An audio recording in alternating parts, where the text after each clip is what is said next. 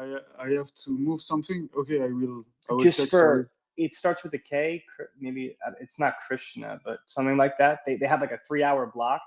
So it's basically on my time, it's from like 12 to 3. So they could go from 12 to 1. We'll just be an hour, and then they could go back on if that's okay. Okay. Okay. Don't worry. I will manage this. Don't worry. All right. Awesome. And then the other thing first of all, this has been a great conversation. I was listening this morning, and I just hopped back in now, and we were talking about how SPX, it's people trying to make money doing the right thing. And I think that a lot of people innately want to do that, right? Like if you took 2 investments and all else things equal, like all things are equal, and you told the people, well, this guy is a bad guy and is going to do bad things with this money, and this guy is a good guy and he's going to do good things with this money, almost every person would give money to the guy that's a good guy, right? That's I don't really think that's too crazy to say. And people have grifted off of this forever. This goes back like all the way through humanity, right? You pretend to be a good person to raise money for a good cause, and then you don't do it. You really saw this go crazy with GoFundMe, right?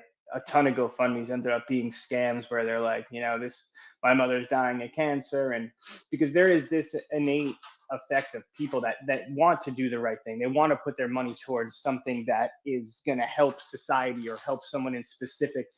And it gets even bigger than that, right? Sorry, I'm taking out some food for my daughter so she doesn't scream. There you go. So then you get to like a lot of philanthropists. It's the same thing, right? They use that to get clout, and they don't really do great things with that money. I mean, it got so.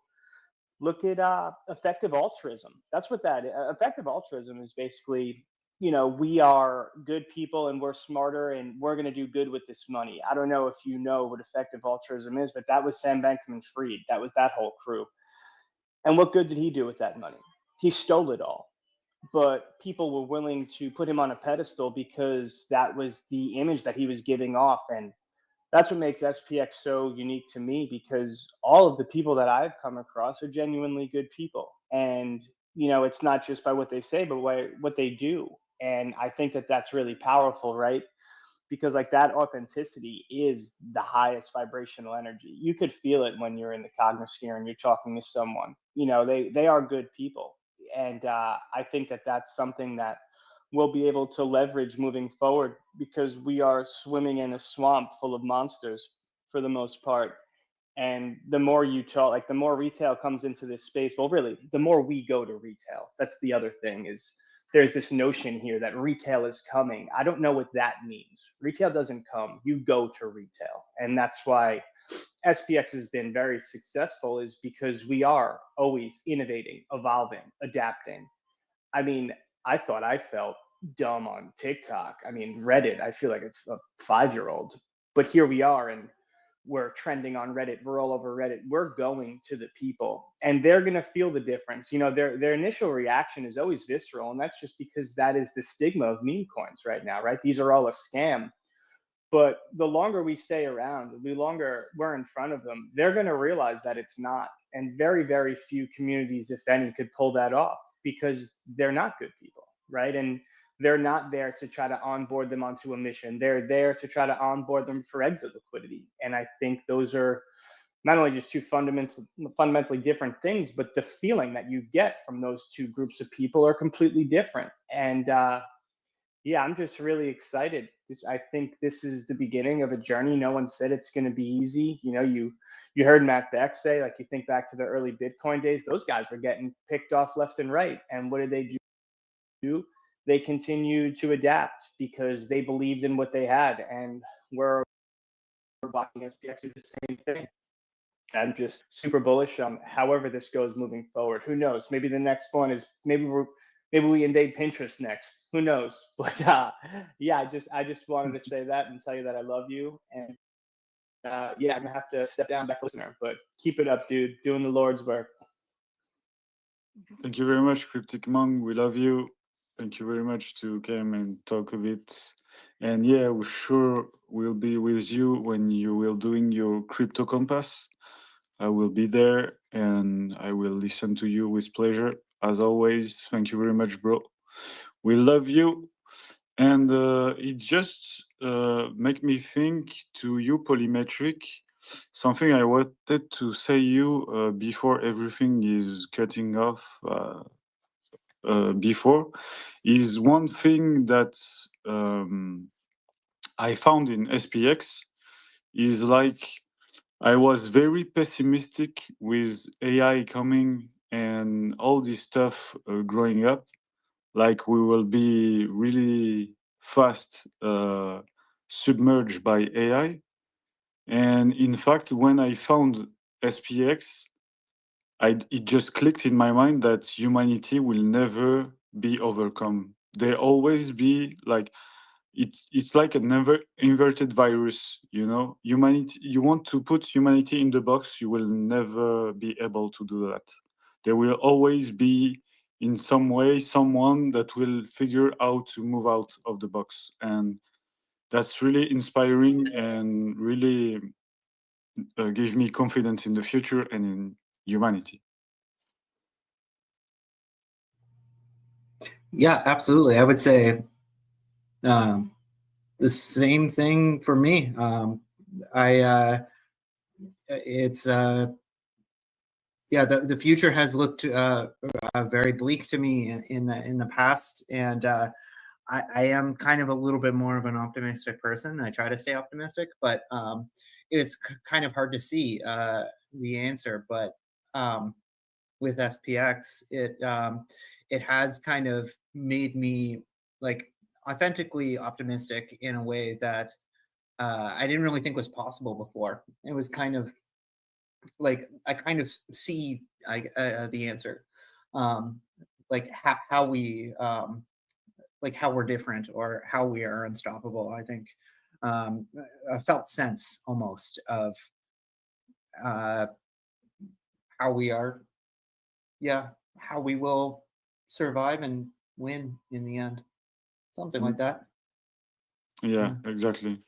And yeah, humanity is like it's really unbelievable when you think about it, because it's kind of finding the solution at the right time, and probably we need to experience a bunch of uh I don't know how to say, like bad events, and going through the process until the end of the process to find the new solution that will change everything.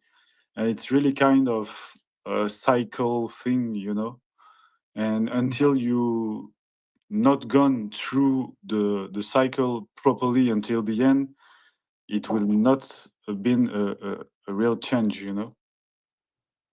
That yeah, that's interesting. You say that the cycle, and it does make me think of like the emotions of like a Bitcoin cycle or market cycle. Um, is that like when things are down, it's like it seems hopeless. Like there's like no, you emotionally feel like there's no hope. And then somehow, inevitably, like there's like a new bull market or whatever. But every single time we go down, it feels like it's all over. And I think it's similar with, I think, just the world, the state of the world. It always feels like, oh, well, humanity had a good run or whatever, but like I don't think we could figure this one out. There's been some really dark times in history where it's like, oh, maybe that's it.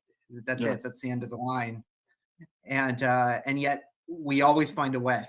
And SPX, I think, is the latest example of that, where it's just like, who could have thought about that? Who could have predicted that this would exist, right? Sure. But it did, right? And just knowing that tends to happen. There's always something that happens. I think that really gives me that optimism as well. Yeah, that's very cool. I think even that I used to wrote a music that probably I will probably play during this spaces, not now, but in the upcoming days. And the title Let us is know. no. I'm not ready. But the title of the track is "The End is the Beginning," and it's almost make me think to what we are talking about, like things need to go down at some point, and the the down step is like the beginning of the next step, in fact. And Right. it's like an oscillation, like this, like good and bad, good and bad. And we need, in fact, there's down periods to have these good periods, probably. Yeah, absolutely. Right.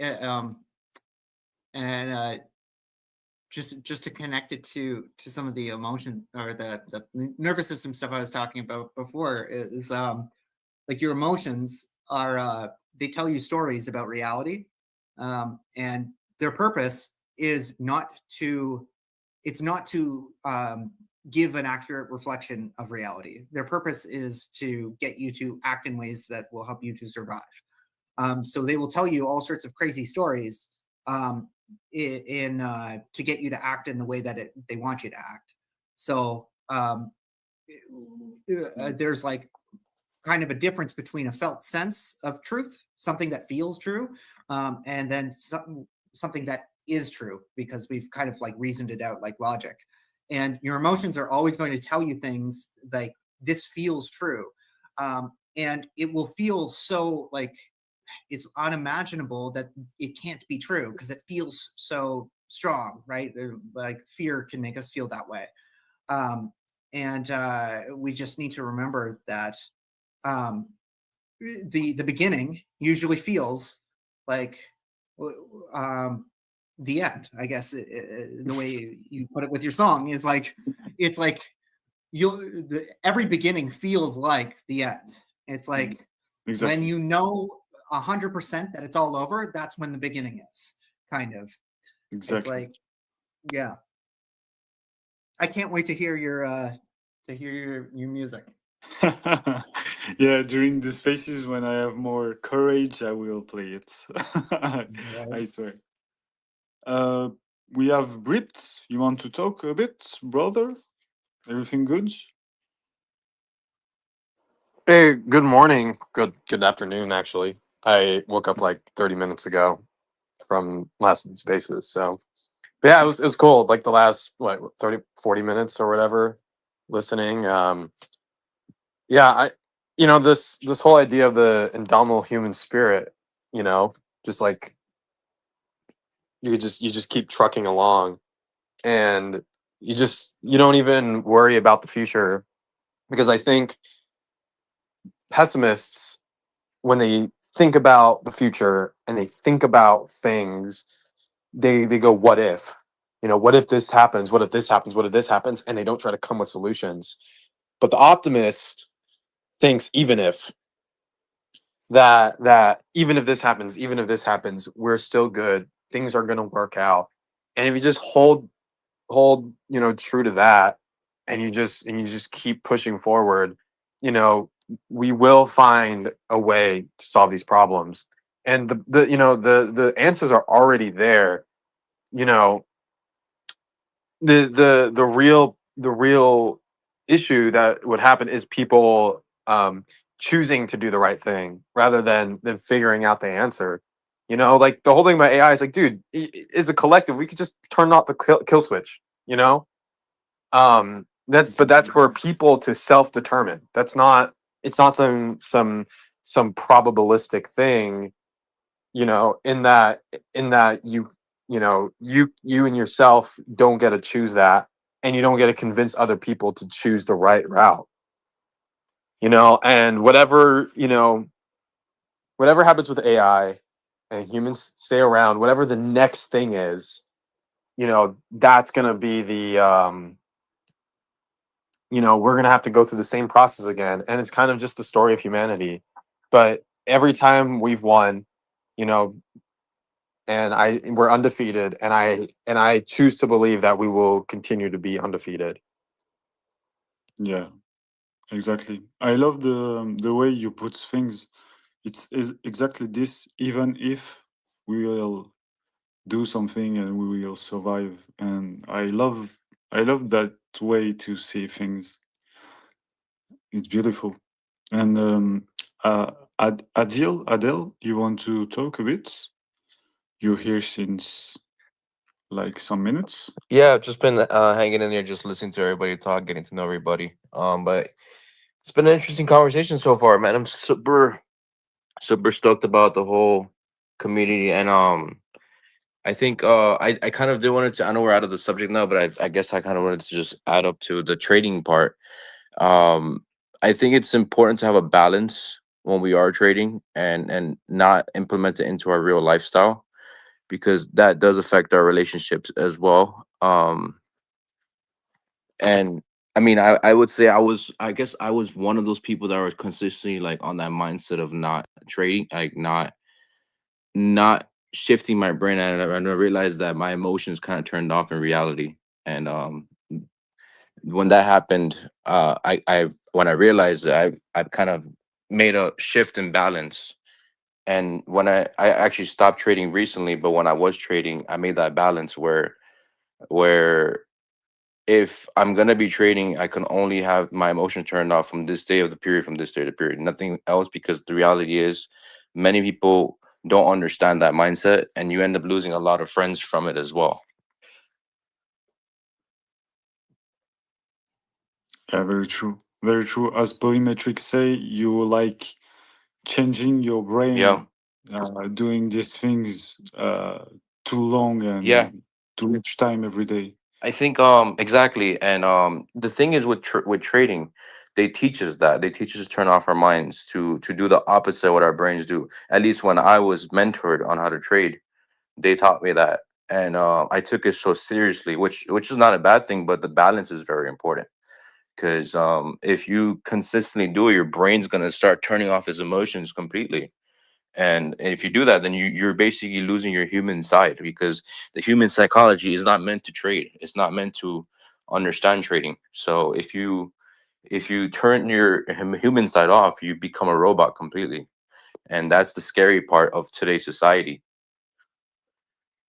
Exactly, and I think it's SPX is a proof that we are not meant to be robots, Absolutely. because as all the world is becoming more artificial and everything, we have movement like SPX emerging. So naturally, humans are not that way, and they cannot sustain to be that way too long. We are social animals. I don't know which one come with this term, but someone famous. But we need to be in communities. We need to be with other people. We cannot stay alone all our life. We need to love. We need to believe. We need to hope. Yeah. We need some basics that cannot be turned off uh, as technology wanted to, and people governing the systems. Yeah, absolutely. I mean, yeah, we are social animals. No matter what people say, we need to have some type of conversation or belonging somewhere. Otherwise, in general, like I can relate that to apes as well. Like just what we spoke about in the morning, how the Yeah, ape couldn't be alone. It's against the law, right? It's yeah. We are all apes. We are all if we go into the biological factor of everything, we're technically apes, right? We all need to communicate. We Mhm. all need to have a relationship or something. Um, but yeah, that's pretty much how I wanted to kind of point out, which what trading is. We have to be careful. If we're trading, we have to be careful on how we have our emotions set on areas and surroundings. If we're around people, trading is not the time for that. You got to have a time and place for everything. Mm, exactly. And I think something that is underrated is our society are less and less turned to love and loving each other, and I think it's completely destroying all our society. Like it's destroying the family, it's destroying the way we interact each other. Like Polymetric say, we see everyone has, the PvP mindset. Everyone is here to take my piece of cake. And it's really destructive, I think, for humanity to think that way, because we are more and more happy, more efficient, more everything, making cooperation instead of hunting each other. And yeah, it's it's something we have to fight against, and it's what SPX is about. Is Yeah. stopping this PvP mentality and find the proper enemy and stand behind uh, our our our community and attacking together Yeah. the enemy. We have to shift our paradigm of our own selves to show others. Exactly. Yeah, cooperation is the key of everything.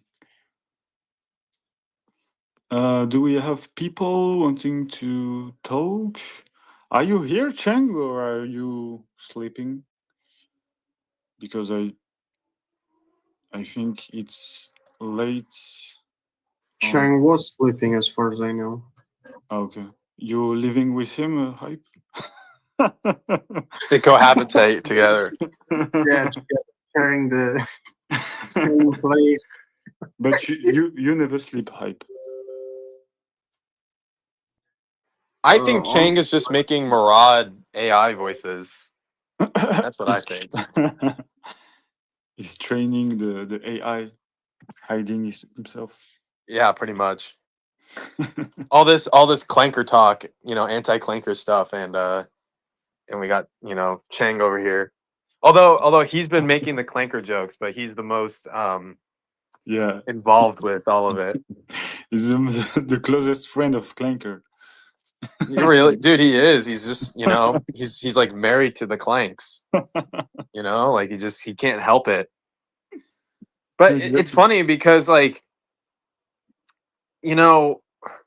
everyone talks about AI being this or that, like this being like this sort of devilish thing, and to a degree, the broader implications can assume that. But I mean, have you checked out the Aeon bot? Like you look at certain things that like Chang makes, and you're like, dude, like I don't know, I like it, I keep it, if that means that it overtakes everything, then Yeah.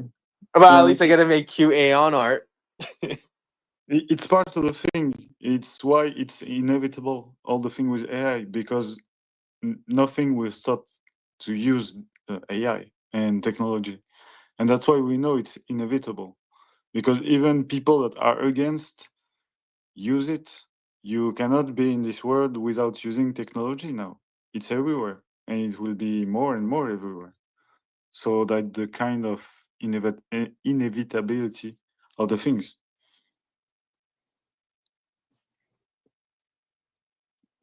Thank you. The space is over. No, joking. Someone.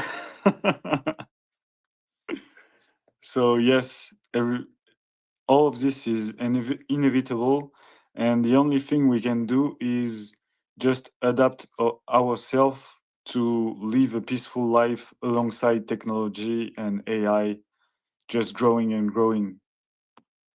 We just do, the worst thing is like losing our humanity to be more and more robotic, and it it will be our extinction if we do that. We are not meant to. We are meant to be human, not to be semi-robotics trying to adapt to be robots. It will never work.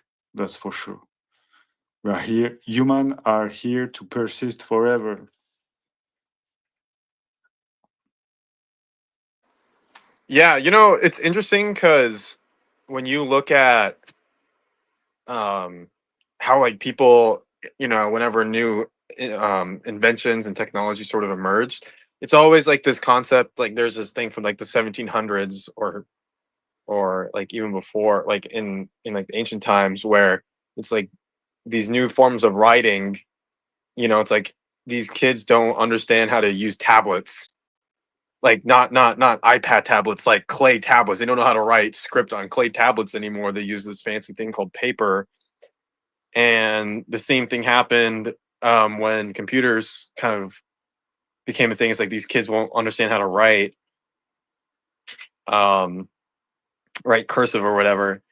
And it's like, yeah, that's true.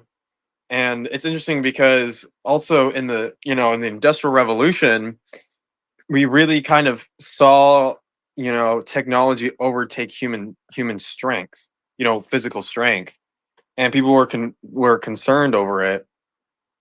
And I mean, let's be honest, without that stuff, we wouldn't have, 90% of the things that we have today.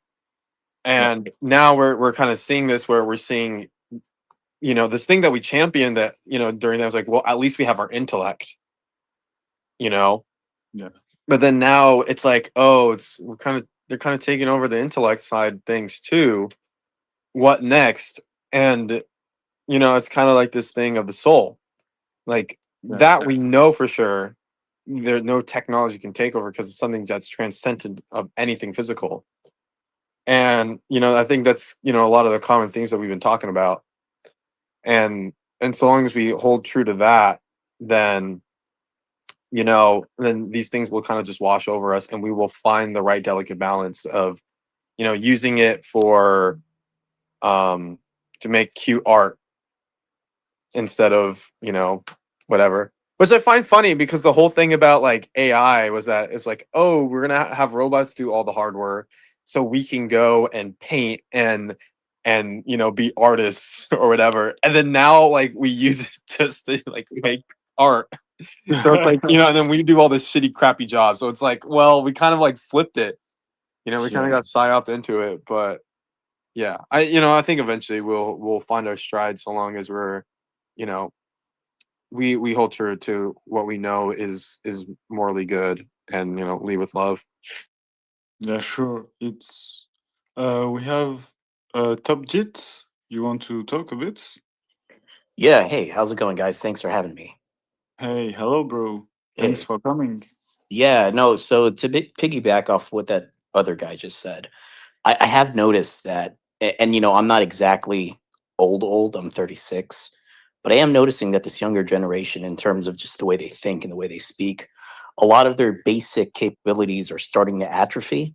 And it's scary because, I'm pretty average. I'm not really spectacular. I had average grades, I had an average ACT score, I went to an average school.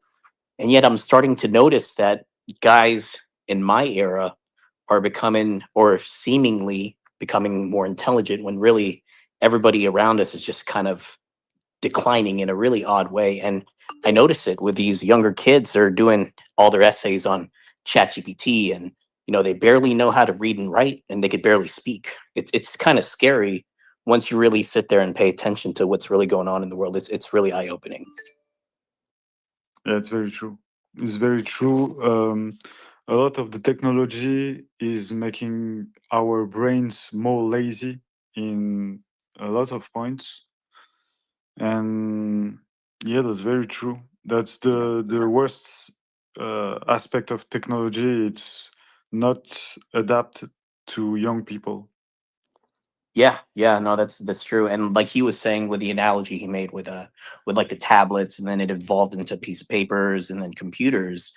It's, I think, the extreme like the extreme case scenario with that would just be, yeah, like what happens with AI. Just like everybody doesn't even, like, most people would just quit. No, like communication would just degrade at an exponential rate. And yeah, I don't want to see what that day looks like. It'll be a scary day.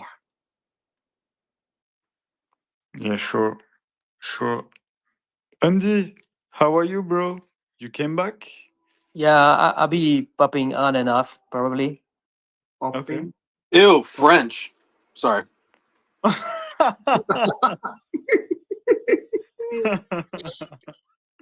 not French. It was so funny. Right, you're not French. You're not French. Can you just speak a little bit, and then you can prove to everyone that you're not French? I'm not French. We love you, man. Yeah, me too. I love myself. Fredvart, how are you, bro? Mhm. I'm doing good. Sitting I, here talking to you, to all of you, and also doing some work-related stuff so I can earn more money and swap those filthy fiat papers to teeny tiny coins. nice. We have Yes. Bud Fox. But what? Ah, no, we have someone trying to come, but it didn't work. Mm, I can't. I tried to add you, but it's not working. Don't know why. Yeah, what we were talking about was yeah, AI and how it's making us lazy and and yeah, yeah, And yeah, yeah. That's the point. And yeah, it sure impacts the creativity. But yeah. So and yeah, I will and create yeah. the movement. And yeah, How are you holding up, Mike? Are you tired? a bit tired. It's like 12 hours and a half. We are live. And but it's okay. I will stay some hours and probably try to sleep a bit. Yeah. But for now, I'm here. But it's okay. I'll stay up until I just pass away. And, until you hear no sounds, Yeah. and I would be obviously sleeping. Dying slowly. So maybe we will have Fox. Maybe if it's connecting. What? Connection. But Yeah. fucks? Yeah. We have. How are you? What the Fox? hell? Hey, what's good, guys? Good, good. And you? Not too bad, not too bad. Just dropping in, saying loving the vibes. I caught Nice. your space last night, but I was too sleepy to stay on. So nice to see you still active. Thank you very much. Yeah, we are here for a week. That's awesome. Oh, It's that's awesome. crazy to say it like that. We are here for a week. Just say 6.9 days because that's what it is. Yeah, yeah, it's a little bit less. Yeah, it's better. No, that's awesome. Keep it up, guys. Thank I you was, very much. I was curious. So how does that work? If one of you guys are going to sleep, does somebody like pick up? Are you guys like in rotation? Yeah, I guess. Yeah. Okay. Yeah. So basically, Mike is a robot. Oh, that makes sense. Okay. I guess now we have. I will be here as long as I can be, but we are on different time zones, so probably people will take the thing when I will be too tired, and I think it will be okay. We have like maybe tomorrow, we tonight and tomorrow that will be a little bit of tiring for me because we don't have too much things on my sleeping hour planned on the schedule. But after it will be okay. Since Monday and everything, we have a lot of things in US night when there's my sleeping hours, so it will be okay. But I will have 2 days of tiring, but it's okay. I'm here for it, and I will persist forever, so it's okay. Oh, I'd love to hear that, man. I'd love to hear that. So, Mike, Mike, yeah. how much longer do you think you're gonna be able to go until you need to sleep? Like a few more hours, or Yeah, maybe. Yeah, I can stay. or less? I'm just wondering how long you think you'll be. I think I can last like 3, 4, 5 hours. In fact, I'm. Jesus Christ. And I have what like. about with Adderall? How much? Yeah. Dude, All he the would go drugs on. that we are supplying you with. Dude, No, I but mean, if he did Adderall, he would like double the amount of time He would be like, instead of 6.9 days, it'd be 13.8. It would be like for sure. Persis forever. No, but I have a strange brain. Like when I drive a car, I can drive like 18 hours straight without being tired. And I don't know. It's a tiny IQ, but it can stay long, you know. It's tiny but strong. And go far, you know. It's like the Energizer Bunny. It's power efficient, you know. If you're But- fasting, like maybe you can stay up forever. Yes. Your body Yes, will but- self-consume. No, but it's okay. It's not so tiring when I have people to talk. I'm not talking too much. Yeah, like but bro, like imagine in 6 days. in 6 days I will be like that. But I really already know it. But I want that fucking record, and Yeah. I will do what it needs to be done. But it's like a diet. Like the first week you're like, oh bro, I could do this forever. And then 3 months in, I want to die. Yeah, but as I said, it's the first 2 days that will be a little bit difficult because we have less things on the calendar. But after it's well filled, so it will be okay. But you're not doing this alone. Like everybody has something to say, or we're pretty much very talkative. So don't worry, Yeah. we're with you. And yeah, Yeah, thanks, Ayon. I love you. and at some point, if I just start screaming shits, like it's okay. Like as long as it stays up and people are entertained. Yeah, I know. We have good people that like to talk, so it will be okay. I know it. Funny thing is, I think I woke up hype earlier, like screaming SPX because he was listening, he was sleeping with the space on, with the low volume, and at some point he said, like my screaming merged with his dream, and he woke. Yeah, and the AI Murad was in his dream. He said, Which one? the Cheng AI Murad, like from it's like 3 or 4 hours ago. He said that. It's not AI. Everyone knows that No, Murad and Chang. yeah. Yeah, sorry, it's Murad. Yeah. Sorry. It was more. It's the real one. Mhm. Yeah. They Yeah, live yeah, together, sorry. share the same bedroom. Yeah, for example, just ask him like a marketing proposal, and he's gonna answer. It's crazy. It's too funny. At the beginning, I didn't understand. Cheng was saying in the telegram, "Yeah, listen to Murad," and it wasn't the same voice at all. And I didn't understand at the beginning what he was talking about. So funny.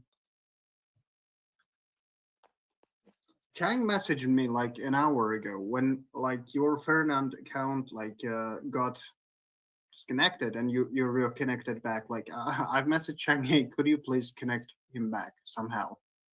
Yeah, So it's, I guess he went back to sleep. Okay. I, Go to I want- sleep. Go to sleep. you know, Andy, what you said to me to host and don't interact with the computer and just interact with the phone and Fernand Flipper, it's like a Mhm. genius idea, in fact. Because Yeah, but bro, I'm a genius. yeah, sure. Chang. But you're Because in French, fact- so you get knocked down a couple pegs.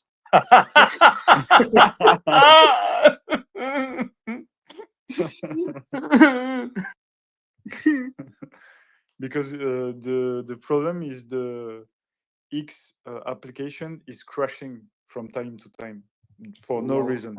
It's happening like twice to me already with Fernand Flipper and Is it on iOS or Android? iOS, Uh-huh.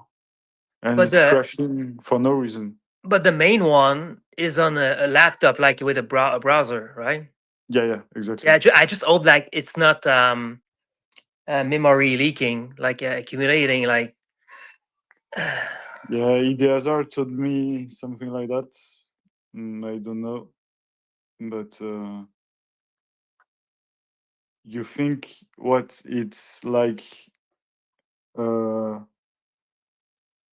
on my computer? You said it's No, accumulating. no. Like, I just hope like their web app is yes, yeah. it's not memory leaking, because over time it can. I didn't monitor it myself, but we didn't run much tests before this. Like the 12-hour one was pretty concluent, right? Yeah, yeah. No problem at all. I think it just stopped because, yeah, and like now we are at 12 hours and 40 minutes, and I think the tests ended because there was no activity at all. Like only my 2 accounts and muted for like 4 hours because I was sleeping. So if there is activity, I think it's okay. Maybe that was a snorting. No, no. I'm Yeah. kidding. I'm kidding. Yeah, but let's hope it's okay. Otherwise, Yeah. I think like gonna start it again until like Yeah. Yes, that's, I can assure you, if it stops, I will start again until we have the record. That's the definition of persist forever. Now I said we will have the record. I have no other option than having hits. So maybe after we're- 10 tries, I might like give up. no, I think it will be okay. Everything will be okay. Let's manifest good outcome.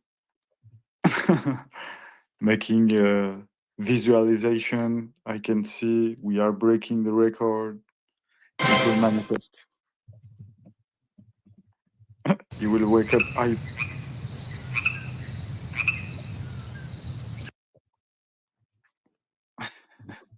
Sorry, I'm a boomer. I need to click stuff. Power. Sometimes misclick and I dump on the chart. Oh, sorry, that's a bad joke. Yeah, so we will have the talk with Adil. We will have like Cesar Khan talking about addiction too. In like 2 hours, he told me that he was like a drug addict for a long time, like bad stuff like heroin and things like that, and he managed to stop it. And he told me that SPX helped him a lot. So but it's crazy. We had Polymetrics, which is a psychologist, which is literally telling us that he would advise to a lot of his patients to like SPX could be the answer for them. And what kind of utility is that? Is like it's trillion. And it's no other option. It's like it's more utility than all the crypto market together. It's crazy how the mental health recovery utility it's crazy when you think about that. It's like It's on a human level. yeah, it's maximum utility possible. It just help people to live and to recover and feel better. We are not talking about layer 2 on Ethereum, you know? Yeah, it's funny you're talking about mental health, and I'm like looking at your profile picture while you're saying it, and like the drawing is like fucking insane. Yeah, Mike. the Polymetric was really.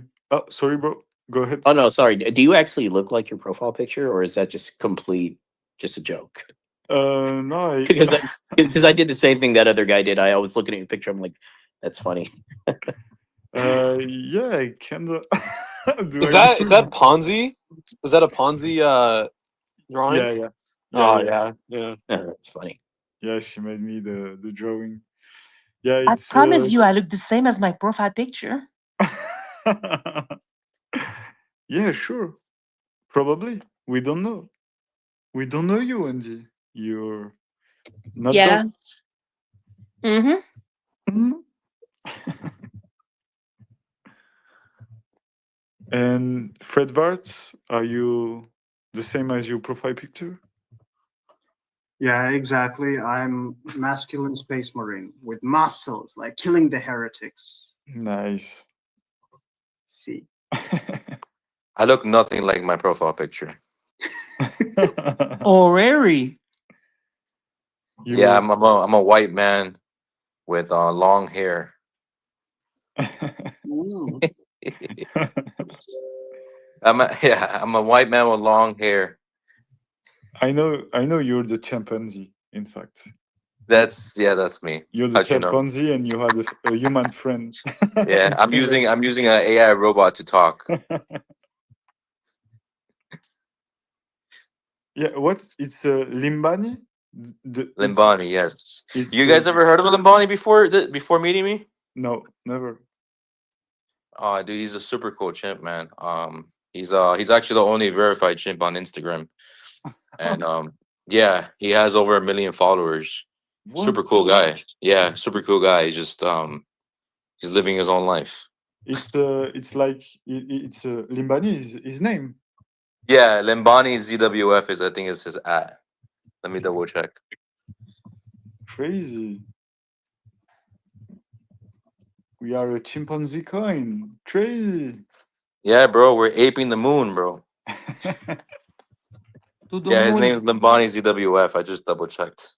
Limbani the chimpanzee. Oh, on YouTube too. Yeah, you can find on YouTube as well. He's actually, you guys ever heard of Danny Duncan by any chance? Nope. No. No? Oh, he's a YouTuber. There was a video he made on YouTube, and I was his tour guide. I was showing him around the zoo. It was a pretty cool video. It was pretty funny. Oh man, now it's make me think to another story. Was the name was Koko? Of Koko. do you know? Koko sounds. Do you Coco the Yeah. know him? gorilla. Coco. Yeah, he's the gorilla Oh, the that gorilla. Yes, yes, he yes, he yes. knew, I think, like 200 words in Yeah. sign language. He was a genius, and Yeah. yeah, he lived until he was like 40, and he was like basically the smartest animal that ever walked Earth that isn't a human being. Right. Yeah, yeah. I know Coco.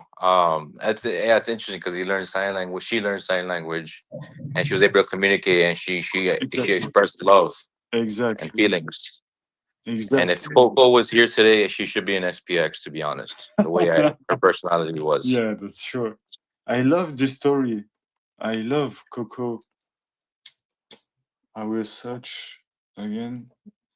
But yeah, it was a crazy idea to make him learn the language sign. It was crazy good idea.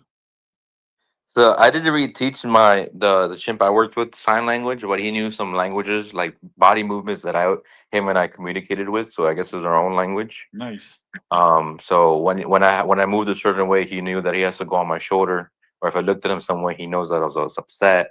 Okay. Um, or like when I want him to walk instead of hopping on my shoulder, or when he sit on the ground right away, I'll do a certain hand gesture to go to the ground right now. And he understood. He understood those things. Nice. That's so cool. Yeah, he also learned puzzles. Not the best at it, but he learned how to put numbers together on puzzles. Not all of them, but some of them. Okay. That's But crazy. yeah, yeah, he was really good at painting, though. I'll tell you that. At painting, no way. Yeah, yeah, he was an artist, man. He was a real artist. For chimpanzee seems adorable and crazy. Absolutely love it. Yeah, yeah, yeah, yeah. Super, super cool animal, man. We actually before when he did his paintings, that's how I was able to raise funds for him before. Through auctioning out those paintings, and that's how we got some of his stuff taken care for him. Insane. So cool. I would love to interact with chimpanzee, and I never interacted with any chimpanzee or animal like that. Yeah, it's never really accessible, to be honest. Yeah. I just got very blessed. It was like a once in a lifetime opportunity, which I never even thought I was going to do. Yeah. And I when I got the opportunity, I dropped everything. I just said, you know what? Yeah, this is never going to happen again. Yeah. Crazy opportunity. That's very cool. Yeah. I love that. I love that. And you have to talk later, but Yeah, so I'm very vague because I don't want to go in too much detail. My ape talk. sorry. It's my It's okay. I know it's very it's interesting, my but fault. when I talk, you go all in. If you want, we go for 3 hours because there's no one coming after me. Yeah. So again, any questions, discussions, we can go into depth about everything on that. Okay. This is perfect. You can go for Yeah. 10 hours if you want. Yeah. By all means. Yeah, I'm sure I Yeah. could write a whole book with this while we're at it at this point. 10 hours until we all transform into chimpanzee. Which is actually funny because like one of the memes for SPX has a chimpanzee's hand passing over a coin to someone. And I was like, oh yes. look, that could be Limbonic. Yes. And you send me some stuff. I have to check too. Yeah. There's so much more, bro, but I don't want to overwhelm you because I've literally have 2 to 3 years of content. Literally. So it's so much of it, bro. I don't want to overwhelm you. I just kind of give you the best ones that I like that first. But there's so much more, bro. There's so much more. Thank you very much. When I will have a little bit more time, I will. Yeah, of course. Yeah, we have plenty of time to make this thing, to make SPX run up with our means, bro. We gotta keep persisting. Yeah, exactly. When is your guys' talk? Mine would be what time? It's 5, 6, 7, 8, about 4 to 5 hours from now, around 9:30 Eastern time. Okay, awesome. Yeah. Looking forward to it. Sounds Sweet. fun. Yeah. This space is a TV show, like ever running stream of content forever. Yeah, that's crazy. But it's really, I'm really, I didn't think it will be like this when I organized this space, but I find it super interesting, and the way people interacting together, I find it crazy. People that are not used to talk with each other talk like if they know each other for a long time. It's really crazy to see. For me, I just passed a day that is crazy to me. I was like in a show and just looking at people interact with each other normally and like if they knew each other for a long time. It's really Yeah, but crazy. that's the power of the 25%, though. I'm at Yeah. the bottom of it. I'm like, Yeah, I've been jumping in and out all day, and I have noticed, not even just in this space, but like the community in general is just like really friendly. And it's kind of weird because I come from the trenches, and trenches is really like cutthroat. Yeah. So it's really odd. Horrible. Yeah, it's horrible. Yeah. So I come in here, and then I see a lot of people in here that I like DM like consistently, and they're all just super friendly. Like right away, you talk to them, and it's like you've known them for a while, and you just kind of like talk about anything. It's really nice. yeah, this community is like, it's crazy. It's something that it's inevitable that it will become like giant because it's solving too much problem we have today in people's life, and it's each time we have to face a problem, we overcome something, it make me more sure that it's inevitable. Yeah, I agree with that. I think Yep. with the SPX community is just we're just so welcoming to even a regular stranger. Yeah. And eventually when they do get onboarded, they just feel so involved because of our energy. There's no malicious energy being shared in these spaces or anywhere in general. Exactly. Like versus the trenches, man, like it's just like F you this, or like I need to get this token now, let's rug them this, that. Like it's all like player versus player energy, and it's kind of scary.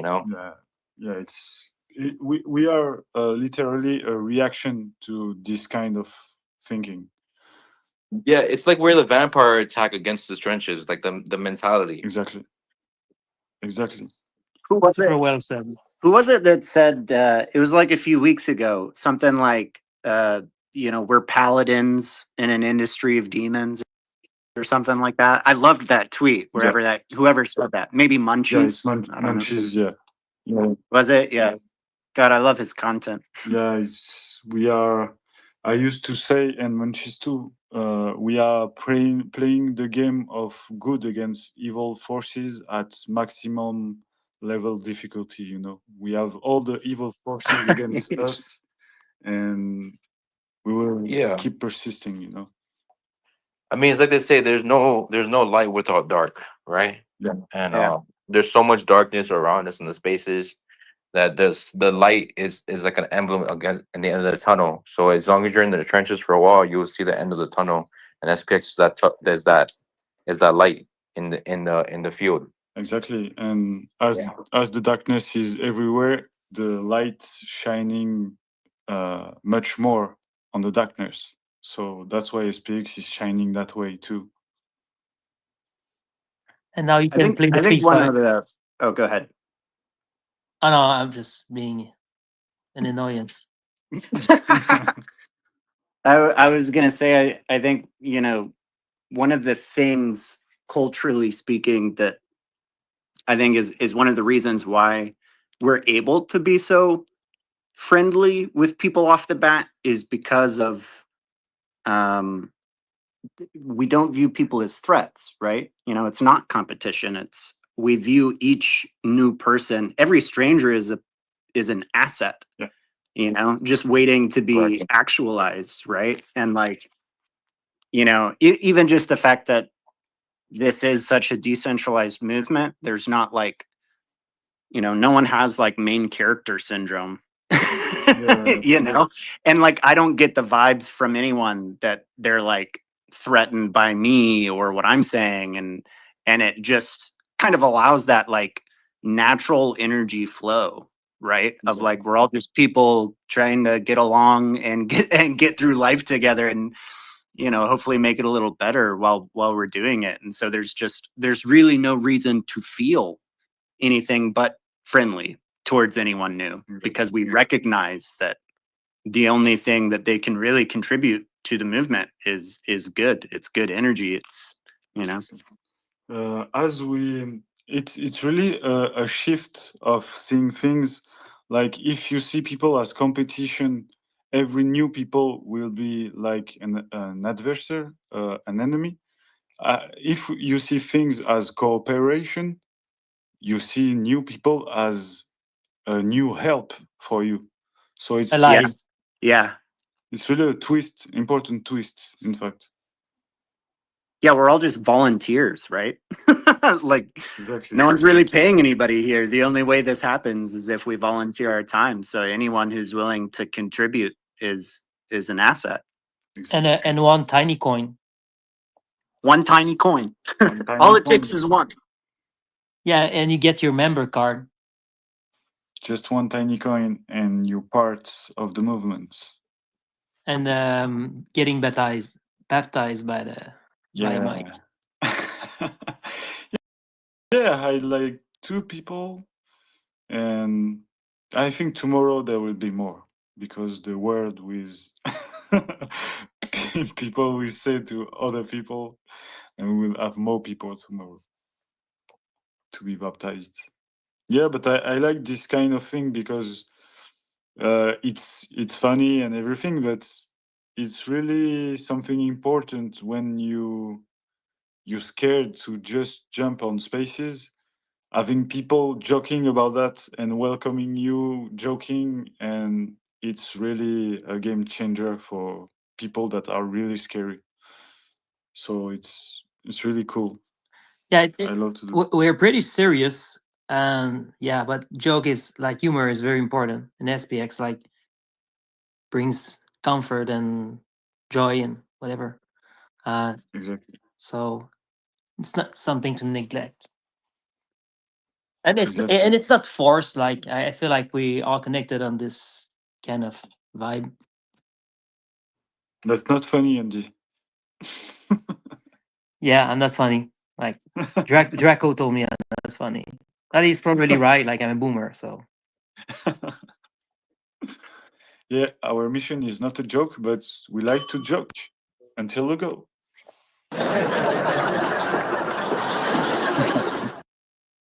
Hey, I gotta hop off and drive for a few hours, but I'll be back in a few hours. And Mike will make sure that you get plenty of sleep tonight. Okay. Thank you very much, Chloe, and thank you. Bye-bye. And be safe Thank- driving. Yeah. Talk to you guys soon. yeah. Back to Thank you you. very much. See you, bro. It's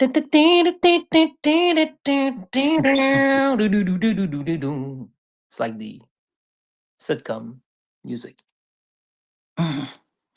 We have who we have? We have some people here. If you want to join and just talk, just join and talk. I think I think you get a sound you get a just sound you just gonna sound as retarded as me, so I'm just making like I'm making sure that you're comfortable. Exactly. Goo goo gaga. Gu- gu- gu- gu- gu- gu. Gaga goo goo. Uh, we have this. We have this. Yeah, the game was funny. Of the drawing just earlier, it was funny. Uh, And that's it. yeah, sorry. That's it. So bye everyone. That was cool. Yeah, exactly. Exactly. I prepared some subjects. What I have.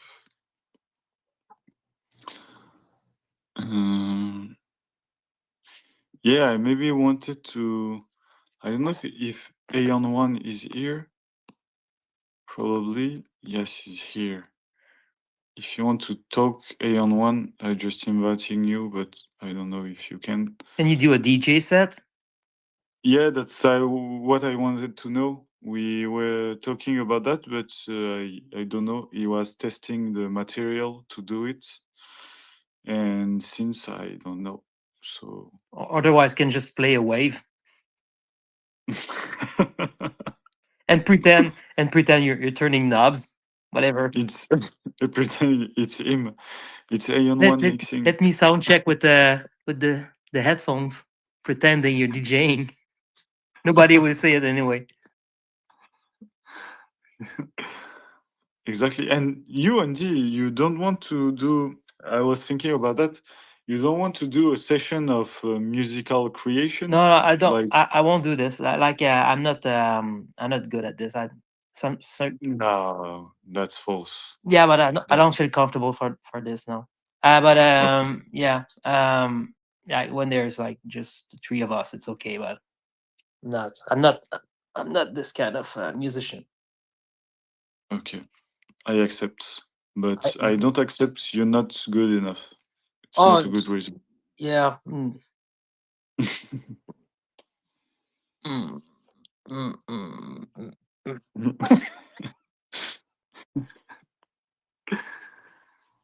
mm. But you're playing guitar, right? Yeah, I didn't play for a long time now. Can you do Close My Eyes? Close my eyes. Imagine. Probably. It'll be pretty gay and cringe. Perfect. Perfect for SPX.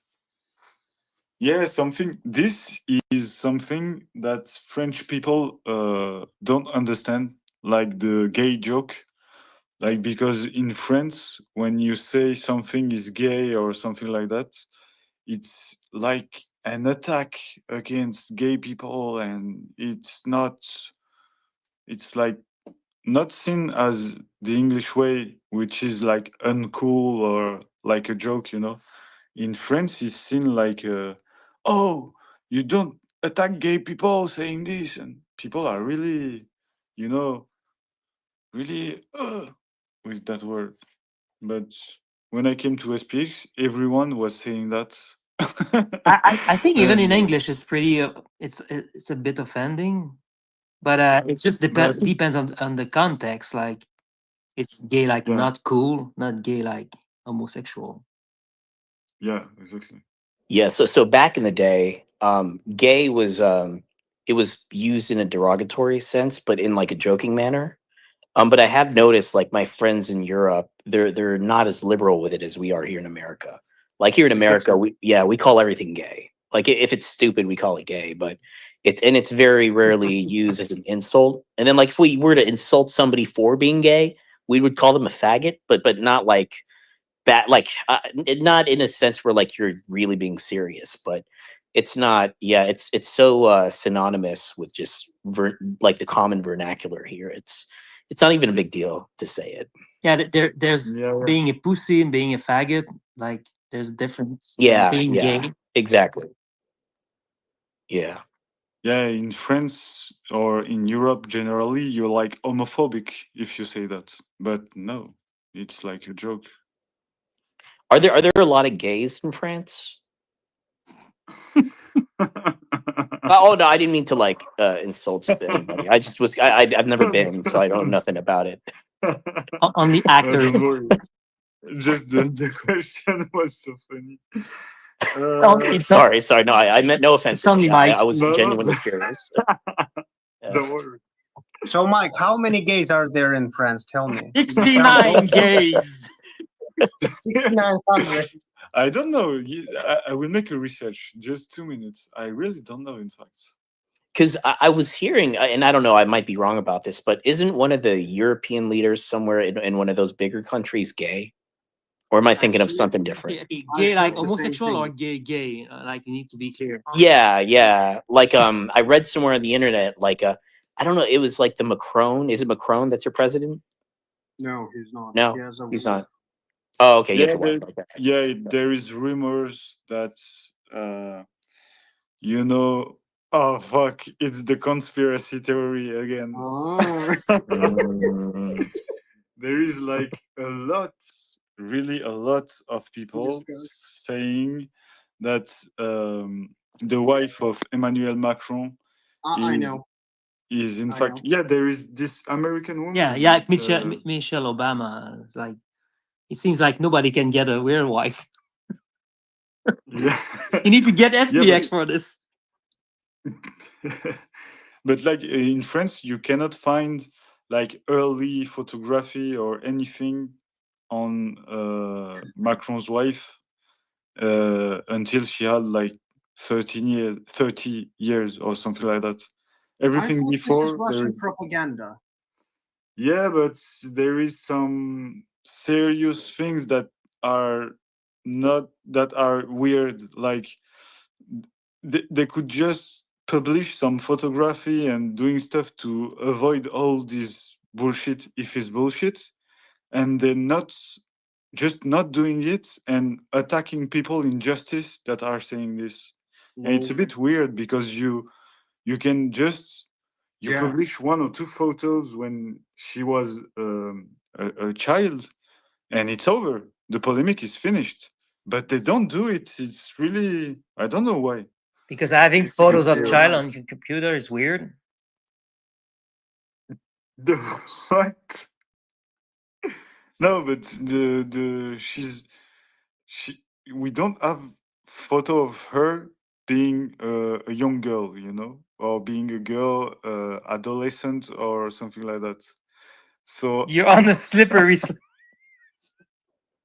So are you saying like she's a transgender or something? Yes, that's the yeah, thing. yeah, Is everyone that is it? saying that. Okay, Yeah, yeah, that's yeah, yeah. interesting. Interesting. Yeah, she's been operated, and like the father of Macron was a medical doctor specialized in this, and there is a lot of theories. Whoa, that kind of sounds fucked up. Yeah. There is a lot of theories. Yeah, Whoa. I don't that's know. crazy. I don't want to know. It's not my problem. Yeah, let's I don't. discuss something else. I don't want. I don't want to be found dead in. Let's flush this Sorry. theory. Let's flush it. Thanks.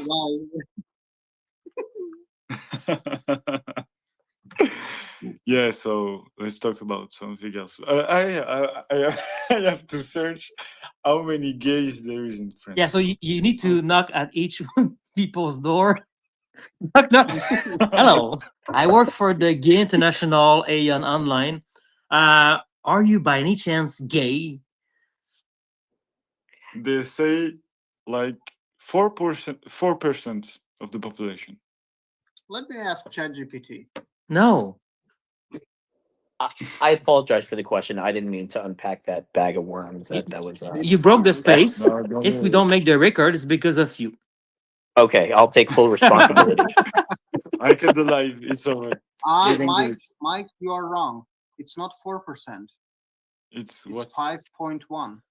Oh, this Be changes careful. everything. It's 6.9%. That's a lot of Wow. gays. Yeah. It's a lot.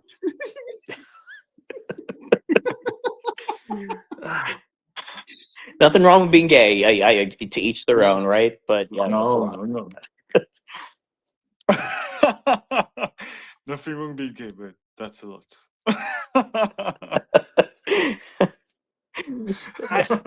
Having kids is cool. Yeah, no, we just wanted to know as socially a social Yeah. question. That's Yeah, all. like we are preparing an article. Yeah, I mean, That's for my science Yeah, degree. yeah, for sure. Like the article will be like, "Hello, ChatGPT, write me an article." yes, Exactly. yes. It's like it's like the big brother is listening, and just act as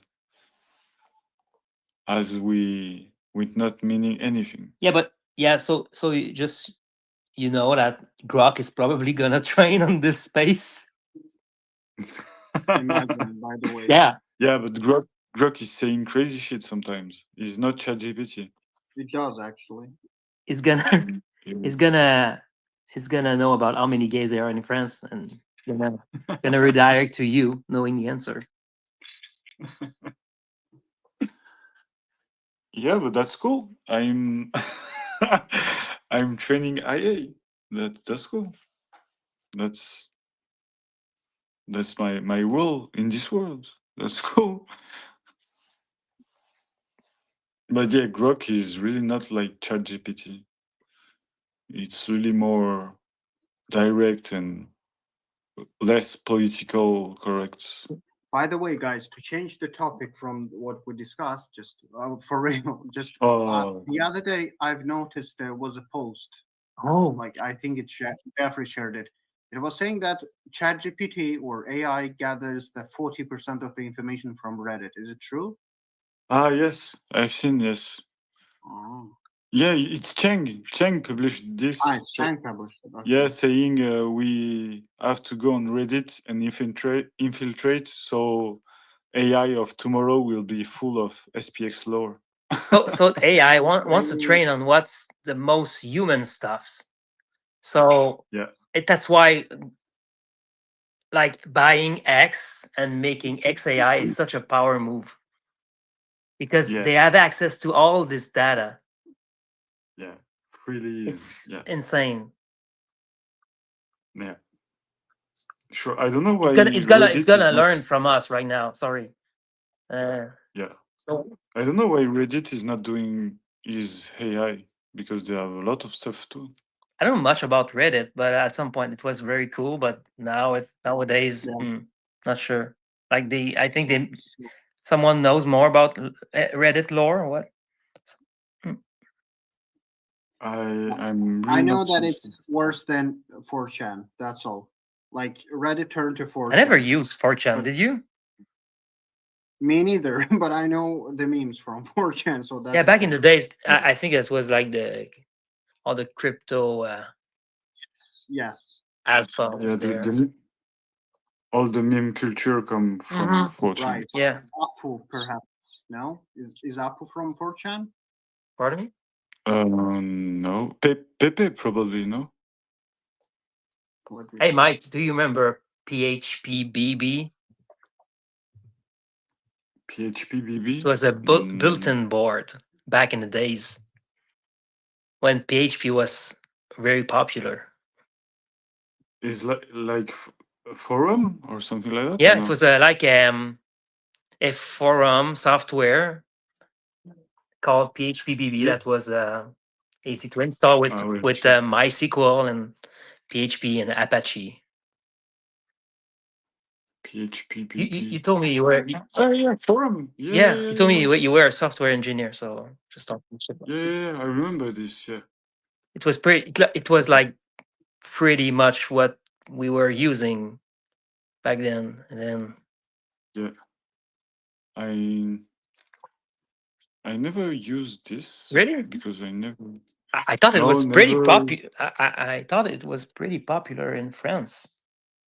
But Yeah, probably, but I think I never had projects using this. Like never been forum or thing like that. okay. But yeah. I see. You guys back then in 2K, like your internet was pretty shit, right? Yeah. Like you had no cable, like the cable internet. Yeah. So maybe it was less popular. It's like PHPBB. It's like Bitcoin Talk.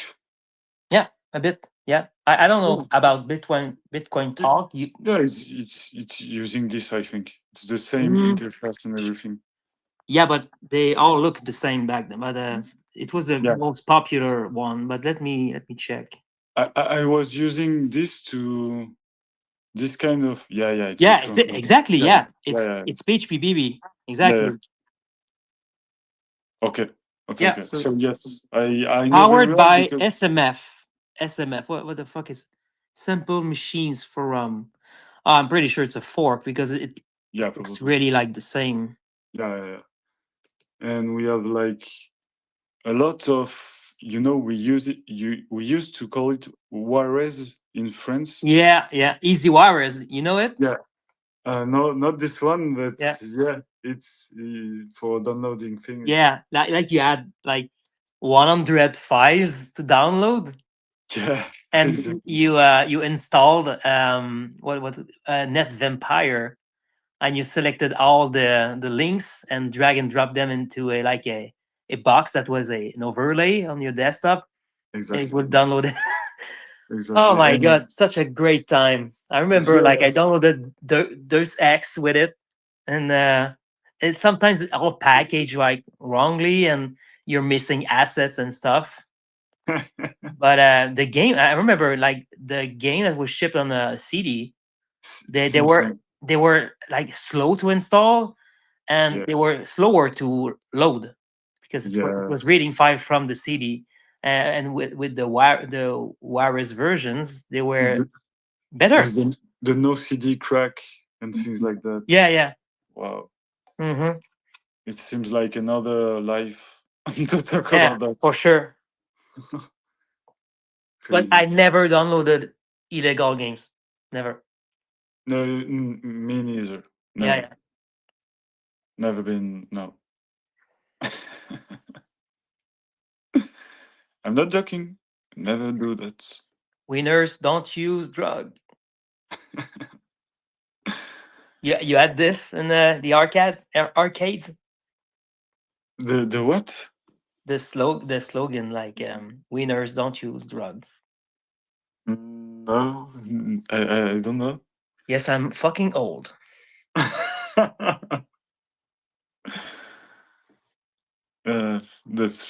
That's crazy. Yeah, internet evolved really, really fast in fact, because it seems like an eternity. And it's not so long ago. Yeah, probably a bit. In fact, when I think to it. And some days I'm like we should do a step back Yeah. Like all the That, content is really like shortened more and more. yeah. Like I remember back then, like, just for YouTube, for example, it was way better, more content, longer videos, and now it's just like stupidities and shorts, Yeah. and it lost its sparkle for me. I think maybe I'm not following the right people, but No, but I think it's probably because everything is easier to do, you know? Like in music, back in the days, music was better because it was more difficult to produce music. So only quality was like emerging from the mass. And now everyone can make music using a computer. So you have a shitload of things that sucks, you know? I think it's probably this kind of process, I would say, for all. I'm still watching tutorial, but I feel like we're at the end of an era for music, and we've been experiencing Yes. this like with the AI generated music, and I think at some point we're gonna have digital audio workstation that, like you say, like a portion of the song, and you say you write like do a drop, like Skrillex, Yeah, or exactly. do a 4 bar of bass drum with some IS, and it's just going to generate it with a consistent style and sound dynamic. So I Uh, think this is something that must be in the work, or it's maybe it's already existing. yeah, it's already existing, I'm pretty sure. And I'm really, you know, I'm asking myself a lot what the musical industry will become in the upcoming years, because how you generate money with this AI if Uh, everyone has access, you know? my take on it is something I already shared with you guys on X, but I feel like and a human connection is would be more and more important. And as we create music, it's not about the music itself, but it's about communicating human feelings. That's very true. So Uh, because the- like all these songs will sound pretty generic, and if you can have some human sparkle in there, and I do interviews and connecting with people, doing something I really like is never did it myself, but I'm too shy for this. But it's like audio producing live with people in the chat. You know, oh, nice. this Yeah, is a lot of musicians are doing this. Or yeah, there, but it's a way to connect with the audience and creating arts. But it's for not the sure. same because you're not like in your zone. Yeah, Sometimes you need to be in your zone, right? You know. yeah. Mm, I think probably there will be like a niche market of human continue to produce, you know, human music, not AI at all. Everything, you know, humanly made, like played and everything. I think there will still always be a market for this. I think But probably. I don't I think we're not on the right focus to think about the technicalities there, because there will always be more and more tools to assist like reaching a certain goal in everything. Like it's Yeah, been uptrending for years. There's always a way to be more, or let's say maybe that's not the right term, but more organic in the way you do stuff in yeah, general, like in yeah, everything. Um, yeah, so I think really it's about connection. I'll yeah, just go back to this point, like connecting with the audience, connecting with humans yeah, on a deep spiritual whatever root, like deep emotions. mm, Can the emotion can be superficial, more superficial, or it can be yeah. more melancholy, whatever. Yeah, It's I'm feeling a bit like if you think to like before we had amplifier for rock or thing like that coming to the industry, and people were using like classical guitar before. And if this guys was thinking like we are thinking now, that you know, the technical amplifier coming will transform anything, and but it's not in the same It's not in the same proportion. Like AI are doing everything, so it's But it's all about tooling. I think it's all about tooling, yeah, and I feel like it's a generational concern, because every generation will have their own like purism yeah, of what they perceive as done by a human, yeah, if you know what I mean. So it would just shift, and yeah, your kids will perceive it differently, yeah, sure. and they will consume something that you will consider really bad or Yeah, really too much generated or whatever. yeah, But we can see it like as stepping stones. Like society will evolve in a sense using these tools. Uh, this will be really frightening at some point. yeah. That's Like very the generational question is central. yeah, I think this this kind is of thing. why I'm coming back to this point. Like human connections, so important, and this is what SPX is about. Like Yeah, it's not just about money; it's about like connecting and gathering around a financial like movement to take power back to ourselves, and we share the same values, and we stick together exactly, to make a point to prove to we're together in this, and exactly. this is how I perceive it. Yeah, It's like hard to articulate like sometimes what it is exactly, because it's so much mm, there's so much varieties and way to interpret it. So yeah, yeah. I totally agree. And we never know how society will evolve and what people will find in the future.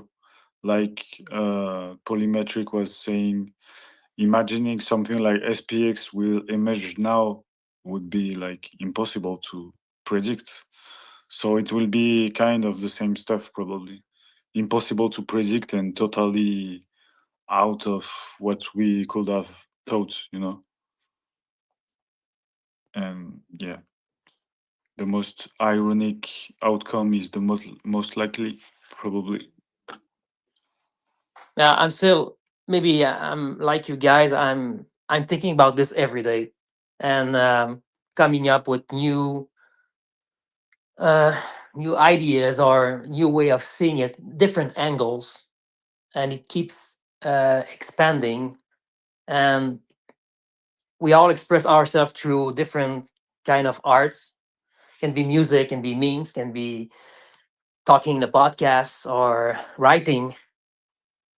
But I feel like it's a way to save our souls in a sense, and feeling back human, and feeling that we're still connected together Yeah, online, because like we can't be together in real life because like frontiers, but on internet is easier, and we spend most of our days on internet anyway, so better have friends.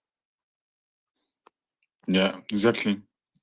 Exactly. It's, yeah, I think really often to this too. And yeah, I really don't know how it will evolve.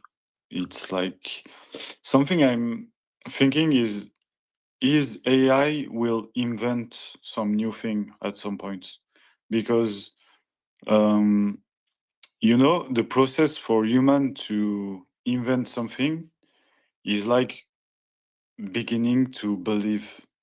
Like before inventing something to fly, you have you have to have a delusional belief that it can happen.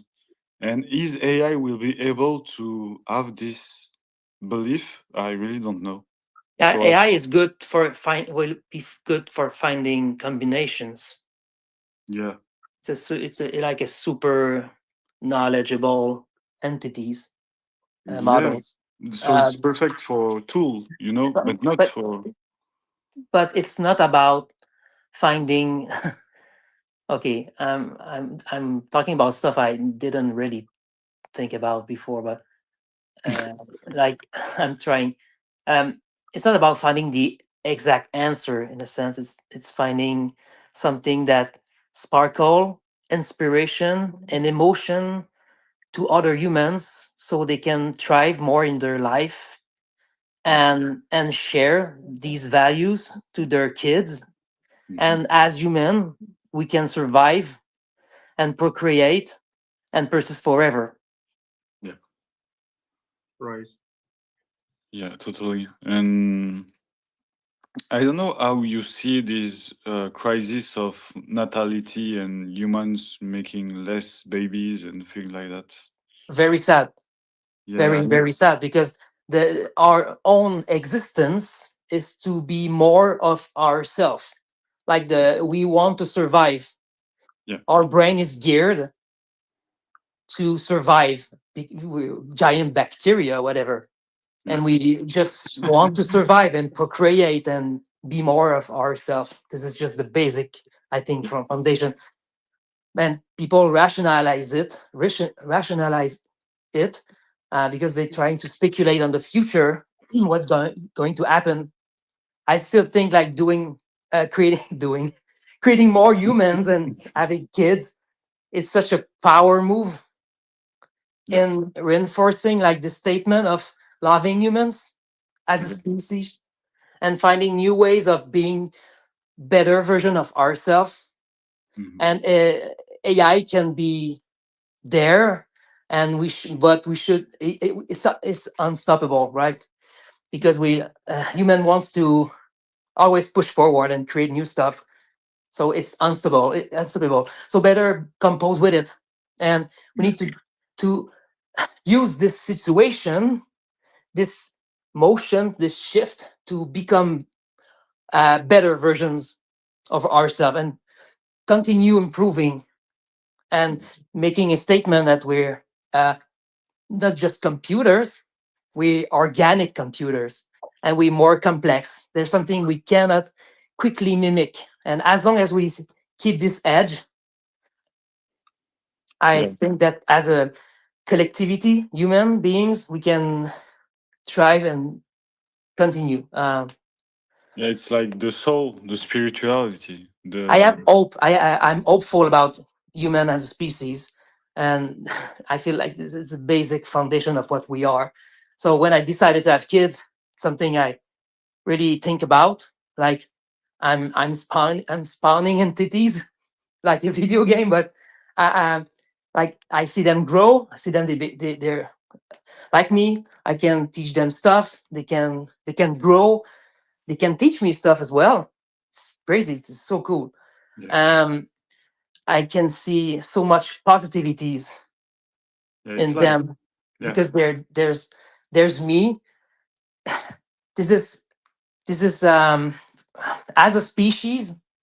Uh, this is eternal life in a sense. Yeah. It's not about yourself being alive forever. It's about resonating into like the way you educate your kids so they can educate and be to be happy and thrive in life and share this happiness and this this energy to others as well. Yeah. Yeah. It's like yeah, sorry. Go ahead. I finished No, my no, no, monologue. no. I'm listening to you. No, I What? finished. I finished. I don't have anything else to say. Okay. It's like perpetuating the the whole consciousness that is everywhere. That I don't know how to think that it's like for me we are all connected humans and we are one in some ways. And making kids is like perpetuating the global consciousness a little bit more, in time. So There's something so cool about teaching your kids stuff and see in their eyes how much flabbergate uh, um like I don't find the word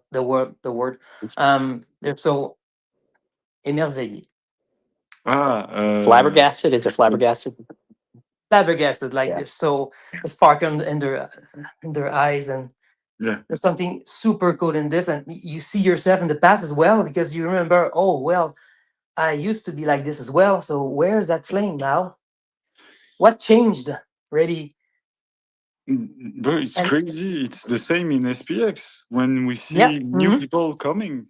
yeah, exactly. Like Yeah. you've been in. Let's go back to crypto. Like you've been in the trenches. You've been robbed. You lost so much money, and you lost your flame. You lost your magic about what dragged you into crypto and what made it cool when you started. Exactly. And then SPX brings it back to what it used to be, this energy. So this is why, like, I don't. There's nothing else that compares to it. Like, Yeah. and this is a coincidence. This is not forced. There's no.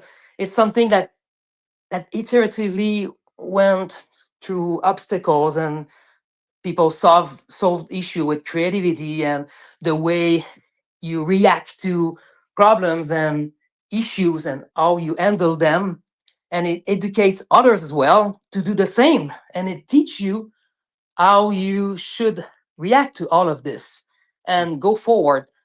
So it's teaching you stuff for crypto but as well in life, because it's in general, it's so much good values to have. Like, don't look at the chart for sure. Maybe someone that's new to crypto, to SPX, cannot understand exactly what we mean by this. Yeah. But it's a mindset Exactly. of not looking at into like the moment, but appreciate the moment, and not forgetting about the ultimate goal of it. Yeah. Seb talked about that, Xaimaka. He made a good comparison, something I like to think about. Like no chartism is like painting, make a paintings. You know when it will be finished, it will have a huge value, but now you are composing it, so you don't have to think of what value it has now. And it's a bit the same processes, of no chartism. Yeah, like I wouldn't imagine myself like looking at chart every day. Like it would remind me of the trenches again. It doesn't make any sense now. You're missing the point basically. Yeah. Because you're gonna fumble something that is way more powerful than the fucking 1 second chart, and Yes. you're 20x long. Whatever you do, it's so much more than this. Yeah. We're building like a community online that's getting organized more and more, and gathering around a set of values and core values, and teaching each other's skills, Yeah. and it's mentorship as well. There's so much, like we've been memeing about this like lately. Like SPS is also like a fitness coin, is a whatever Mm. coin, but it's true. Like I feel Yeah. like we are everything people are looking for. Yeah. Exactly. Yeah, it's solving a lot of problem, a lot of issues, modern issues in a lot of ways, and it's really crazy to think. Yeah. And you How. can also join like the everything. You can join like the movement without buying anything. Yeah. Nobody's telling you to buy SPX. Yeah. In fact, I, like you will understand at some point that you should be buying it, but it's not forced. Like nobody is telling you to buy SPX. In fact, you're gonna see that it's it's your member card, kind of like it's yeah. a way that you feel part of it. Yeah. I, I, Andy is right. There was a guy in Telegram, like I remember, he is accurate. There was a guy in Telegram, I remember, he said that I don't own any, but I yeah. just love hanging around. It's So exactly yeah. what I was saying. I Yeah, but remember this. there's a Yeah. meme for it as well. Like, but sometimes true, sometimes false. Depends. Yeah. On X, I've seen people really saying, "I just love the vibe. I don't own any, but the vibe is cool, so I'm Right. pushing it." It's crazy. It's Yeah, never seen. yeah. Like there's the meme version of it though. Like I don't own it. Like, but there's also truth in what I said. Uh, it's like join us like for a week and see how it's. And I think you pretty love what you see. Exactly. We should make like we You we wake should, you wake up in the morning and you will be thinking about this. Oh man, I miss these guys. Like it was so much fun. Because I'm just talking about my experience basically. exactly. We should like we lend you some coin for a week, and after a week, Oh my you god, this is so bad. you just write No. to us how you think, how you feel Hey, having this taste this. power. Taste this. Sounds like a drug sample. Yes, exactly. No, joking. But yeah, it's something I never seen before, and it feels some kind of unreal sometimes. One thing I'll say is that every single person that I talk to and interact with in this community, in some way, shape, or form, whether it's big or small, their life has gotten better since joining the community. Like there's some people I talk to are like, yeah, since I bought the coin or since I joined the community, I started losing weight. I started working out, or I started learning more about how money works because I'm in debt. So it's crazy. I don't even GME didn't do that. Like I don't know how many of you guys remember that, but that was more just like going to take the big guys down. But this is like completely different, and every single vibe I get, like you guys have been saying, has been all positive. Yeah, true. True. People want to improve themselves in order to give the better of themselves to the mission, and that's pretty. SPX is a framework. Yeah, exactly. It's like a foundation. And you build up off of it just like anything else. And you can turn it into positive into any aspect of your life, right? It doesn't even necessarily have to be, finance. It's just you could be a better, you could think of it as being like a better person, or like just being a better brother or a father or son, something like that. Yeah. I've been creating music for forever, but I stopped like for 10 years. And when I joined SPX back then, I talked a bit with the hype, and was like, oh, that would be cool, like create some music, blah blah blah. And I bought new gear, and I start creating again. And what I love is I could share with him. Could share with Chang, whatever people was in the chat, and they would support me. And I felt like I was doing music for myself, but I had people to support me as well. So I don't know if you guys can relate to this feeling.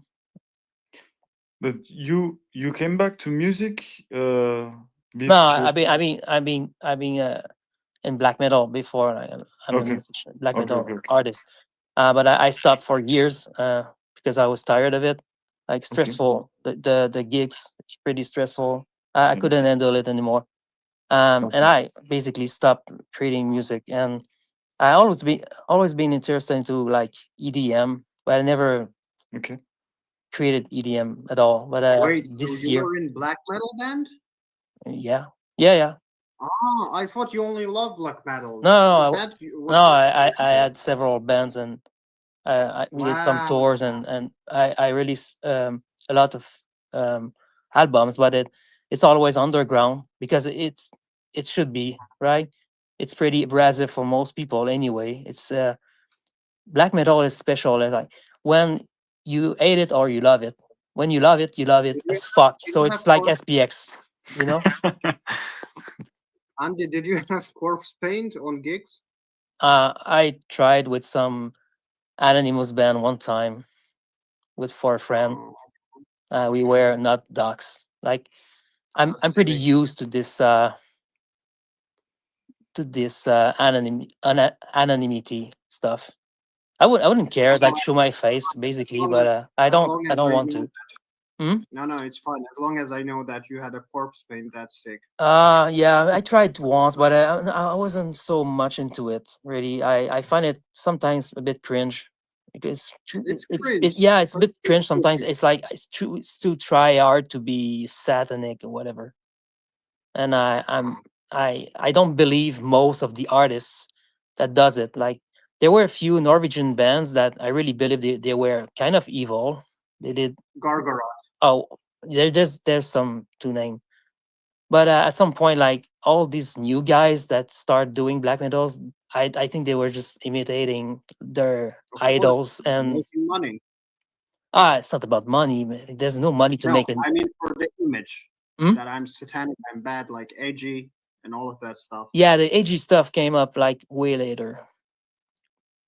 But anyway, so yeah, I stopped black metal because like black metal. The issue with this is like it's pretty. There's not a framework, but there's an aesthetics. There's a way to do it. There's limits, and sometimes these limits can be boring, or you cannot express yourself completely because if you feel like if you do certain things, people will not like. But at some point, you can say that you don't give a fuck about what people think. But I think that at this point, you shouldn't be releasing any album. So it's pretty like uh, a bit nonsense. Anyway, that's another subject. So Okay. I felt like I did what I want to do in this, and then I took a break. I focused more on my software engineer career and then crypto, and then with SPX I started creating music again. But this is the EDM stuff is really new to me. I've been listening to it for a long time, but never created any song like just some demo back then. But I'm still experimenting all of this. I don't think I've made a career out of this. It's just for fun, and as long as I have fun doing it, and then I can express myself, and I feel like I'm inspired, and maybe inspire some people as well, then I'll continue doing it. Andy, quick question then. That I know that you I'm gay. don't like. Yes. What? I know that you don't like dividing the music into genres, but still, what black metal did you play? Atmospheric black metal, Oh, okay. or like Burzum. Yeah, of course. Yeah, but I don't agree with what he did, of course. Yeah, I know. But Of this course. kind of more slower pace. But Mhm. there's also more fast pace. I did. This is the most Okay. popular one as well. But Okay. I don't want to dock, so No. It's fine. It's fine. I just wanted to know what genre but because it. it's not big bands. It's known, but it's not like it's not big as Gorgoroth or Mayhem or Emperor or way less popular. But there's people that does review on YouTube about you, and they talk about your arts, and this is so heartwarming to see people listening to your album and giving Of course. their impression, how they feel about it. This is human connection I was talking about right there, sharing emotions with others. This is everything to me, at least. This is so Mm, important. You can communicate with words, by communicating with music and notes combination and sound textures. It's a way to transport your feeling into the head of another individuals, and this is transportable energy across the globe. This, to me, it's super powerful. Nice. Nice way true. to see Thank you things. for coming. Thank you for coming to my TED talk. It's nice. It's nice to see things that way, in energy way. Yeah, some Mm. people around me was like, you don't doing any money with it. I was paid like $50 for a gig. It's ridiculous, and you practice so much, and you pay for Yeah. your instrument, and the fucking cymbals they break all the time. They have a warranty of 1 or 2 years to replace them, but most time you need And the drum heads, you need to replace them. You need to Yeah. pay for your practice room. You need to pay for to hire artists, because back then there were no AI for art. So you buy you hire an artist. You hire a mixing engineer. You can do it yourself as well, but it doesn't sound as good depending of your capabilities. You pay for and then when you release it, the label, they pay you. There's many structure for it, but they can give you royalties and they can give you an upfront payment. They say let's release like 1,000 copies and whatever, and you can sign contracts for many albums and how many years. And anyway, so it's not, for me, it's never been about making money. I was like always been a software engineer, so it was a sideline, a side quest. Honestly, Andy, if someone would say, when I hear someone saying that, hey, I'm playing extreme music to make money, it sounds sometimes not genuine or weird, because I mean, I've never seen a person who plays extreme music like saying that it's all about money. Yeah. No matter like death metal, thrash metal, black metal, or crossover, hardcore punk. It can it can't make you rich in a sense. Depends on how you marketing it, and it needs to be a certain aesthetics and to be super well produced. And If you are edgy, no, but I mean, there's some artists we can think of. Like I think Dark Thrones are doing well. Emperor been doing well. Satyricon. What else? Uh, Nargaroth, yeah, they're Satanic War Master. Maybe they're doing well. I feel like they can sell enough album to. They don't sell album anymore. They just have royalties from streaming platforms at this point. Like buying an actual album, it's something that it's becoming more and more rare. Like what was cool with black metal for me, like it's creating like die art version of it, like with a sleeve and stickers and patches, and sometimes we had gold vinyls, and then with special colors, special editions, a signed version. These are for the diehard fans, and this is so cool. Like this has value that streaming platforms will never be able to give never. you. Like having the album in your hand, touching it, and smelling Yeah, it, and having a yeah, feeling that you own it. yeah, It's the yeah, same with exactly. That you own the music. That it's not some kind of like digital thing. It's Spotify will be down or something, and you won't be able to listen to your music, but you have it on like physical. yeah. Uh, It's the same for video games. Actually, the only games yeah, I own are like Dark Souls one. I I I feel it. I feel like it's very special to own it, but it's. I know it's fake. Like it's just printed and whatever, but it feels special to me. Like I who have a cares? copy of Final Fantasy VII, like the PlayStation one. But I'm so pissed because when I was young, I sold my original copy, and I bought it back later. But it's the anniversary, like with the greenish stripe, if that makes Mm. sense. And oh, I used to have the original one.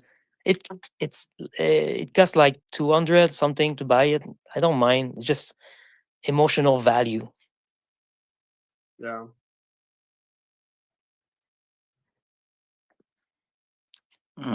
Yes, yes, yes. Mm, yeah. Do you guys love video games? Of Yeah, course, sure. of course. I finished Wu Chang, super good. Blah, blah, blah.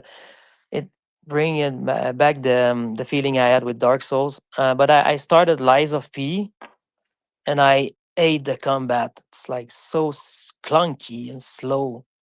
I just had to stop, and I started playing a game called Hollow Knight. It's an older one because they released a new one, and so far I love it. And I don't know exactly why I didn't play it back then. Maybe because it's a platformer. I did Salt and Sanctuary though. It was cool. Well, Yeah, yeah. I have a funny story about the Souls, but it's Elden Ring, not the Souls. But I didn't knew about Dark Souls and all this stuff and everything, and Elden Ring came out, and I saw so much people talking about that. So I bought the game and I beginning the game, and I didn't know it was this hard. You know that you have to level up your character and everything to in order to fight boss and everything. So for the first 2 days, I almost make a crash out. I becoming mentally crazy for 2 days. I wasn't able to do anything because I didn't know the principle of these games, and I just took it like it would be another game. Like I just have to concentrate and focus myself, and I will do it. But it's not possible. Yeah, you need to So practice as well. yeah, it was. I was like making a nervous breakdown. Yeah, Really, there's a stamina and the way you handle your inventory, and exactly, the weapon is slow and sometimes fast, but you need to. There's a lot to handle to manage, but exactly. it's what made it so cool back then when when Demon Soul came out. Like they basically like Miyashi, whatever his name, I forgot. He came up with this mechanic. It's so simple yet effective, and the level design is so important. And this is what I don't like about Elden Ring. I'm gonna get fired for this. I'm gonna get shot, whatever. But I have something against like the open world now. I feel like there's too much. I feel like the sorry, give me a sec. Yeah, don't worry. I feel like Dark Souls One and whatever. These games, they had a linear way of progressing through the world, and you unlock shortcuts. And Yeah, sometimes you unlock a shortcuts, and you come back to a place. Oh my god, it came back to this place, and it surprised you. It makes it yes, feel magical. With Elden Ring, it's not the same. Yeah, sure, all the graphics are super nice, like the the landscape, the when you look in the sky and you see all the trees and whatever, looks so cool. But it doesn't have this intimate feeling that previous titles were giving to you. yeah, But sure. it's an art And game. But making an art game is easy. Making a art game that makes you want to try again and be a bit obsessed about it, but not too much raging. This is where all the magic is. This is this fine tuning of difficulty and fairness, and yeah, the feeling, the satisfying feeling of fighting, like the way the controls feels, and the sword swing and reacts, the animation time when you're healing, all these little details. It's yeah, so much important. Then when I was playing Lies of P, I was like, no, this is not fine tuned to me. It's not satisfying. I don't want to play again, because you need to block when the boss like hitting you. It's there's no indicator of whatever. It's so sluggish. It's clunky. Like anyway, I'm a bit frustrated because I love it, but I hate it at the same time. And I just finished Wu Chang, which is, I don't understand how they did it. Like, at first, I don't know the studio. It's a Chinese studio. The first title they launched, like a popular 3A game, it's almost perfect. So I'm like, what the hell? Yeah, myself, I'm the worst category of gamer. I like open world, not too much difficult. You're more a I like, casual gamer. yeah, I like when the game is not making me too much crazy because it's like life. It's already difficult, you know. I don't, I don't need to. Yeah, sure. No, but sure, but it's okay. Like I feel you. Like you want something to entertain Yeah, and relax. Yeah, but exactly. I love a game that is a bit challenging, not because of the challenge itself. Yeah, yeah, It makes you feel good when you accomplish it, but also the process, the journey as well is satisfying. Like yeah, yeah. understanding new tricks, understanding like, okay, this boss is doing this and this pattern, so I need to. Yeah. When it's fair, when it's fair and you feel like it's your fault, Yeah. and then you can learn and progress. This is not. I'm not into hard game like usually difficult game, but these games they are designed in a way that creates satisfaction. So Yeah, yeah. it's not relaxing like you described, but it gives you a sensation of moving forward in your life in a sense, because you're learning something, and it teaches you something inside yourself as well, because you develop a mindset of perse- perse- perseverance.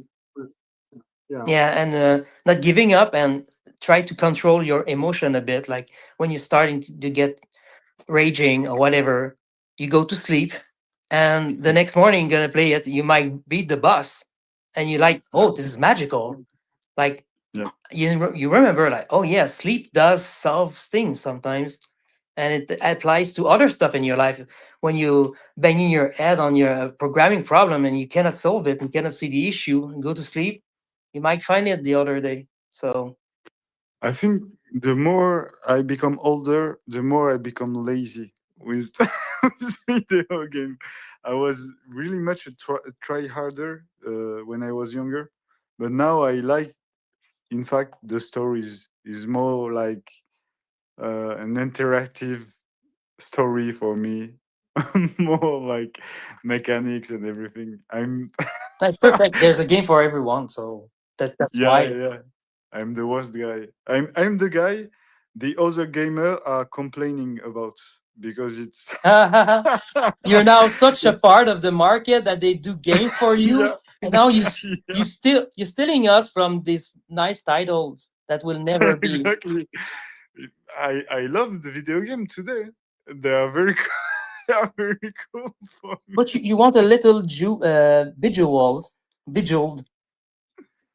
Yeah, I want a exactly. Tetris. I want another Tetris. Can we do an open world Tetris, please?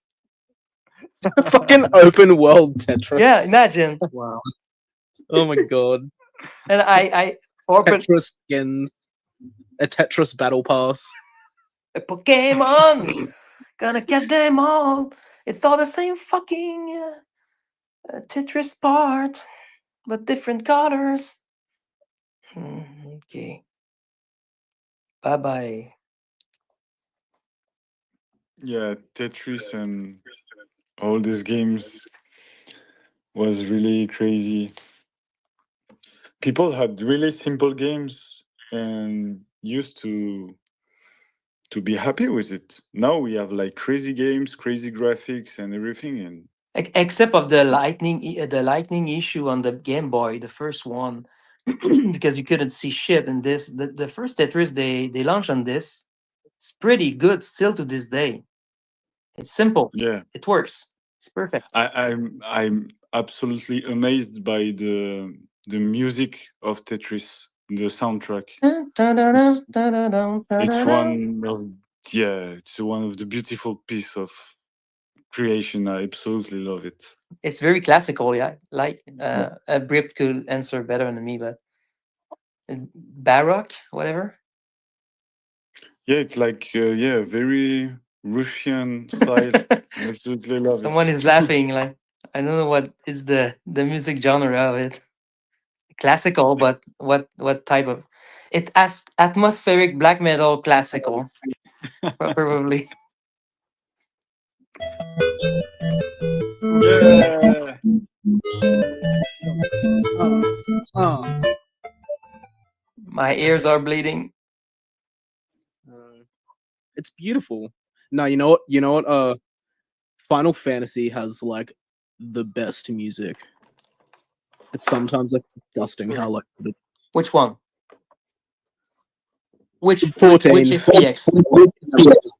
Huh? Which Final Fantasy? Because there's a bunch. Yeah, there's like 18. No, 14 has like really good ones. The last one I played is 10. I've only played 14. I haven't played any other Final Fantasies. Yeah, I'm much Which older than is you. sac- You could be my son. Daddy? Ooh. Murad? Papa? Murad? Uh,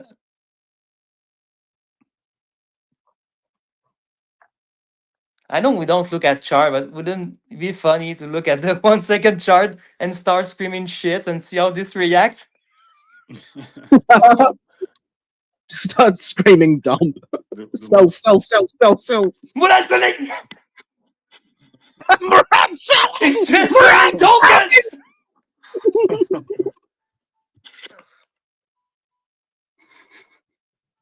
I got an Etherscan email, Murad selling! Yeah, yeah. Oh, okay, yeah, you subscribed. Oh, yeah, because there's an option on Interscan for it. And you just told me you did this.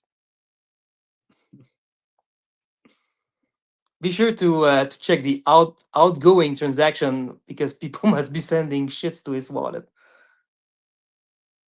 Imagine like everything he must be receiving. He's not like he is not like Vitalik dumping everything. People send it to him. Yeah. Remember the dog era, like with Shib. Yeah, he sold half of the supply or something like Yeah, that. yeah. Pretty good move in my opinion. Like I think he gave it to as a donation for some. Yeah. Don't know what. Yeah, he is COVID. What I feel like this serves more purpose than it would. It's pretty funny because he just like insta-jeeted. A billionaire cheat. $1 or some shit, right? They just sent him half a shib. And it was like, how much was it? 30 or 40 million? Yeah, it was a lot, yeah. It was Yeah, it was really crazy coordinated, like for dumping it because he was not didn't have his key near. There's a video he explaining it how he interacted with his family member to recreate like the seed phrase or whatever. Oh. The guy is pretty crazy. Yeah, but it's yeah. I forgot it was this move with Shib. So Shib been really resilient in a kind of way.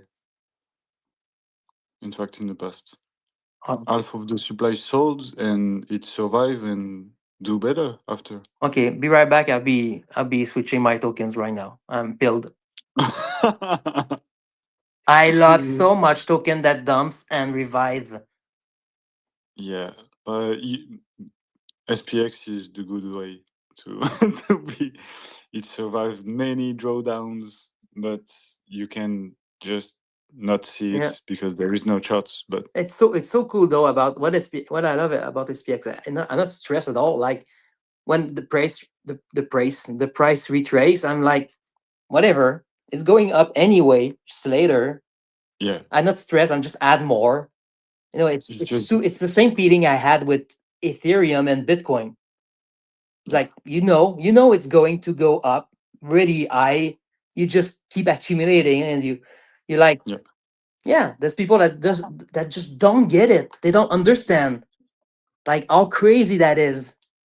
Yeah, exactly. We all like gathering around like in the space, like this is taking over our life basically, and we talk and share. Like, there's nothing like this. But what is crazy is I didn't add this feeling with Bitcoin and Ethereum. Like with SPX, I know all of you people that are in it will not stop. And I know it.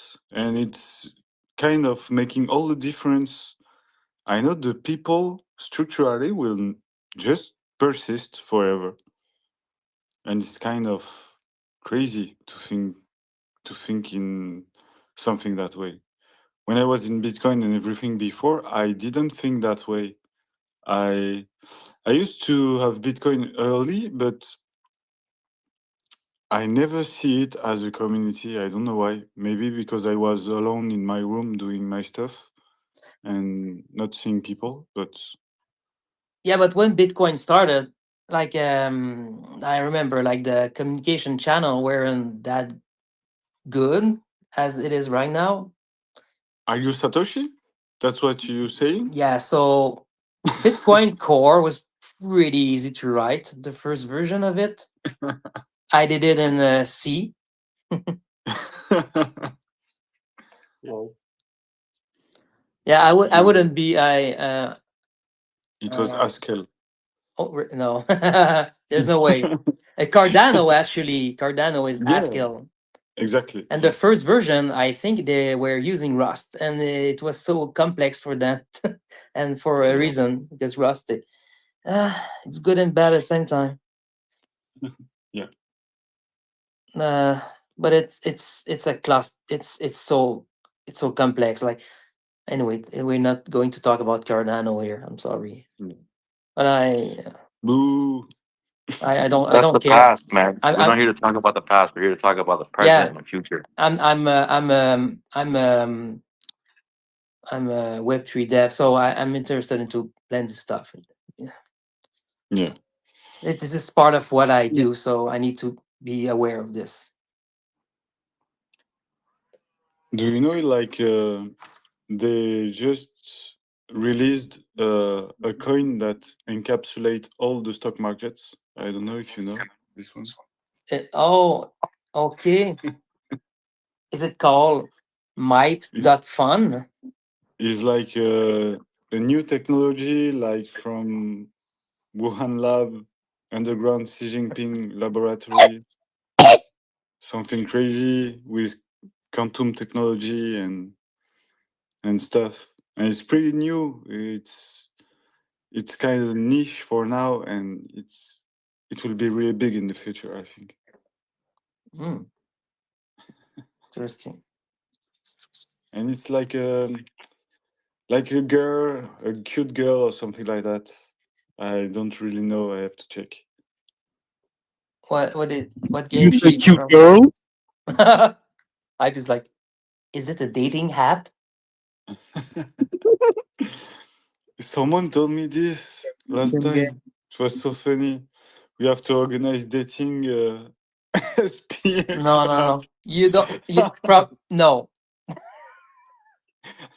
I don't And think it's this is a okay. good idea. Imagine the Yeah. retardation of the kids. I'm kidding. Yes. Yeah. You. My wife, totally right. she start like getting the vibe of it, and sometimes I show some of my memes, and some of them she's laughing, but this is not like a funny coin in a sense. It's more to it. But sometimes I want just to see her impression of some of what we do to have a better sense of how normies. I don't like this term. I hate it, but I don't find any other term. Like, Regular people. yeah, normal people. Normal. Not retarded people. Yeah, how they see it. Hang on, is this a good meme for normal people?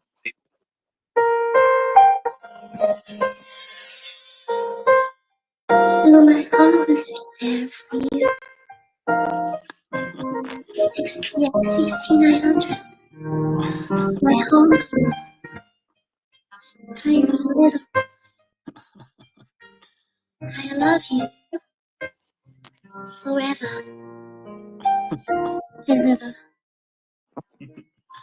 No Ludes? It's one of my first meme. Like when I sent the video to channel, idea deleted it and say, "Can you do content everyone can enjoy?" And I was Fucking laughing so brutal. hard when I did it. I was like, in my bathroom, like sitting in my shower because of I wanted the echo. I didn't have my music set up, and I was laughing. I mean, I didn't get all the vibe of SPX yet, but it's still this day. I find it funny though. But Fucking hilarious. 'cause My tiny Yeah. coin. My only one. This guy who created No, a Bitcoin no. treasury, right? He My just said that from now on, 50% of my consulting profits and 100% of any other income source will be DCA'd into SPX6900 as a routine bi-weekly basis. Let's go. Bitcoin treasury was my first step one. SPX6900 treasury company are my next natural progression. Wait, what was that from? Is that your chimp? Who said that? Oh, I'm sorry. I didn't have my speaker. I'm sorry. I didn't have my speaker on. My bad. I was actually reading to my father about SPX and some stuff that I so read we online know about you're it. pretty darn honest. You're legit, bro. Yes. Yes. At least you were on Um, the toilet, so it's good. No, I was literally just talking about SPX with my father. Yeah, SPX, bro, it's awesome. Give me a sec.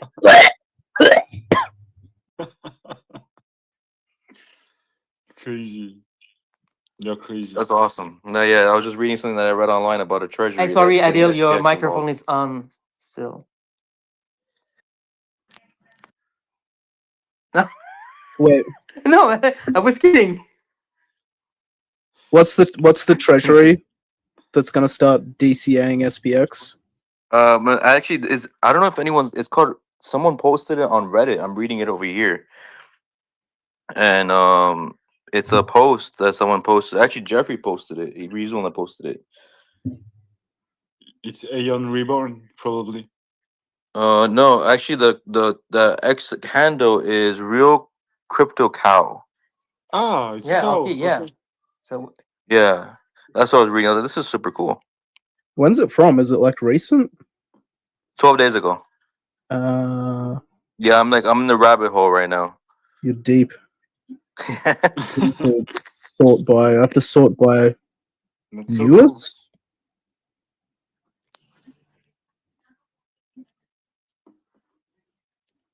My tiny coin. I My always holy one. care for you. My little Honey. tiny coins. My holy one. My only I hope. I love you you. forever and ever. what the fuck, my Dude, there's voice? so many Reddit posts that I have to scroll through. I'm like hard stuck at 6 hours ago. Can you speak closer to your mic so we can not hear you? Like this. Yeah, so I'm at the border of the. Oh, perfect. There's a kangaroo there.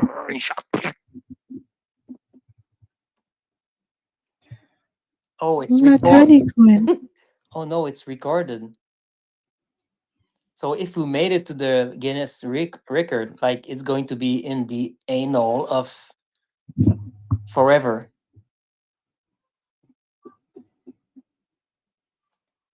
Shit. Well, don't say anything illegal. I pay all SPX my is not a taxes. security. SPX is a parody. Not financial advice. Not financial Not advice. financial Don't buy advice. SPX. Don't buy SPX. Buy SPX. Don't- There is no promise that you will make profit or money off of SPX 6900. It's not about making money. Don't buy Just it. buy it. There is a promise of feeling of belonging here, that's for sure. Yeah. Be careful. But then what if someone then doesn't feel like they belong? Can they then want a refund? So, to be honest, man, they don't have to invest in SPX to be part of a community. So there's no refund if you're not invested. Yeah, that's very true. So We you know, all there's have we're a community and also an investment. There's a choice on there. We still welcome you here. You're recording me there. I said that earlier. Yeah, I listened. It's a very You, true you, you aspect need to though. pay a royalty to me. In SPX. Do you want some Solana base or base base? No, the Sui one. You fucking You know need what's to crazy? switch over just to. I don't even know about the SUI contract address. I know we have it, but I haven't never seen it. Yes, I posted it like months ago, but it's still like having not so much liquidity. Yeah, because Okay, why? got it. Why would you provide liquidity there as a liquidity provider? Where's the yields, bro? Where's the dollars? Where's the You money, need, you bro? need to be at the place where there's the most volume. So I don't think Sui has much. I don't know. Yeah. It doesn't make no, doesn't no, make much no sense. PvP. No PvP, please. There's a coin for a Sui.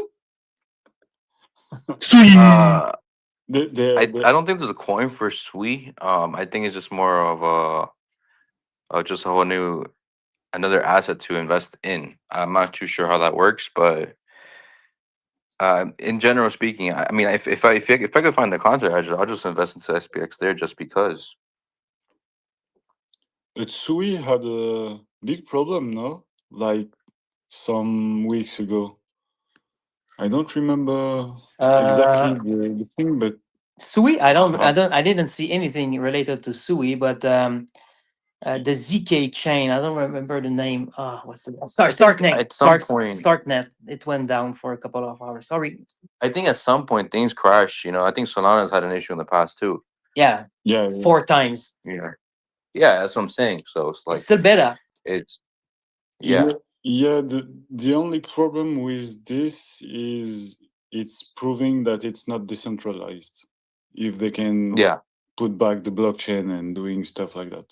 There were a picture back then where the exact location where all the servers were located, and someone is like nuking. It was disconnecting these servers.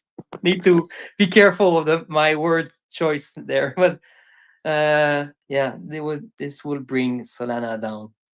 I've heard something once saying that a lot of Web3 is currently running on Web2.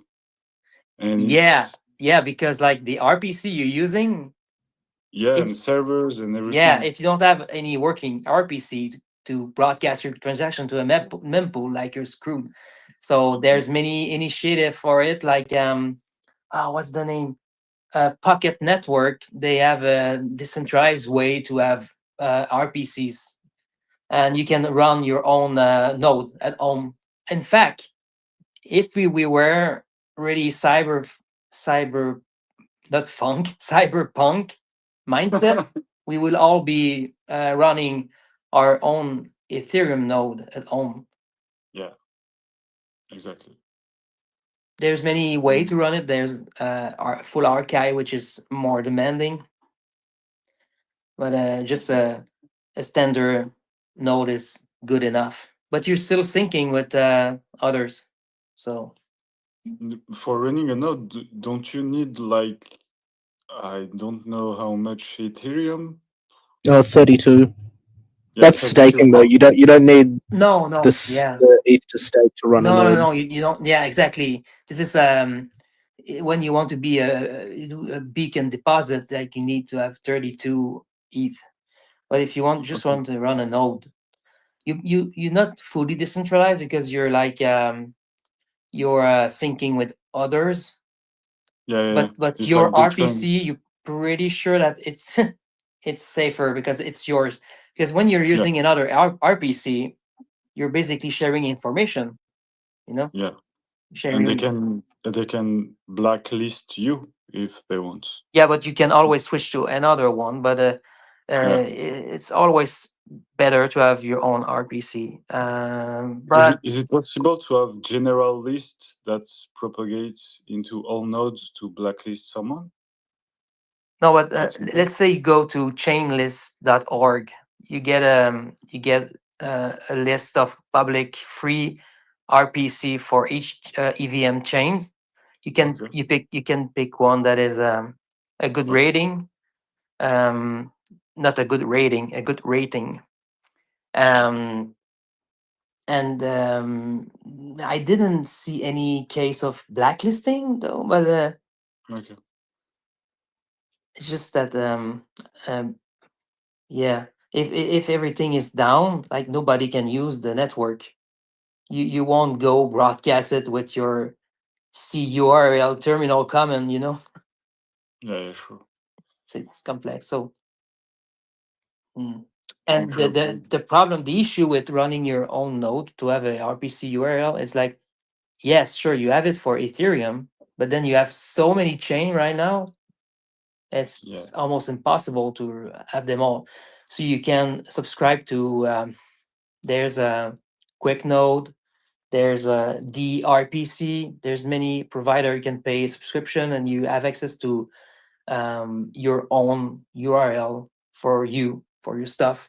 For when you're coding for EVM, it's pretty practical because they're just more responsive. It's pretty boring. I'm sorry. No. It's cool. It's cool to have this kind of information for a little nerd like me. Yeah, I know you're a programmer, so yeah. Yeah, I'm doing really much less stuff these days than I used to do before, but It was way more fun when it was just Ethereum. yeah. Now there's a new chain. You need to check. Okay, how much do they have different precompiles and stuff that their contract they will break or whatever. You get hacked. And back then it was way easier. Yeah, and we only need Ethereum though, don't we? Yeah, for the L2, they're using it with a sequencer to batch like transaction. It's pretty complex, but there's some L1 that they just like fuck off. I'm not using Ethereum. I'm just going my own way with my own ledger. Like I've seen the news with what's it called? Like a new payment network again. They did another Squibble. It's called like Squibble or something. I don't remember, but they did another L1. But I feel like we already have everything working with Ethereum. It's decentralized, it's robust, they prove to the world that they can upgrade pretty complex. Like when we switched from proof of work to proof of stake, it was insanely crazy of an engineering problem. And they've been running like in like 2 lanes with the beacon and the proof of stake, proof of work at the same time. And then when they switched to the new one, like magical. And it's funny because like Charles Hoskinson was always in this podcast like Ethereum, they cannot scale, blah blah blah blah blah blah, and then they just do it. Yeah, Hoskinson was like one of the creator of Ethereum with Vitalik. Yeah. Yes, exactly. Yeah. Yeah. There were like 3, and there was another guy, I don't remember, that ran the guy from Polkadot. Yeah, exactly. But Polkadot, man, oh my god, it's pretty Never. Yeah. It didn't. Never. So it's actually good that those two just like fucked off, and then our autistic king could do his own thing. Yeah, Charles Hoskinson wasn't didn't agree with everything Vitalik was going forward with, so he decided to his own. But there is the Ether Classic fork and all the shit because of the DAO hack. Yeah, you can exactly. Yeah, I've been playing around last year with Ethereum Classic. It's pretty funny, like all the old fucking apps. It's pretty fun. I was like speculating on some of the revival of some of them, like back when I was in the trenches. Like, whoa, let me buy some shitcoin there and let $10 worth of it. Maybe that be worth 10K. I don't know. It's crazy. I pretty Yeah. much quickly came to the realization that it's pretty much dead. I know the Hoskinson was the technical advisor Yeah. of Ether Classic.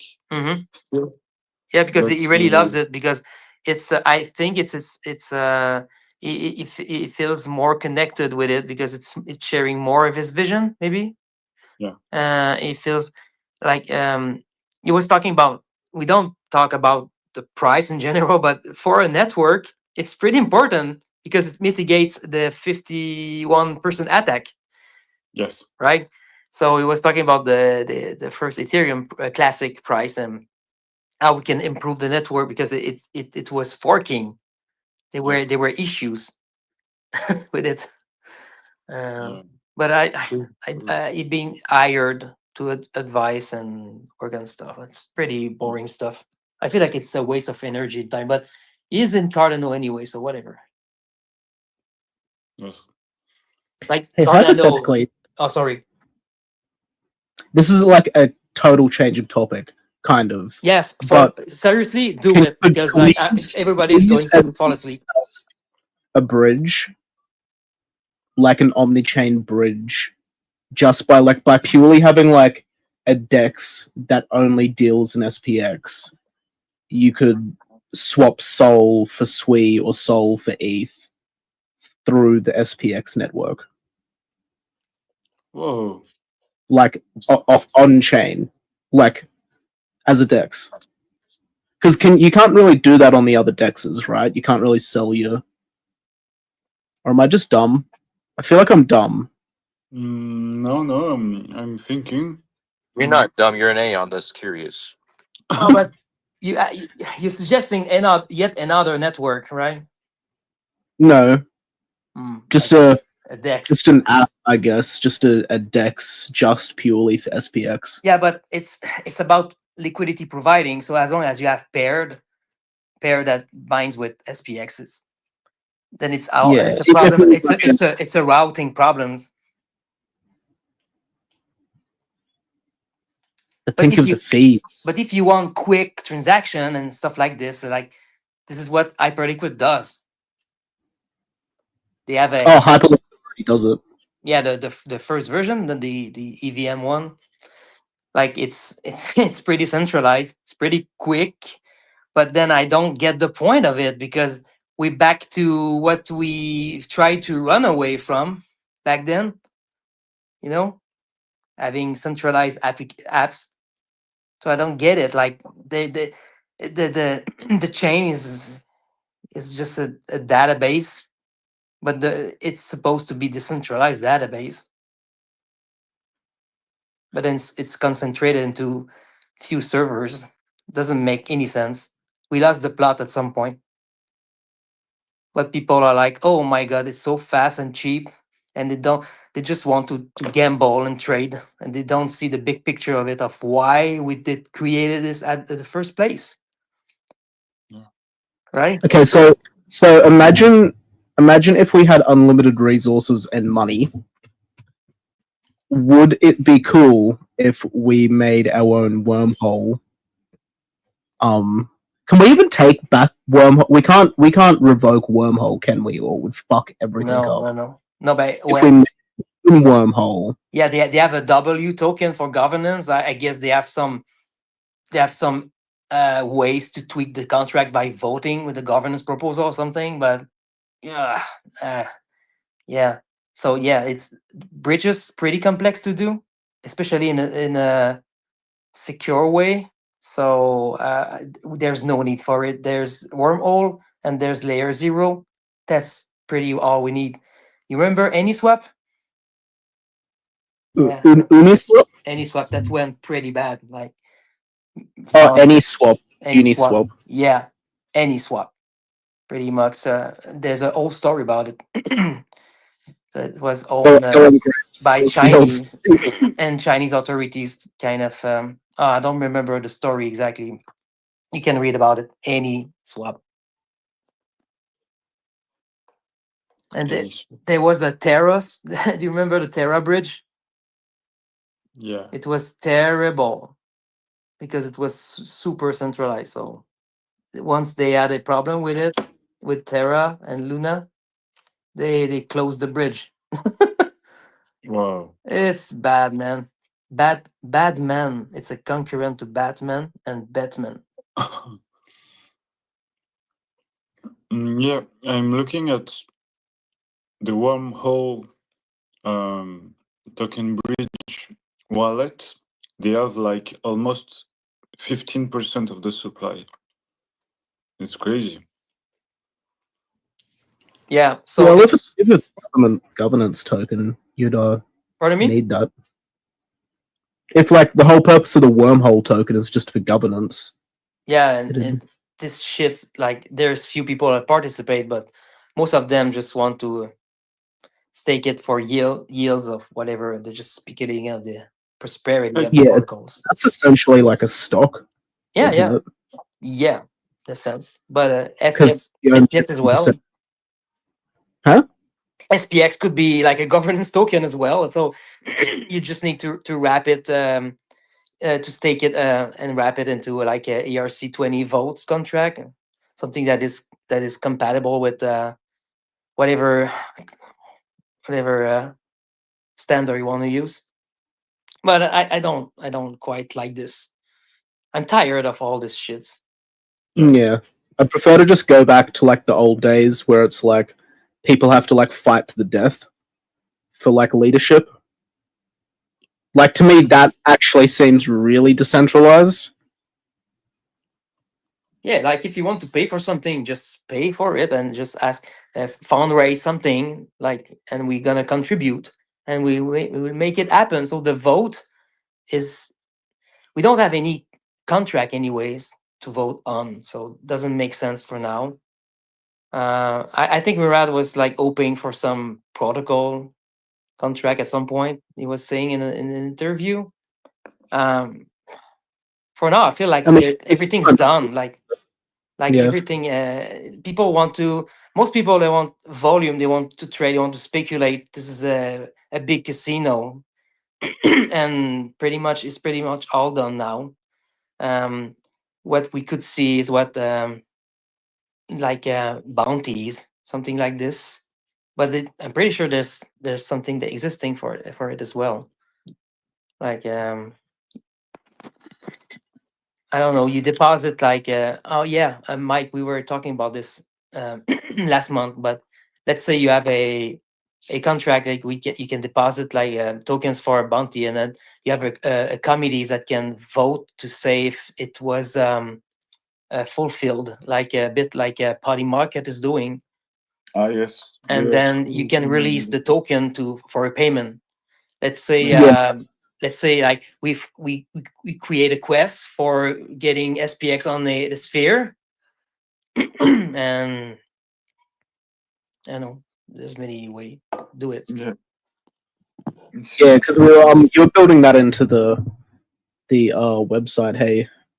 Yeah, but for But now, for now, it's a little bit like we make confidence to the one that's creating the mission.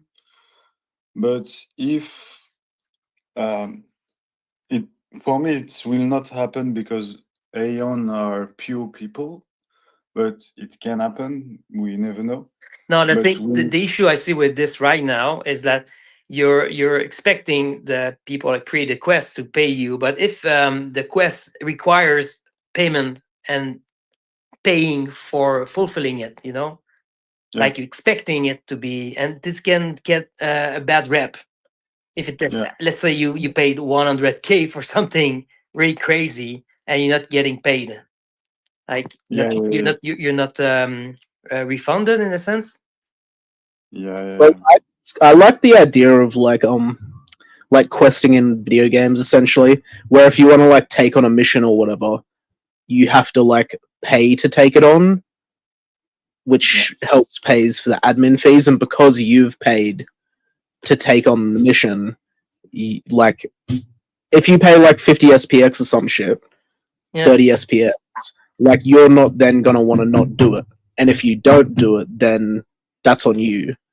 And then if there's some sort of automatic fulfillment system, yeah, where like you have to like upload the photos or some shit, or even if it's still just manual. Yeah, and manual, like all like voting with the feeds. tokens, with the No, committees. like someone just literally sits there and fucking like so the person who takes on the mission pays a little bit of a fee to take it on. The person who submits the mission pays a little bit of a fee, and those two fees together pay for a fucking human to sit there and like approve when a mission is done and Yeah. stuff. Approve the submissions for them in the first place, and then so at least that's the job. We are talking about that, like a council of several trusted people that will The do this. Council. Yeah, I've written a couple PDFs about that. Your sound, sorry, Ip, your sound sometimes become very loud. Sorry. It's probably because I start yelling. I feel like a Nazi camp. The stock market. I want to add something before I forget. I like the this exact idea I was discussing. You could pay like for a mission, and the amounts are hold.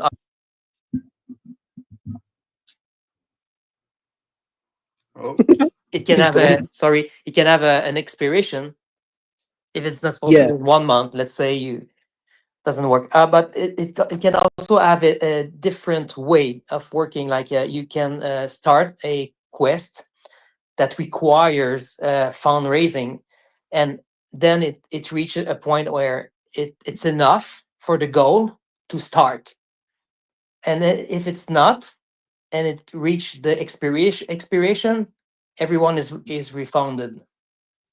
So yeah, that'd be cool. Yeah, yeah, it's really, yeah, it's really it's really, yeah, I will create this movement, and yeah. Yeah. No, but it's really challenging to find a system. I don't know how we could do without human intervention. Well, we can just have human intervention. Yeah. Like it's like what's we don't need to like completely cut out humans. Yeah. That's why like people have to eventually people just have to like pay for shit to like literally pay a person to do the job. Otherwise, it doesn't fucking happen. Like because we are pretty disillusioned with AI, thinking like it'll just do everything, but then a human has to make the AI in the first place or something. Like you have to make someone still has to make the software. Like humans are still the only intelligent human like animal on the planet. Anyway, And there's some mission you still need to go out there. You know, like I have trouble remembering the name, but there's aliens that go out there and just with microphone they scream like SPX and whatever. Like this can be a quest, whatever. This is human intervention in a sense, and let's say you want to, sky's the limit, you know. As long as it's not criminal.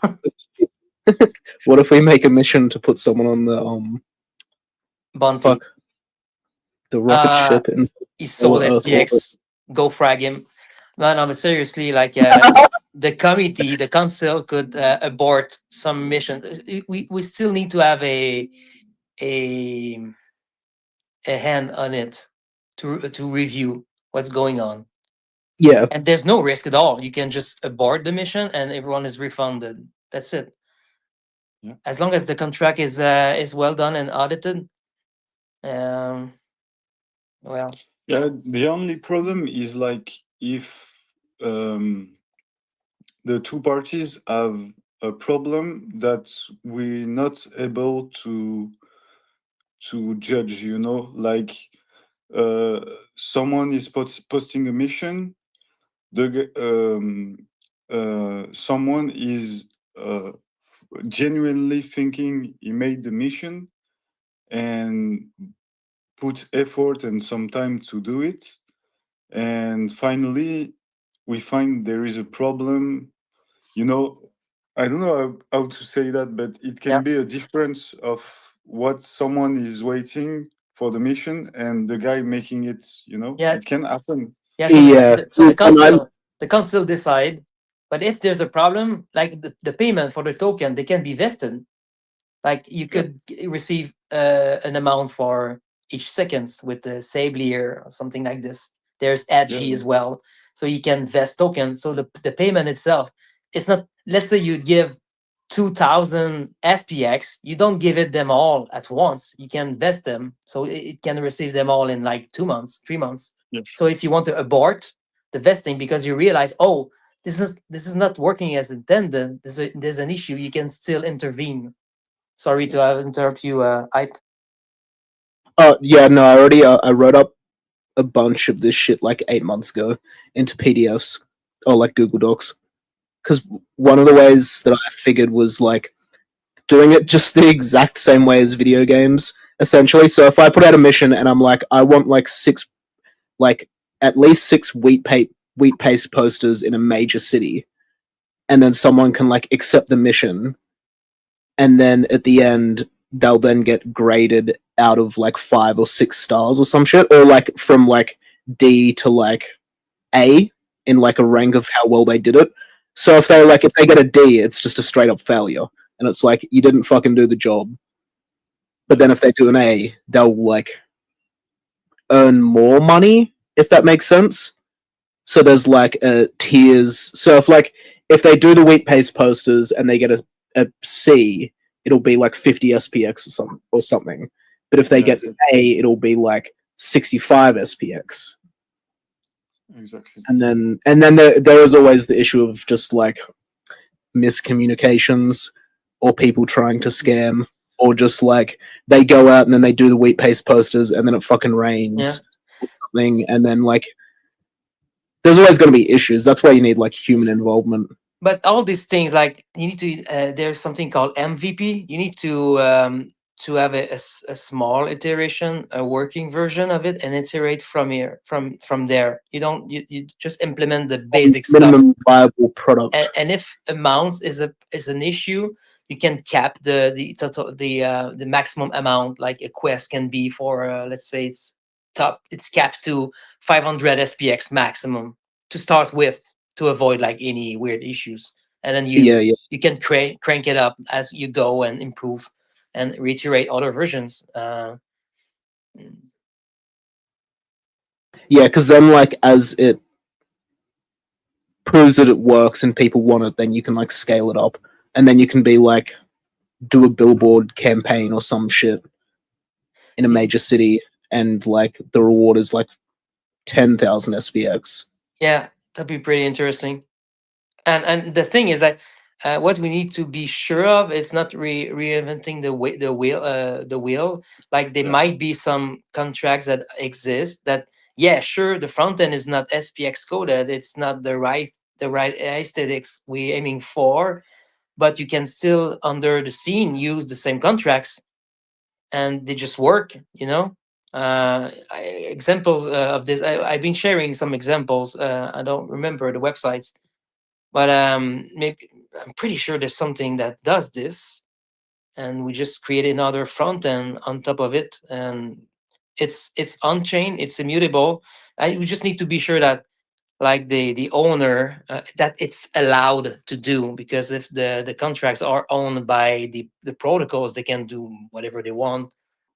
So, and we can also, if the license allows it, just copy paste and create a fork out of it and redeploy with the same code and use it for ourselves.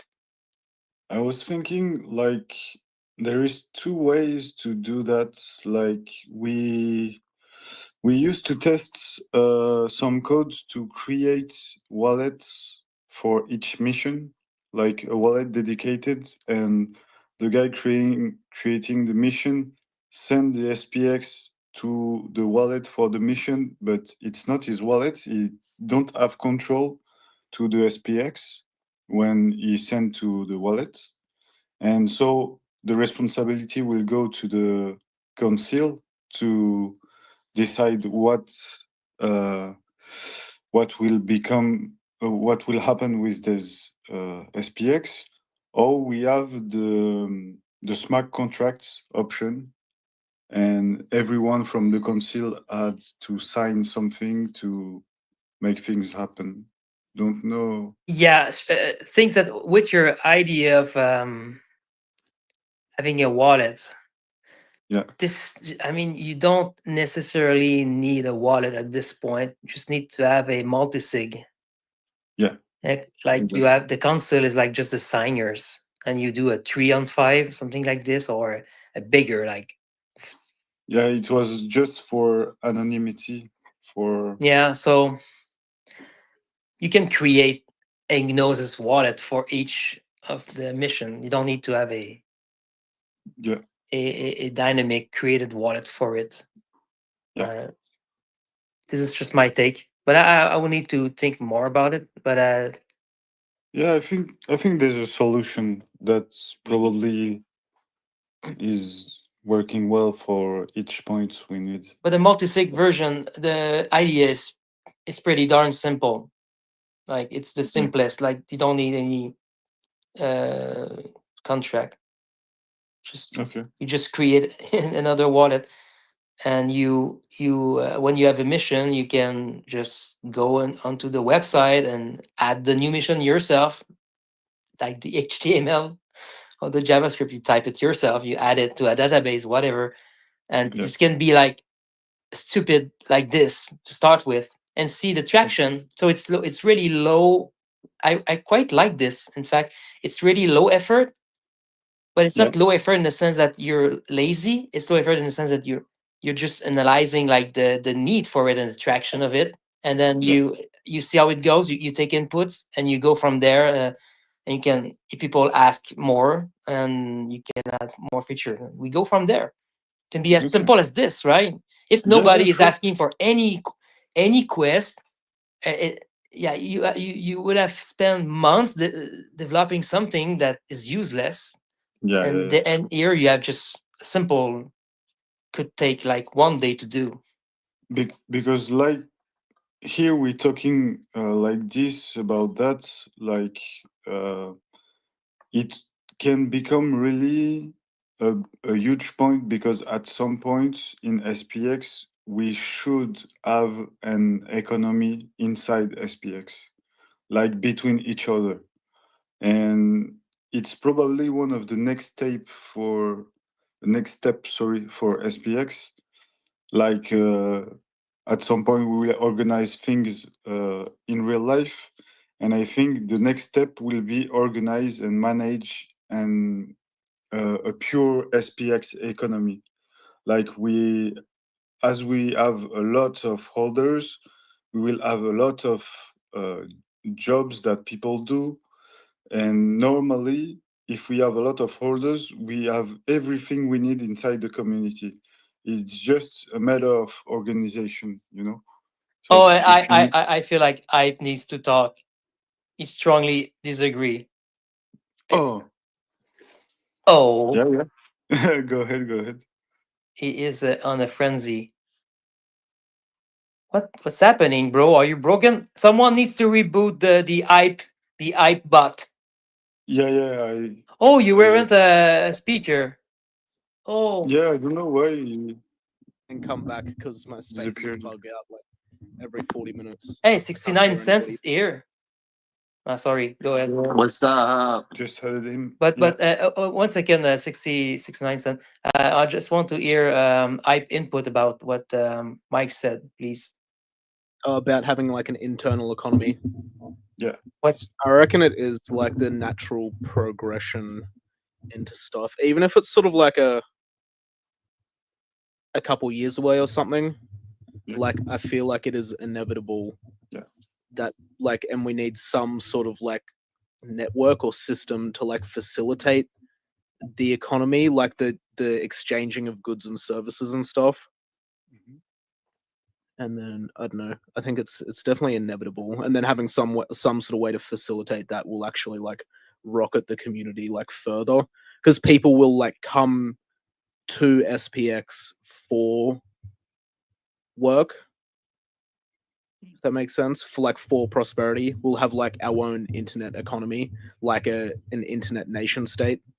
Yeah, and I prefer paying an Aeon doing something that's someone I don't know, that's doing Yeah. the same job. That's why I love about like the Kickstarter type of idea, like a fundraise for a mission.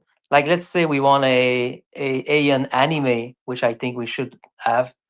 Then it's not up to Yeah. Mike or me or Ipe to pay for it. It's risky, right? It's a commitment. But if everyone is like um, contributing to it, and then you can have a share of the project, and when the project is making profits, you can generate yields for the investors. So it's like a sub branch of Okay. SPX. Okay. Can't say the I word.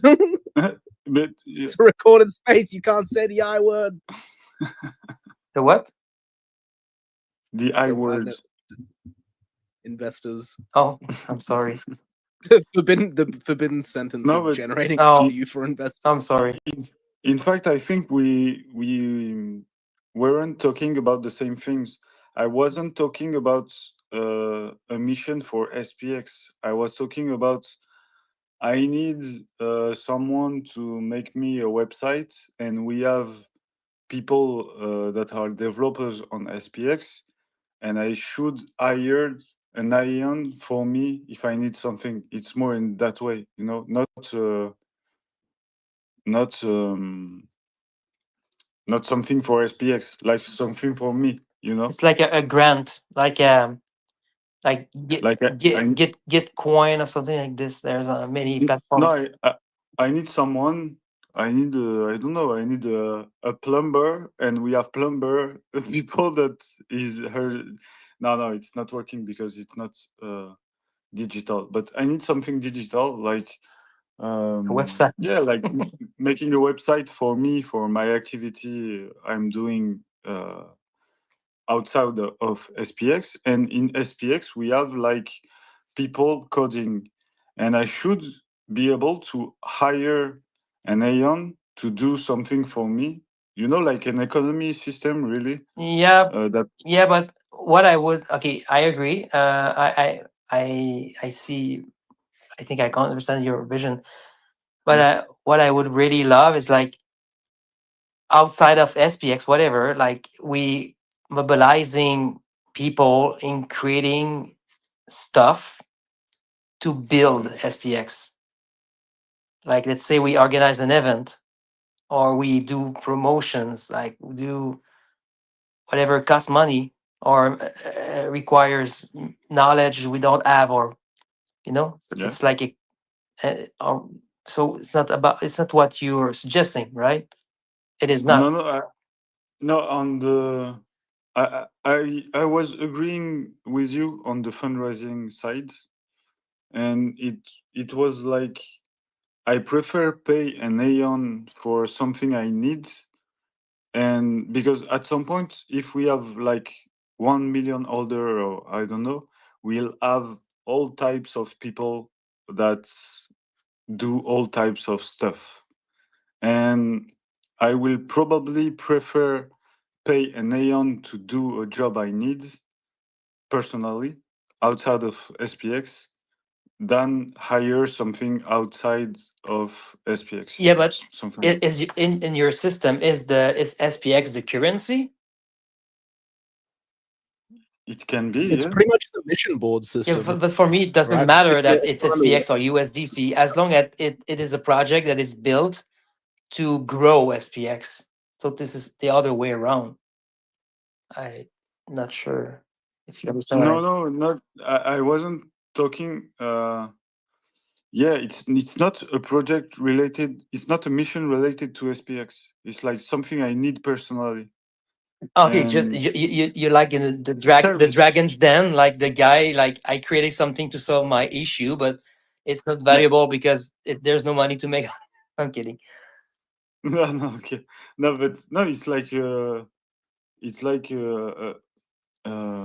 service. I need a service, and in the Cognisphere, we are all type of people doing all type of jobs and having all type of knowledge. and I should be able to hire an Aeon for something I need. Yeah, but Just you cannot be sure that it's an Aeon. Makes sense. Yeah, but so I think this it's a is good idea because then it keeps the money flow with community as well. You know, like instead of hiring some random person, you're hiring an anon to do something that you need in exactly. your personal life. But Oh, you don't. fuck But yeah, you don't need it. You don't. It doesn't matter if it's an Aeon or not. In the sense that if it creates something that's valuable for us, Yep. But he's also talking like, you know, because we all obviously all have, you know, the cognosphere and we're all together in that. But there's also personal endeavors that everyone goes on, doing personal things. So he's more meaning, you know, like if he were to create a business or something and, you know, he needed work done, he would rather support anons than, you know, like some unverified person that he doesn't know sort of where their heart lays type thing.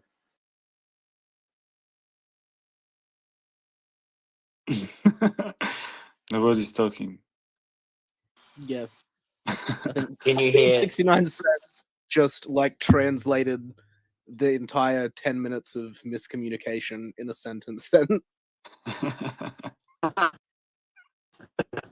I can't hear me. No, but we can hear you. I think y'all understand what we are saying, no? I don't know. It's pretty French. sounds gay.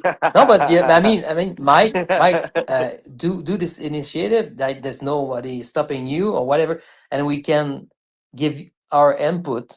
Everyone is can do whatever they want, basically. If this works, then Yes. this can grow to a certain direction, or if can decide what No, to do no, next, whatever. you're right, you're right. But I'm trying. I'm if not we trying have to change your idea.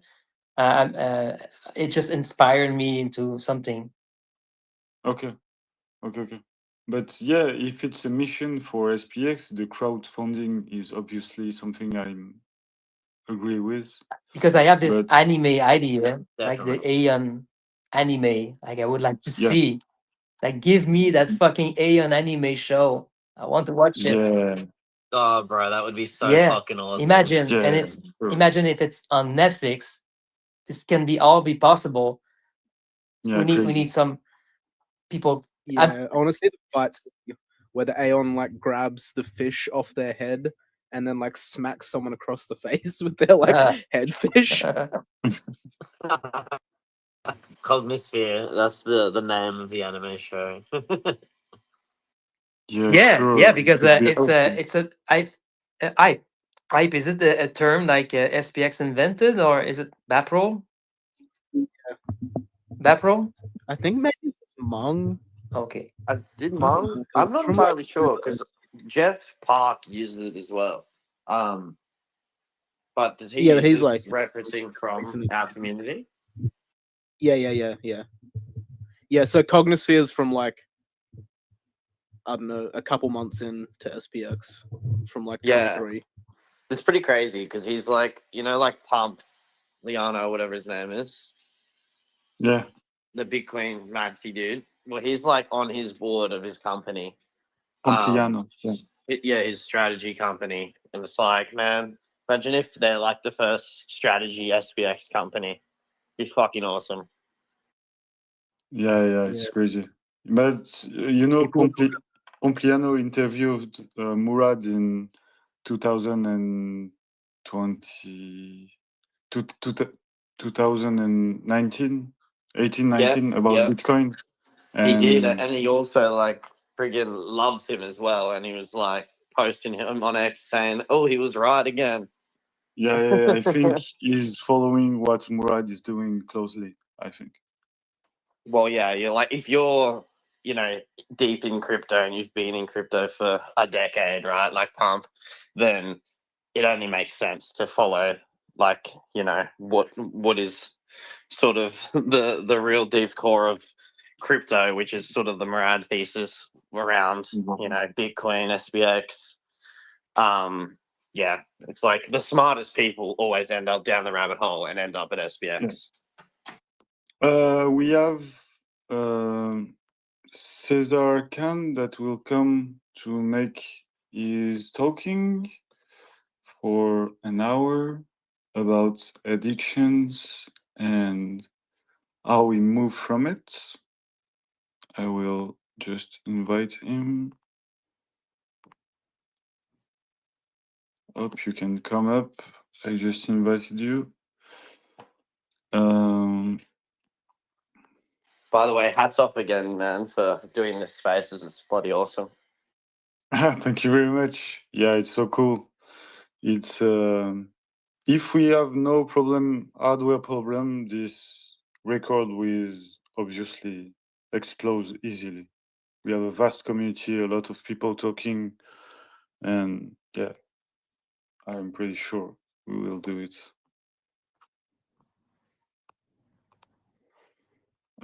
I invited you, Cesar Khan. Cesar Khan. Oh, Cesar-kun! Cesar Khan. I invite you, but I don't know. I'll be back later, guys. Yeah, I have kids, so I'm such a bad dad No right problem. now. See you later. No problem. See you, man. Happy Father's Day in Australia, brother. Yeah. Bye. Oh, fuck, it's Father's Day. Fuck. Yep, it sure is. Fuck. All right. I should call my dad. Oh, it's only 9. It can wait. Where are you? I'm in Queensland. Yeah, me too. Yeah, nice. I live like Maroochydore area. Oh, sick.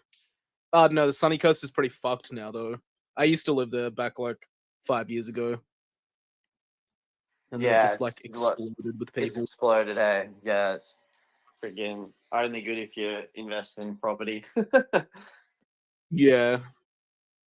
Or you're like a neppy baby. Yeah, that's true. Yeah. And my parents are laughing. Oh, so you're actually 69 cent. Yeah. I'm actually 69 cent. That's my bank balance.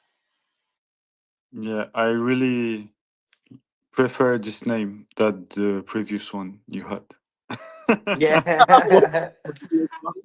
I was like, I need to come up with a good one. And then I don't know. I wasn't really good at it. And then I was like, wait a second. No one has 69 cent. Fuck. Yeah, 69 cent is really cool. And yeah, It's this like, guy. as soon as I changed it, I legit, the first day I changed my name, I got like 200 followers that day. I was like, oh, okay, Wow. the add-ons like it. Yeah, it's really cool name. I don't know, the guy that has to talk is not here. Oh, you guys let me up. One. What's up, bro? Wait. What's up, God's chosen coin? Oh, hello, bro. Or I'm sorry, the Aeon's chosen. Whatever. What are you guys doing? Are you guys doing this? What are you doing? Like a 6-day space or something? Yeah. Jesus Christ! I mean, I wish you luck. You know. Thank you. You will go. You will start to go insane and hallucinate by the 48th hour. I'll tell you that right now. We're like taking turns. We're not all doing it straight.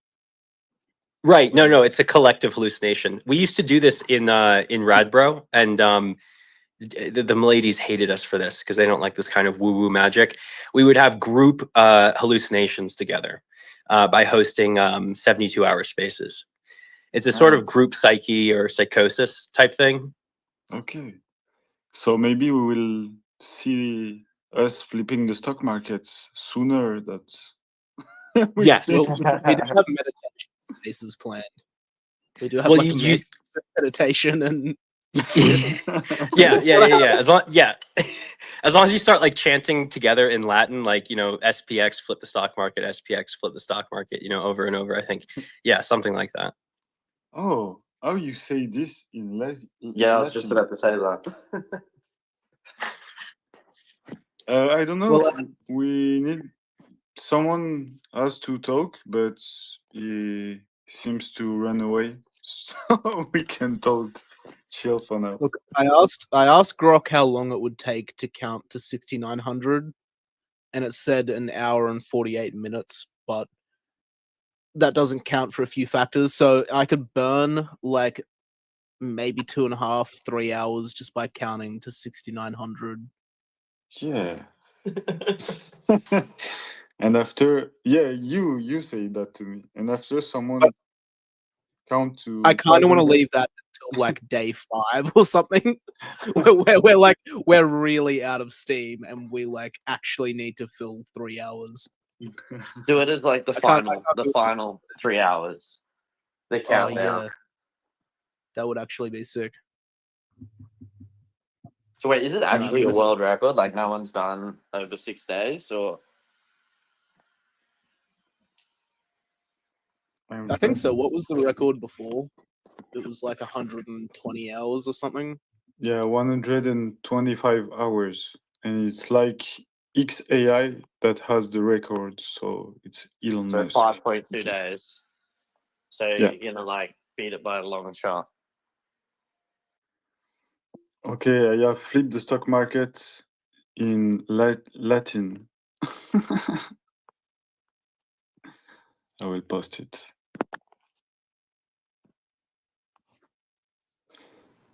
Because Aeon is Latin too. Is in Latin. It's eternity in Latin.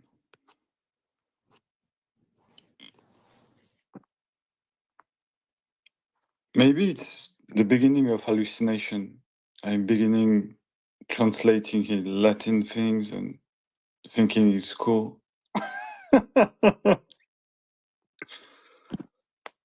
Maybe it's already beginning.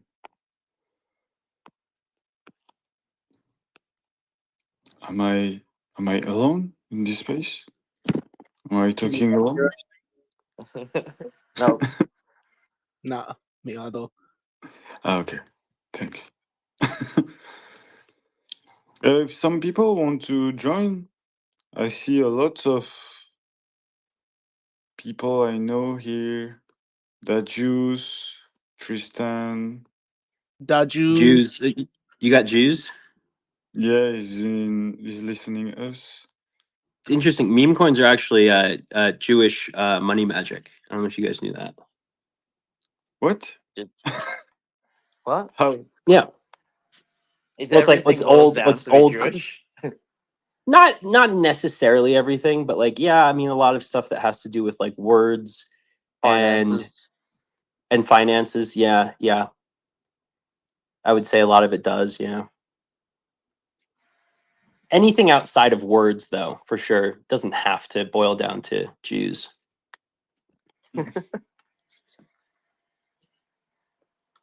Do I saw have to this make funny the- ass meme today. This dude's like, I woke up and had a bowl of cereal, and one of my Fruit Loops wasn't a circle. The Jews are trying to brainwash me.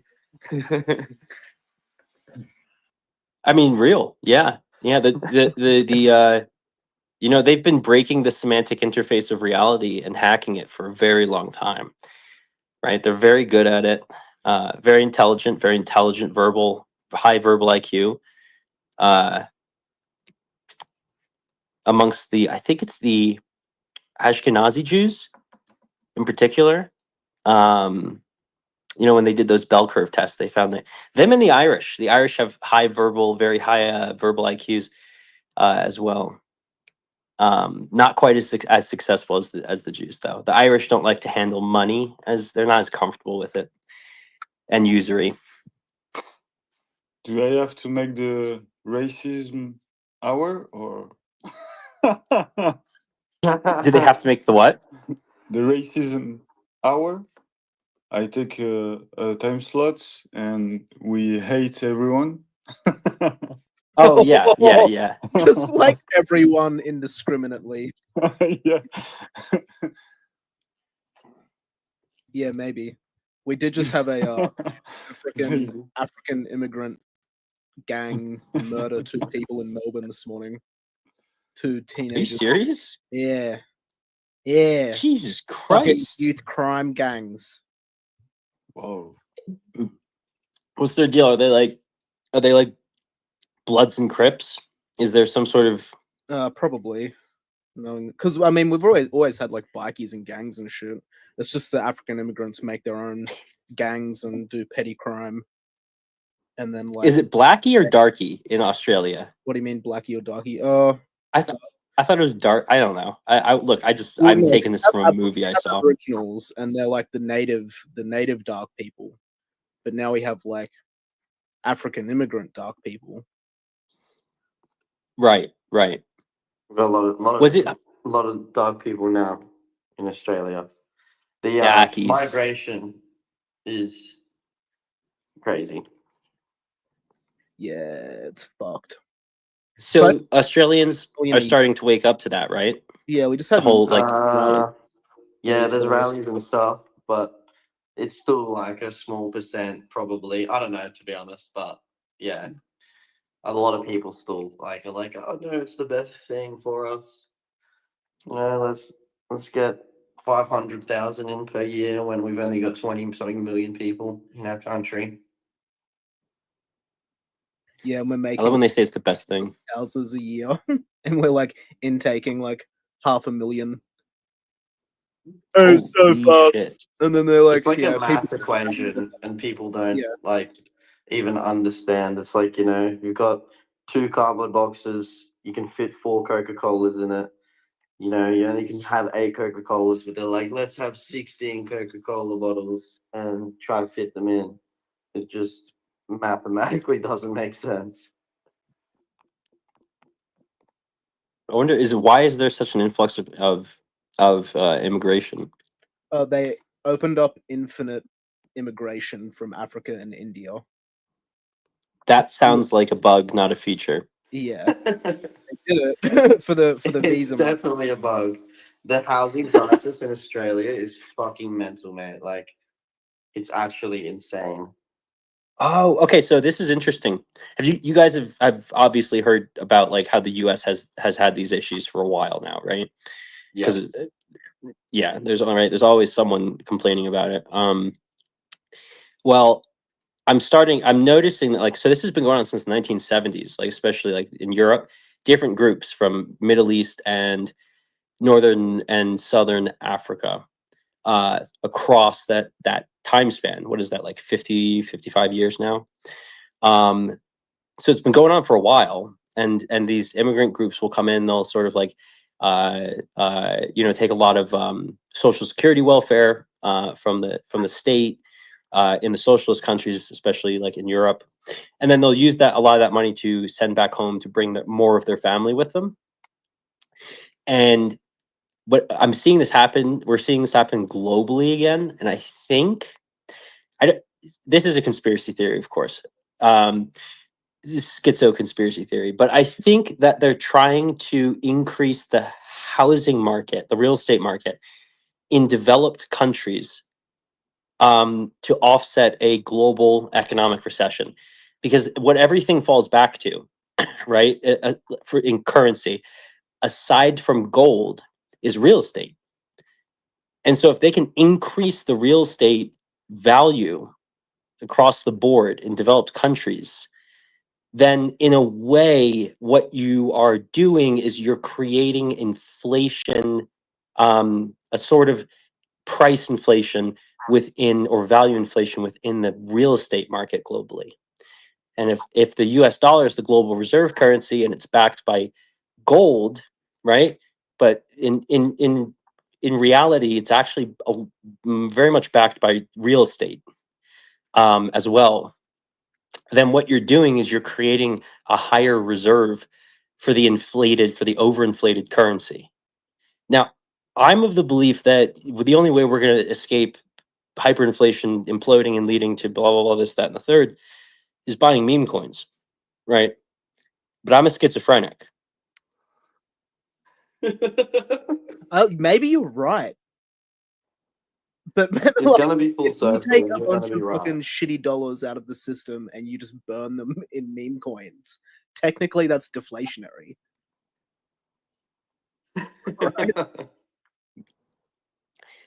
There should be a direct path from US dollar to SPX, where there's no middleman. Because what's happening is that these shoes, sorry, these middlemen are taking your dollars and giving you these little like digital currencies like Ethereum or Bitcoin or whatever, and they're taking your dollars. Those aren't being burnt. That's that.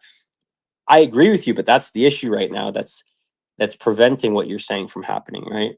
And then you use that ETH to go buy SPX. We need a dollar, a direct to, no, how would you say it? Dollar direct to SPX flow, where you take your dollar and then you buy SPX, and then the dollar is in the liquidity pool or something. Yeah, we just need a USD to SPX pair on a DEX. Yeah. How are you, Raiden? Good morning. Oh, it's fucking How is everyone? Aussie hour. Let's go, boys. Yeah. Yeah. I wanted to chime in on the Aussie housing crisis. Pretty cool, isn't it? Yeah. Let's go. That's that's not a conspiracy theory at all. Like that's exactly what they can do. So if we can inflate assets like Bitcoin and meme coins, then there's no negative social impact of that. So if we inflate house pricing, then there's a lot of political pushback for that. So I think that's exactly what's on the agenda. And so is the housing market in, I have to imagine the housing market in Australia is booming to facilitate all of these new okay.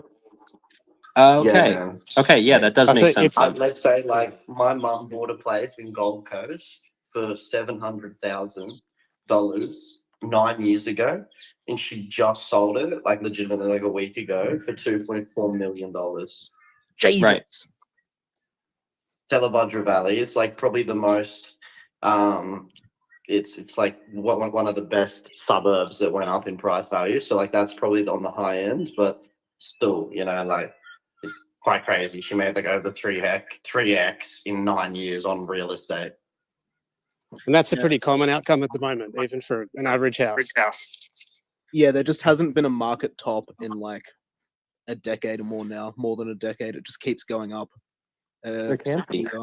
Like even Right? in, like, it's like my small town, like you'll have an absolute like a literal demolish the house because it's like filled with black mold, and the fucking boomers or like Cold War kids that bought it for like 50 grand want $500,000, and it's like you can't even live in the house. And they won't accept less than $500,000, and it'll be gone in like 3 weeks because like another boomer has bought it, and it's like insane. And it's like it's not even a big town. Like I literally can't even get a rental. I like literally have to live in my mum's shed because like I couldn't afford a rental anyway. It's like, damn. So how are they housing the immigrants? Because they like white people will not live 14 people in a 4-bedroom house. But a lot of Gotcha. people, or the immigrants will like have a different family system where like because white people will just be like you'll have your kids will move out, blah blah blah, whereas all the immigrant families will just like stay together and then pool all of their money and then buy each other houses and stuff, and then all live in the same house and all pay the same rent and put like 10 people in a 4-bedroom house type situation. They're way ahead of the game. Yeah, they're way ahead of the game. They like destroy Aussie culture is so like independent and like me versus the world, lone wolf type fucking mentality. You know, the family types are never like, oh, let's just get a big family house and all pull our money and savings together and share cars and share things. It's like I need my own car, I need my own house, I need everything my own. Yeah, that's the big psyop that everybody. Maybe it worked for a while and it made a lot of sense, and now it doesn't anymore. Well, they used to be able to do it. That was the thing. No one fucking wants to live with their parents. Like, no parents want to live with their kids.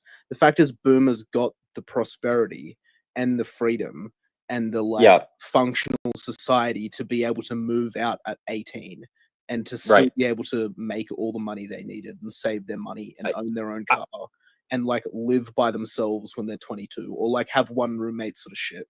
Whereas now we just can't anymore. So it's like the world's slipping back to this like poor standards of living, the poor economic state that it was pre-boomers anyway. Because boomers got like the best Yeah. economic run ever, and now we're comparing it to like the literal peak, the peak of humanity. Yeah. So it's like Yeah. we'll Yeah. never It's get like that good your again. future self is poorer, and it's the reality of today. It's like crazy. Like Sunshine Coast, right? Very expensive. I grew up like it was quite alright. You know, even like my brother, he's like what 30, he's 36. My sister's around the same age. And like when they first got out, it was like bearable for them to move like, 30 minutes away from sort of where we grew up. And now it's like for the new next generation, it's like, okay, you're gonna have to live like an hour and a half. You're gonna have to like go all the way out to Gympie, all the way out to like, you know, inland, go out to like Kenilworth, all these different places that are just more inland. It's the average house price in Sunshine Coast is now over $1 million. It's like 1,050,000 is the average house price in Sunshine Coast, which is just mind bonkers because honestly for our parents, like my mom, this is a different place, but she bought a place in Sydney with my dad 40 years ago. I think it was like 32,000 or something. They sold it a couple of years later for like 100 grand. But today that place is worth like 2.5, nearly $3 million. It is insane because it just never stopped. It never. It will stop. It never will stop because as soon as they stop, the whole world economy implodes. So it's like kind of as you were saying before, it's like we kind of have taken the poison, and now it's like as soon as you stop drinking the poison, you're dead. So you just keep drinking the poison. Keep committing Well, Jewish it's money really magic. we're gonna just see who can last, who can survive through whatever's gonna happen next. And I think that's where crypto communities can band together to survive the apocalypse, which isn't apocalypse is really just like a big shift. It's not the end of the world. It's just the beginning of a new one and like an unraveling of the psyop that we all bought into. That our ancestors fought into. Yeah. Yeah, exactly. That's why I think we were born into. I think the best thing that communities can do is realize that we could all have access to all these assets that we want if we just don't own them individually. We could all have like access Communism. to like. Well, it's really like yeah, a it's smaller kind of scale communism. of that. It's Yeah, the time when it's kind of like the communism best can of both actually work. Yeah, like if you are part of like a giant global corporation, you kind of could have access to all these things that you want. Like the CEO can just rent out and like give it to his friends. That's what they do anyways. Like Jeff Bezos, or like a lesser example of Jeff Bezos, but like somebody who's really rich, they let all their friends use all their assets whenever they want to. Like, oh yeah, sure, you can use my house. Like I'm not using it. I'm in a different continent. Yeah, well, you'll own nothing and you'll be happy. Kind of, yeah. But in the sense that you'll own the network, you just won't own the assets themselves. You have control over it. Like, let's say I have a business that owns, and I used to actually have like, I rented out 12 different houses or apartments. And then whenever they weren't being used, I would just use them and like use all the stuff inside of it. Yeah. Well, that's kind of how everything is like. We're forced to, as you kind of said, it's like kind of like we're pretty much forced due to our habits and our parents' habits and what they chose to do economy wise. We're like forced into communism. But as you're saying, like we might have like a subscription to that life. Yeah, Instead of living. Yeah, the and the complete best, communism. it's not bad if it's only bad. The subscription service only sucks if you don't own it. So it's like you rent it from yourself. Yeah. Wait, what do you mean? But then, like, right, if you're renting it from yourself, you're also renting it from let's say it's a collective group of 100 people or however many people, then you know you're renting technically still from 1% yourself, but the 99 other percent is from others. Yeah, exactly. You own your own stuff. It's like you buy a vending machine, right? And then so you end up throwing a few quarters in the vending machine when you want some chips.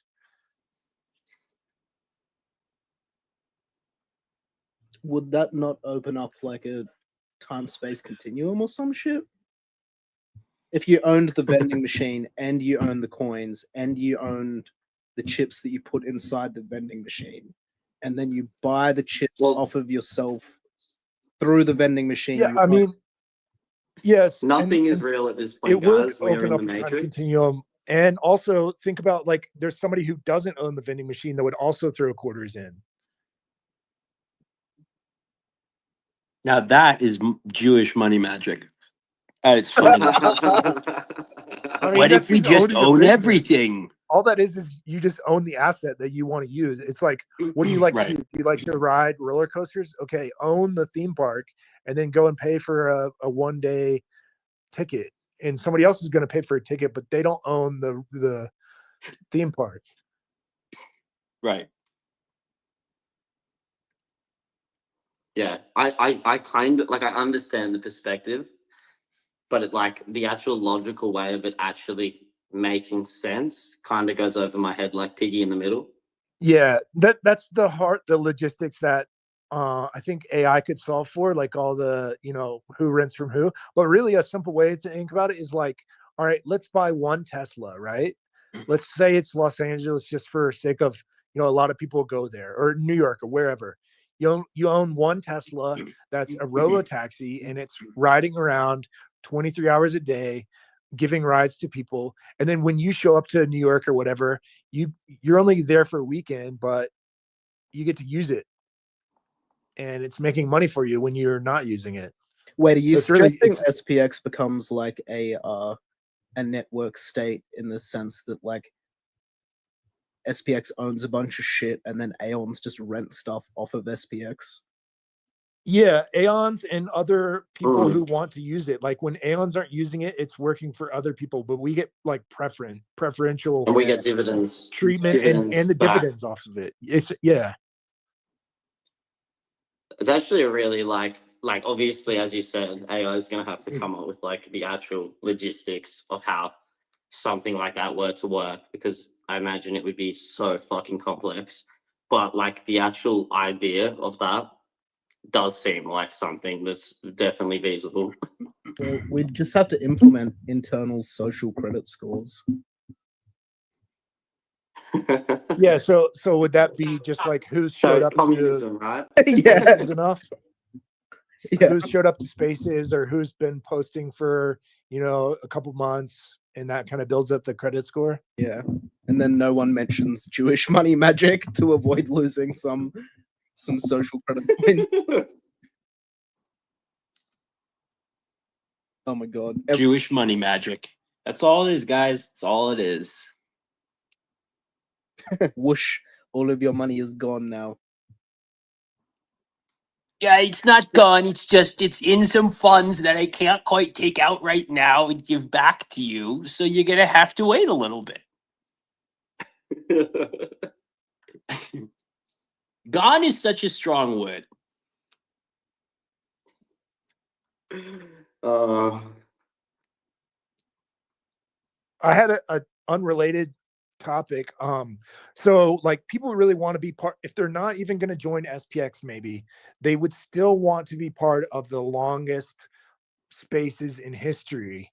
So we could send out the invite to join into the longest to like a whole bunch of random people. Maybe they're famous or maybe they've done something interesting to come up and be part of it for like 30 minutes or whatever.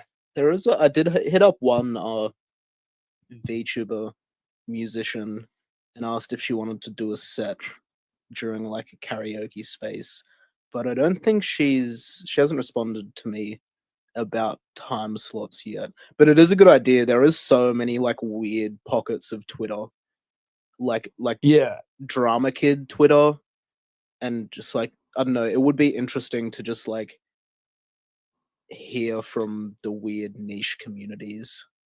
Yeah, I think the longer that we go, the more like people will hear about it, and just like sending that invite link to the spaces and just be like, come be a part of this. You'll be in a world record, right? Don't you want to do that?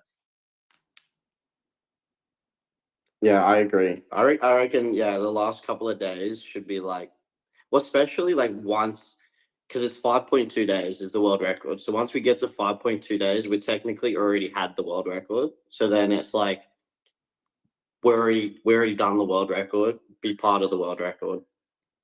Oh yeah, then it will pop off. Then it actually will. Should we just start using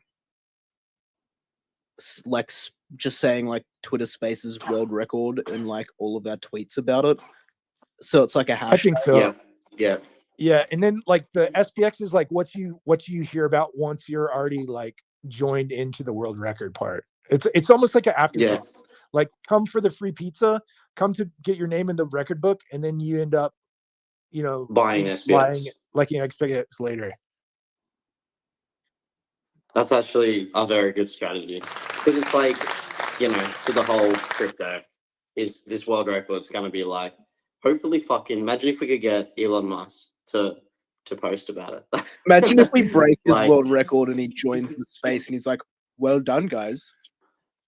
Yeah, just for like 2 seconds, Man, and then he's Just out. 2 seconds. Man, that would be absolutely fucking insane.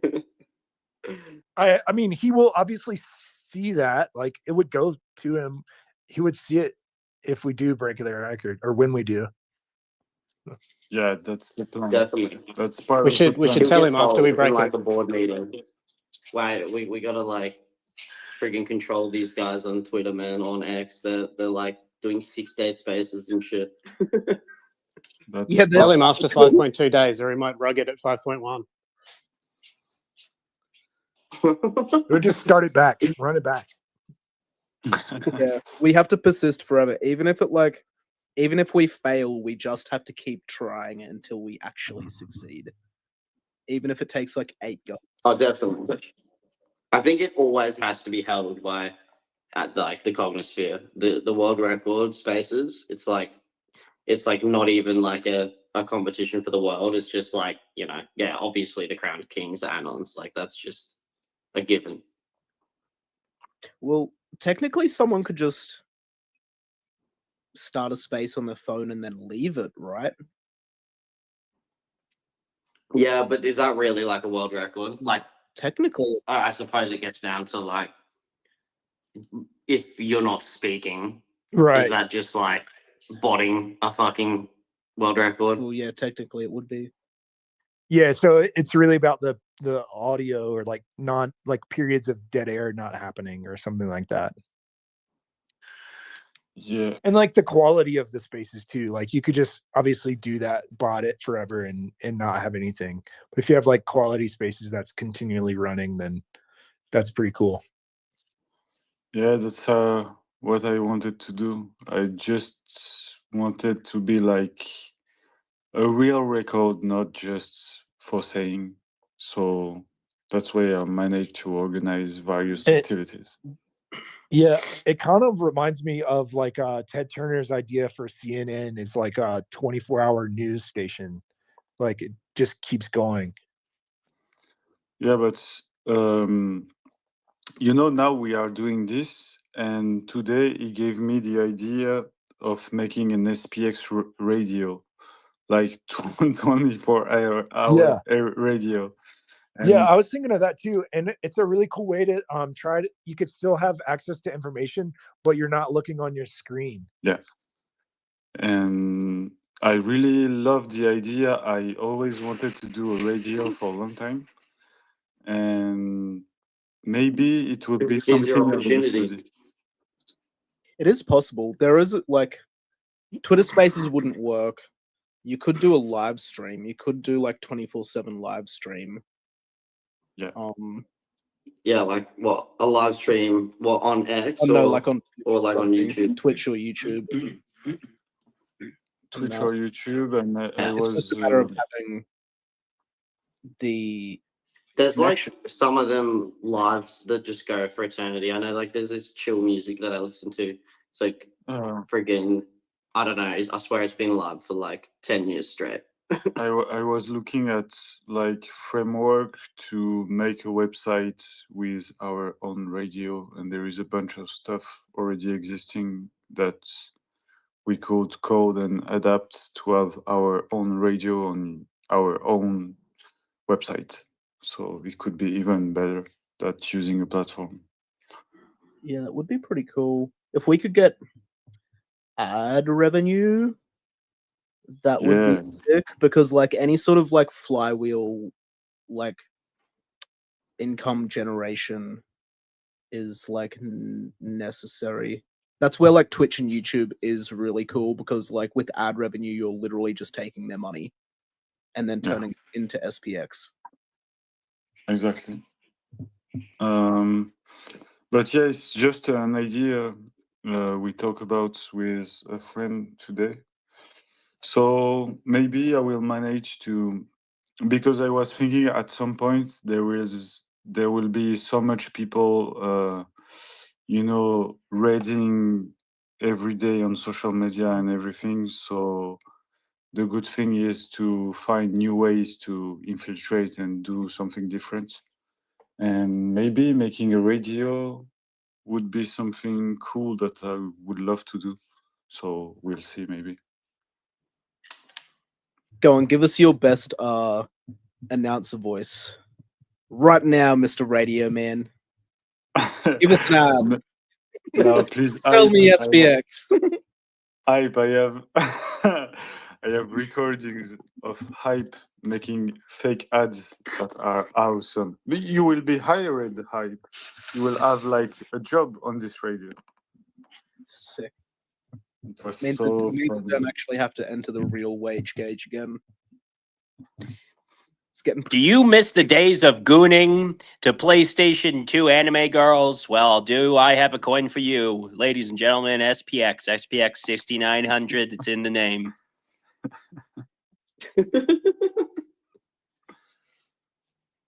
You're definitely a host, mate. You do like the ad breaks? Yeah.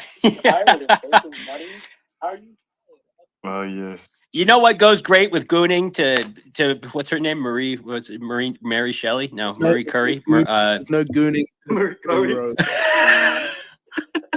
What's her fucking name again? Marie Rose. Yeah, do you Calendar. like gooning to Marie Rose? Well, you know what goes great with that, ladies and gentlemen? Zin pouches. 9 out of 10 doctors agree that Zin hurts your gum health less than any other pouch. I could make a ton of fake ads like this.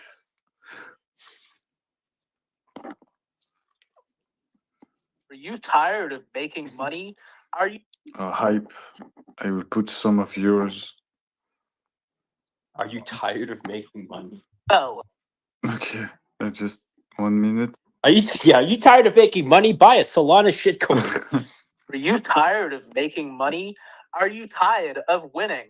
Well, invest in the S&P 500 today to meet all of your money loss needs. I totally whiffed it at the end. I was like, oh, what do I say now? I have like multiple. Do people need to get down? Did you say Drippy's? Drippy has some fucking bangers. Drippy's were like 10 times better than mine.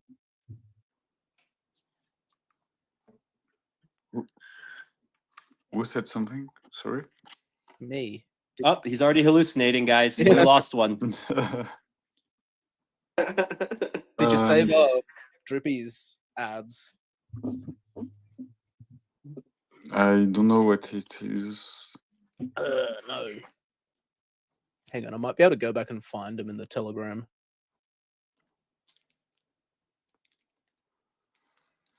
Do we have? No, you will come at. Okay, I had someone that just not make his. We have the first people that didn't make his activities. Congratulations. the first to. Nice. Well, it was bound to happen. At least the first one was. It's like at 3, 2. Fuck. Are they on the wall of shame now? Yo, Pedri, these guys are talking about using SPX as a intra economy. I don't know if Pedri, if you're there, why don't you come up? Pedri has a sort of idea for this. I forget how public it is, so I'll let, if he's there, I'll let him talk about it. Yeah, he presented in a post. I remember. He did, right? Okay, yeah. I remember just for a little bit he was like he was building it, and then I don't know if he was public about it, and then yeah, he did put it in a post though, right? Yeah, he made a post. Yeah, with the garden, yeah, right? Like exactly. Yeah. I really think that like I'm a huge proponent of moving a lot of this stuff to the hype cycle shit, guys, is not where it should be. Like just what, like, the constant like hype and then new highs and then it dumps and then hype and then new whatever, and then everyone goes into hiding and then there's another hype. It's just tiresome. It's weeding everyone out, just as it should. And then the true believers that actually deserve will reign supreme. No, I know, but do you get what I'm saying? Like, it's painful. Yeah, but can we, like, let's start implementing crypto in shit, I'm looking at a bot right now, for example, on Telegram, or sorry, on Discord. And it has like an economy, like an in-server economy. I don't think it's crypto related. I don't see anywhere that says that. But I've seen these bots before, and like people can earn tokens in the server that, I don't know, I guess you can use for merch or something or redeem, but these are just like novelty tokens. They're not on chain. And so I see these bots and they're becoming more popular. I wonder, like, why don't we just have this on chain? Like, where's, this is just like an example though, but this is a perfect use case for crypto where you have and I might just do this myself. I haven't been on Discord in a while, so I'm just coming back to it now. There's so much stuff to be built, and people like Pedri are building, but they can't actually do it alone. Or maybe Pedri can. I don't know. Maybe he's he's a little bit of a polymath. Yeah, he probably can. Yeah, well, whatever. You get my point. You get what I'm saying. Pedri's a bad example. Yeah, I get ya. The I don't know. I'd like the actual like use case for crypto is like such a weird one. Like the use case for me is like belief token, like Bitcoin, SPX. That's about it. Ticker Bitcoin? No. Oh, no. BTC. BTC, yeah. I don't know. I'm a big believer in like the cash flow system is dead, and it's really about like getting a lot of delusional people all in one instead of, them being insane, it being a religion. And that's the great way to sort of make it in the future, because AI and everything is going to be like solving everything at such a fast rate that it's going to be like insane for a human to catch it. Well, I agree, but that's why I'm bringing people into AI, because the intersection of AI and crypto is very large, right? There's almost no Well, could moat be there. ETH, man. Like, I don't know. I suppose that Tom Lee's fucking what he's saying at the moment, that he reckons ETH is going to be like the settlement layer for all AI.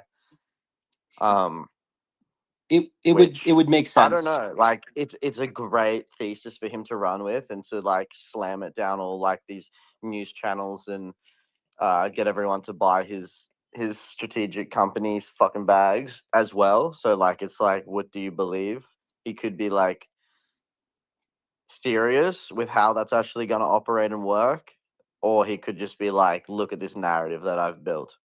So there are multiple ways to look at that, but I think most of the ways you look at the way in which AI is implemented and it is autonomously self-checked and it's regulated is through blockchain, right? And if you want a sort of TEE like confirmation layer that's zero knowledge, you're looking at ETH. You're not looking at Bitcoin. You're not looking at Solana, for fuck's sake.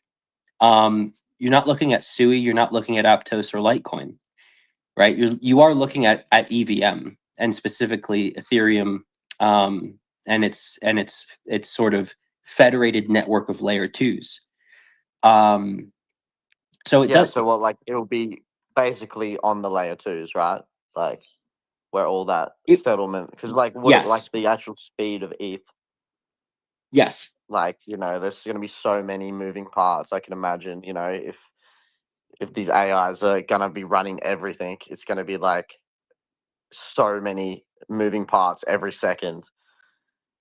Well, so there's a blockchain that's on testnet layer 2 on ETH called Mega ETH, which is 100 times faster than Solana and 100 times slower than a human neuronal action potential firing. Or you could say the speed at which synapses move or transfer information. Fucking hell. So it's fast, right? Yeah.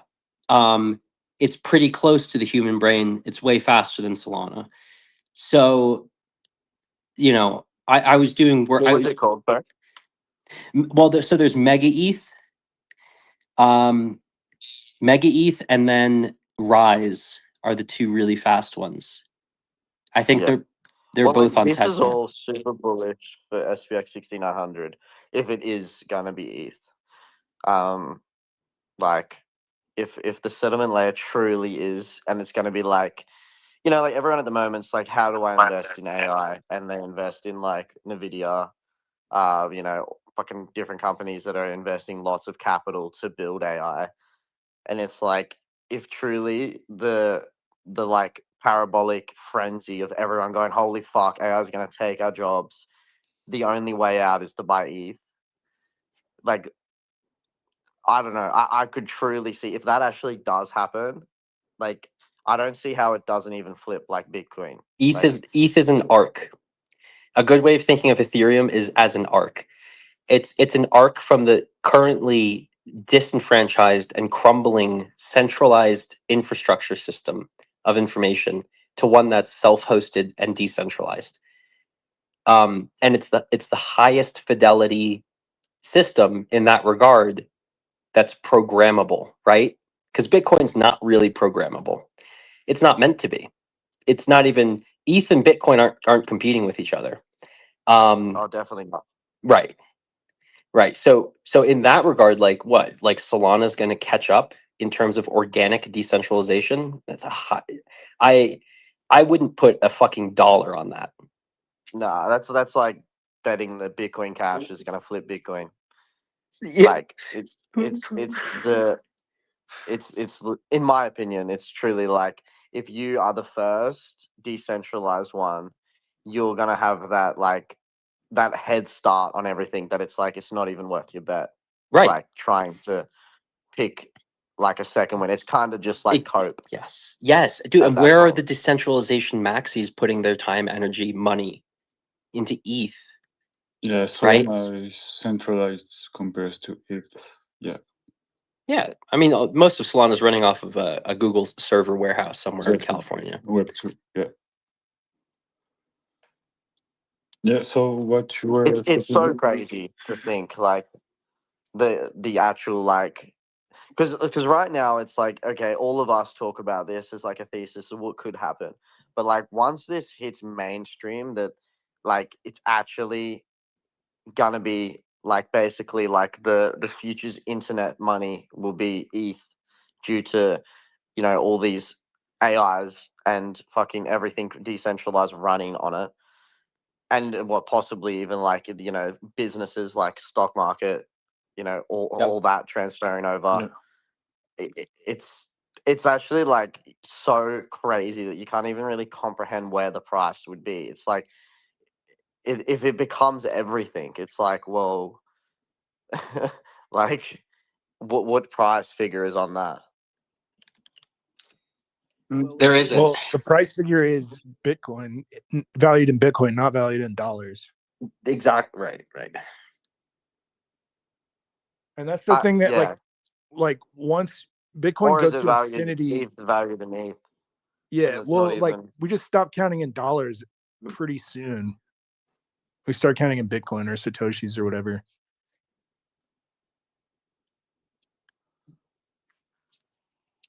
Okay, so it's exciting, that's for sure. Like it's fucking exciting. If Tom Lee is like 100% accurate and he does get to, what is he trying to get, 2.5%, or something like that, that is just like insanity.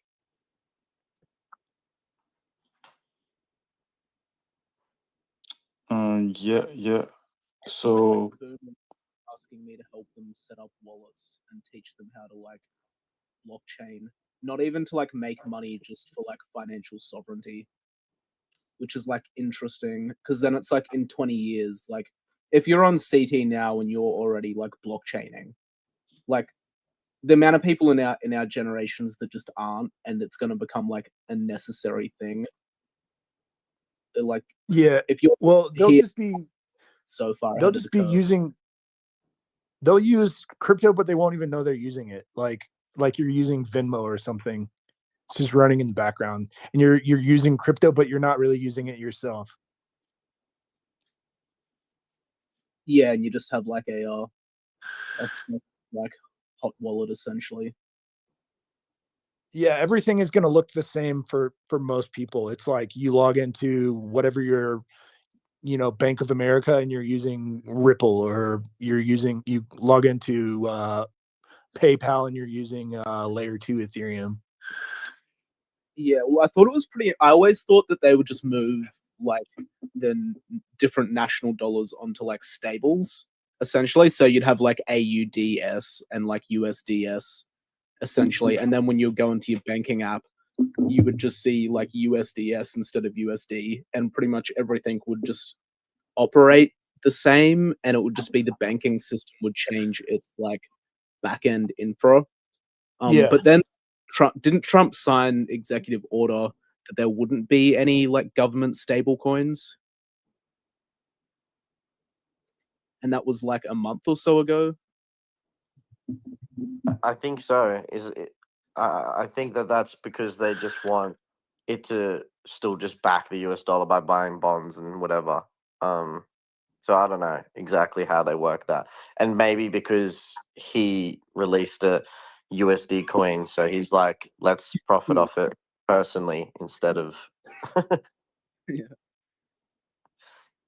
Trump is a gangster, but he is a I like a lot of the shit he's done, but you can never count him out to just line his pockets with cash. Oh yeah, the way he like fucked the entire crypto industry, Trump and then World Liberty Financial Coin. It's just like so gross. I'm like, dude, did you have to? Like, He's like, I think yeah, they do mate. that. They all Fucking do yeah, that. I Like, do, buddy. I think both sides are going to continue to do that to like have a reason to keep it regulated. Like FTX did it last cycle.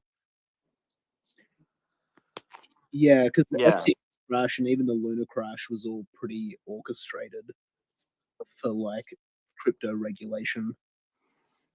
yeah, crypto regulation is like the kiss of the devil to lower all the anonymity and all the stuff that is making crypto interesting for normal people,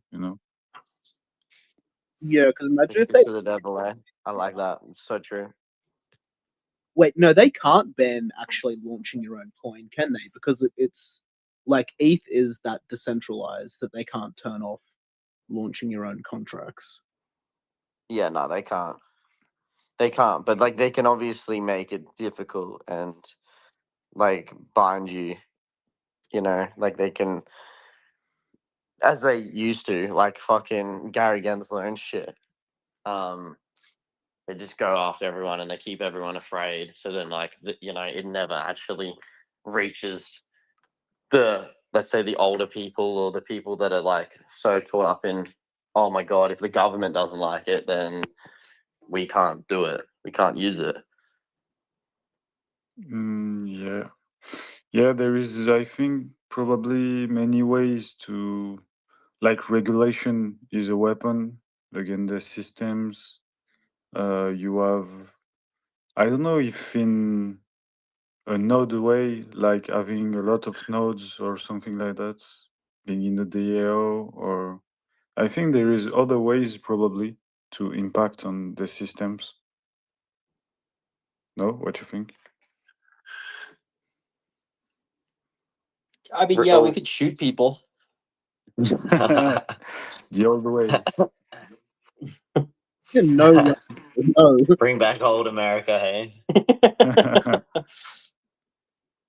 The Gold Rush V2.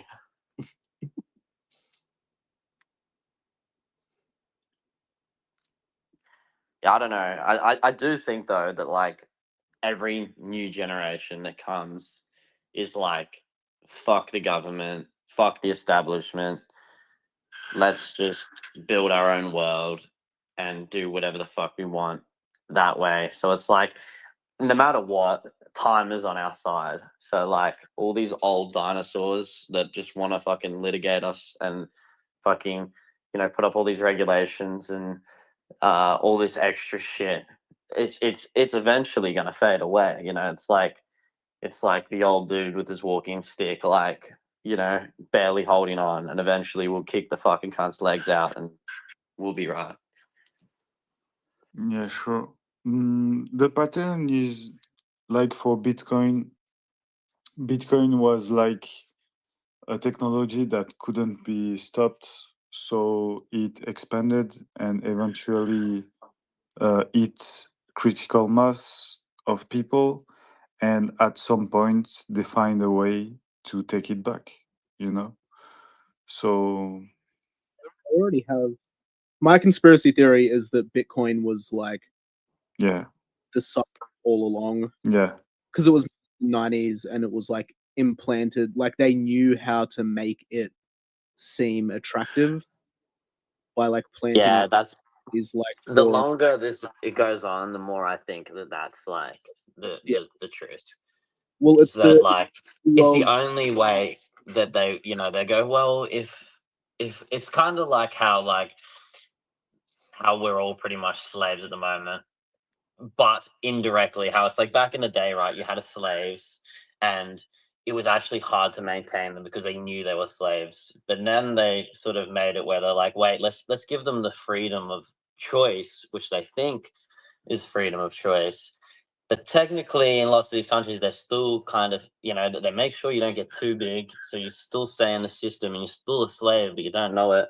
So they sell it as like this fucking red panty night, and then I think that they've done the same thing with Bitcoin. You know, like they're just like, well, everyone hates us. Let's make it seem like they're in power when they're not. yeah, because like the enticing part is like, oh look, all of the financial transactions are like on an immutable ledger, and you're like, great, money laundering is done by the world's elites.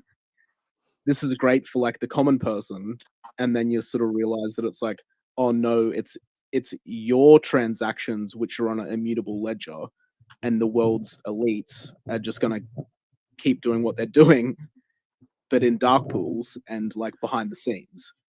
Yeah. And that they can control like your supply of crypto, like they can black books. They can like restrict your ability to operate on the blockchain and force you into like other more cyberpunk like networks. Yeah. sort of thing. Like it's really dystopian when you actually think about it, because like there's no cash version of crypto. Like there's no physical exchange besides like having a ledger, I guess. But like you can still blacklist ledgers. I don't know. I'm still super optimistic on crypto. It's just it is very dystopian when you like actually look at it. I think everything like that gets to a certain height of like popularity can then always be like traced back to that. You know, like no matter what it is, you know, no matter how it becomes, it always gets like sort of, you know, it's like power flows into whatever's the next hot thing. So it's like, you know, I don't know that it's like, let's say SPX becomes the next thing like Bitcoin, and then you know governments start buying it, and then people start talking on spaces and they go, wow, it's like, what if it was all along, it was just the you know, like there can always be traced back to that thought. I think it's different for SPX because it's something that's not material. So as long as people will believe in it, you cannot so much control that. You could probably buy some supply, but for buying the supply, you need Aeon to sell it, and if they believe in it, they will not. Yeah, there's something different in SPX for me that couldn't happen. It will not happen what happened to Bitcoin for me for SPX, or not that way, for sure. I kind of agree with what whoever said that first. It's like anything. It's like the snake that eats itself. It's like it grows to a certain point, and then I guess it's really depends on like who remembers whatever the original part is.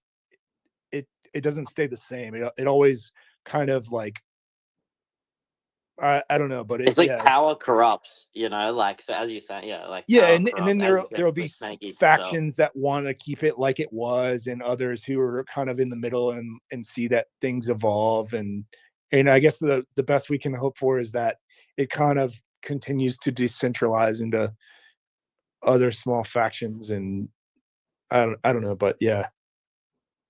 Yeah, I truly do reckon. Obviously, it's different with SPX, and that's at the moment. And I hope, pray to God that it can stay like that. But like, you know, let's say you were back in the early days of Bitcoin and you were in the cypherpunks, and you know, like you had that same thought, right?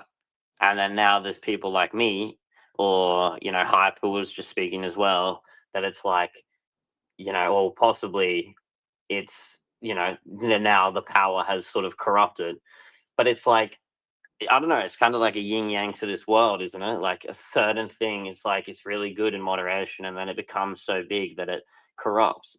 It's like, I don't know if it's something to do with God and the devil, or something that just like mass power ends up corrupting. Yeah, like the committees formed so we can build, like, let's imagine we tried to build our country, right? Like there has to be some level of centralization to that, and just like it's a natural thing. It's like a tree eventually dies, or like all movements change into new things, and that could be good or bad depending on your perspective and your amount of power and your amount of influence.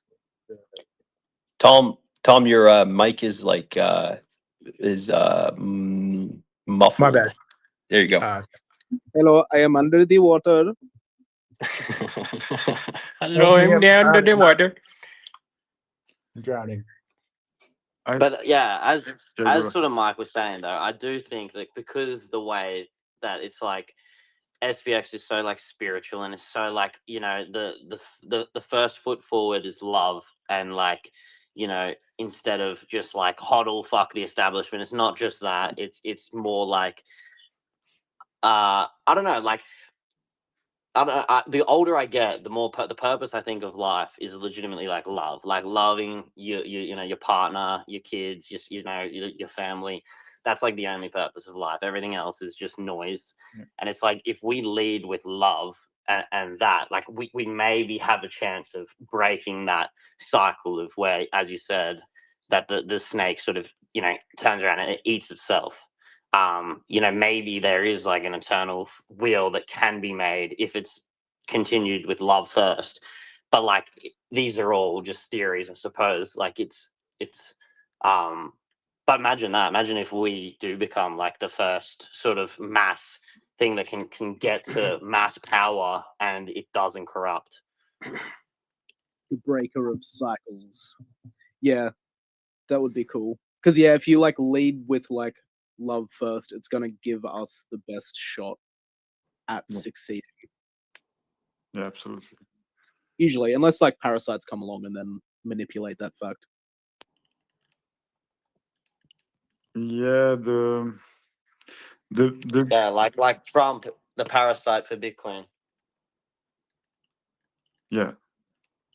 Yeah, and I talked a lot about that, but Michael Saylor, I think, was not a good thing for Bitcoin, for my opinion. It's if you have a standpoint of regular people, and as you know, Satoshi just puts Bitcoin on internet and give it to people for free, and in order for people to mine it and to make it grow and everything. So if he wanted to give it to establishment, if we are not in the theory of hype, where it's a CIA thing from the beginning. Holy shit. You know, like Sailor just killed the just bring the devil in the house. It bring the TradFi into Bitcoin, and Bitcoin since that moment stopped to be for regular people. For me, that's my view. Yeah, it's like a Trojan horse or whatever it's called. Yeah.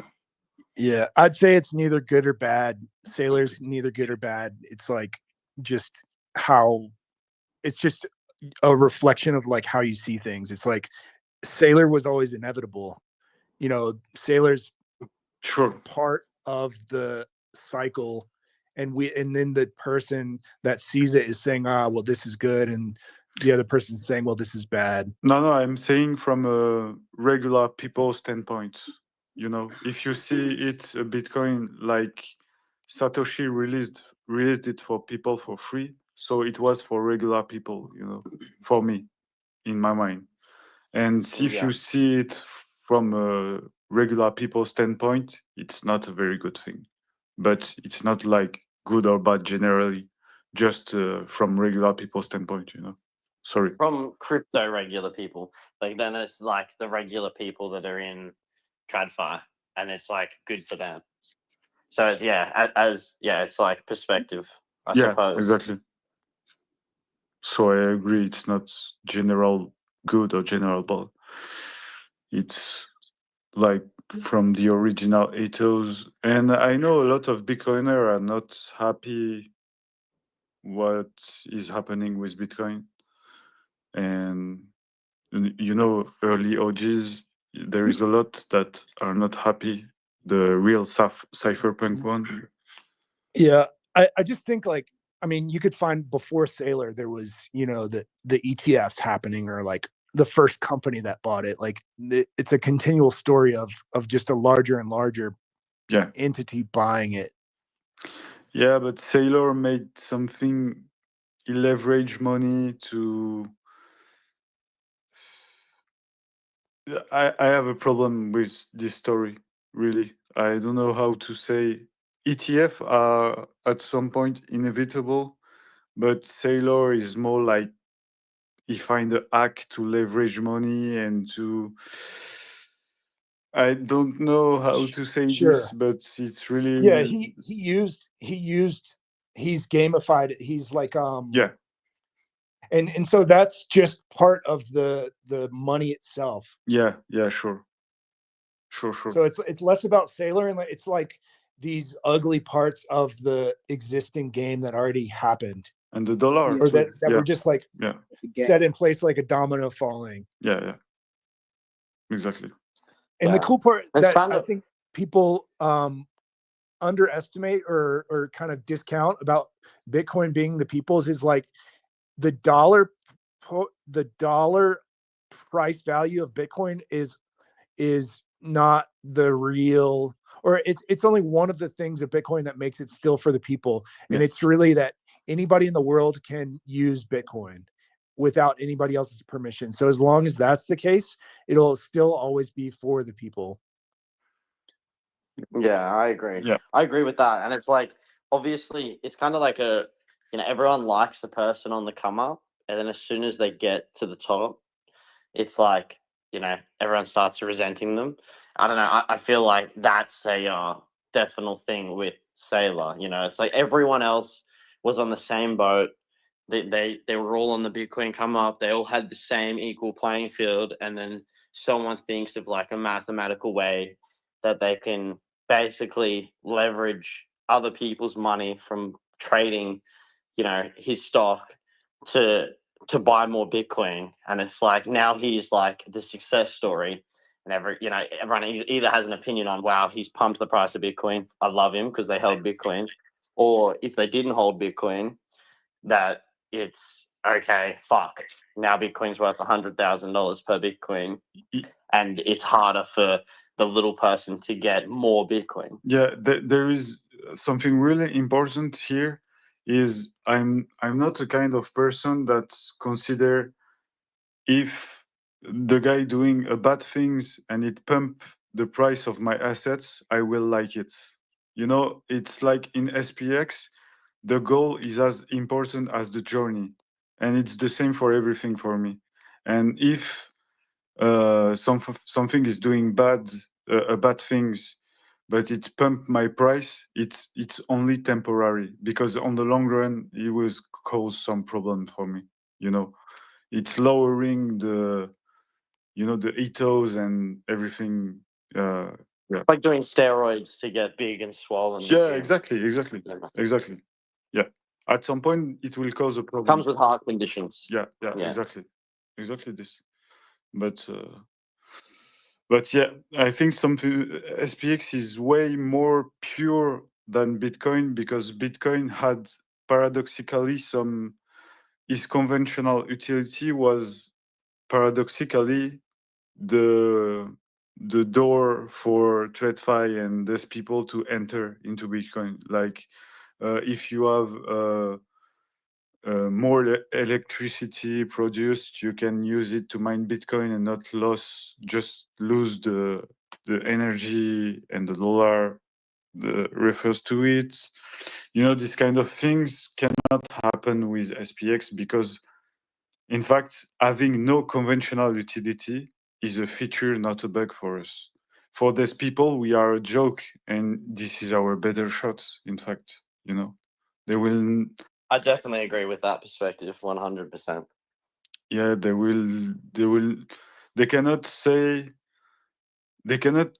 They barely can justify it to large, wealthy people to buy it.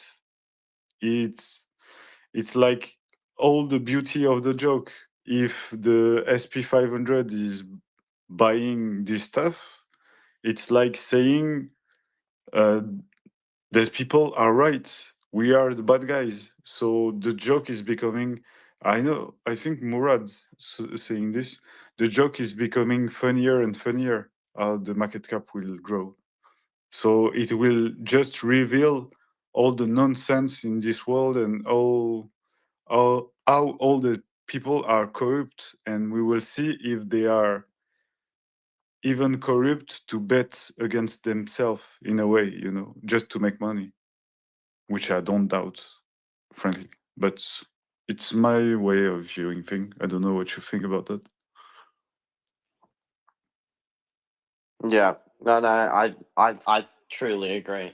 It's like, yeah, definitely. The higher the price goes of SPX, the funnier it gets, and like also, ironically, the more it will be believable and make sense for people. And then like, like people that have like lots of capital in successful businesses, you know, once it starts like flipping companies on the top 500 on the S&P 500, like the snowball effect of just that, you know, like us posting all day, oh my god, we flipped, you know, rank 490 company in the world, we're 489, 488. Yeah.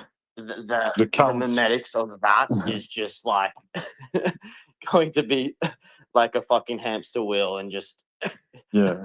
oh man, I cannot fucking wait. Yeah, same. It will be crazy. We will have like a count of which number we are in the SP 500. It will be awesome. Really awesome. I don't even care about like coin market cap or our actual ranking in our own industry. We're Yeah. only like ourselves against like TradFi. It's the best. It's honestly the best. Like the I don't know, the organicness of how SPX spawned and like how it's truly just got like the best mimetics. Yeah. It's like there's nothing else. You know, like as I've like, you know, I was in like PopCat and all these. I made a decent amount in PopCat prior and all these different meme coins, and it's like I don't know. It's like funny. You know, it's about that, but then it ends. You know, like the story becomes dull because there's no like true mission, and like the mission and how it's so funny that it's like, you know, like you tell it to the average person and they legitimately don't even comprehend what the fuck you're saying. Like it's just so funny to me that there's so many of us that are like, you know, this is truly going to happen. We're going to flip the stock market. And then you tell someone that's like not even in crypto about what's going on. And it's like the comprehend is just like not there. And then all of a sudden that same person will come back and it will click. And it's like, I just find it so funny how like it actually like attaches to someone's psyche and eventually it like creeps in and they end up being a bull on it. Just Yeah. I've like got like it does that to like normies, like you said that like because like S&P is like comfortable and it's a real like comfortable sound and it's not a meme, like you're not telling them to buy like a dog coin Yeah. or something. It sounds legitimate and it's funny the like interactions I've had with like TradFi people or people that like they aren't in crypto but they're in finance so they understand what the S&P is and then you tell them that we're flipping the 500 because we have 6,400 more S&P because they get and they're like that is so fucking dumb, like crypto, like they think crypto's stupid in the first place and then that just is even more dumb. It's so good. yeah, it just like flips it all on its head. It's like Yeah. so dumb that it's like I don't know. Like as I said, like I've told so many people. Like, I had a good mate that's like just stocks, hates crypto, fucking hates it so much. And then I don't know. Like I was talking about it. This is probably like 6 months in to me having SPX, which was like 7 months ago, or whatever. And I was like talking about it every time we'd hang out, and then like I find out that he's like created an X account. He's fucking in the rabbit hole. He's all about flipping the stock market. He's like, he was like trying to trade stocks for like 5 years or 6 years. And it was like, it's so hard to pick the right fucking stock. It's like, you may as well just invest in the S&P 500. That's what he come down to. And then I was like, bro, like if you're really going to put your money into the S&P 500, why not just invest into SPX The one with 6900? 6,400 more. Nice. And then it like clicked with him and he was like, fuck it, like I'm actually gonna do it. It's just so funny. And then the other thing, it's so sticky. It's like as sticky as Bitcoin, right? Like once you become like a Bitcoin maxi, there's no going back. It's like you fucking dive down this rabbit hole head first and you can't even flip around. You're just down in that fucking rabbit hole.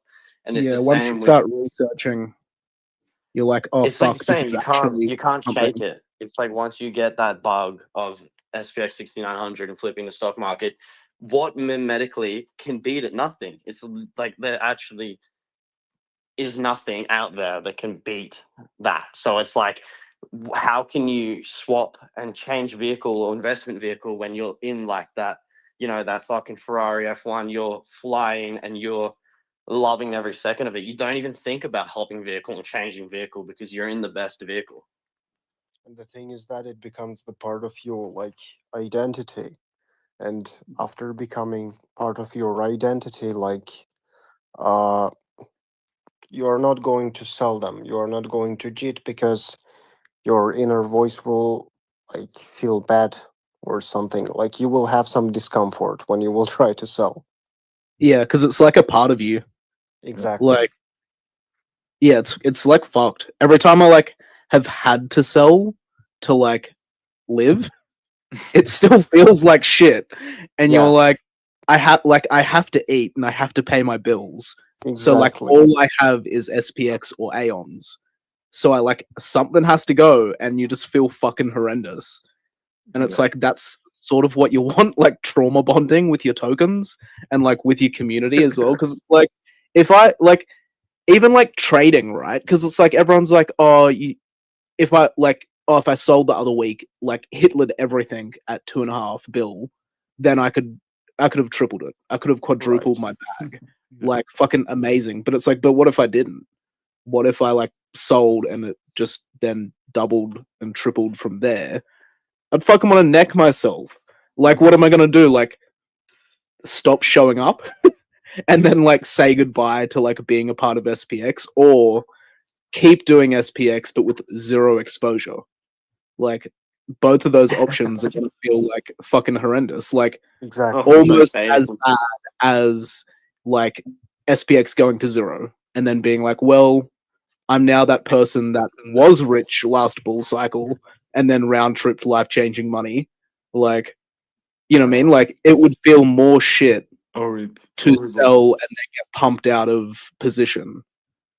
So it's like that's why you sort of don't sell because Yeah, the like and this there's so isn't many people that have that opinion, bro. So Yeah. many. That's like, I think how it's like held up so well. Like when we had that last dip and like, friggin' it went down to, what was it, like 250 mil or 300 mil? Yeah, 275 it like wicked. Yeah. And I was like, oh my god, it's gotta be it. I was like, ooh, fuck. But it's like, I swear to God, we are like pivoting that same like place right now, just in the future, and we're like sitting legit 3x higher than what we were there, like comfortably more. It's like nearly 4x more than we were there, and it's like the same sentiment in the community. Like the true believers are stronger than ever, and then like all the traders are MIA. They're all gone. It like I just feel like it's like deja vu. The cat's walked past again, but this time we're sitting at 1.1 bill, 1 bill, and like yeah, I completely agree. The trading, I don't know. I've never been that good at it. Like I always get out at the wrong time, and then it pumps, and then I buy, and then it tanks, and then like it's just like fucking horrible. And I think that's what like is so friggin' beautiful about SPX is like everyone that's been rinsed by trading, like, made generational wealth, lost it, or they've made a little bit and then lost it, or just lost it. They get pushed into SPX, and previously, it was like they get pushed into Bitcoin, but now it's like you just get pushed into SPX and you go, well, fuck, I can just buy this, hold, talk with my mates, enjoy, gain new friends, and then live my life comfortably. And then it's like you're in that trade for like, a long time. And it's not just like in out, oh, how can I trade? Because that's like, as my friend Aiden trying to trade stocks, he was like, when do I buy? When do I sell? What companies do I buy? It's like, it's all this fucking noise, right? And your life becomes noise and you get stressed out. You can't hang out with your family. You're just like freaking out all the time because you're like, fuck, do I need to check the chart? Yeah. But then once you're just like, I'm holding this asset, I'm buying this, it doesn't even fucking matter what the price is. It's like the price is what it is right now, and then it changes, and it's just going to continue to change until we look back at and we flip the fucking stock market. So That's how I think about it. I truly reckon as well. Like I truly think that there is a world where we actually flip the stock market. Like Yeah. it's actually possible because all it takes is people holding, more people coming and buying. It's like a number of like how much diamond like hand your community can be, and it's like by the stats, SPX 6900 truly has like the hardest diamond hands. People would rather vomit and fucking turn gay if they're straight than sell their bag. Yeah, the coin you are afraid to sell. Yeah, and also it takes like people that are more and more closely aligned with the traditional finance, or traditional stock market, also buying into SPX, and then Ethereum going fully on chain with like tokenized stocks. So there's a possibility there. Yeah. And on But like it probably will look really ugly as well. Like we'll probably all be rolling in our graves when it does flip. Possibly, and like as I said, like the world where we flip the stock market, it is like a crazy thing to even say. But it's like, as Murad says, it's like you get fucking 1% there, 2% there, 3% there, and like it's already so much. Like it's like there is no higher target, but then with that target, there's no greater mean. Like you know, like as you were saying before, like about the dog meat, this, that. It's like there's no like valuation that you can put on that. But this, it's like the valuation is infinite, pretty much. Like that's how ridiculous the fucking stock market is, and how like it truly just like changed the world by adding this weird investment layer into businesses. And now like we can use that and how much of a fucking joke it is and how overpriced these stocks are, that we can just use it against them. It's like the reverse, I think. Sorry, go ahead. Oh no, I was just flipping. I wanted to say that probably SPX will be the first asset to cross Ethereum market cap, because Monk said this one time, and I think it's crazy accurate. I think in order for Ethereum to be really considered utility, it has to have something on Ethereum that cross Ethereum market cap, and that way it will prove it was really an utility one, is a utility. And I think SPX can be this before stablecoin, because at some point stablecoin will cross, I think. But I just wanted to say this.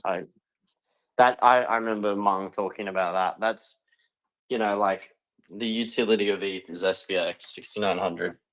Yeah. Joe, you want to talk a little bit? You're here since like quite a moment. Maxi Aeon, you want to talk a bit? Are you here? Hey, how's it going, everybody? Yeah, I'm here. Just been listening to, just everybody's, points of views on, SPX itself. Hi, bro. Can you guys hear me? Yeah, sure can. Sorry. Good stuff, man.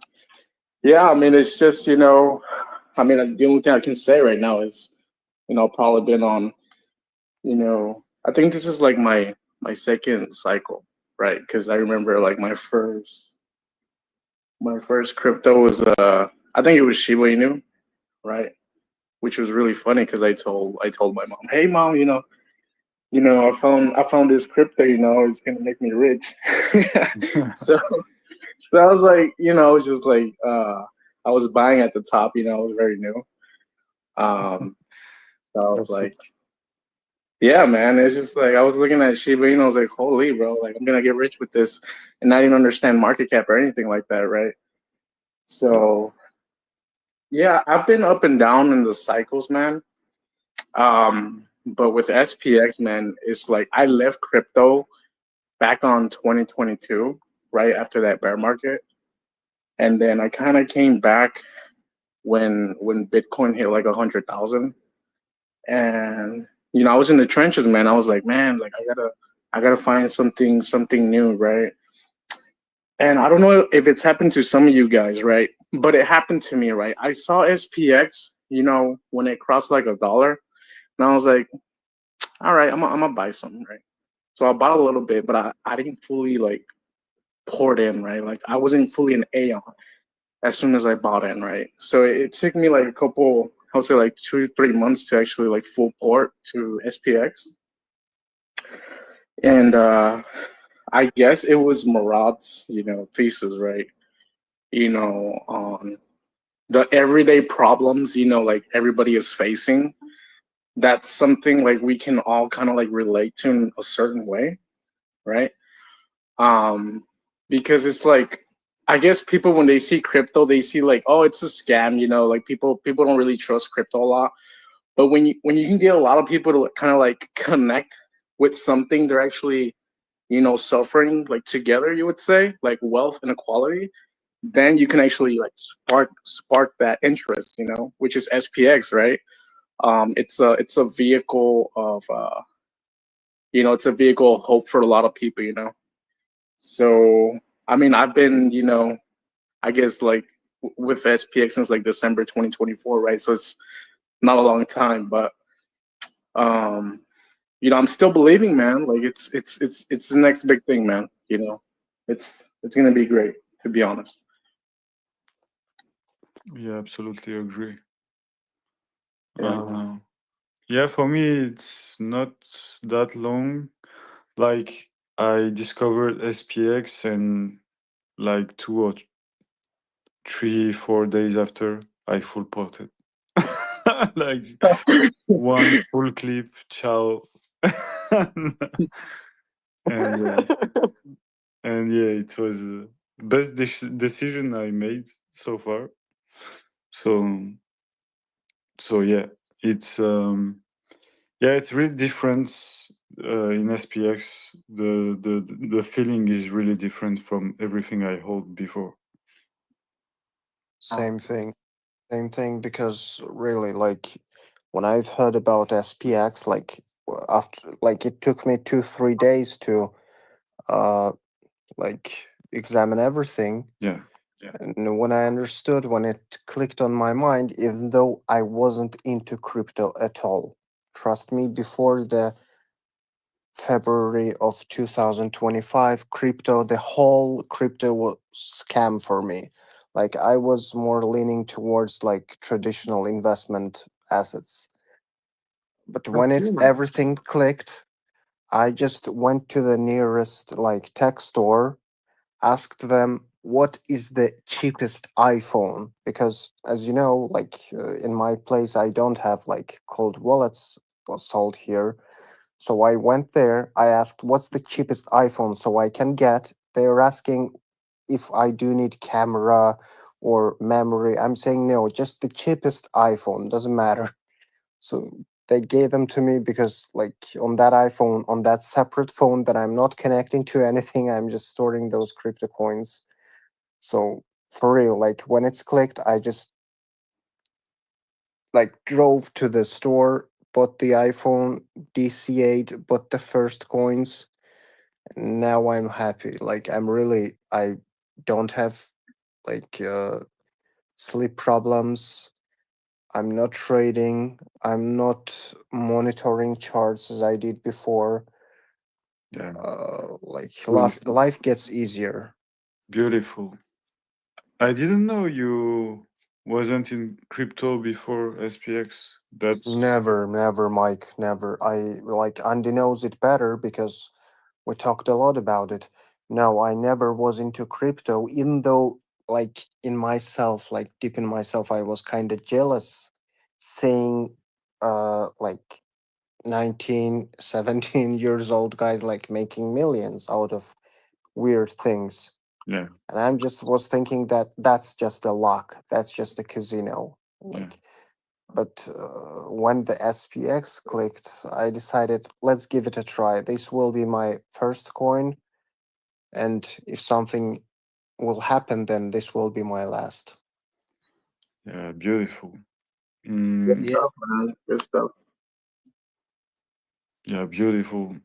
Something I'm very attached to is not corrupt my soul to reach the goal, and it's really something I love in SPX. Is like the journey and the goal is as important.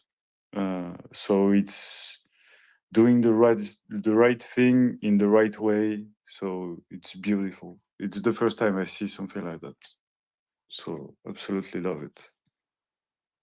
Yeah, I felt the same because I was like, "Fuck, dude! Imagine like actually being a part of Doge or something like not just getting in like below a Billy, but like being a part of it, and then being able to like have all of that experience, and just like the story would just be like insane." Crazy. And then I was like, so that's what I was like fucking searching for ages. And I was like, I need to find the next big one. Yeah, I remember you told me about that you were searching, and yeah, you arrived early, like in October. You told me 2023, something like that. Yeah. Well, I was like late. I like bought the first top, and then I was underwater for like an entire year, You which was was- like a pretty shit feeling. You Where I was was like, fuck, so- could have had like 10 times more if I waited like 3 weeks. But I saw like 3 or 4 videos and memes, and I was like, this has to be it.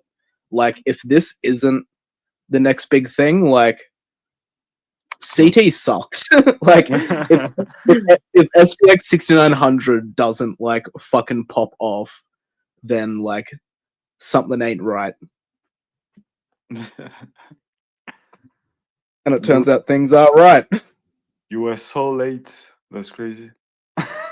Yeah, because I took a break. I took a break off of fucking CT and was like, I need to like touch grass, have a normal job. Okay. Like, not that I was fucking getting any money from CT, but you know what I mean? Like, you need to just like fucking take a break from the timeline. Yeah.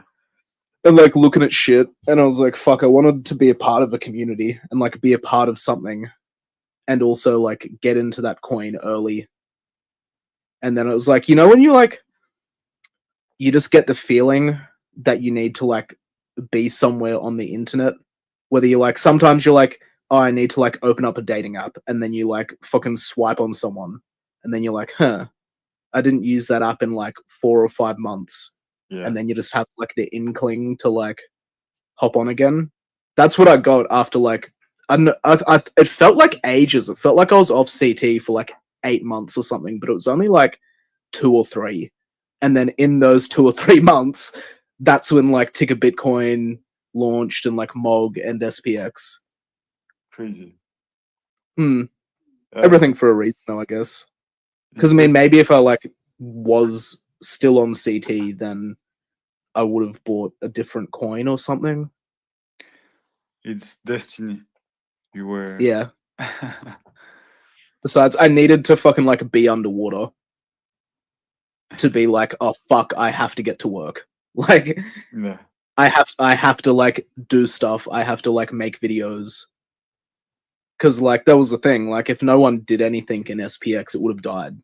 Like, SPX is like, well, it's like a nation, right? Like, it's nothing without its people. Exactly. That's very true. Very, very true. Just looking, we will have in 1 hour and 15 minutes, we will have Grilape that will come and talk about the Limbani, his chimpanzee. So it will be really sick. cool.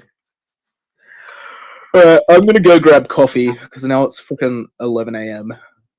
Okay. We've been yapping for like ever. Yeah, like I'm live since 16 hours and 42 minutes. I'm a little bit tired too. It's like an international flight. Yeah, but it's okay. Drop some coffee. Yeah. Well, you should pace yourself. You have scheduled in your sleeping hours, right? Yeah, I'm just waiting maybe slow Ion to coming back, and I will sleep a little bit.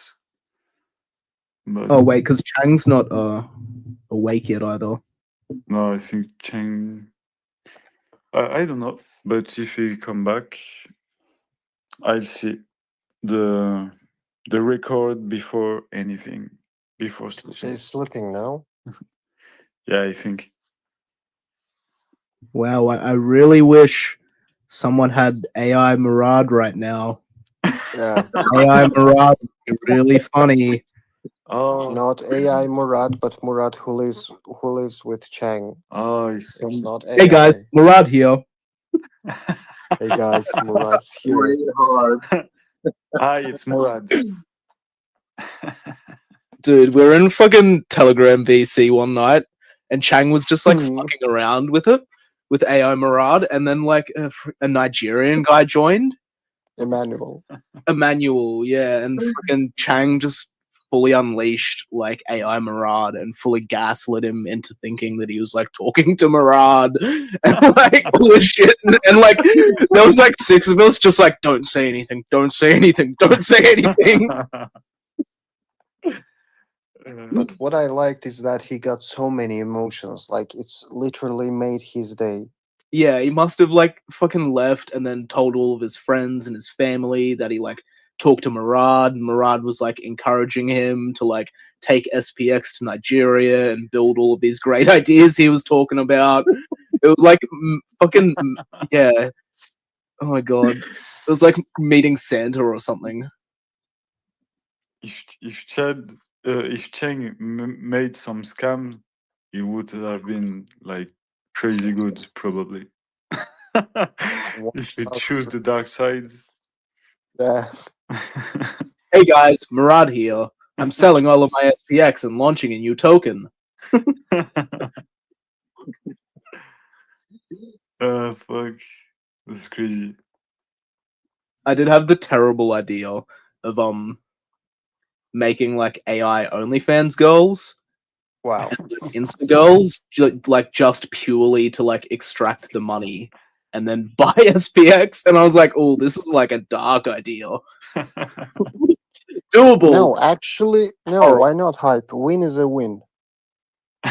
Win is a win, but it does go against our moral compass.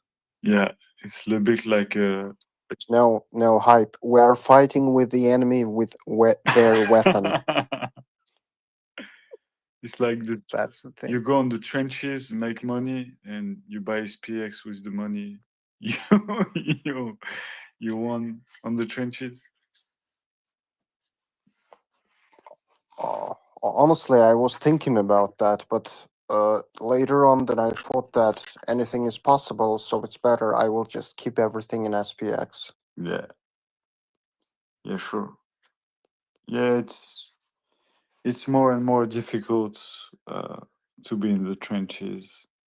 Like exactly. Like Murad share stats, like it's 42 seconds the average of a trade on open and close on the trenches on pump fun. 42 seconds. Right. Fuck. I lost longer in bed. Jesus. Like, what even goes through your mind when you're like trading that? Yeah. Like, you just got a stopwatch out and you're like, fuck no. Well, I mean, that's where gas actually was good on ETH. Because so much of that is like poor third worlders who can't afford Ethereum. Because like it's $2 or something. Or like 80 cents for like transactions, Wow. as opposed to like the 2 cents or a penny for Solana. So you can like open and close a trade in 40 seconds and not be at loss. You can JIT like this. I need to JIT. I need to I JIT. need to get it. Yeah, so paradoxically, Ethereum is have bigger fees, but it's like it's like preventing from JITting. So it's not a it's not a bug, it's a feature. That's beautiful. It's really Yeah, pretty much. Because it has like fucking, it used to work really well when like last bull market when a transaction could be like $200. Yeah. And you're like, well, I think I paid more than that at the peak of the bull run, the last bull run. It was like crazy shit at the end, really crazy. I remember, it was really much more than that at some point. Yeah, I remember people posting up there like how much they spent on gas for like the bull market on their like tax write-offs, and some people had like $500,000 gas bills. What? And you're like, fuck, that's insane. Well, because they were doing size. Yeah. So, you know, these are people that have like 5 or 10 million or like 20 million that they're like playing. Yeah. Wait. Just a quick question, like noob question, hype. How much they were trying to withdraw or deposit, and they paid so much in gas? Oh, no, that's like over the course of like the full bull market, like over the course of like 2 years or like a year thing. Okay. It's accumulation and doing a lot of transaction to move a lot It's of money. some. Yeah. It's the ending result. Okay, Yeah, I yeah, get yeah. it. Wow. Yeah. But it's because it's decentralized and there is a lot of demand. Fees are like a proof of something is very used. So in a kind of way, it's not cool because you pay fees, but it's proving that it's working well and it's demanding by people. Well, at least a lot of the money was going to like miners and stuff, which is like cool. Like, it's better, like, because like you could just start mining ETH, which is like such a sick feature of a financial system that you can just participate. Like, you can't like just participate in the banking system. Like, you can't just open up a local branch and then start doing transfers for people and like get some of the fees. It's like, yeah, the fees were high, but at least like a portion of the mining base was just some guy who had like a rig of 6 fucking 3050s or something. Like, your neighbor could have been mining and making like $200 a day on ETH, which is like fucking cool. That's a sick system. Yeah, I used to know people that were making like one Ethereum a day doing this. Wow. But the price was like lower. But yeah, they keep it and it made a good amount of money. But like, yeah, proof of work to proof of stake was really a thing in Ethereum, and it became like deflationary. That's how we say. Yeah. Too.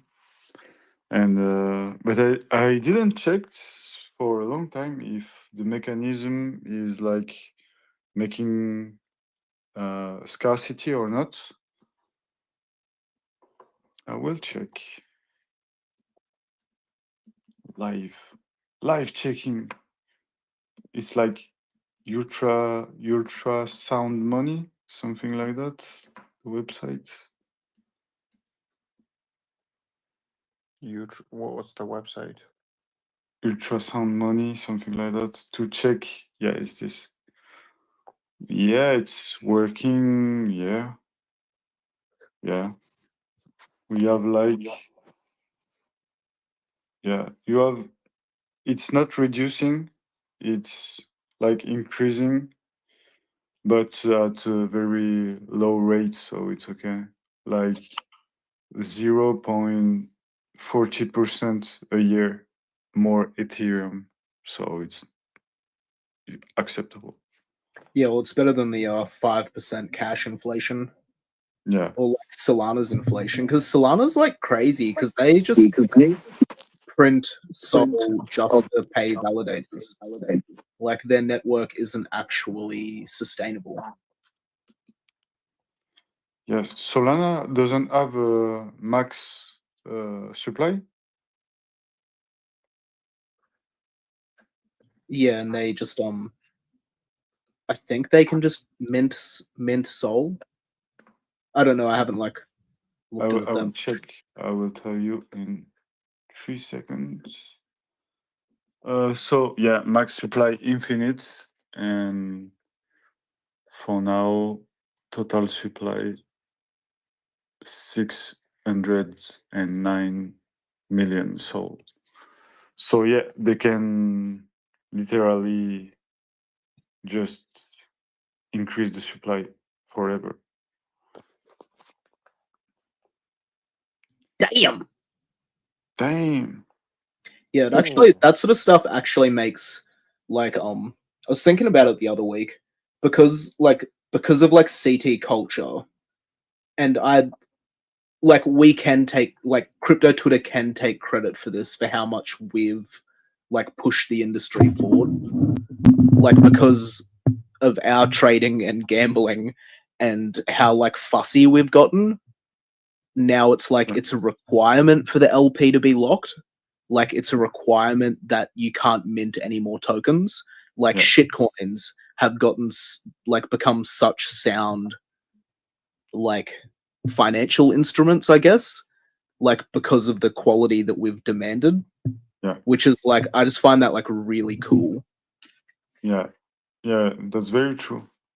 Totally agree. Yeah. And yeah, like without CT, I doubt, it's like crypto TikTok wouldn't have really done that because it's only sort of like the social media landscape of Twitter sort of provides that sort of like level of like conversation and interaction and stuff, which is interesting because like even like Pump Fun, even like in all of its like shittiness, still has all of that system like baked into it. Yeah. Where you can pump and dump the token, but it's hard to like launch a scam token on the platform. Yeah. Yeah, true, true. Yeah, I used to remember the previous cycle where it was like normal to have a project that have infinite supply and it was not a problem for anyone. And how things have changed this cycle. It's crazy. They will become worse. As far Yeah. as I understood, like I'm not like crypto pro as you all here, but tendency is leaning towards everything getting worse and worse and worse. Yeah.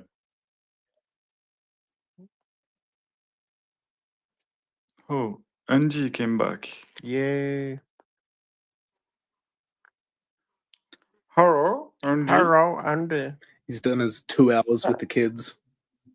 Oh, yeah. I've been a bit grounded.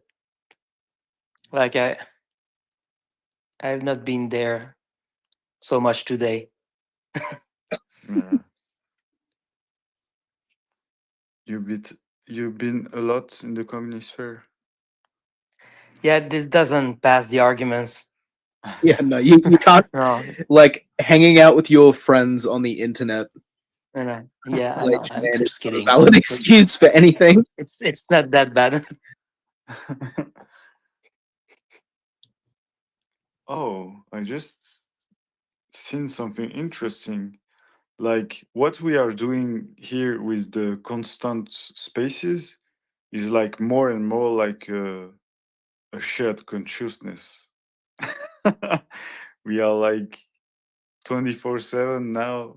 It's like a consciousness. It's crazy. I'm a little bit more Mike. Will you talk to me when I will be sleeping? Like with I Zoe starts to take your accent. Fernand Flipper accent. Yeah, so if you leave your sound a little bit like not too loud, then when it's time for you to wake up, I'm gonna scream SPX6900.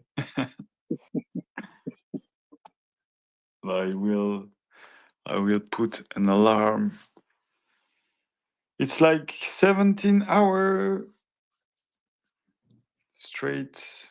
So it's only 150 hours to break the record. It's retarded. Yay. It's so retarded. It's irrelevant. As So yeah, so they broke the record, and so what was the content?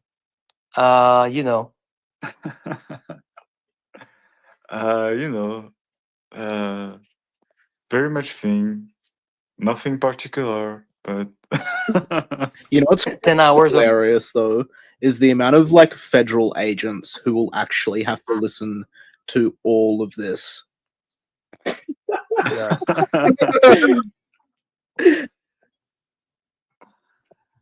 yeah, maybe they're pilled by now. Hello, federal agents. Hello, yeah, so it's pretty crazy what you have here, guys. I quit my job and I bought SPX6900. Just leave the feds and buy SPX. You will be better. That's a good pitch sell. We onboard Sales pitch. even we onboarding even the Fed listening us. That'd be so cool though. Like, just imagine once we break the the world record, and then you see like Sailor, like just on the podcast, and I mean that that would be mind. Yeah, and it is trying hard to do the same as us, but it's just him alone talking to himself, and at some point he goes crazy. Yeah, it could be really cool if just we had like a report. It's so juvenile.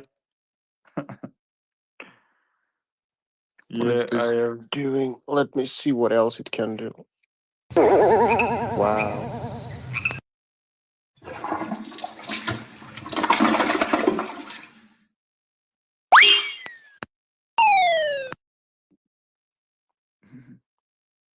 Why it's not available on PC? It's only available on the cell phone.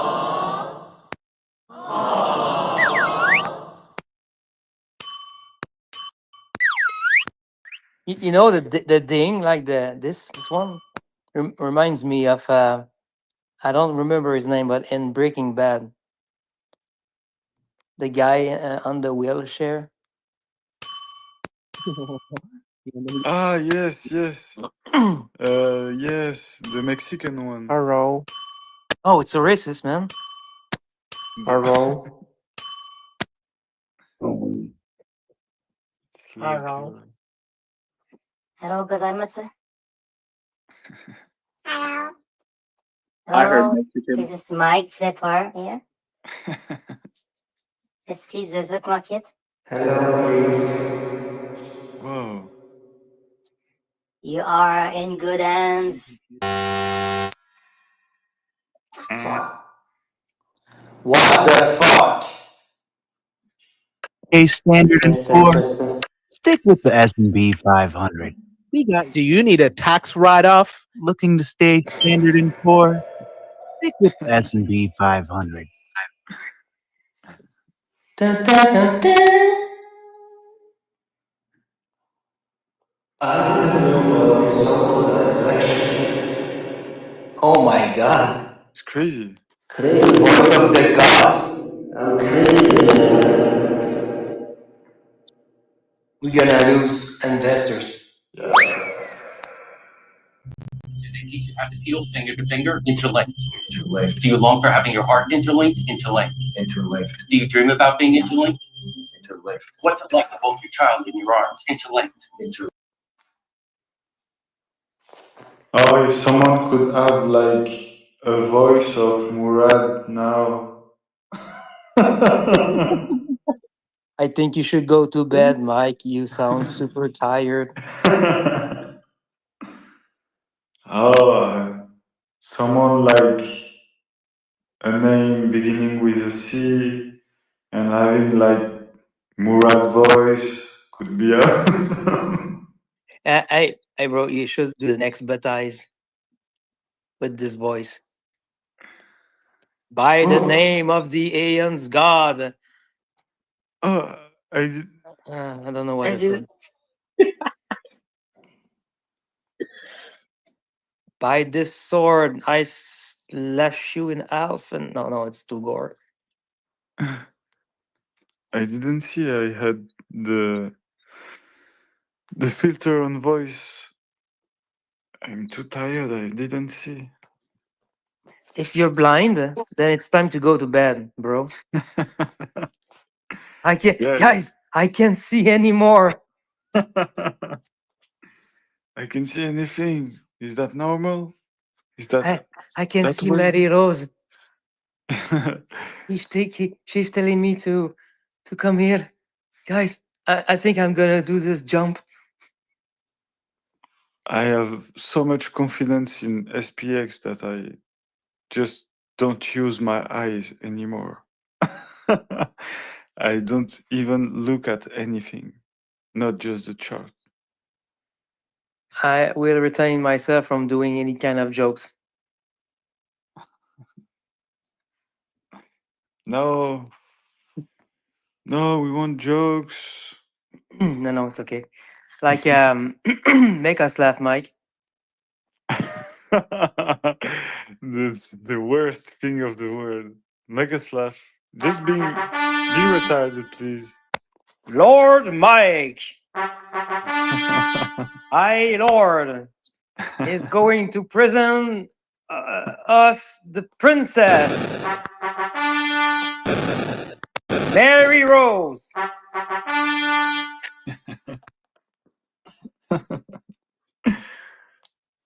My good people of the kingdom.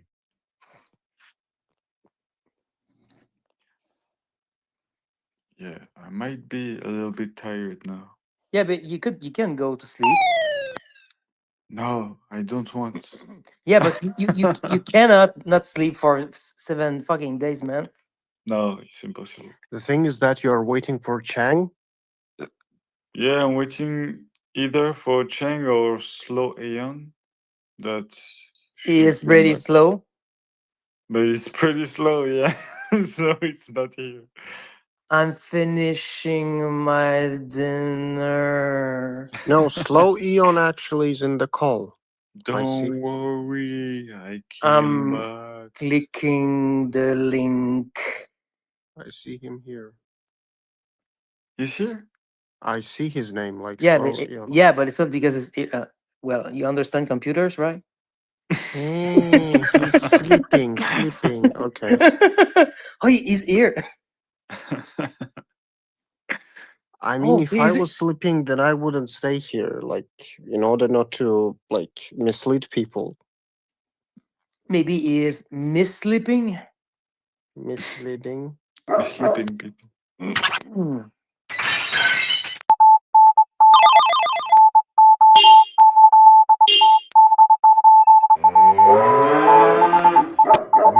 Oh, it's Ko.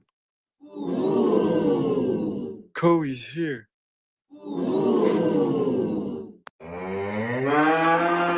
Hey, what are you doing here, Ko?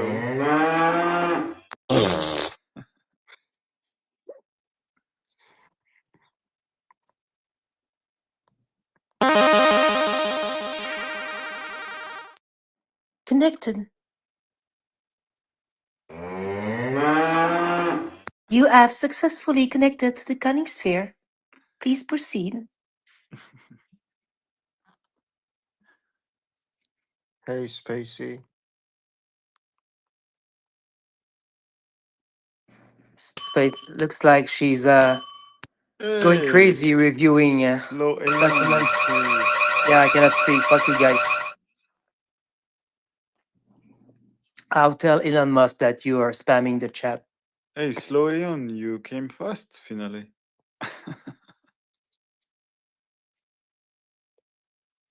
He's thinking.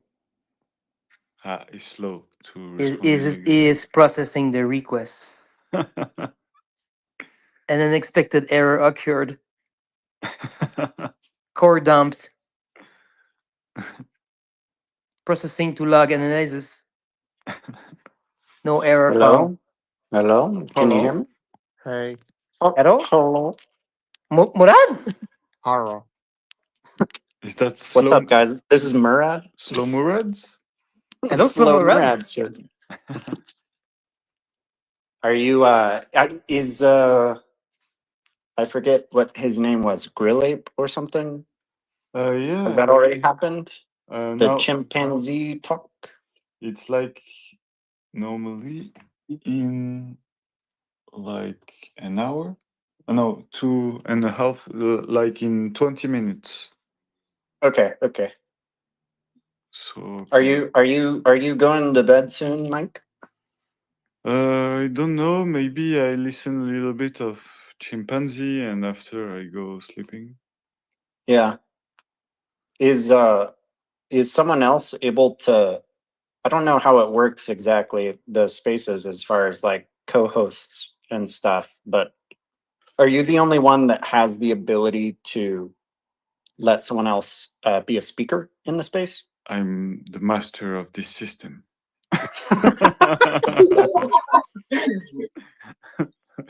No, I can put you co-hosts and you can I see. I gotcha. do everything. I have like my profile Mike Flip the Stocks, which is co-hosting. We have Chang and I can like I don't know if I can do that. Ah yes. I will remove Just don't click too much stuff, please. Yeah, I don't need you to even make me a co-host or anything. I just didn't know if I just don't know how it works. I haven't messed with spaces very much. Yeah, but probably I should put you in co-hosts to Don't experiment too much. if Like, we have keep it simple. if Yeah, we no, I won't do anything other than talk. Let me just click on this little button here. I'm not sure what it does. click on end the live just In live spaces. What if I click this little button here? Oh, boom. Make sure to click on file where it says seed phrase. Yeah. Share seed phrase. not funny.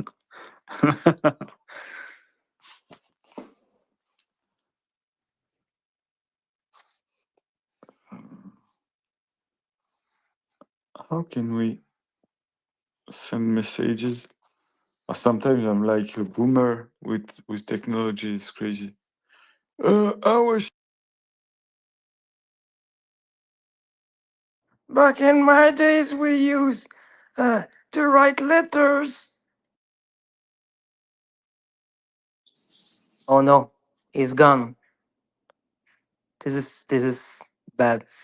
I don't like it. It happened before, actually. Okay, it's been retarded before. Okay, He got disconnected before and he got connected back. Let me see what that. Let me message Chang. man, Mike clicks too much stuff. Man, it's scary. I just leave it open, like, and don't touch anything.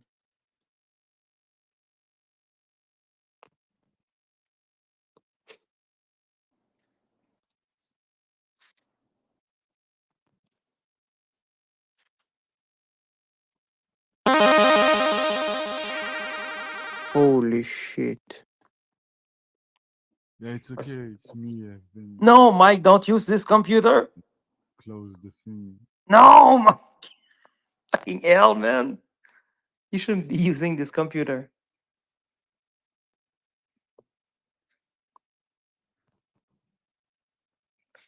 I don't like this.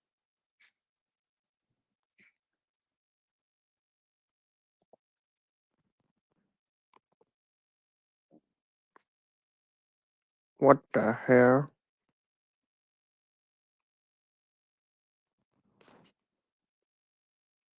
The longest space to fail ever. Huh? Hello. What you doing, Mike? I'm You clicking too much stuff. okay. I'm co-host now. Okay. Yeah, I don't know what I've changed my profile as a dumb people on my phone, and it's Oh, closed everything. you're scaring me. No, I'm here. Yeah, that's the beauty of this configuration. Fernand Flipper can move as long as there is little mic. It's perfect. Yeah, but you've been talking through the main one. Yeah, just to tell you to not be worried. Yeah, but every time you're doing this, it's a bit scary, you know? It's it's worse. Yeah, I you tell you could click leave, you know? Yeah, no. Oh yeah, oh yeah. Oh yeah, Oh movements. yeah, okay, yeah, I get it. I get it. I have to do that. No. Oh. In fact, where is that button? There's No, no no, button. Bro, there's no button. There's no chart, there's no button. You just No, leave your mouse. Don't touch I'm- anything. Just use your mouth.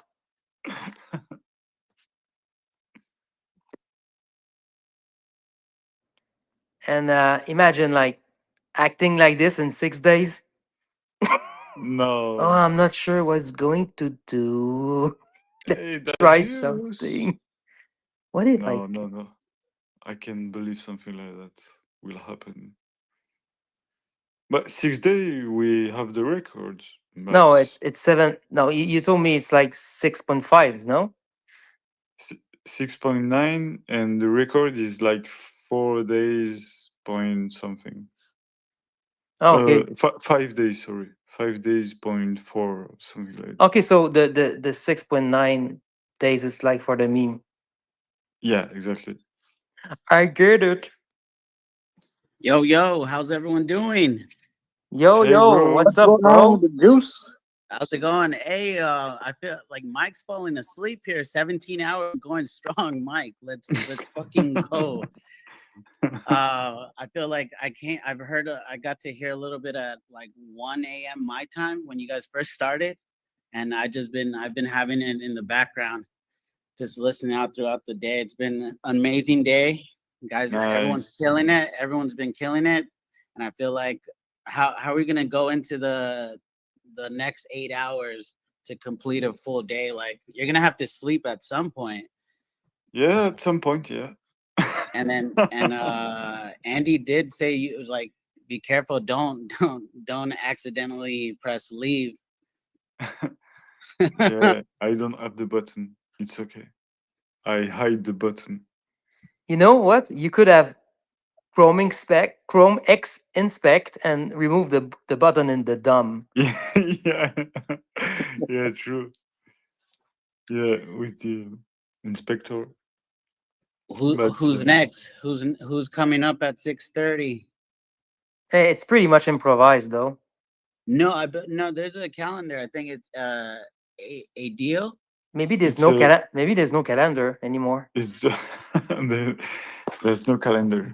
It's Grill Hype. Yeah, it's a deal. Yeah, that will talk about his chimpanzee. Nice. Oh, maybe he got killed by the chimpanzee. Oh, he's here. Oh, he's here. Yeah, chimpanzee, man.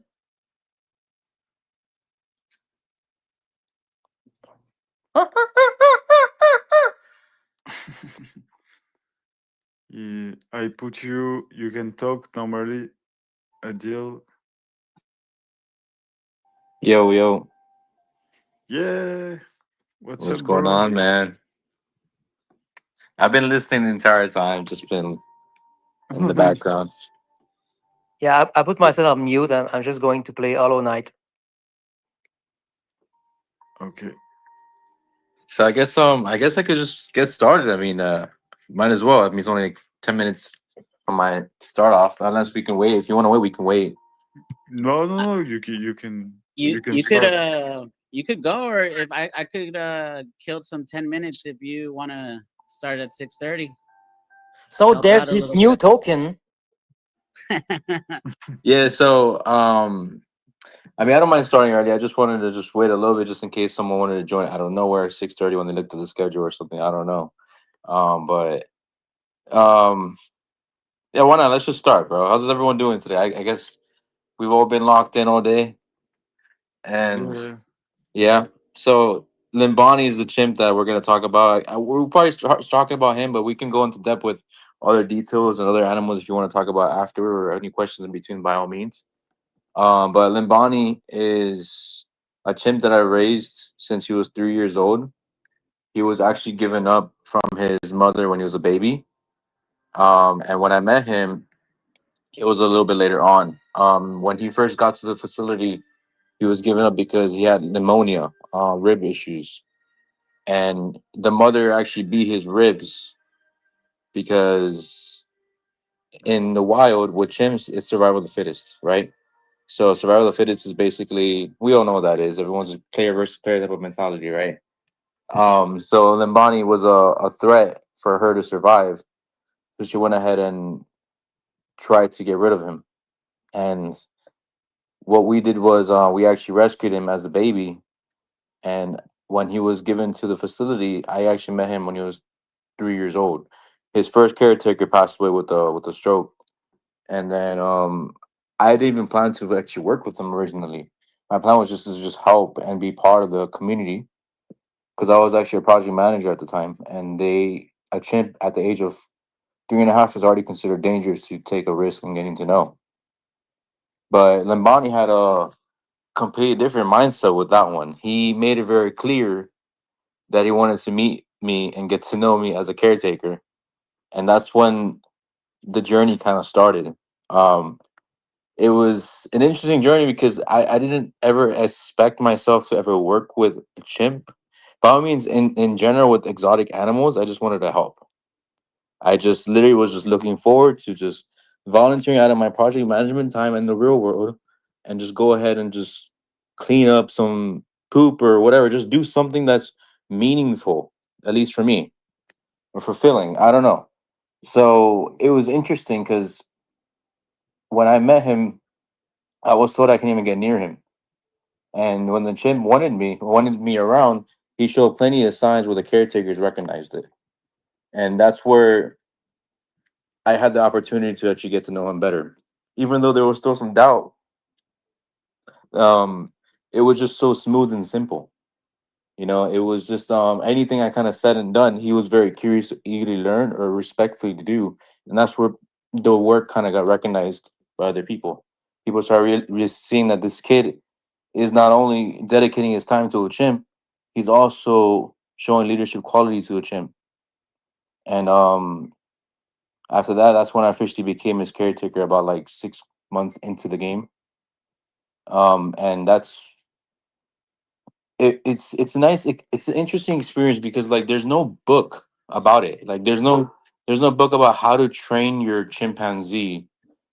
If there was, I would read it, right? But there wasn't. There was no book whatsoever, and yet I had to figure out how to do it. Luckily for me, I think what one benefit that I had was I studied psychology and behavior in college, right? And I guess it kind of helped because I specialize on animal therapy with autistic children specifically for my classes. And when I did that, it was interesting because a chimpanzee, I'm not saying he's autistic, but he has a similar behavior to a chimpanzee, the two autistic children, like meaning They have to do something specifically in a specific pattern, a specific schedule. If something's off, they're gonna have a tantrum. Things like this that just kind of like correlate. And no one seemed to understand that when I was there. But yeah, I did because I guess because I obviously went to school and studied something about it. And not specifically for chimps, but like study psychology and focus on autistic children. So I guess the world kind of brought me to a chimp that needed it at the time. And I didn't even know what he needed until I was there. Um the fact that I can catch his needs and schedules, that's where the relation got even more bonded, right? Because they can't speak, but they communicate every single second. I mean, like, dude, every single second, meaning like when he's walking with you, the way he's walking, he's communicating every single second. The way he's looking at you, whether he's looking at something else, you just understand if he's upset or just curious or there's just so many communications that is not even vocal whatsoever. There is vocal too, but he can't just say, "Hey, I'm feeling this way right now." You have to catch that. So if once when I was able to catch it, the bond just went so much more beyond where it got to a point where it just became clockwork, right? Limbani's probably one of the interesting chimps in the world. He could have had anybody in his life, and he chose to have me there with him, which I think is I don't know if it's a karmic thing or not, but I'm very grateful for it, right? Um, Limbani is currently 9 years old now, and it's like how long has that been since 3.5? That's been 6 years, right? 6 years. So I've been I've been in his life for 6 years. No contact in general for 2 years. And yet, even till today, he doesn't forget who I am, and he respectfully shows up whenever I come visit. He knows where I am. Like when it comes to the scent and behavior, etc. Even the facility is surprised how much I understand him and him how much he respects me through a further distance. We can literally communicate. Literally, I would say 6, 7 feet away at least, and yet he still respectfully listens to what I have to say or ask him to do something. He's going to do it. And it's not like a puppet because he's not going to do it every single second. But it's in the sense of like a true like trust. Because when I first met him, it wasn't always simple. When I kind of started working with him, I kind of thought about it like this: how would I trust someone that's holding a leash with a strap around my waist? How can I trust this person, right?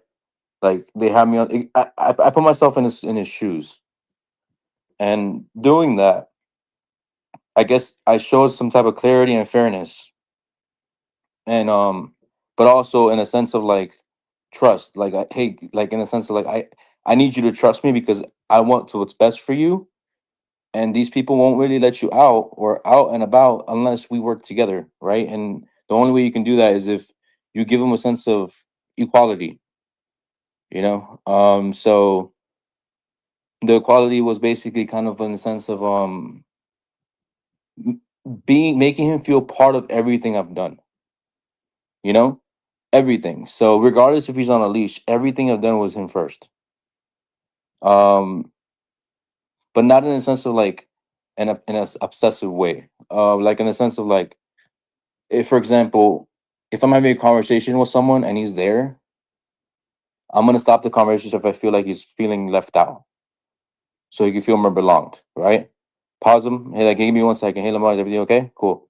Because like, so you can sense it sometimes. He's asking for something, and you have to rephrase and reassure him, saying that yeah, you're still there. Because if they ever feel left out, they're gonna feel very destructive. And I think that's another reason. A reason why I was able to work with them longer than any other handler can, in general with chimps, because chimps get very wild after the age of 4. They, some people who actually work with chimps, they end up castrating them because they think that's keeping them calm. But in the end of the day, like, yeah, I mean, castrating them does lower their testosterone, yes. But if you can have a chimp staying calm or respected after the age of 5, it's like phenomenal. And Limbani stayed calm until even till today, but the facility will actually crash in because they don't want to reproduce chimps in conservation, which I understand. But yeah, it's all about communication. It's all about understanding one another. And I think one thing about Limbani was after I said my farewells and like physical contact, the years of me working with him kind of taught me lots of resilience, you know, because he's a resilient species. He's been through so much and he still stays strong, right? He's a perfect example of an Aeon. Like he's persisting for time to time, and he's continuously resiliating the situation he's in, and he keeps himself strong. Um, and I think that the higher ups, I believe in the Lord, I believe in God. So I feel like God brought him into my life so I can be to build myself in a character where I can come into these spaces or like and join a community just to learn how to be resilient with them, right? That's just how I kind of see it now after being part of this community, being part of the SPX community, and seeing how far we can go just by being a troop, you know, because in chimpanzee culture, right, it's all about troops, right? There's not one alpha. I mean, the alpha is obviously the person who's leading the pack, right? And then there's a bunch of aeons in the troop that are kind of guiding that mission or whatever wherever they're going. The alpha is the one that kind of stoically guides them, but then the troop does it all. It's a systematic thing. And I don't know, I feel like it was a nice beginning to because SPX actually came out a year after I said my farewells of physical contact. You know, it didn't come out in the middle of it.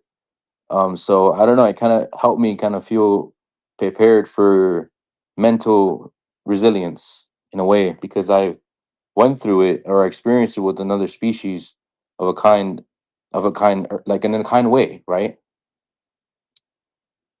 But yeah, that's not the only animal I worked with. I worked with a lot of more animals. I worked with gibbons. I worked with cats as well. Does anyone have a special animal that they've ever been curious about? Crocodiles? And crocodiles? I've worked with crocodiles actually. I worked with Nile Cuban crocodiles. Wild, wild. I've actually worked with gators too. I have a picture of me with a gator that's like probably like 12, 13 feet. And I was the only one that cleans his kennel. I mean his room because everyone was scared of him. But I understand why. But at the same time, there's many folks that probably don't understand that third language, just like some people don't understand the music as a language, right? So I managed to work with crocodiles as well. I've actually used them for education. I've worked with alligators as educational animals, smaller ones. I'll take them to birthday parties and I have kids pet gators. You know, it sounds insane, but anything's possible as long as you build some trust in a relationship, just like how we build trust in this community. You know, because if you think about the crypto space, especially the DJing community, that's a bunch of crocodiles fighting for their meal, anyways, right? So I don't know. It's interesting because it's the cognosphere is a different language that we can also connect with as well. But yeah, crocodiles are really cool. I personally wouldn't want to do it, but I can. I can. I've done it many times, and it's not my forte. I have a friend that does do it for his own purpose. He does media shows on YouTube with that. But I think if I was to choose between alligators and crocodile, I'll prefer an alligator any day. I also worked with other reptiles. Have you ever heard of Asian water monitor? Has anyone heard of that? No, what is that? No. So an Asian water. Have you heard of a Komodo dragon? Yeah. Okay, so a Komodo dragon is the cousin of the Asian water monitor. Oh, no And way. yeah, so Komodo is the biggest one of them all. And then the Asian water monitor, arguably next to the crocodile monitor, are the second Wow. largest species of them all. And I actually had the privilege to raise one in my backyard. Water monitor, all black one. It was actually I did it for about 3 years, and I've had him as a little lizard looking species and turned into a 4 5 foot 4.5 foot monster. And it Oh was my so like god. yeah man, it was such a puppy. It was such a puppy because like it was handled so well. You know, it wasn't just thrown into the wild and just survival of the fittest. Like no, I fed them. And obviously there's modes. It doesn't just happen overnight. You have to catch their modes, especially a predator species like that. You have to, it's going to be defending itself or protecting itself or in attack mode, one or the other. So you or in curious mode. There's 4 modes for reptiles. So you have to catch them in curious mode to interact with them. If you don't, then you're gonna build or you're gonna break a thread on the rope you're trying to build, right? Right. So with them, food is the best way to kind of get them to lure to you. You bring them food. Once they eat, you freeze for a little bit. You don't really move, and then you kind of just give them a little tap on the chin, and then they're like, "What the fuck? What the freak just happened?" And then the click happens. That's like a click on their eyes of a memory catching into their brain, and they're understanding things, and they're like, "Okay, this person didn't hurt me this time."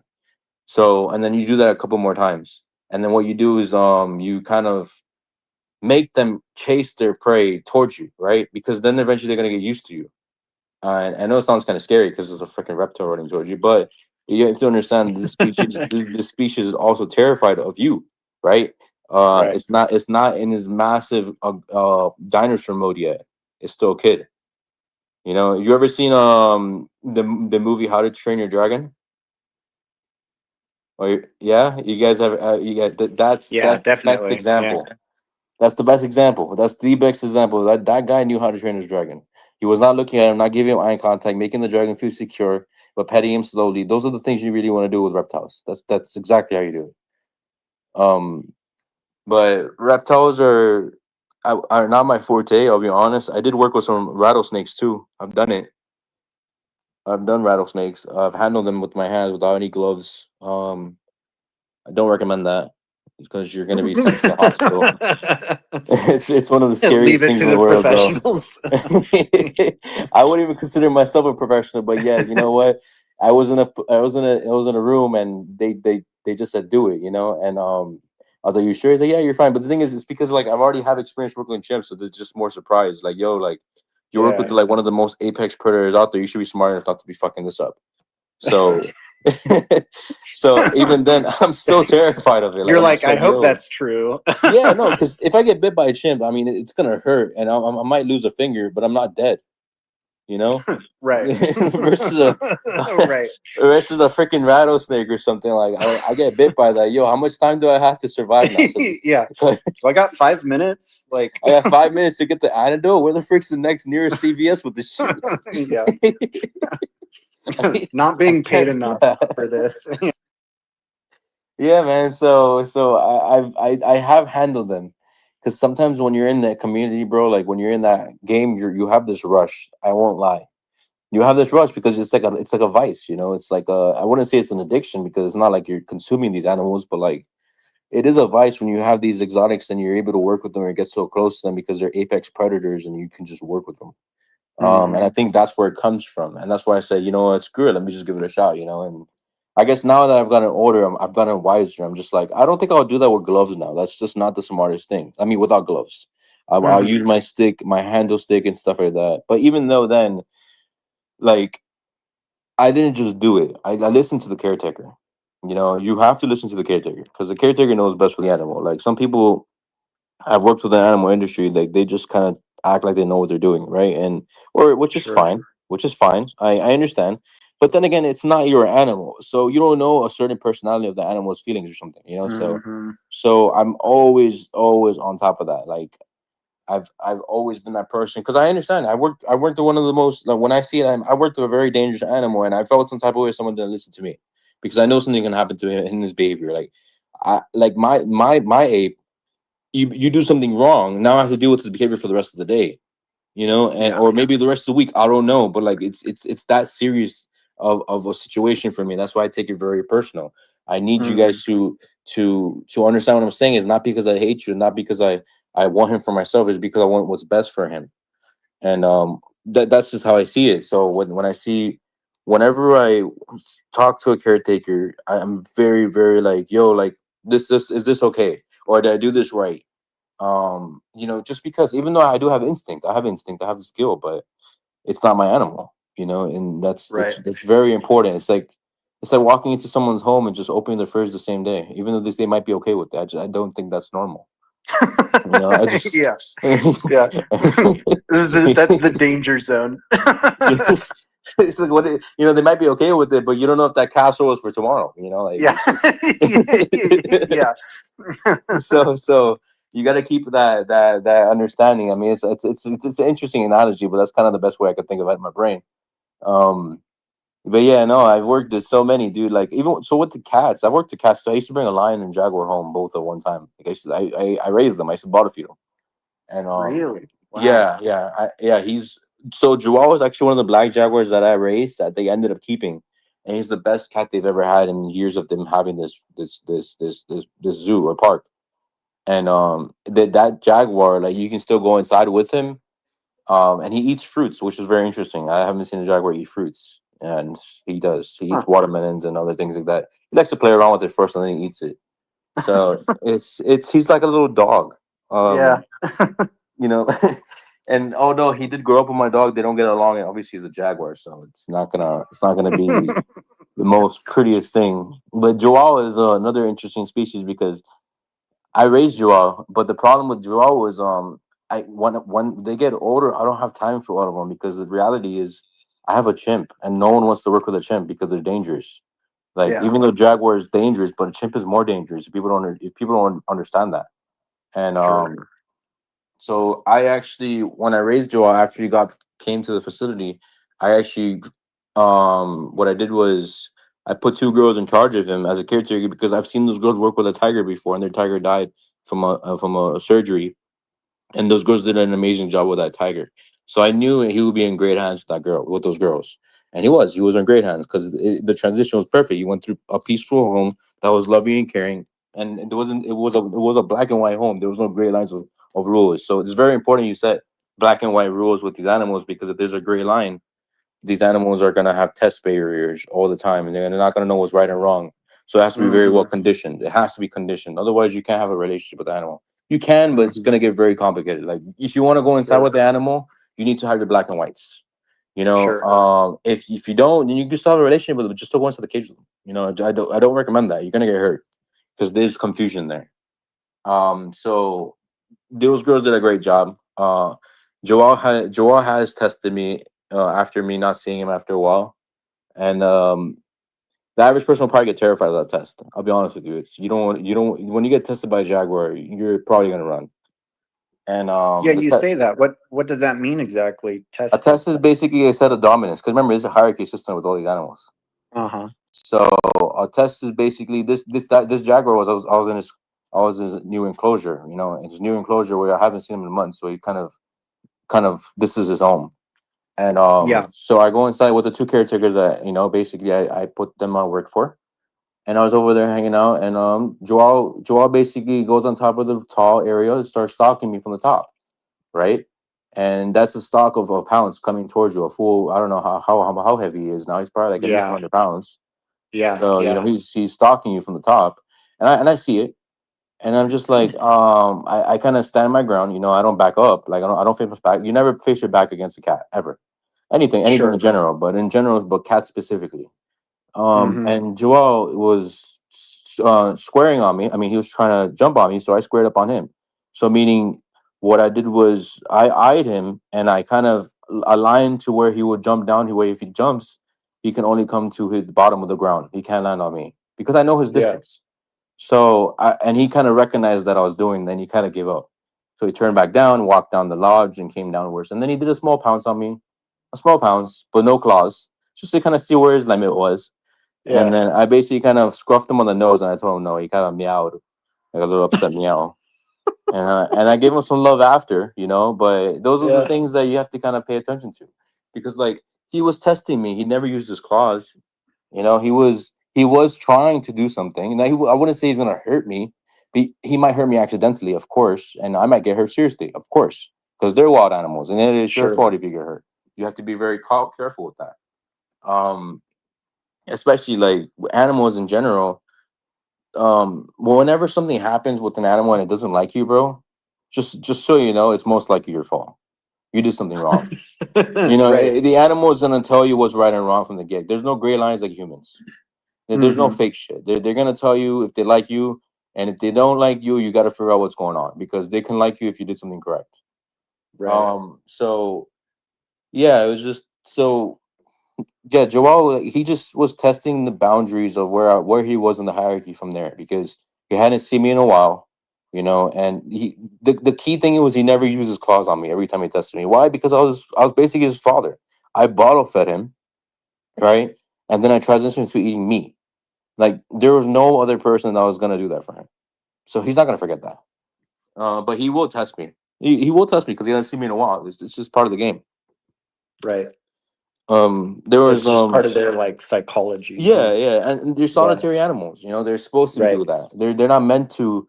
They're not really meant to be socializing. Although we kind of did build a relationship with them, but I think it's a plus when it comes to an animal in captivity. If they have no other life to Yeah. live but in captivity, do the best you can for them. Do the best you so Yeah. where they appreciate you. You know, Yeah. I've had another jaguar that I'd never raised. Okay, and this jaguar, dude, I've met him and he was skin and bone, like he was getting sick. And it was the stress mode or whatever. And I, bro, like I have videos of him from before and after, and like he's so much healthier now. And you know, the crazy part is like that jaguar was a wild jaguar. You know, he was not a tame jaguar. But what the interesting part is, whenever it came to vet work, he would calm down if I was in the room. You know, I would like if the vet's trying to put him down, the Jaguar's too upset. He's pacing back and forth, showing his claws, you know, hissing and stuff. But if I also walk in there, not in the room with him, but like across the kennel, he can come down and focus on me and pace down and just not pace anymore, like lay down, and that's enough for them to kind of get him to put him down to check him out. So yeah, and that's all trust, dude. That was years of me. That was me basically recognizing that he's been through some pain. Let's make him get a better health way. He's noticed they know these things because they can't tell you this. But if you can go ahead and shift their life away into a better aspect just by me, it's basically I basically came into his life and helped him get a six pack, right? You know, and that kind of that goes a far way because I'm the one that's going and checking into the details of how much food he's actually eating, right? Or the right nutrition or not. And it's not much. It's all I had to do was just say something, notice it, make sure it's been recognized, and then get a vet to give me the right diet plan. That's it. You know? Yeah.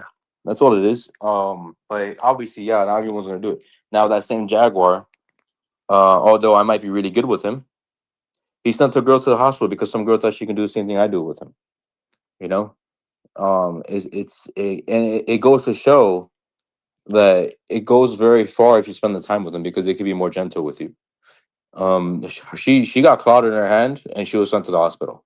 Now I've been clawed before because I wasn't paying attention and I had a chicken in my hand. Okay, I've been clawed, and this jaguar, the first thing he does, he goes and claws me, and he once when he sees my like eye to eye, he untracks his claw right away, so it's not even a deep cut. You know, and that's the interesting relationship we have because of the time we put together. And that's the Yeah. wild one. That's not the one I raised. You know, so it's completely doable. I've also worked with ligers. Ligers are another interesting one. I've been chased down by a liger in its enclosure. Those are the biggest cats out there. And the interesting story is we weren't even supposed to be in there. I wasn't supposed to be in there. The only reason why I went in there is because the girls are crying that there's an owl inside that's hurt and it needs to be rescued. And all the other lions in the room were already inside the kennels, and he wasn't going in. So the manager at the time, she thought it was a good idea to go in there. And I looked at her. I said, "Yo, Megan, like, you need help?" And she just kind of looked at me on the side. She's like, "Yeah, I do." Like she was freaking out, and I was like, okay, fine. So she was gonna go in there without anything. If you go Oh inside my with a kennel god. without anything, what do you think is gonna happen?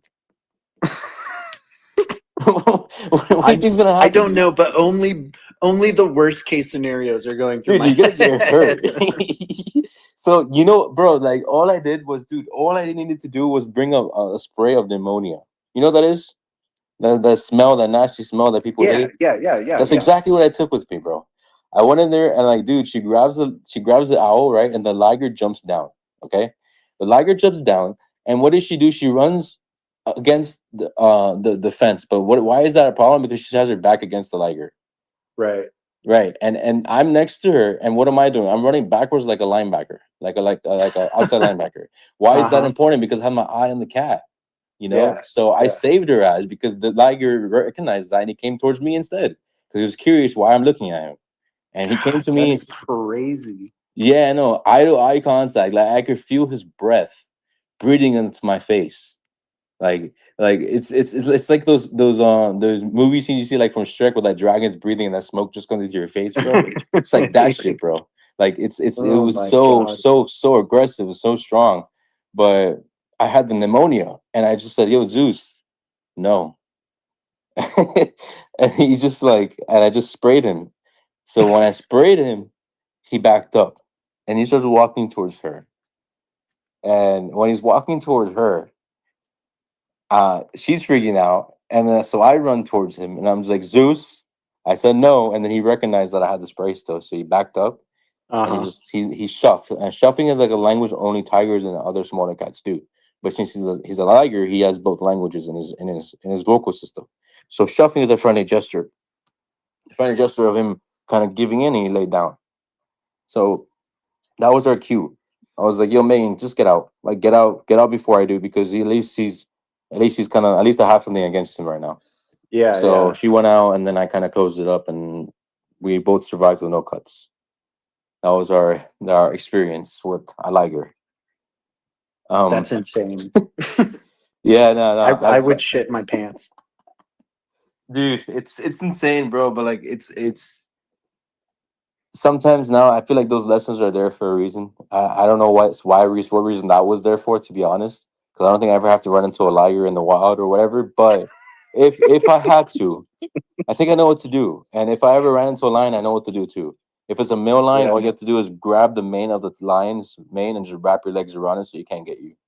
Yeah, no problem. Yeah, so that's the cool. only, until he gives up. But at some Yeah. point he's gonna want to hurt you again. So just figure out what you got to do from there. Yeah, no problem. It sounds easy. Yeah, it's not so bad. Yeah, it's not so bad. I even worked with hyenas too. Hyenas are actually one of the interestingest species out there. I'll be honest with you. Um, I missed the one I worked with because I got to grown a bond into her, and then they ended up selling her for something or whatever. I was a little hurt. Yeah. That's the thing. So I try not to get attached to any of the species. I got attached to Limbani because I knew he was supposed to stay there long term. Like, he was the face of the zoo. And Joao, because I confirmed with the owners, I'm like, you guys are gonna keep this guy because it seems like I'm putting a lot of work with him. So if you want me to get attached to him, you tell me right now if you're gonna keep him or not. Because if you are, then I'll keep the attachment. If not, then Right. I'll go ahead and shut off those feelings and still raise them, whatever. Right. You know, it's a completely different thing. You know, it's I can still take care of an animal like it with my heart, but if you have an attachment, it's harder to let go. Mm-hmm. You know, I've raised plenty of kids. I've raised plenty of baby lions. I've raised plenty of cats. I've raised plenty of monkeys. It's not like I don't care about them. I just don't think about them. Like, it's cool. Sure. Like, it's Sure. Yeah. you know. But if they run into me, they still love me. Like, I wouldn't say they love me like how these other animals that I raised love me, but I can grab them like there's no tomorrow versus someone else will get bit. You know, so Right. that's the difference. I missed the very beginning of you jumping on. Uh-huh. How long have you been doing this? And is it like zookeeping that you do, or is it something kind of slightly different? I just missed the like intro part, you know. So honestly, like, at some point, yeah, I was a zookeeper, you know, but it was because like it was part of the learning curve. I originally started as a project manager. I wasn't not even in this field. You know, I was actually a boss for like 6 engineers in a different country and just telling them what to do. Like not like that, but like on short terms, make sure the projects are getting done and make sure they weren't slacking. And I just kind of transitioned my way out of it because like it got to a point where like that chimp didn't have a caretaker, even though like he had one at the time. They ended up firing the guy, and it got to a point where there was an ultimatum with the boss that I was with, and he was like, "Look, you commit to working as a PM here, or you just work over there, or I mean, not even work to just work with work with the chimp because I was a volunteer at the time, you know." And I basically walked away. I said, "No, it's cool. Like I can't just like leave a chimp alone. That'll be very selfish of me. Like I can't do that." And plus, I'm not gonna have an experience because I could get a job anywhere in my life, regardless of where I go. I'm not worried about if I can. Excuse my language. I'm not worried about a job. Like even though yeah, we have to pay our bills, but the sense of like me losing a job, if you put me in a pressured position like that, I'll walk away in a heartbeat because I know my value. I know my worth. Like it's not me trying to be cocky. Right. Yeah. If you're already giving me that situation, you're Yeah. already getting toxic. You know, Right. That's the point. Right. And that's my thing. If once when I feel like I'm in a toxic or hostile situation, I can walk away. Like I know I can make it out of the trenches regardless. So I don't know. I walked away, and I never regretted it. I never regretted it, like because I feel like the abundance of that I got, even in the spiritual realms, is so beautiful. Like I have Polaroids of like hundreds of Polaroids of me raising all these exotic animals, so I can share to the next generation of kids or even my nephews and nieces. Like maybe they won't even see to next generation, and like they have a story. I have a story to tell them.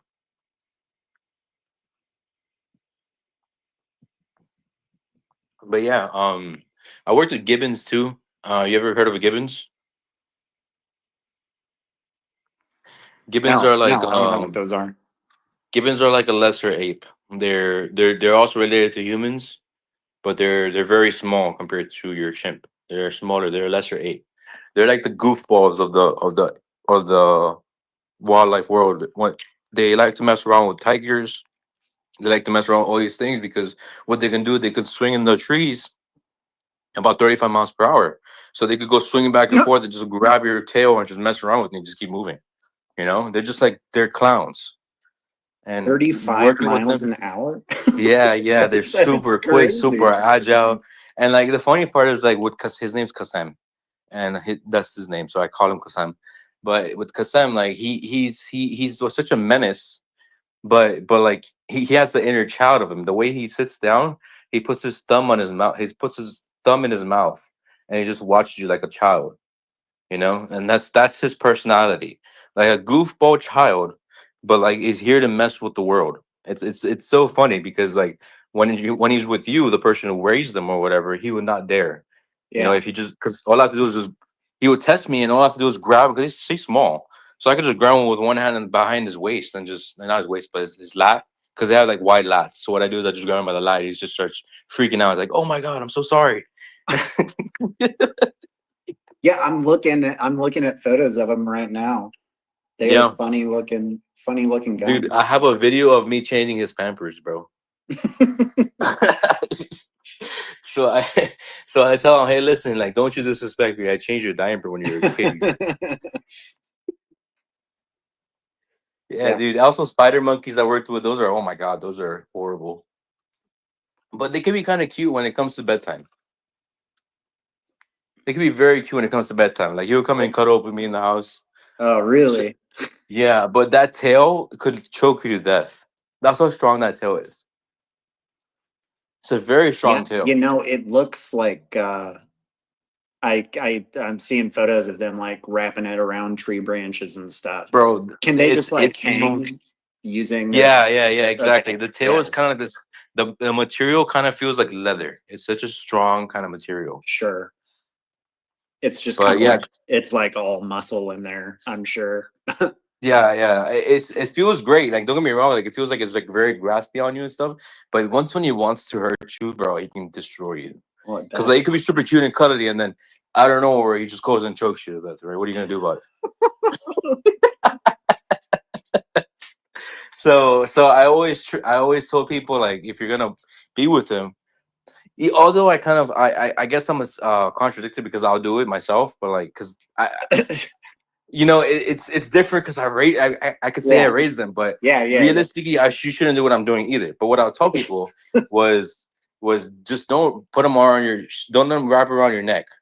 Just let them stay on your waist because he's Yeah. gonna wrap around your waist anyways, right? Like a belt.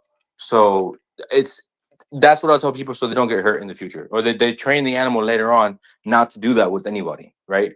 Because the animal now is conditioned to understand that with anybody they should just stay in the bottom. Right. So yeah, it's contradictory that I'm telling you that that I'm doing this on my neck, but then again, I'm not here to go and interact this animal with anybody else but with me.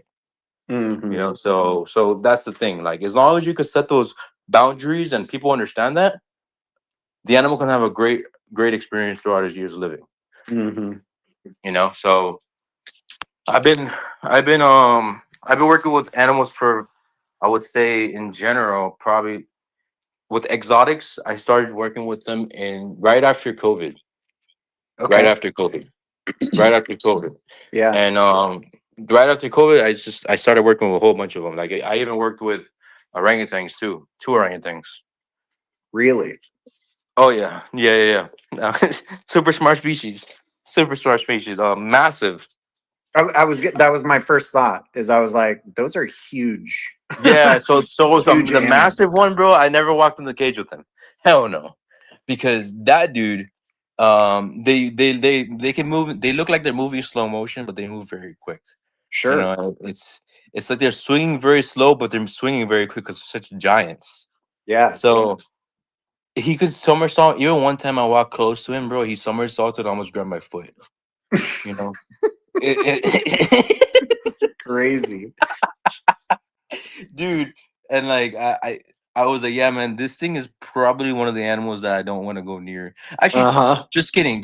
Like a chimp, I wouldn't want to go near either, unless it was like the one I raised. Sure. So, Right. Yeah. because I would never go, because I was working with 2 chimps at the time and the orangutan. It was in the same. They were in the same house, Uh-huh. and they were just roommates. Literally, so the guy that I know, he's a wealthy man, and he had these animals in his house. He had a personal house for these animals. Okay. So, the indoor house, it was a sleeping room for his chimps, 2 chimps, and the orangutan. And then he had a property that was about like 6 acres full of animals. Jesus. Yeah, it was filled, and he just needed a guy he can just count on going over there and just making sure everything was done properly. Because he was just hiring people from the streets, like those people he found in Home Depot that need a job sometimes. Yeah. Yeah, so he would hire those guys, and he had a farm manager, but he knew that I had a skill with chimps already. So, and I was working right down the street. So he was like, if you have the time, you can work in my area as well. So I took the responsibility and did that. I took care of his 2 chimps, took care of his orangutan, took care of his entire farm, and then I took care of the other zoo as well at some point. But I did a lot of work for a while with wildlife. I Yeah. did multiple jobs with wildlife specifically, and I guess it was because like I felt like the I could handle the stress. Stress is good, right? Stress is Sure. good as long as you can handle it, Sure. and it's good stress because like yeah, it's stressful, but it's being productive. It's being you're getting things done in Mhm. a thing that something that actually matters. Mhm. I mean, some people may not think that matters, but like it's like working in a hospital, right? Right. You're doing something that matters. Like you're saving lives, Yeah. right? So with wildlife is the same. That you're actually doing something that matters because these animals don't have something because of us, Right. right? So I mean I wouldn't say I'm an activist. I just like conservation in general, Sure. but I feel like these animals, a lot of people can say they like animals, but they're just obsessed with just taking them Mm. or possessing them. Mm-hmm. Right. So my thing is, and people always ask me, "Oh, why don't you just get your permits and get your own animals?" My answer is always like, because that would just make me another person that has animals when I should be out there trying to help every Right. animal possible. Right. Right. Right. When I'd rather be that person that said, "Hey, man, I trust this guy. He's coming to town. Let's have him work with our animals and just have him have a good time." It's just I'm making sure I'm doing my part. Right. I'm gonna go clean and do my part, and I can guarantee you, I'm gonna make a lot more people happy that way. Yeah. So And animals. and animals, of course, yes, Yeah. because and for me, dude, like my biggest vision, and it's gonna take a while because the thing is, the vision that I have could sound impossible, but it's not impossible as long as you have the mission done, and then there's a generation that follows along for it because the mission is that strong, Mm-hmm. right? So the mission is basically you have enough capital built where you can go ahead and buy back all this land and just say "f you" to the government, to not the government, but the higher ups that are trying Yeah. to take over that, which Yeah. is causing this situation with wildlife, anyways. Yeah. So you're basically protecting them. Mm-hmm. And it takes time. It takes so much more time. I think is the most important thing is before you even get the capital, you have to build awareness. Mm-hmm. So that's what I'm doing day by day. That's so cool. But yeah, man, this is the ape talks, bro. I've got a family relative who has been a zookeeper for nice something like 7 or 8 years or something like that. Yeah, it takes a lot. Yeah, and the one thing, I remember her saying something like, the one animal she would never want to be attacked by is a chimp. Oh, yeah, because no, of no, how aggressive and like strong, they can be. Yeah. And dude, to be honest, not only that, chimps, they're very smart. We all know that. Right. So since they're so smart, when they're gonna be hurting you, okay, they're gonna take away the things that matter to you the most, and they're gonna make sure you see that with their eyes. So what they're gonna do is, yeah, they're very malicious, brother. Like it's a very scary game. And what I'm trying to say is, bro, like he's gonna grab your fingers. He's gonna look at your fingers. He's gonna look at you in the eye. He's gonna bite them off you while you're looking at that happen. Things like this. Yeah. He's gonna grab your groin. He's gonna take off your nuts because he knows that's where you produce. And he's gonna take that from you.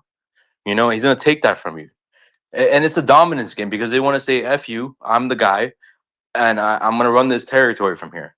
This is what they do. I mean, I'm not trying to make this sound like they're horrible species. They're actually very incredible. Yeah. No, right. But you have to understand they're also related to the human, right? Yeah. The human is the most dangerous animal of them all. We hunt for fun, we kill for sport. Right. And this is the wild side of us. Yeah. So if we see it that way, bro, we have to be. That's why it's such a fine line of why when it's kind of scary when I hear people say I want to raise a chimp. I was like, no, you don't. Yeah. No, you don't. I never said I was gonna raise a chimp. I was not looking forward to it, but I'm grateful I did. It came to my direction. That's a different story. Now, would you ask me if I was to do it again? I don't think I would do it again. I don't think unless it's for a good cause. It's Lambani wasn't given, like, I didn't go look for this. It came to my direction, Right. and the chimp was obviously in need. Right. Because if I wasn't there for him, I don't know what would have happened. Like, to be honest, he was losing his shit. Like, he was not patient at all.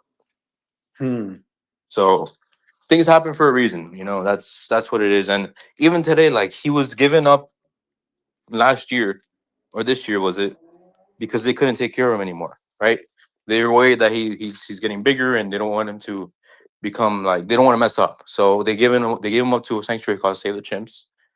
And I actually got a call the next day. Like, hey, like, Lambani, is that the chimp you used to work with? Yeah. Would you like to volunteer here with us? Cool, yeah, definitely. So I'm the only person in that from the old facility that is authorized to go visit him as of now. Yeah. Wow. Yeah. So this is good karmic retribution, Just doing your part. Yeah. Just doing my part day by day. We're actually there's actually He's actually better off there because now I get to see the mission, right? Like the whole mission was for him to finally see some apes and get along with them and all that stuff. Mhm. And I'm the first person to kind of experience that after all these years. It took 6 years for me to finally see him saying hello to a friend that's not a human. Yeah. Wow. You know, and that was a move. That was a whole mission itself. You know, it took time. Yeah. It take time. It take time for persist. I kept just the same thing with SPX. I kept persisting. You know, I was just gonna say it feels like that there's, you know, real strong parallels there.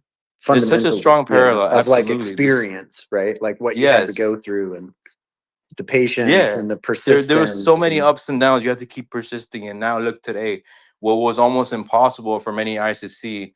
And I saw, even people there didn't think it was possible. Mhm. They know there's no way he's gonna get along with chimps. He's so better off with you here alone. I said, look, you don't understand. This is not what's supposed to happen. This is not the mission. This is not the end game. Right. This is just the one part of the entire movement that's supposed to happen to his great ape. He's gonna live for 50 years. You think he's gonna be happy with just one human? No. That's not gonna satisfy him. He needs a real family that can say that love him and make him feel like he's one of himself. Yeah. Do chimps live to be 50 years old? Yeah, yeah. They live up to No 40 to way. 50. Yeah. Oh, I don't know why. I guess I just had in my head that they only live to be like, I don't know, 15 to 20 years old or something. No. I So don't know bro, why. they're But wow, they're 50 so years old. yeah, so if anything in the wild they can live up to 40, 30 to 40, but in captivity they Wow. can live longer. Because mind you, they have a whole Sure. transitional age range. Like they're gonna Sure. go through puberty. And the thing is they do mature faster than us. So when he's 6 years Right. old, his mind's just like a 10 or 12-year-old already. Right. Right. They do mature a lot quicker. But at the age of 30, they become calm again. Huh. Yeah, and then they kind of live their life from there on out. Wow. Yeah, That's the so other interesting. chimps I worked with, they're 13, 12, 13 years old. Wow. They're massive apes. And I did not go near them, bro. Like, oh, there's one time I've never told this to anybody in the facility. There was this one time, bro. Like, I finished cleaning their cages, right? And they have double door locks. Okay, so what I did was I closed everything. There's a double door, and then there's also in that first door there's like a barricade, so they don't get out. Okay, so I did the barricade. I did all that, right?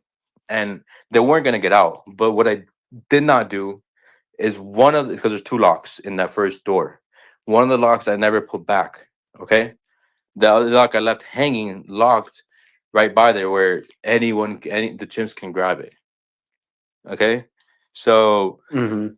what happened was after I transitioned them back to their bigger enclosure. Usually they give me problems, and they never let me just let them go in. They like to play a game with me. They like Sure. to always test their battles, and this time they just kind of ran through, and I was cleaning, and I was like, yo, it's just, and my brain clicked, and I was like, yo, this doesn't something doesn't make sense. These guys did not bother me one time. They went outside with no issue, and it's kind of quiet right now. Yeah. This is not normal, Yeah. you know. So I go outside, and I'm just like looking at him picking the lock, and I'm just holy shit, this guy has gonna get like he can't get out. But the thing is, if someone sees this, I'm fired. Right. You know, Right. so because this is the private facility. This is Barden's place. I don't know if you heard of Barden G, is the restaurant owner. That's the guy I Huh. used to work under. Okay. But Okay. so he was so if they find out, I'm fired, bro. Like Yeah. Yeah. and so what I did was, bro, I was like, yo, dude, like how can I get this? They're gonna get aggressive, they're gonna start banging shit. They're a lot stronger than I am. They could even break this. They really wanted to, but they can't find that out. So I thought out of the box. And what I did was I grabbed the leaf blower because they hate tools and they hate that humans know more about tools than they do because they're tool users too and they can't figure this out. It pisses them Okay. off. Okay. You Yeah. know, so I grabbed the tool that that they can't do and it drives them insane. And I grabbed it and turned it on and they're getting upset, but like they're scared of it. You know, Yeah. so I can Yeah. go ahead and grab that lock and unlock it. Yeah, they're trying to come to me, but I just grab the leaf blower and just point it at the direction because it's like it freaks them out. So I just Mhm. grabbed it and then I took that out and I locked it quickly. And they got so pissed, they started throwing stuff against the wall. It was like it was hell on earth, bro. The whole ground was shaking. The whole ground was shaking, bro. They were so pissed that I won that battle, bro. Oh my They're god. so pissed, bro. They were so pissed that one time, this same dude, bro, he got me so good, bro. He threw sand right against my eye from a distance, right into my eye, and then my eyes they scratched my eye where they were red for 2 weeks. No way. Yeah, I know they're good. They're good, bro. They're good at this Wow. shit. They're good at that. Yeah. And the thing, He was they're planning that.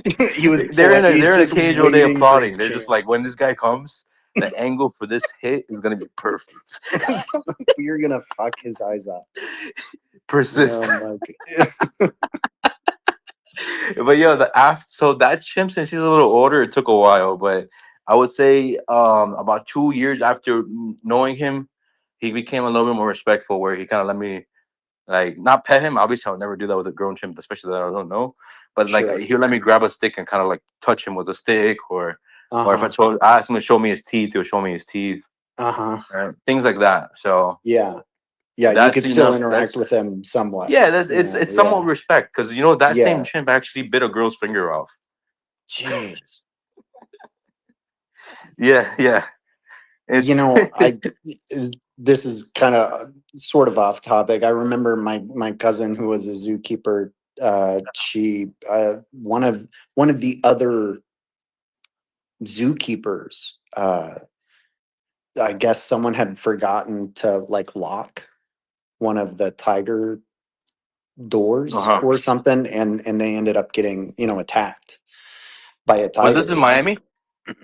No, I don't Oh, believe okay. so. Okay, because that sounds like a story in Miami I've been through. Okay. Really? Yeah, it's happened. Things happen in this world, bro. It happens. Gosh. Yeah. Crazy. Okay, continue though. Yeah, go ahead. No, I mean, really, that was all it just made me think about that. You saying the chimp, bit off this girl's finger. It made me think Yeah. of, So what with the God. Chino, how he did it? Huh. So what happened was we give him vitamins, okay, vitamin gummies Okay. to the cage, right? So what Sure. this chimp did was, chimps are really good at manipulating, especially girls, because they know that girls fall for their little lovey-dovey bullshit. So yeah, I swear, because my Limbani, bro, he'll blow a kiss to a girl, and they'll be like, "Oh my god, he loves me," and I'm just like, "You no, he doesn't. He's putting you in a pedestal, Really? bring you Like over." they're really like thinking about that. Yeah, Like, yeah. So if you come wow. over to him, check this out. So the minute you come to him, now he's like, all right, cool. Now she's below the hierarchy. She's under me. She's my B. So Wow. That is right, crazy. it's 100% a fact. But versus, like, if he's calling me over and I'm ignoring him and I'm doing the job done, he's like, why is this guy not paying attention to me? What does he know that I don't? I need to get to know what this guy knows. Huh. It's completely different. It's like, okay, this guy's an alpha. He knows That's something that I don't. crazy. Wow. So yeah, it's little things like that. But yeah, this girl, she's passing the gummy over to him, right? And what he's doing is putting his head back. Mm-hmm. He's putting his head back because now what does that do? That makes her put her finger more further in. Yeah. Yeah. And then once when he got the perfect size, he's like, all right, cool, I'm gonna chop that finger off. He went forward, took the gummy and her finger both. Oh my god. And the finger was never found. He ate it. Jesus. Yeah, he ate it, bro. He ate it. That's And crazy. she has a fake finger now. She's like the fingertip is gone. So she has like a fake fingertip over there making up for it. Wow. Yeah. That's diabolical, man. No, they're You know, dude, they're like, very dangerous, bro. man, that's crazy. I had to sign a contract just for the great apes.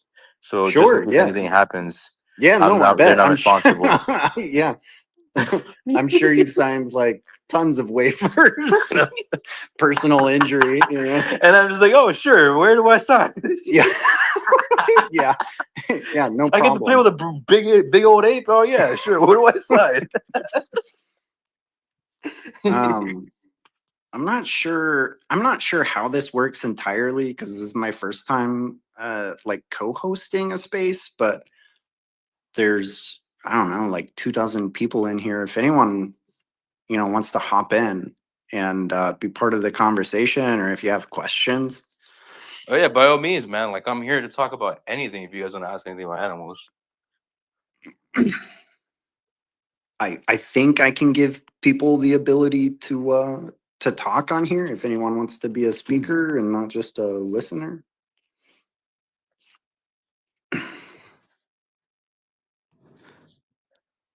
I think they're just here to listen for the ride for now. Yeah.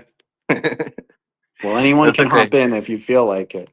And if you I guys don't need to want- get baptized for our first time speaking in spaces, we're doing that here too. Oh no, I don't know if Mike's even around anymore to baptize anyone for spaces. I don't have his whole speech written down. That's why what we can do is we can go ahead and ask ChatGPT to make a space baptism. Yeah, that's right.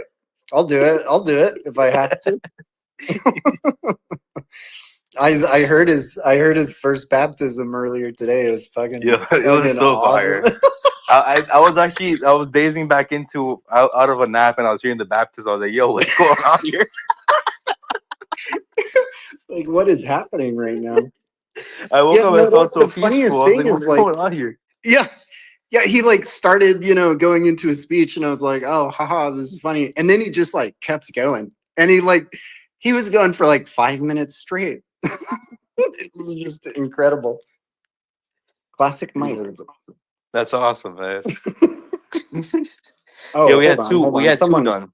Someone requested Mick. There you go. McD. How do I? Oh, I think I did it right. You might be able to talk in a second, McD. I'll hop in anytime. There you go. Well, I see him now, but he's a listener right now. Yeah, I think I just made him a speaker. So anytime you want to, just hop in, man.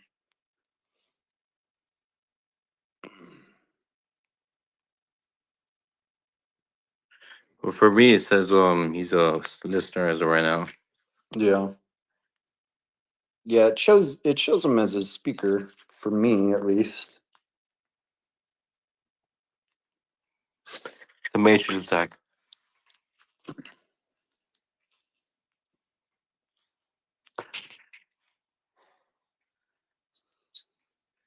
What time zone are you in? Is it nighttime? It's nighttime for me. I don't.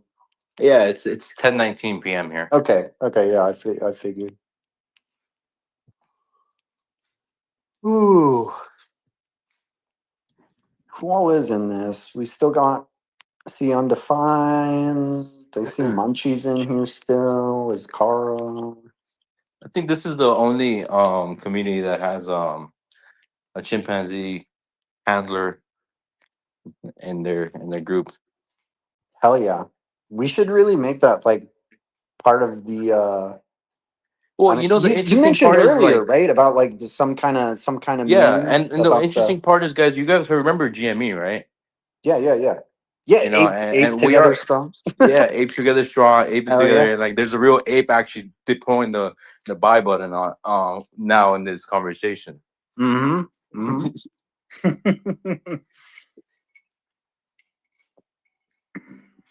Yeah, I don't think Mike's on here anymore. He's probably napping. It's cool. Yeah, he needs to, man. He went so long. He went Dude, like he went for 17 hours. I was like, bro. 17 hours? Jesus Yeah. Christ. Yeah, It's he was impressive. in there. Mike's got some he's got some angel energy for sure. I don't know how he does it.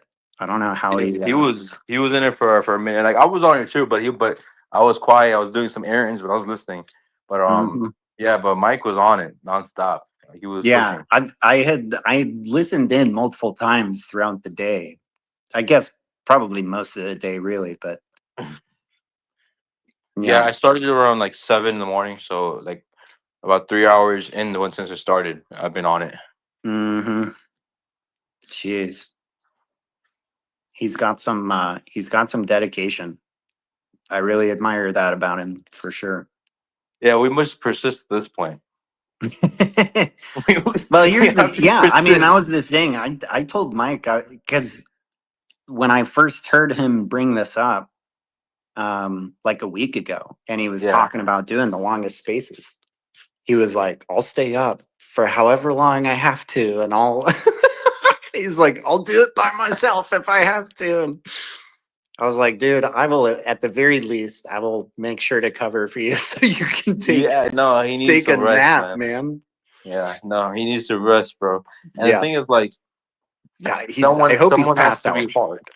yeah, and someone has to have it active while he's resting. Yeah, right. Because someone is gonna want to request a speaker or something, Yeah, or like, right. and like, even if it's quiet, like, if it gets too quiet, then someone can go ahead and put like a little music background or something. I don't know, like, Yeah, just yeah. get something going. Yeah. No, I figured if I end up being, which I mean I guess I am now, the co-host of the space for, for however long. I don't know.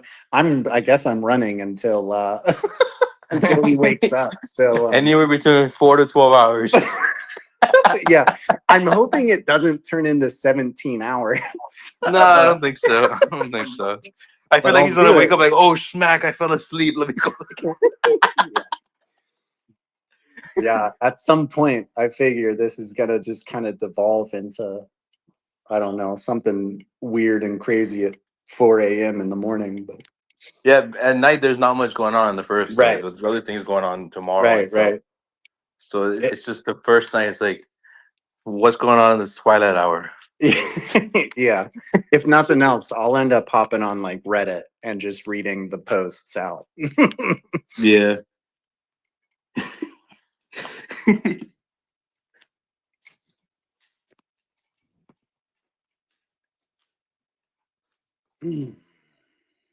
Yeah, it's funny because like earlier we had the redemption hour, right? But we didn't have someone that we didn't have anybody show up for it.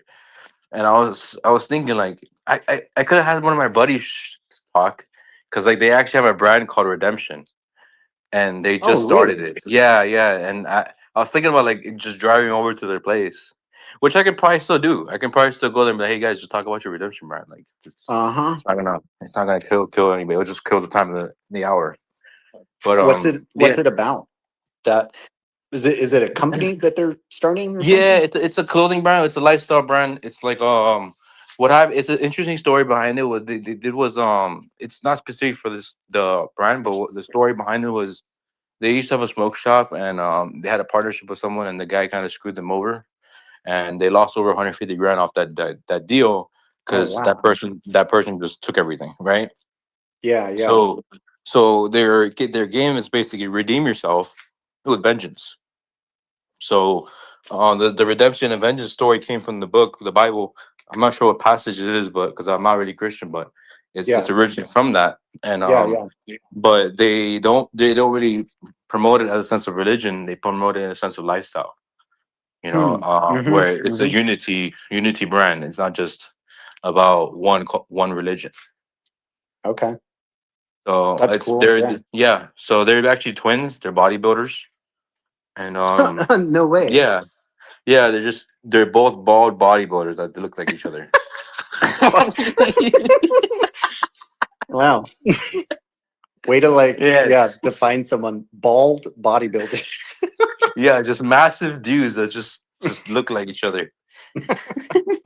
Hey, Leonzi, if that's how you say your name, I see you requested to be a speaker. I think I've approved it. It says on my end that you can speak. So anytime you want to hop in, if that's working right, feel free. It's kind of weird because it keeps showing that the request is there to make you a speaker. Yeah, that's kind of Are you weird. How good? are you Oh, guys? hey. Good? Yeah. Hey, I'm how are still you, at man? work, so I'm good. I'm still at work, but I'm listening, guys. I'm listening in. I'm gonna join sooner, but I'm still at work right now. Hell yeah. We'll be here. We will be here. Yeah, perfect. Enjoying the stream. Perfect, guys. Awesome. Yeah, Thanks for being here. yeah, man. It's just ape talks to the night. I like it. Yeah, but I got the idea. Where when I saw this meme that someone had, it was like the SPX token being passed on, and there was one ape hand passing it over. I was like, "Yo, dude, like this is perfect. This is perfect for memes for us now." Yeah. Because I saw that I meme. know I've seen that one. Yeah, And it was I think I saw on Instagram. Murata actually posted it with that meme, and I was like, Okay. "Oh wow, like we can literally turn that hand to Lambani." Like, Yeah. Yeah. I feel like I saw that a couple of weeks. It was a while ago. You know, a couple weeks Yeah. ago, a few months maybe. I'm not quite sure, but I know I saw one. Yeah, I it don't was think I saved actually it. I saw it on Instagram, so I have to kind of see which video it was. Okay, But yeah. it was him talking about this a once in a lifetime opportunity, and then you see Yeah. that ape handing that over to someone. Okay, yeah. So I In have to find it. Yeah, I haven't made any attempts to make any kind of progress on Instagram. I also haven't been on TikTok in probably a couple of weeks. I've most of my energy's been going into Reddit, Reddit and X, I guess. But I made my account for Reddit already. I just haven't really. dude, I haven't it's really. it's been so much fun. Yeah. Yeah, people. It's been really interesting because it's a very very different platform than X, you know? Yeah, that's what I was thinking. Like with the X, it's just we're just like not robots, but like we're just a bunch of like people just attacking. Like if that makes any Yeah, sense, we're just yeah, going in. totally. And with Reddit, it's a little different. Like it's like you have a different crowd. Yeah, no, totally. It's almost like the total opposite in some ways. Cause like with X, especially like kind of the culture that we've, been in with X is like, you raid. That's kind of Yeah. been honestly, I've been thinking a lot about like, because again, I've been spending a lot of my time on Reddit the last couple of days at least, and it's like the difference in my head is like X is a platform that you raid, and Reddit is a platform that you build relationships on. Yes. It's like it's way more personal to me. Like X is a Yeah, I agree place with that you can just be a 2-word reply guy, and like that's totally fine. But you try to do that in Reddit and you get like banned from the subreddit. Oh yeah, Um, yeah. it's way more about like, from what I understand, it's like, the whole thing is kind of geared towards driving discussion and actual contribution of thought. That's kind of the main like difference to me, is that like you're not really just doing like reply guy, low IQ type posts. It Yeah. really is geared towards like long form posts, being very helpful, or like saying something very thoughtful or thought provoking. That's what like actually gets traction on Reddit. I mean, it kind of sounds like SPX would fit there perfectly. Oh, it does. No, it is. You know, It it is sounds perfect. it sounds just like it. No, all of Yeah. the kind of like long form content that I've seen, in the community through like X is completely perfect for Reddit.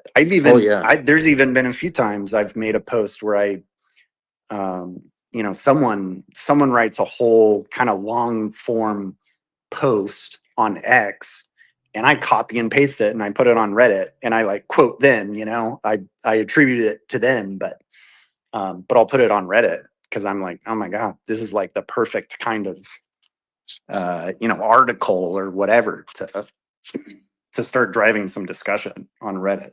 But it's been a ton of fun, especially just look kind of like, I don't know, reliving the stigma of like everyone thinking we're bots and stuff. And stuff on Reddit Yeah. has been super fun again. It kind of gives me like vibes like about GME once again. Yeah. Because Reddit was kind of like where everything kind of got everybody involved. Mm-hmm. Yeah. So, and I kind of see how and we just started doing Reddit, and it's already becoming like a very big topic in Reddit itself. Yeah. Yeah. Were you around during the kind of GME craze? Yeah, actually, I wasn't really invested, but my sister was invested to AMC at the time, Okay. and my friend, we're so I wasn't in GME. I was more of an AMC side. Okay. Yeah. Yeah. Which was basically a meme basket of GME. Sure. So Right. I it, wasn't like on Reddit or anything during that time. I don't think I even ever bought any GameStop other than maybe like $20. no, yeah, Reddit Probably was at the definitely going top, crazy. you know? Yeah, no, Reddit was definitely going crazy. I remember my friend, he put like for AMC, this guy on Reddit said just put $20 in there for this date for a call. Sure. And Yeah. and he put $20. He made $1,000 out of nowhere in a heartbeat because of that Wow. pop off. Yeah, that No was what's way. happening in those times. No, yeah. Yeah. I remember. Yeah. It just seemed like, yeah, I mean, I do remember people talking about it nonstop, especially at work. It was like I walked into work and people would be like, you seen what's going on with with GameStop today, you know? But I was never on Reddit during that time. So I never really saw I never saw the Reddit craze too much. Not like personally, but Well, it's kind of similar to what we brought experience with SPX. Yeah. You know, it's the Yeah. same kind of energy, bro. Yeah, for sure. So you're gonna experience a whole different version of it with like on steroids once when it gets going. I know that was one thing that I don't remember who said it. Maybe it was Space Fruit or someone who brought up how many people were involved in the GameStop like subreddit during the height of it. I don't know. I don't remember how many it was. I mean, it was in the millions. I think. Oh wow, yeah. I mean, it's For sure. I mean, it had to be, right? right. I mean, and I don't know exactly how much the people were involved, but the way I see it is like we're already in Reddit right now on something that's decentralized right now, you know, Mhm. and we're already getting this kind of attention, and Yeah. it hasn't hit centralized exchanges. It's if anything, it's on the map for it, yes. Right. And if we already have what I think we have at least 200,000 holders that are just already Yeah. getting in Yeah, there. it's So like 200, 210,000. that's like at least a quarter million in decentralized where people are still too lazy to figure out how to get in here. Yeah. You know? Yeah, for You sure. know, and even then when people are still too lazy to get in here, we already have a quarter mil at this point trying to figure out how to get in. Yeah. You know, that's what's making sense to my brain. Mm-hmm. So I can only imagine. I can only imagine once one obviously Reddit goes through its phase, and once I can only imagine when we're on the centralized side. Right. Yeah, and I mean, I think we're on what was it? Coinbase added SPX to their roadmap like a few Yes. weeks ago. I As don't an know what asset. As an kind of like asset. yeah, what I don't do you know what kind of they said to the roadmap. I don't know what that I don't know So what that basically, from my timeline understanding, they're means. saying is like they're watching this as an asset that can help kind of build equity. Sure. So it's on that Do you have list. any idea what kind of like timeline that is though? Like if something gets added to their roadmap, is that like 6 months down the road? Is it a Well, few we don't know weeks? because sometimes Coinbase launches a meme coin out of nowhere without it being on a roadmap. You know, Okay. so it's happened with other tokens like GigaChat made it to Coinbase before they even got into the roadmap. And from my understanding, it just happened. I don't know the whole detail behind it. I could be wrong. Someone could correct me if I'm wrong about that. But from my understanding, I'm not sure what's going on with that. But I think it's more of a better thing that they're saying it this way. Okay. Yeah. Because I don't know, because if it's on a roadmap being observed for something that's for equity, they're looking into it as a safer asset. And I think I saw actually a post on CoinMarketCap as well. And SPX made it to the list, and that was the only token that wasn't like it was the only token that was in that list that was not that was, if anything, related to a meme coin. That makes any sense. Yeah. Everything else was like ADA, Chainlink, obviously Bitcoin, right? Render. Like those are the things on the list. Things that are actually like performing for assets, and SPX was in there. Okay. I guess either way, it's bullish. Yeah, and also if you now that we're on the topic for Coinbase, I'm really bullish on Coinbase, honestly. And Coinbase actually listed a tweet, right? And then it said Ethereum just made all-time highs. Okay, and then it said believe in something. You remember that? Yeah. No, totally. Yeah. So in my head, I was like, Believe in "What the someone. freak, bro? Like Mhm. this is enough messages to kind of say they really want this to work out for all of us." Yeah, for sure. It does seem like there's that kind of subtle, not so subtle hinting. Yeah, you because know, like I Coinbase don't know. Assets is the one that posted the asset added to the roadmap, right? And then Coinbase posts about believing something. Yeah. So I don't know, bro. There's something happening there. Yeah. It's definitely exciting. I mean, it is crazy that there's so much momentum, you know, behind this project, movement, whatever you want to call it, community. And you know, I think it was maybe Cal who kept posting it, but there was a few weeks ago or a week or two ago, I kept seeing, you know, them saying like nothing has even happened yet. You know, nothing's happened yet, and you know we're just super bullish, and there's so much. It feels like so much momentum and passion just kind of pent up. Talking about, I see you requested. I am trying to add you. It's like we're on the eye of the storm. Yeah, totally. It's like we're calm, you know, we're DCing, whatever, and then out of nowhere there's like a poop, fucking shot up, another shot up. Yeah. And it's how it's happened, bro. It's just this is how it happens. And I kind of feel like what we're at today is kind of like what it reminds me of when we were back in 300 million market cap for a while and just slowly accumulating, right? I think this is exactly where we are, but in a new leg.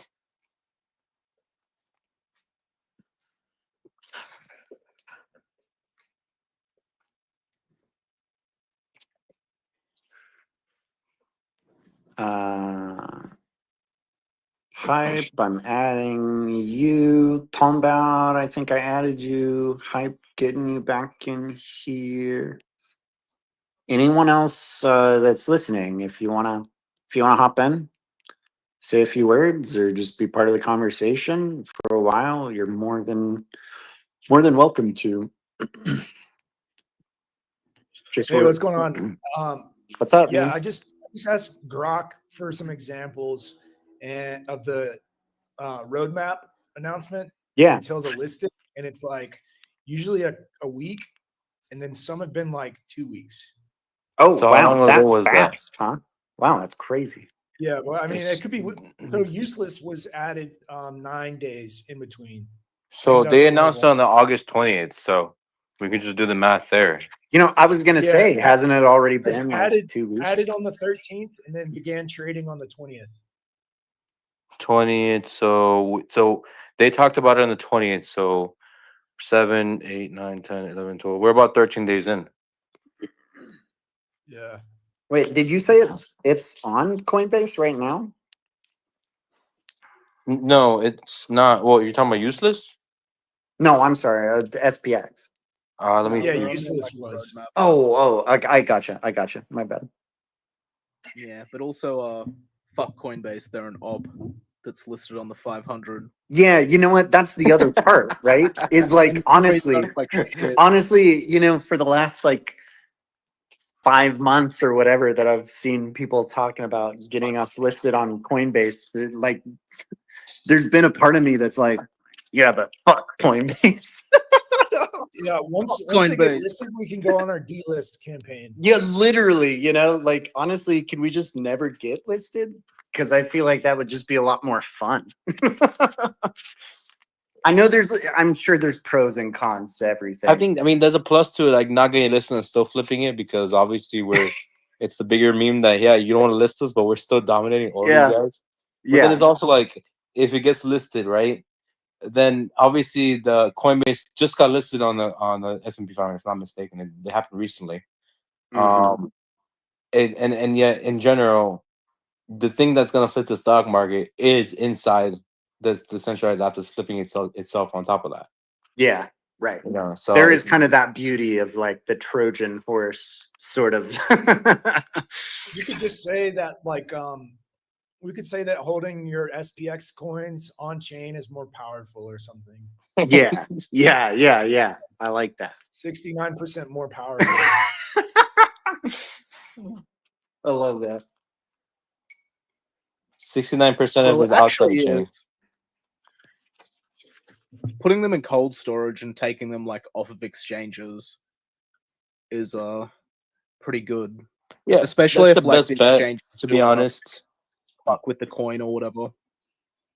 Because they You could do, do insider trading and stuff.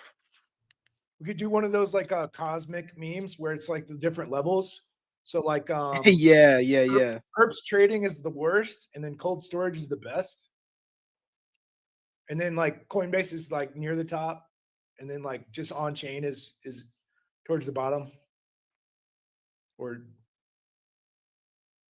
The opposite. Like Coinbase is down the bottom and then just on chain is right near the top. Cosmic. You know, I don't know from like a technical standpoint how this works. I know that you know, taking your coins off exchanges is a good idea. And one of you mentioned something about like, you know, insider trading or whatever. What is the Did Slow drop or did I drop? Can you hear me? Yeah. I can hear both of y'all. Okay.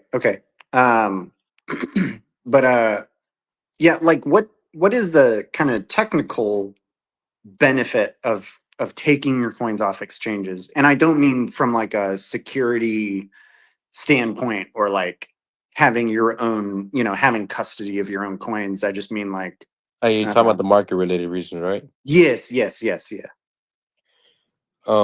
I mean, does anyone want to answer that, or should I just kind of freeball that? Because I don't know the exact answer. I have like an idea, but I'm not the Supply most. and demand. Okay, that's what I was thinking. okay. Like, I guess the supply could not be manipulated because we have it on our own chain, like protected. And there's just less of them, so they wouldn't be able to buy them to resell Right, to other exactly. Okay, that makes sense. It's kind of like how they do with stocks right now. They print these shares or act like there's real shares, but they're not.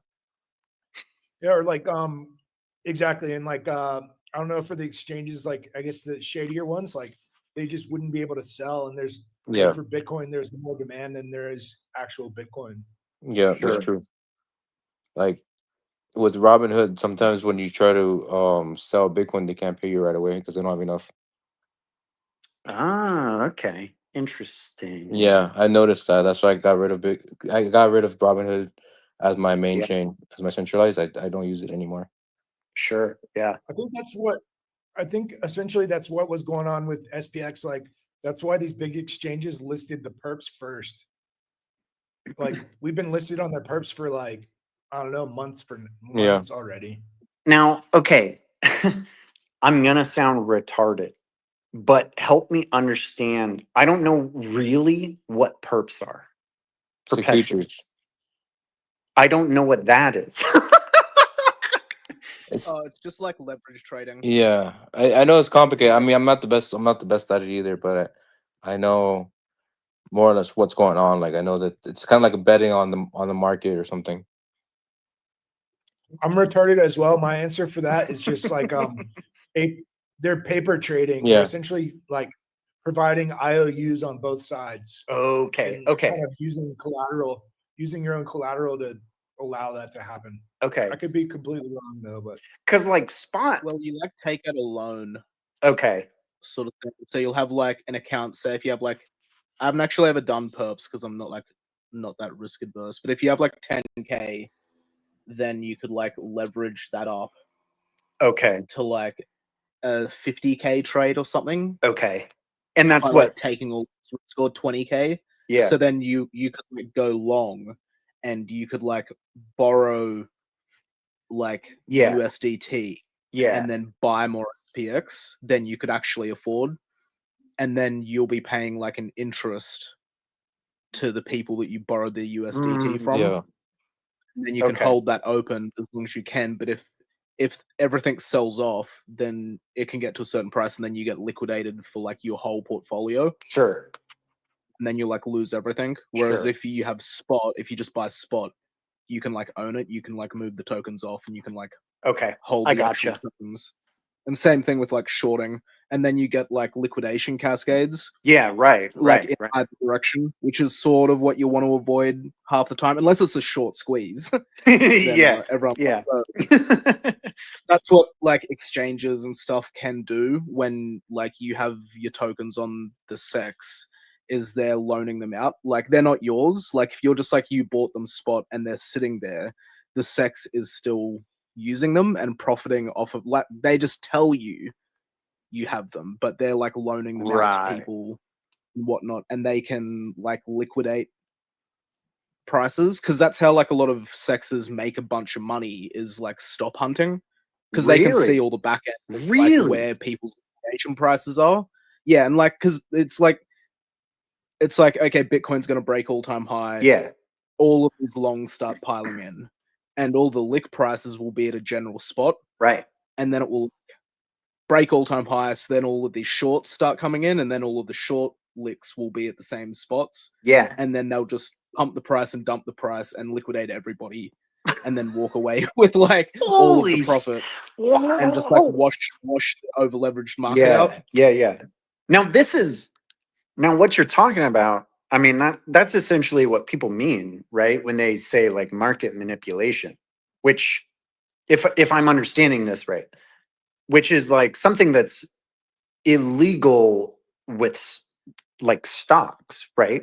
I mean that's something that's kind of essentially like I don't really know too much, I guess, but isn't that basically illegal with like stocks, but it's not with crypto? I think it's illegal. Well, maybe it is. Maybe it is. I don't know that much either. It's Sure. just sort of like that's sort of what gets talked about on the timeline. Yeah, right. I mean, they, yeah. like, do these things, and they are like predatory. Like whether it is Right. or isn't illegal, or it's like it's illegal, but they can get away with it anyway. Yeah, because right, it's like right.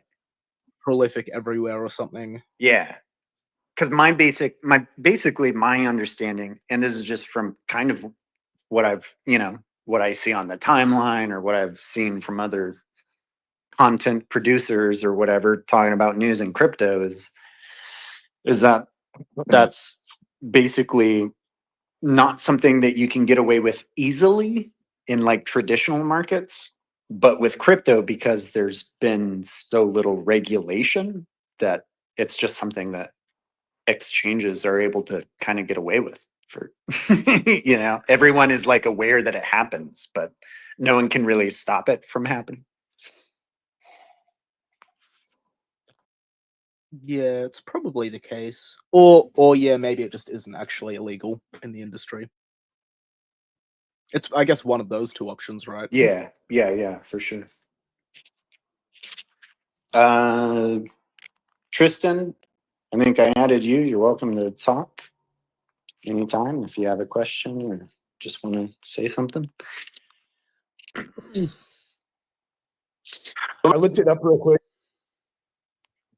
Some forms are illegal, and it's also really hard to prove that the manipulation happened. But one of the best examples of like illegal is like spoofing your asks. So like if you plan to buy but don't actually buy. Okay, that makes sense. And also Yeah. collusion. So if you and like 5 other investors all agree that you're going to put in orders, that would be illegal as well. Sure. Okay.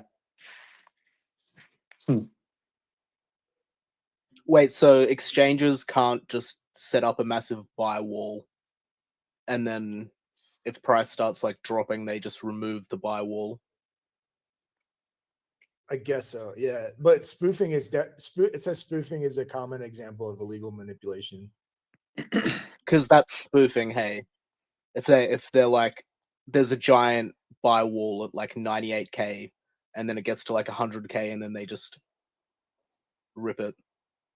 And Yeah, then I guess liquidate if a bunch of longs they that came through. yeah put a bunch of orders up and then cancel them immediately or something like that. Sure. So individuals can do it, but exchanges can't. Well, for spoofing, I'm not sure, but I think like collusion is like a big one. Like if they're like, all right, we're all going to buy on this day. Another one that makes a lot of sense is front running customers' orders.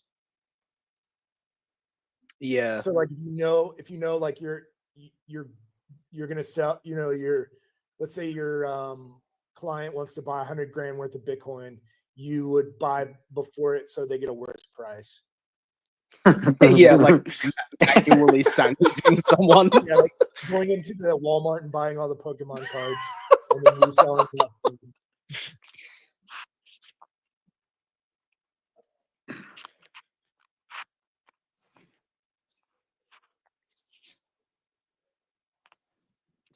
Man, crypto is still like the Wild West, though, isn't it? You know, that's literally what I was just thinking. I was like, man, exchanges are like the wild fucking West out here. Just doing whatever they can get away with. That's business, baby. That is, yeah. Whatever makes the money, right?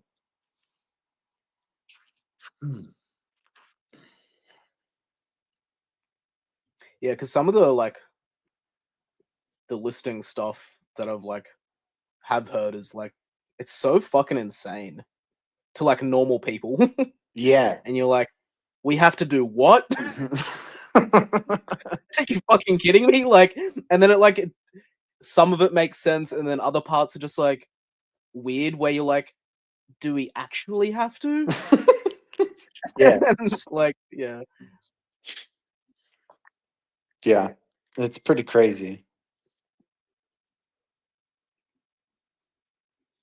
Hype, I was listening earlier to you and Mike and I think it was Undefined talking. Are all of you guys were talking about, I don't know, bridging things and different like contracts and missions and stuff like that. But a lot of stuff you guys were talking about was pretty technical. I think like programming type stuff that I know nothing about. Are all of you guys programmers? No, I just make videos and shit. I'm just an artist. Okay. Okay. They're the smart ones. Yeah. I've thought about trying to learn some of that just to have some kind of like basic understanding. But I don't know. I start hearing people talk and it's like Fucking hell, like way you're over my dropping head. off, man. Sucks. I have to come back up. Okay.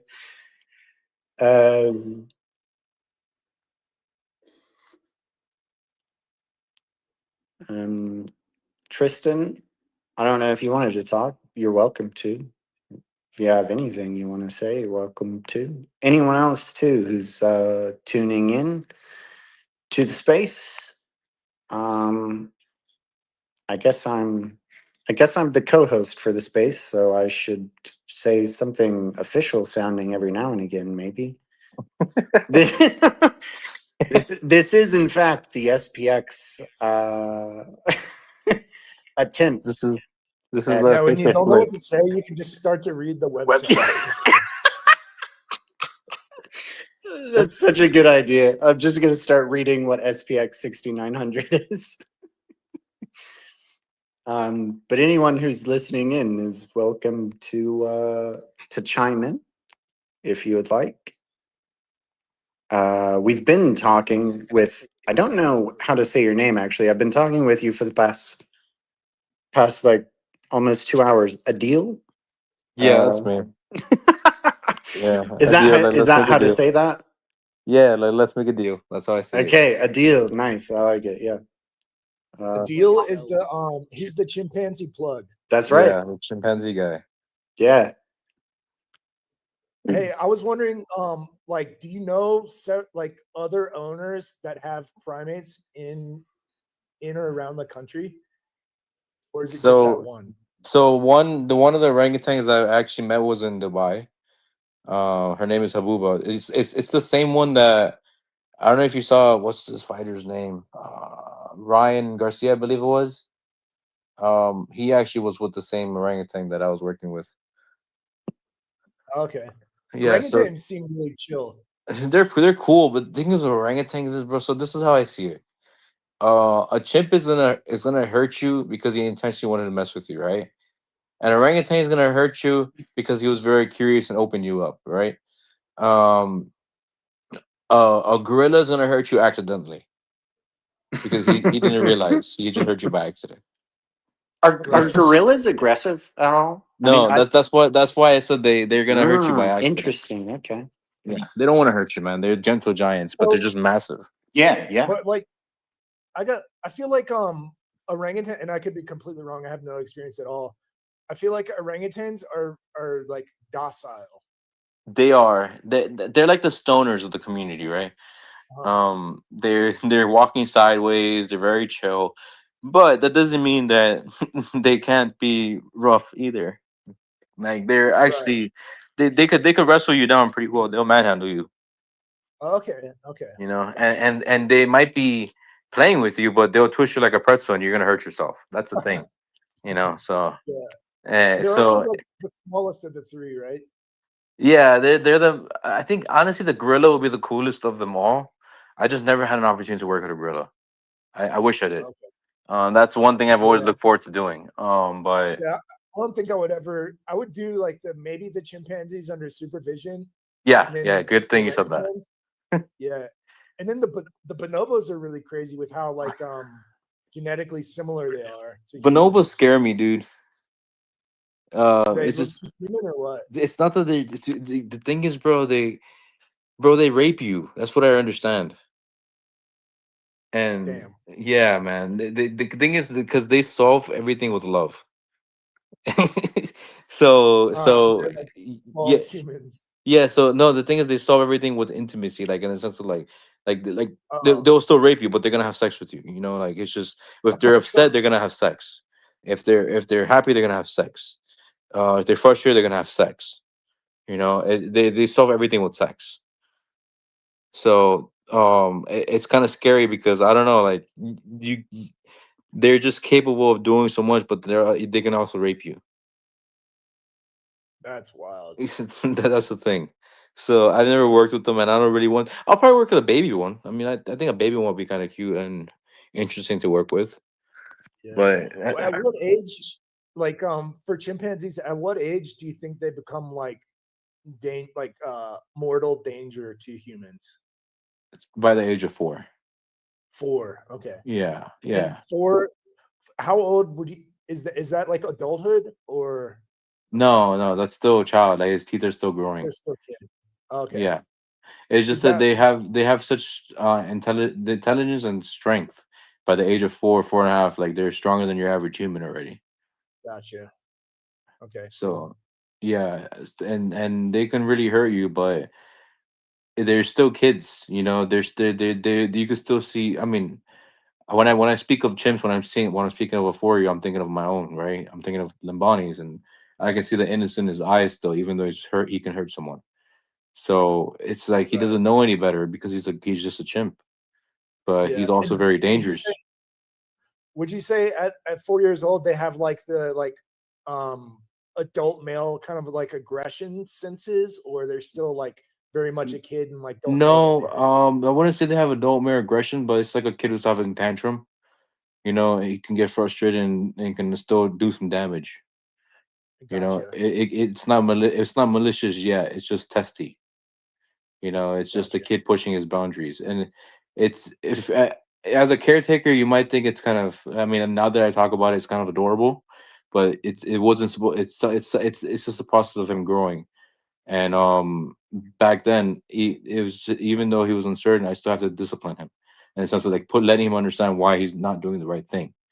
So, but you know, now looking back at it, even though it was just a learning curve for him. It was more of a it's kind of cute, but at the same time, I can't have him make him understand that I think it's cute. Because he needs to Right. know what's right and wrong. Yeah, that's what a lot of parents do, or even like dog owners. Like, Yeah, exactly. it's always and too, like the dog trainers, they always have to train the humans, not the dogs. Yeah, that's true, and it's the same thing. I mean, anyone that would work with them, I just have to train the person over and over not to do something a certain way because I worked on this for so long. You're gonna mess this up. How long do you think it takes them to like commit it to memory versus like the reward conditioning? So committed to memory. You're talking about like understanding something? Yeah, like when you teach a dog to sit, you have to do it with a treat first, and then like you can take the treat away eventually. It's more of a trust thing, to be honest. Okay. It's more like a trust thing. It's like your kid. It's literally like your kid. It's not like a dog anymore. It's a complete different language. Yeah, you can give them food and stuff, but that's not they. I mean, yeah, they'll respond to it to an extent, but to actually really listen to you without a treat, it's all trust and bond. That's all it is. Yeah, Like, they have to that's really crazy to trust think you. about, man. That's a really wild like thing that just completely out of my. Even though I've like always been fascinated by chimps, I still don't have an idea of that kind of relationship that you probably had with it. Yeah, Or still no, do. it's even to this day, I would say a lot of people don't because like the only person that we could think of that talks about chimps like this would be Jane Goodall, if you guys know who she is. Yeah, Um, for sure. yeah, so Jane Goodall is probably the only other example other than someone like me that has had hands-on experience. Jane Goodall was the one that first did, and that's not that long ago. So yeah, it's such a there's so much we can still learn from them. Yeah, definitely. I want to have some involvement in the future in that aspect. Also with dolphins. I think Dolphins are that super relationship cool, is man. really cool. Dolphins are Yeah. super cool. I might actually meet Jane Goodall sometime in the future. She might be coming to the facility for something. They were talking about it the other week when I was there. No way. Yeah. How long is Jane Goodall still like actively working with chimps? No, she's not working with chimps in the wild anymore. No, Okay. but she's still obviously doing her part. Is that what Um, she? I'm not super familiar with her. She worked with chimps in the wild. Yes. Wow, really? Yeah, she was the only person that was the first person to do that. She's the reason why we know they can use tools. Holy shit. And obviously like she's the reason why, but then also there's a story like me that actually experienced it, you know? Yeah. And it's different. It's interesting because now it goes to show like even after so much time has passed, we haven't really had an opportunity to learn the species that well. Like there's Sure. still so much. There's still so much. Sure. Cause Jane Goodall, she's pretty old, right? Like Yeah, she's pretty old. she like in my head, I think Jane Goodall, and I think like 1970s or something, but I don't know how accurate that is. Yeah, she's pretty old. Like she's I want to say fragile old, but she's still moving and beating. Wow, that's incredible. So she might come Yeah, to. they're talking about it. I was actually in a meeting on a virtual call with the director. Wow.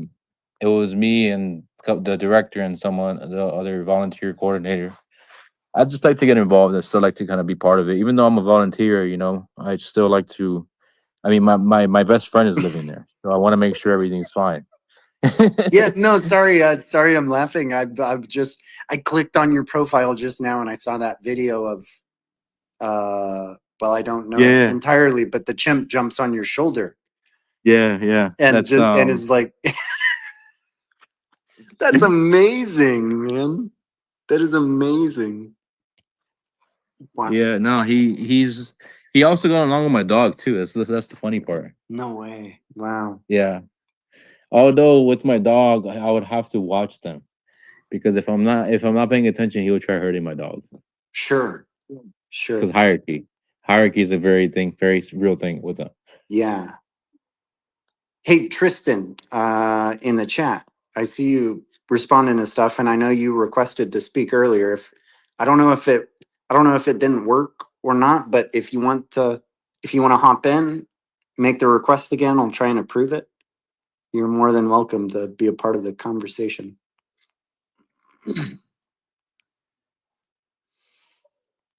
Yeah, man, by that's all super means. cool. I love animals, and I've always we've kind of had, like, my family and stuff growing up. You know, we always, for the most part, I think always kind of had, you know, some dogs or cats or something. I've always been a cat person. I've got 2 cats. No, I have cats too. I have 2 cats in the house, 1 outdoor cat, and I have a dog here too. Mm-hmm. Yeah, I was thinking earlier when you were talking about just the whole, like, kind of paying attention to their, like, body language and stuff, and how, like, they will communicate. You know, they will let you know, you know, they are communicating something with, you know, their body language or how they're acting or how they're looking at you or whatever. Like, it definitely is true, you know, because one of my older cat, she's probably about 9 years old, and it's like I know her different tones, her different, you know, when she meows in different ways. It's like I know exactly what she's communicating. I know when she's irritated. I you know, I know when she wants affection. I know when she wants attention. I know when she wants to play or when she wants to be left alone. It's so fascinating how much communication actually does take place in, like, a nonverbal fashion, you know? Yeah, definitely. And I think humans, we lack it because we can speak. Yeah, right. So we don't pay Right. attention to those cues. And once when you kind of understand it, you can actually understand humans in a different perspective too, because they could be saying Yeah. one thing, but then Yeah. their body language is saying some uncertainty right there. So Yeah. you know how to kind of gauge that. No, it totally relates. Or in, like, translates into, you know, the, like, human to human interaction, because, you know, at least the way I think about it is like, well, we're all still animals, you know, like maybe we're just more intelligent, but, like, we all still have those kind of, we're always communicating non-verbally, whether we realize it or not, you know, whether it's like your facial expressions or you know, how you're sitting or whatever it might be. You know, there's so much communication that happens non-verbally. It's and that your brain picks up on, probably subconsciously, you know. It's just super interesting stuff. I've always been a big animal person. Have you? It just made me think of what was it called? My Octopus Teacher on I think on Netflix. You had an octopus teacher? Yeah, the documentary. Do you know what I'm Oh, talking about? okay. I thought you literally had an octopus teacher. I was like, that's not a thing. I don't know what school you went to for that one, but Yeah. No, there's this documentary that I think is on Netflix, and it's called My Octopus Teacher, and it's it's an incredibly emotional journey of a documentary, but it's basically this, like, this documentary filmmaker got burnt out in Hollywood and started, like, he decided to kind of take, like, a time off work, right? Like a sabbatical. And he moves back to, like, maybe his childhood home or something off the coast. And he starts, like, swimming every day. Long story short, he meets this octopus and, like, develops this relationship, you know, with this octopus out in the ocean that he ends up, like, running into every single day. And he makes, like, a documentary out of it. And it's really this beautiful emotional journey that I highly recommend everyone look into. If you're into animals and stuff, it's a beautiful story. yeah, that's definitely interesting. I don't have any Netflix right now, but I mean, I'll probably watch it when I haven't been watching TV, to be honest, at all. It's been Yeah, video yeah, games. yeah. I don't have it either. I'm sure there's some kind of website or something where you can you can. Although I don't know if you guys seen Tiger King. Have you guys seen Tiger King? Huh? I actually haven't. No, but I know exactly who you're talking about. Okay, so Tiger King. I'm just asking because you can kind of correlate that with my life too. Uh-huh. Because Tiger King, and one of the characters from Tiger King, the guy from Miami, was my mentor. Yeah. So Uh-huh. I actually worked with him. I learned everything from him. No way. Yeah. So not the main character, Sure. but the guy from Miami. The guy from Miami, the one that was the kingpin, that sold drugs and that sold cocaine or whatever. That was my mentor. What the hell? He was sentenced for 100 years in prison, and he got out for good behavior, and the judge actually let him out for earlier because the way when they looked the case up, all the money he used for drugs was to build enclosures for animals. So he obviously was on the card. Wow. Yeah. That is crazy. Yeah, that's his name's Mario Tabri. You can look him up, you can read the story for yourself. But yeah, that was my mentor. That is crazy, man. Dude gets mentored by a drug lord that Dude, also just like loves animals. yeah. This guy used to kill people, bro. Holy shit, that is crazy. This guy. Okay, so the story behind this guy was the reason why he got caught up with this shit because one of his people that he used to work for, or that used to work for him, sorry, they ended up killing a informant officer. They ended up shooting in the head or something, and they drag his body over to this man's house, and now this guy's stuck with the body and he chops them to pieces or whatever, and the body was never found. The body was never found. What the fuck?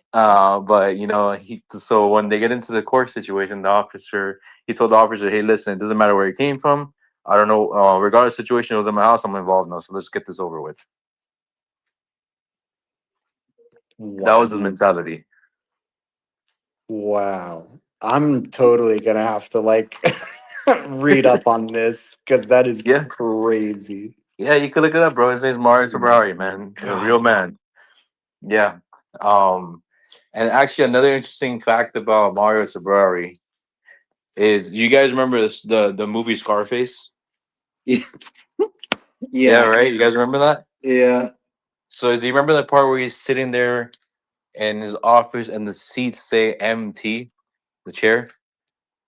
Man, I don't know if I do. Yeah, you may not know those details, but the reason Yeah. why I do remember those details is because that chair belonged to Mario Tabari. It's not Tony Montana, it's MT. Really? Yeah. So those are his chairs. And some of the story was kind of linked up to him as well because he was from Cuba. And he was the one that came into Miami bringing cocaine and stuff like that. Yeah, sure. So on top of that, when there's a scene when Tony Montana says, "I'm gonna get myself a tiger," and he shows people a tiger in his backyard, that was my boss. that was him. That was the story that was based off of him. Oh my god. What's his last name? Sombrari? Tabraue, Tabraue, Tabraue. Mario Tabraue. Okay. Yep, I got him. You can even look up the Tabraue mugshot, and you'll probably find him everywhere. Yeah. Wow. Yeah, dude. I used to sleep in that man's house, bro. So, yeah, talk about a small world. What in the world? This is crazy. Yeah, I'm gonna be if no one else is on here at 3 a.m., I'm just gonna be reading this. Yeah, man, it's a crazy story, bro. He's actually a really good man, bro. He's just traumatized from his history. Sure, You know? That's all I can say, bro. I mean, as a ton of people are, you know. Yeah, no. I've been through hell and back with this man. Like, we have a history, and I can honestly say, like, every time we've had our butt our heads, I've always understood why. Like, I understood why he was feeling some type of way. I understood why he had this trauma because of his past. Like he's been through so much. Sure. So Yeah. I've always forgiven. He's an old man, bro. Like I've always forgiven him, and I've always kind of just let it go because I know, in the end of the day, bro, this guy. There's no other person that I know has dedicated his entire life to animals. His Sure. entire life. Really? Like, Wow. even though he sold drugs, like he still did it for the animals. Sure. Right. You know. So that's the respect I can give him. Yeah, totally. It is like a really this is something I think about a fair amount of the time. Is just like no one gets to choose, what circumstances they're born into. And I think it can be easy sometimes for people to kind of like label things as black and white and like that's a good person or that's a bad person or whatever. And I think that that's probably true in some cases, but I think a lot of the time, I think we can kind of extend some like grace and take things with a bit of a grain of salt. And like sometimes Yeah. sometimes people are doing things because they just don't know what else to do, or like that's their Yeah. last Or option. that's Or their I mean, like that's there's their bet. Yeah. That's yeah, their bet. it's That's like their. I mean, there's plenty of people who are like involved in drugs or gangs or this or that, and it's like they didn't really choose that. It Right. they kind of It's got born into it or forced into it or whatever it is, And it's It's like sad. a saying, right? They say there's no light without dark, right? Yeah, yeah, So there's no light if there isn't. There's darkness to be found first. yeah, So everyone has a dark side. Um, Sometimes people's darks illuminate a little further than their light. Sometimes, yeah, but when you actually like, even with Mario, people could say so many things about him, but then I can also say, dude, I live with that man, so I know the other side of him.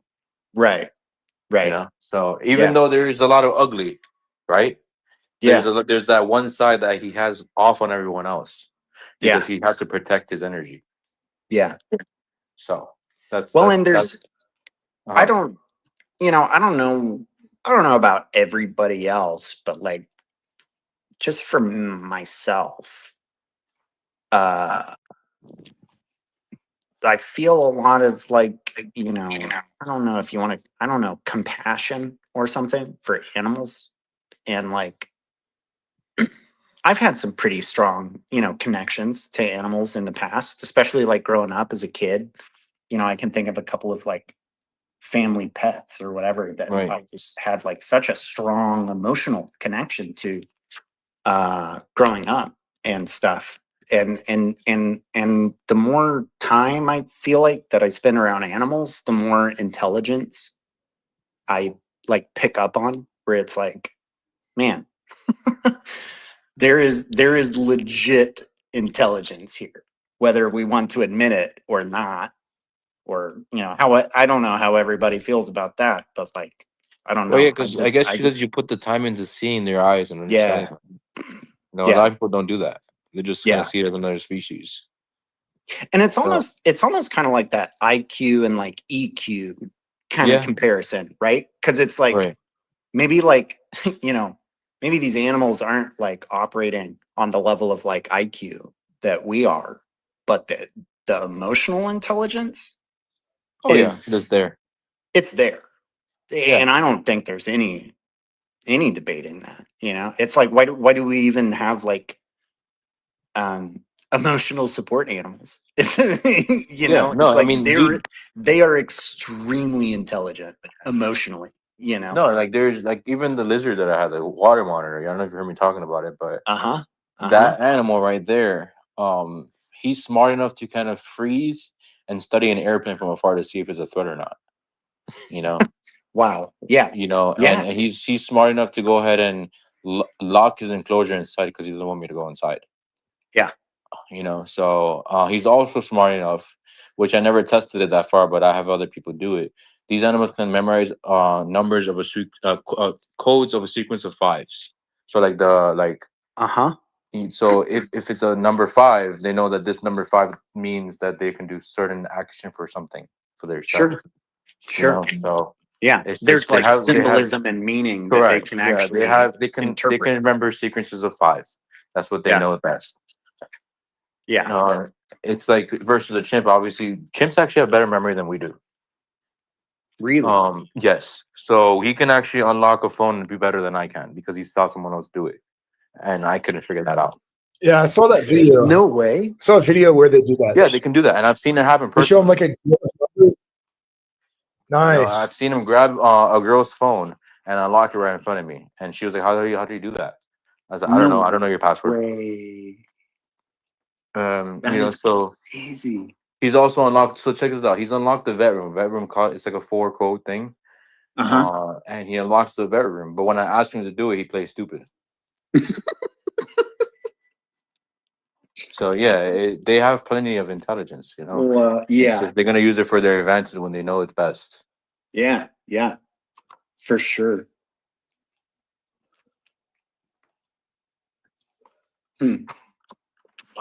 It's almost like sometimes even you know, when you I guess when I meet someone who maybe doesn't speak very much English, it's like not their native language, you know, and maybe they speak very little or like very broken English. Right. It's like you're trying to think of ways to communicate in the most like simple or like dumbed down way, but not because this person is dumb.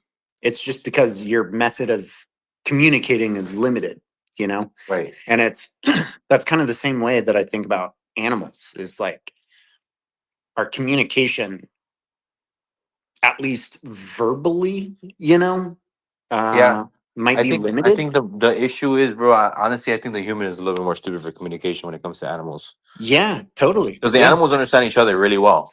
Yeah, right. No, exactly. It's just since we don't speak that side, we're too busy talking. We're basically oblivious to everything else.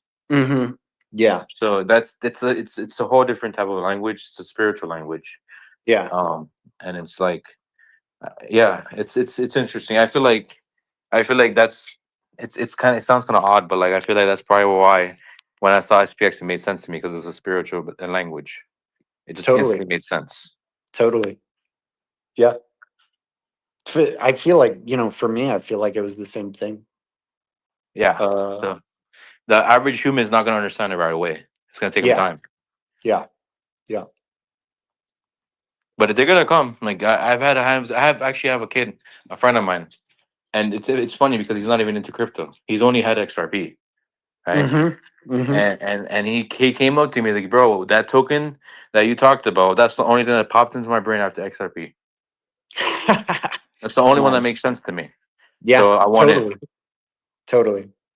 So it is interesting that like SPX can actually in some ways make more sense, I feel like, to the average person than to someone who's like crypto native in a lot of ways. Right. No, Because it doesn't have to be crypto. The Yeah. average person, it doesn't even have to be average. It's just like someone that has an EQ or an IQ of intelligence to understand what's going on here. Yeah. It's Yeah, gonna take advantage of the opportunity because it's right in front of you. Yeah. You know, but you know, then there's obviously there's average people that I talk to, you know, and they're investing and stuff, but they're not touching SPX because they still see it as a meme coin, right? Yeah. And that's the same people that put $30,000 onto PayPay when it was on the all-time high. Yeah. You know, and Yeah, I'm totally. just like, bro, what? I don't know how to help you here, bro. Just stick to your XRP and buy whatever stocks you feel like. Fine. Yeah. Yeah. But when you're ready, I'm here. Like it's I'm still telling I always send him like posts on SPX and like something that happens with the news or he's always sending me XRP stuff. I'm just like just wait till you understand what's happening here, bro. Yeah. Yeah. You're like, thanks for the shill, but I'm good. Yeah, thanks for the show, bro. But like that market cap doesn't make sense to me right now. Yeah. I'm used to being on the other end. I'm used to being the shiller. Yeah, I'm used to being down here, getting up there, right? I don't.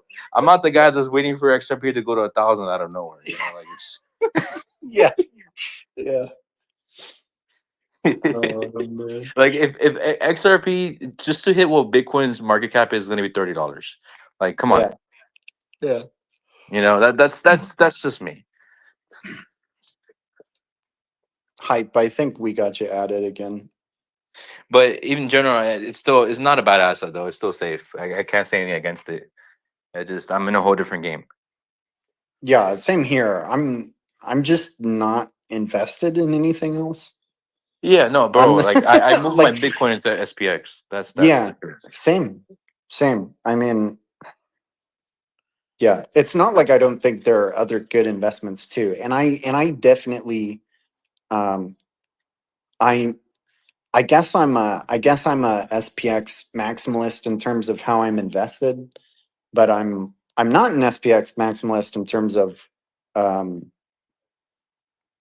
well, I don't know how to say that. Like, I definitely see the value in other communities because Right. I think we all fulfill different kind of roles or our own niches. To me, SPX is the cypherpunk community. It Yeah. is the place that most resembles Bitcoin for me. Because Yes. when I really started looking into Bitcoin, what what what gripped me and what made my heart beat faster and get my blood pumping was the kind of cypherpunk thesis and mentality of we're living in a system that's, you know, corrupt or broken or whatever you want to call it, and there's a better way. And that's, you know, for me, that was Bitcoin, and that's what really got me into crypto. It was the vision. It was the vision of there's a better way to transact in a peer-to-peer fashion, in a cleaner, faster, more efficient, decentralized, non-controlled, you know, way. And SPX is kind of like the next evolution of that for me. But there's definitely so much value in, I feel like, I think in other tokens and communities as well, like Apu and Giga. Yes. I'm not personally exposed to really any other communities than that, but I'm sure there are great communities out there. Well, yeah. I mean, to be fair, I have a little bit of a poo because I have an emotional Yeah, connection to the frog. yeah, yeah, It yeah, makes me feel like some sort of a belonging. Don't get me wrong. for sure. But my biggest conviction is SPX because it just makes the most sense. You know, Yeah, it has a purpose, it has a movement, and it has a community all in one. You yeah, know, it also has a type of belonging, which you know it's so important right now. I can't stress that enough. Like yeah. we can act tough in this world all day. Like, but reality is in today's world, there's a lot of lack of belonging, and Mm-hmm. Mm-hmm. we need that's why honestly these communities are gonna do well this generation because of that. Yeah. I do think that that's something that um these online communities such as Giga and Apu and SPX are actually accomplishing. Yeah. And probably if I really had to like if you had to make me say it, I would probably say that like where's the most utility? It's in the fact that there is genuine community happening Yeah, because online. the people are the one that makes the money work, right? Yeah. Yeah. Yeah. And what people forget to understand is money is just a transfer of energy. Yep. Yep. So if your energy it's correlating in the cognosphere, right? And it's just it's getting abundant. What is that going to do to your price? Mm-hmm. You Mm-hmm. know, and that's just the Mm-hmm. reality. So it's all about how much energy you put in. Just like with Mike with his 6.9 day call. That's energy being put in, Yeah. right? Hell yeah. And look at how many people haven't left this room yet. Yeah. You know, it's Yeah. because it's the abundance of this community that is still willing to push. And even if you leave, there's no pressure, right? We still love you. Right. You know, we still know that we're here to persist forever. We still have the mission on the board. The job's not done yet. You know, we're still here. Yeah. 100%. But that energy is going to bring attraction Yeah. to our value. Yeah. You know, it's It's crazy because like I told this about someone else in the space is like, dude, I haven't told anybody to just go buy SPX. Mhm. If anything, they come to me and they say, how do I buy it? Sure. Because it makes me feel some type of way. Right. Right.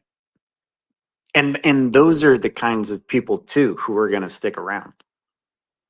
Right. Because Yeah. I they mean, resonate with it on a deeper level than just, can I get a yeah, 10x out of this and coin? there's gonna be some people that are gonna come in. Like I have a friend of mine that got in, and he got into it, and then he thought, you know what, let me go trade it into a meme coin, right? Yeah. And I made a 3x. He's like, I made a 3x, and then it got dumped completely, Yeah. right? Yeah. And then SPX was still sitting at where it was, if not a little bit higher. Right. So, and that's when he kind of realized, damn, bro. And then it clicked to his brain again. So sometimes you have to learn that lesson, no matter how much you tell someone. Yeah. Like, and I feel like everyone here has already been through that. Yeah. Or realized that. I realized that it's not like I got rugged left and right. I was actually pretty good in the trenches. Right. I've had a few different wallets for SPX that I've been accumulating. And actually, one of them specifically was through the trenches. Every time I made a win, it goes to the SPX wallet. Or if I take a loss and I'm done, it goes to the SPX wallet. It never gets touched again. Yep. Yeah, I kind of feel like I'm in some ways, I resonate with that because like, I don't, when I'm over the last say 4 years or so, as throughout this entire cycle, I guess you could say like how I was going about investing and stuff and like trading is I was probably going to come out on top, like fairly successful, let's say. And the problem was a lot of like what I was hearing Polymetric talk about earlier today about the kind of psychology of it and the like morality and the ethics behind it, where it's like, I know that I'm making money off of people losing money. And something about that just feels like, what am I doing? like the ways to make the most money is the result of that is that I know that there are other people out there who are losing money, and that's how I'm getting money. And it's that whole like transfer of energy, just felt like it just felt bad. It's like this is the kind of thing that I don't want to be a part of, is this like kind of parasitical entity that's somehow making money off of other people's time and energy and effort and stuff. And that's one of the things that just drew me to SPX so fast, was this idea of stop trading, because this isn't a PvP game, and it's not, and it's life doesn't have to be a zero sum game. We can all win, and the way that we all win is we all win together, and it takes a level of trust fundamentally. Yeah, I agree with that. That like, it's not something that you see in crypto very much. I don't think. I stayed You don't largely see out that of often. crypto Twitter for the last couple of years because it just looked like an absolute shit show of a space from what I got exposed to. Sorry, go ahead. You were saying something. No, I was just kind of just pointing into what you were saying. Is just this community, like we have this. We obviously we're building a trust game. That's what it is, Yeah. and Yeah. we're eventually gonna win together. You're like you said, and it's all about basically learning how to just hang in there until even critical masters enter, where everything becomes like so much valuable. Where Yeah. our initials become pocket change. Yeah. Yeah. So Yeah. and that's us DCAing. Yeah. You know, 100%. well, And I mean, to be honest, like I don't even know what my initial investment is anymore because I've been Yeah, I DCing don't either. every single day, guys. Just I was thinking about that, you know, because you think about that sometimes, and I was like, I literally don't even know like what my investment is because I've just been DCAing for so long, and like, all I know is definitely in a great entry compared to the new group of people that are coming. yeah, I know that. That's for sure. yeah, totally. But in general speaking, like, and this is gonna happen, and the next cycle once again, or maybe even before the next cycle. Yeah. But in general speaking, it's gonna happen where people are gonna be getting in now, and then the next entry is gonna make like I don't know, like some price up above this. Yeah. They're gonna be talking about how $1 was cheap. Yeah. You know, and we're Yeah. gonna be talking about how 30 cents was cheap. Yeah, no, And then totally. the people before that are gonna be talking about how I don't know, pennies was cheap. Yeah, right. You know, so Yeah. it's just Yeah, we're I mean, getting 'cause, there. You well, know, like who knows? You know, 5-10 years down the road, people might be like, "Can you believe people were buying SPX under $100?"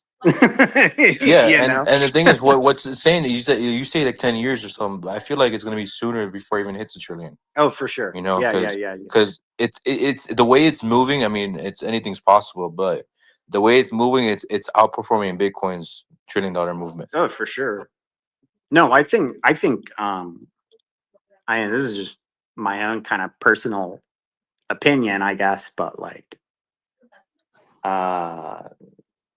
I think trillions are in the cards like very, very soon. Yeah. I mean, Very obviously, especially soon. now with how money's being moved. Yeah. In general speaking, money's being printed left and right. So Yeah, no, for for sure. for the average person, making the same amount of dollars is obviously not helping us. But to invest in something like this, where it's keeping up with the dollar value, Right. it's gonna come quicker than we expect. Right. Yeah. Yeah. I think it is definitely it's everything that we've been saying for a long time, which is DCA, because there's no telling when it takes off. There's just Yeah. no It's like telling literally like we when. had a massive runoff out of Yeah. nowhere. Yeah. You know, it just happened and it just kept going, kept going. Yeah. I was having people DM me like, "Oh, I've been watching SPX go up, and I don't know if I should invest now or if it's gonna come down." I just DM them like, "Do you want to be on the sideline for your entire life?" Yeah. Right. Right. Yeah. Or just join the wave. Well, that you because know, and that's then you know, 100%. You know, that's the thing that I realized probably a year or two ago. I was like, you know, this whole time that I've been spending all this time and effort trying to like buy Bitcoin at the right price and get the right entry for the maximum return and blah blah blah blah blah.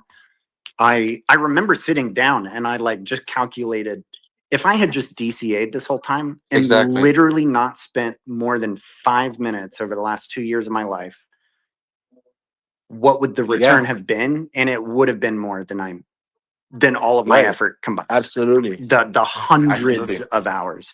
And it's like, okay, then what are we doing? You know, we literally need a different way of doing this. And then I came across SPX not long after that.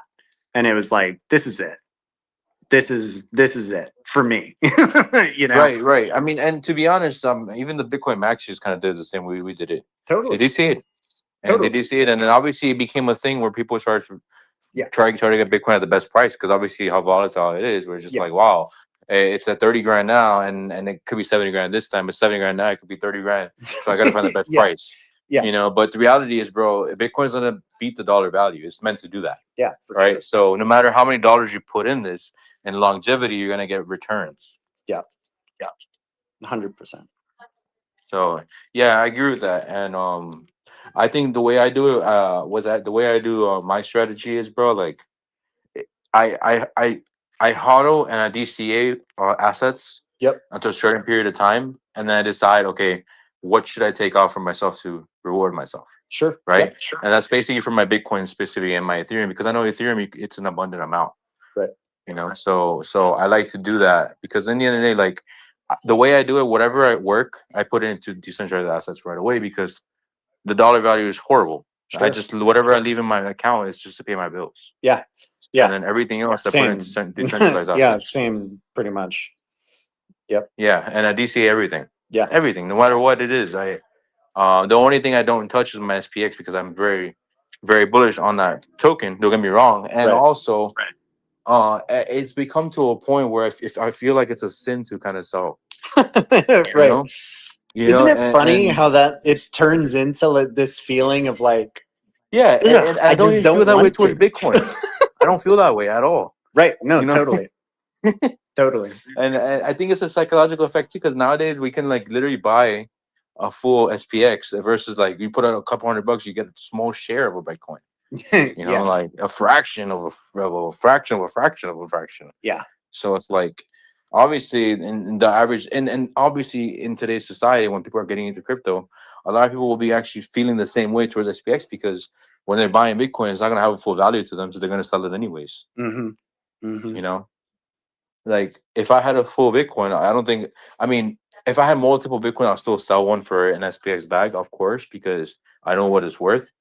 But in general speaking, like if I had multiple Bitcoins, I don't think I'll sell them right away. I'll think it through.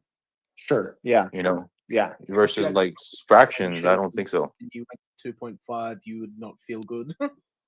What was that? If you had like 3 Bitcoin and you wouldn't want to sell like half a Bitcoin because you want to Yeah, hold 3, you don't want to hold like 2.5 or like I have a 2 and friend 3. that actually what he did was he has 5 Bitcoins and he bought them for on 20 grand a pop, right? So what he did was when they passed 111K, he sold them to pay all them off. That's what he did, and he doesn't regret it because he got all his Bitcoins for free now. And then I have another friend that he's just been a Bitcoin maxi since 900 a share. So he bought like 33 or 34 and continuously buys today. But he never sold either. But the funny part is the one who holds the Bitcoin. He's actually very supportive towards SPX. You know, and I think that's very interesting. Yeah, I think a good amount of them are because they see the sort of like the overlap sort of thing, and like because it does stand out in the space because this whole run has so much of it has been like meme coins and gambling. Yeah.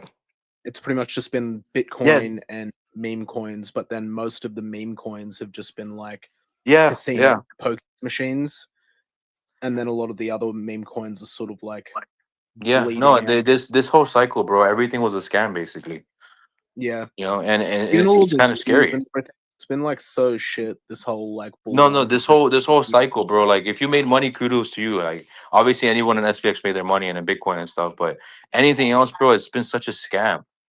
Like it's made people run away from crypto. And Yeah, because obviously there's most some of it's people sort of that just come like in as well. Yeah, wimps. don't get me wrong. But Besides like Pepe and like Penguins. and yeah, Penguin. those are the ones that actually kind of made it happen. Yes. Don't get me wrong, but then there's a lot of people that are basically worried about coming into the spaces because they hear about the rogue pools that are happening. Like that never was a thing. I mean, not like that. It was never like it's as heavy as it is today. You know, And yeah, I was thinking about that earlier today. Actually, I think about this quite often when I hear people use the phrase of like, when is retail coming back? And I think to myself, I'm like, why the fuck would retail come back? Because well, the they're whole gonna come back. space has just done nothing but like dump on them. You know, like Yeah, every cycle, that's Yeah, like but they're just our exit liquidity. yeah, that's true. But they're gonna come back when obviously it's the whole bloody September Yeah. conversation ends and everything starts running again. Bitcoin goes back to whatever price, and Ethereum's doing this, and that's like, oh wow, Right. these safe assets are moving up. Right. That's when retail starts coming in, and then they start seeing everything else move, and then that's when the thesis starts making more sense again because SPX is continuously performing regardless. Right. So and then they're like, oh my goodness, like what am I doing trading when SPX should have been the play this entire time? They're gonna start seeing the open rod videos and our videos, and it's just gonna make sense more and more. For sure.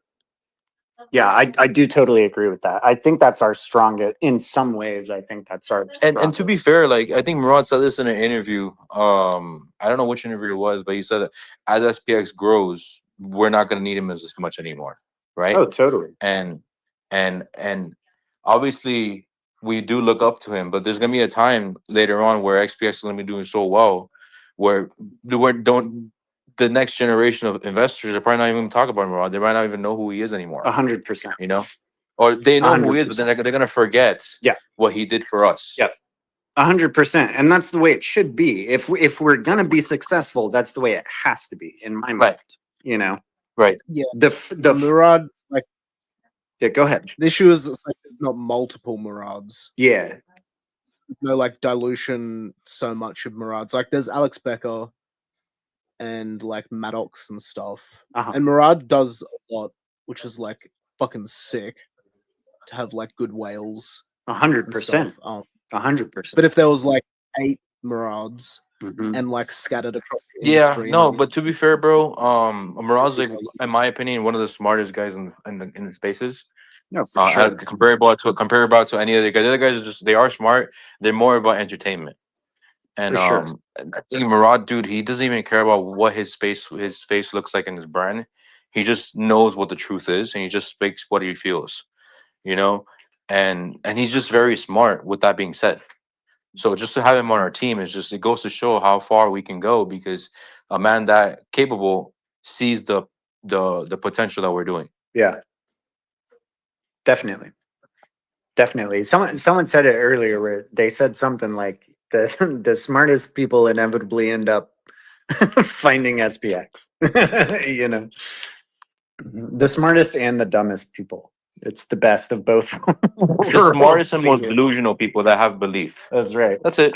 Yeah. You know, I'm not saying I'm the smartest kid in the world, bro, but I did go to college, and I was actually one of the top students in my high school, where to a point where my mathematics teacher told me to leave the class because I know all this stuff already. You know, That's awesome. and I'm not saying that to rub a number, because to be honest, I think college is a scam. Even though I got my degree, I never really used it significantly, because totally, it's just a scam. I just did it to make my family happy, right? Right. But I realized the truth. I realized that crypto was a thing, and SPX automatically clicked to me. You know, and I didn't find it right away. You know, I actually found it, and I didn't find it because of Murad. Murad actually started popping up and convinced me because of his stuff. Don't get me wrong, because when I saw Murad's post and all this stuff going on, I'm like, bro, this guy knows what he's talking about. But on top of that, it was just on my list. You know, it was just there. Yeah. And to be honest, I was actually more bullish on Brett out of everything, which sounds very ironic, right? But I had a bag of Brett at the time, and SPX came and flipped everything and flipped Brett. And I remember that day. I was like, wait, what? This thing was down here. Yeah. And this thing was down here and just ate up everything, and Brett's just hanging down there. You know, it's just doing his thing. But SPX just woke up and just ate everything for breakfast, bro. Dude, it was such a good feeling. I know it's like, oh, it's not supposed to, like, no PvP, but like, holy fuck, it felt so good. Dude, it was so G. Because everyone over there's looking at you like an idiot. Do it, yeah. Right? Yeah. Like, oh, your token's on the ground. What are you talking about? It's been sinking. Yeah. But it's like, Yeah. bro, do you not understand what price correction is? Yeah, because we were like fucking for so long. It was just like, bro, I was having Like, anxiety, bro. someone noticed, like- Dude, I used to work at the airport just stacking up the bags, okay? And I'm like looking at, because I'm working 12-hour shifts, and I'm working other shifts. I'm working 6 days a week, working 84 hours a week minimum, right? Okay. And I'm here stacking up my bags, right? And I'm here like looking at SPX at the bottom, like 300 market cap or whatever, and I'm just like, what's going on here? This is not supposed to happen. And I'm like, no, bro, have some faith, just lock in, just get some more.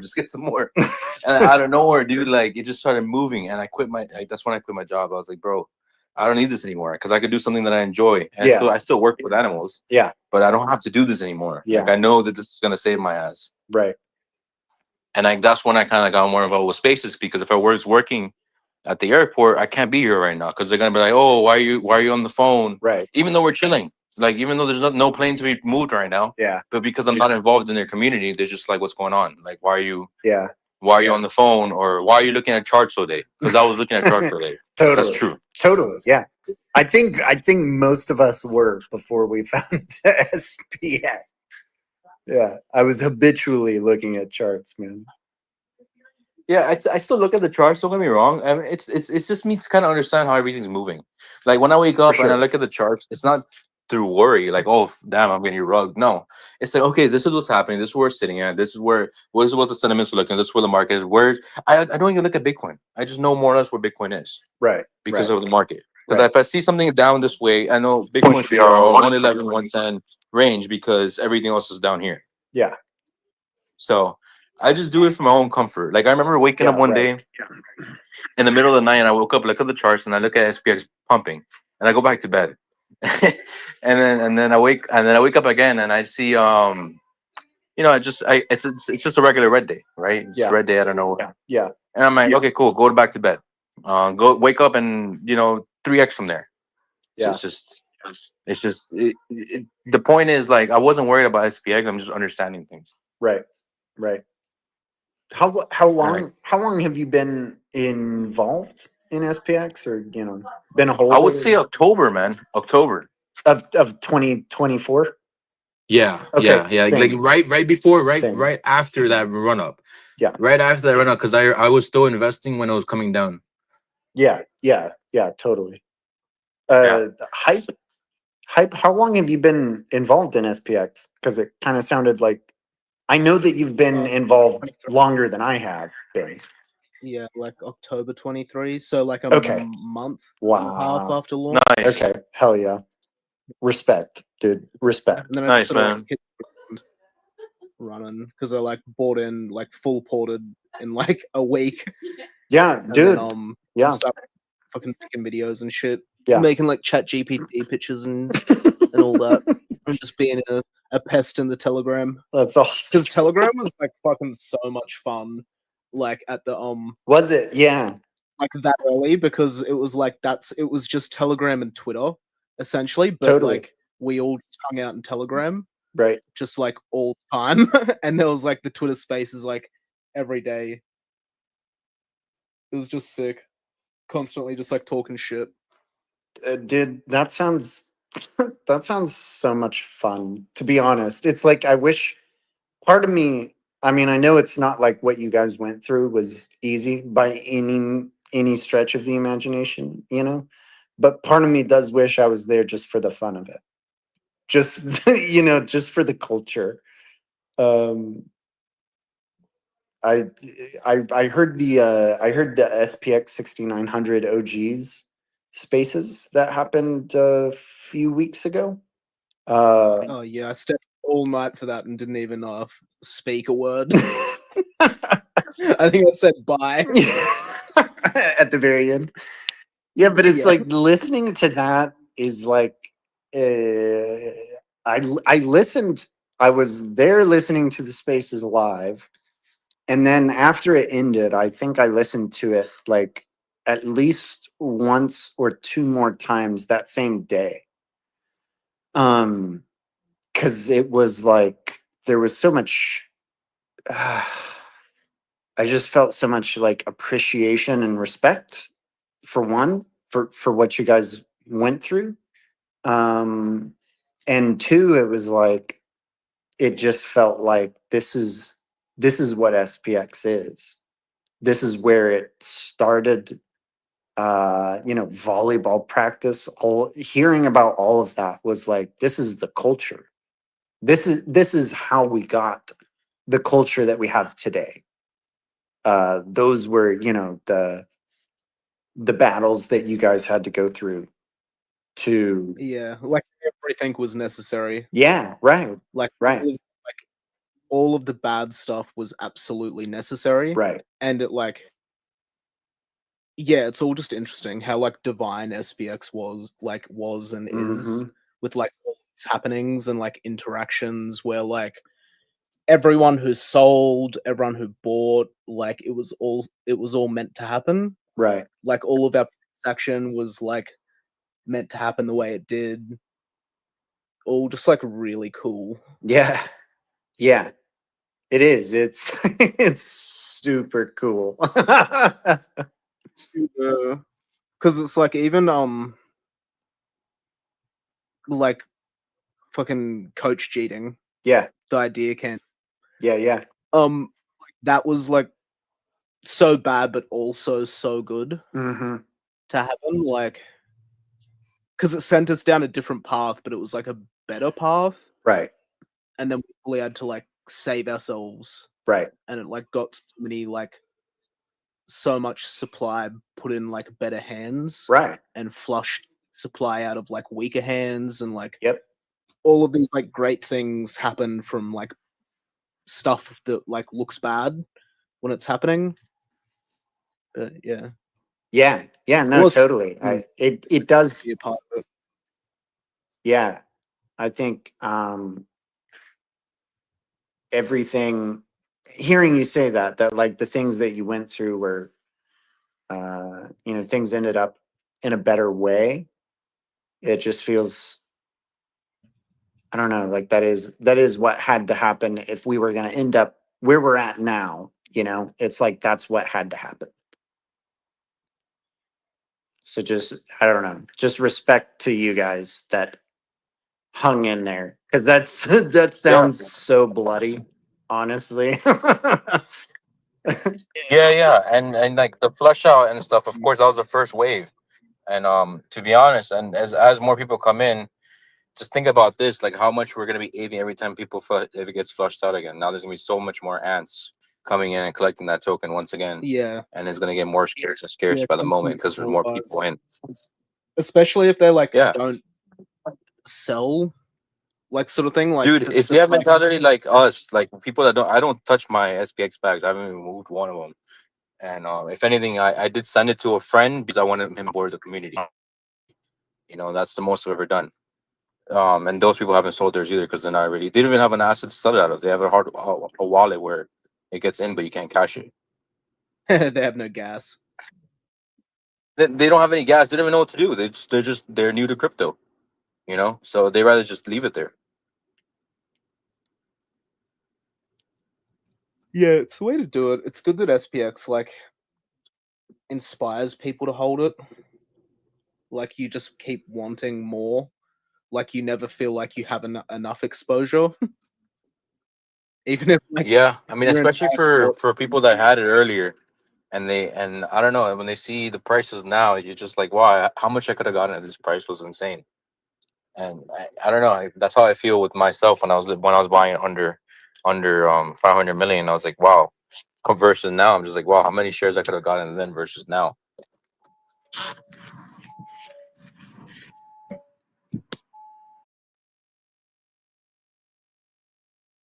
Yeah, it's sad. Like we have lost some good people because they sold.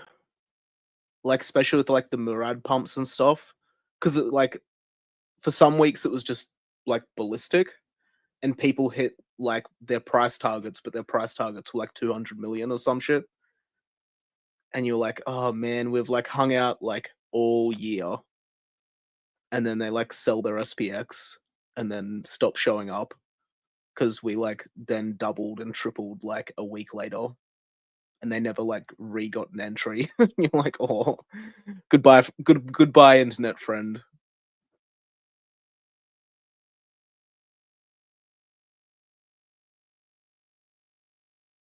Yeah, but I think they'll be back at some point when it's time.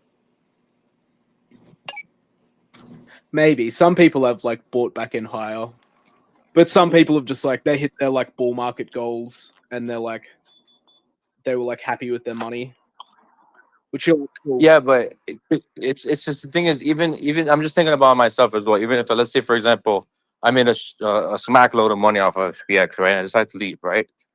Then I'm also going to consider the fact that that's the only thing that made me that much money. So I need to, I'm going to come back to that. The same thing with the Bitcoiners. Whoever made their money, they came back to it. Totally. At least most of them did. Totally. And that's the same thesis. Like the poor people got rich off this asset, right? So they're going to tell their friends and family about how they're getting rich off of this asset. They're going to onboard a bunch of people, and eventually they're going to come back themselves. Well, that's the thing. If it's a long-term if it's a solid long-term asset, which I think SPX is, there's it's like if I try to think about what the time horizon is or like the lifespan for SPX is, my honest answer is I have no idea. I don't know how long. Is it 10 years? Is it 20? Is it 50? Is it 100? I have no idea. Because a lot of that is, I think, just dependent on like, society, so many things outside of our control, right? Yeah, but then you can say the same thing about Bitcoin too, 100%, right? right? Yeah, totally. Right. Totally. So at the end of the day, like it's about the speculation part. Where right now we're still in the speculation for these Sure. things, which means that there's no set Sure. price Yeah, on yeah, this. yeah. There's no set value. So like I actually I think I forgot who I talked this about, but I compared it to Pokemon Mhm. cards. I compared it to I saw Pokemon cards because Pokemon cards are not in speculation anymore. We know how much Sure. they cost. Right. You Right. know, so you can't over adjust Yeah. that price. But with something like this, you can because the volatility is there for that reason. Because we don't know what it's worth because it's going to continuously build. It's still Yeah. building. Right. Yeah. No.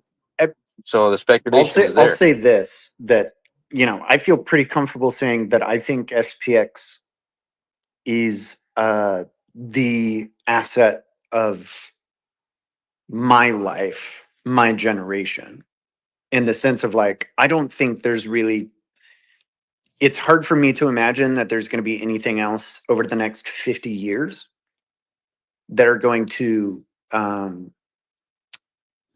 address everything that I feel like Yes. fulfills everything that Yeah. SPX fulfills, addresses, And fixes, actually, etc. I don't know if you noticed, a lot of tokens that all these meme coin producers, they're actually falling under the SPX pure belief asset Oh, theme for now. sure. Yeah, no, the So derivatives are yeah, piling it. so they're piling. So Oh what does yeah, that tell you? That the average trader is gonna go towards the pure belief 100%. asset, the original one, because they know why they're gonna. First of all, they're gonna try getting the small one, and they're gonna get Yeah. rugged or whatever, and then they're gonna realize that what was the pure belief Well, asset originally? It was well, SPX it's this going to entire be time, and then they're gonna say, yeah, and that's when they're gonna say, you know what? Why am I trading on things when I'm supposed to believe in something? Mhm. And then that's what's gonna cause them to kind of onboard themselves that direction. 100%. I agree with that. I think it's going to be the exact same thing that has happened with Bitcoin, because Yeah. Bitcoin has been the, whatever you want to call it, it's the king, and Yeah. It's over the the king. past 14 years, right? It's like, how many derivatives of Bitcoin have there been? Millions, right? Yes. And the longer, Right, but there's only 21 million Bitcoin. That's why it's so yeah, right, attractive. right. And the Right. longer that Bitcoin has been an asset, and the more cryptocurrencies that get created over time, people tend to become Bitcoin maxis in the sense Yes. of they realize that 99% of the coins in this space are shit coins, and Bitcoin has Yes. value because of the people backing it. And we Yes. have, Well, now it's the government yeah, too. no, That's why everyone's yeah, talking totally, about it. totally. Well, and I Right. think that's largely why SPX even became a thing, right? Yes, absolutely. Is That's like why it's gonna get yes. again, it's that whole cypherpunk.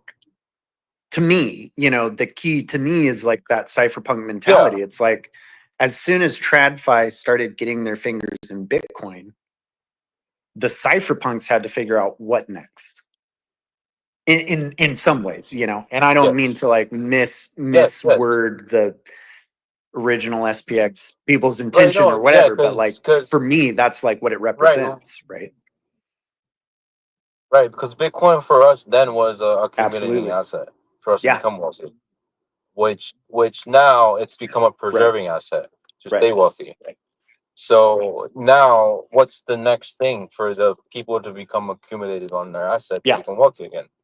And then the narrative of meme coins, this whole cycle is the world. It's Right. obvious. It's Right. in the cycle.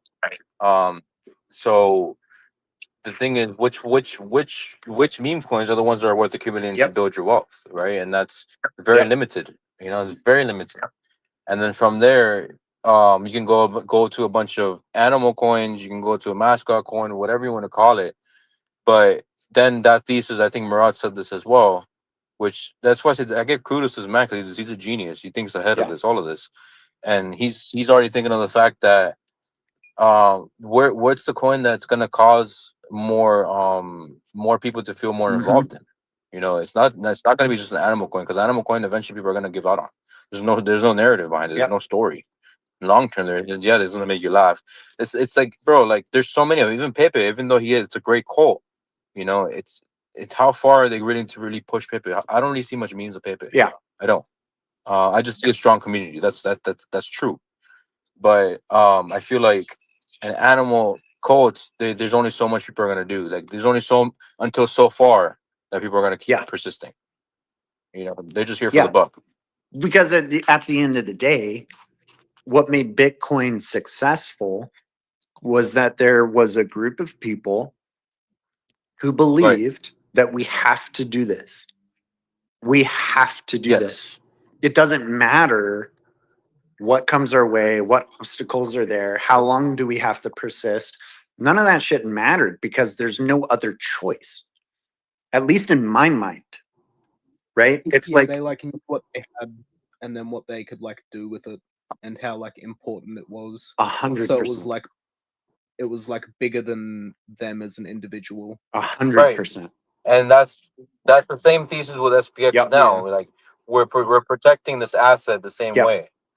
You know, and it's not just us. It's becoming like a little like a plague of people that are just so involved on something that they believe in now. Yeah, Because the thing is, with the way SPX attacks, at least for me, it's attacked me in a way where I know this is the opportunity to protect my bloodline. Yeah. You know, this is the way that because I didn't have an opportunity to get full Bitcoin, that doesn't mean that this is the last chance. SPX is the awakening for the next generation. I feel the same way. Definitely. Definitely I feel the same way. Yeah. Because, you know, when I see people say something like, you know, we were too late for Bitcoin. You know, this generation was too late for Bitcoin or whatever. That is how I feel.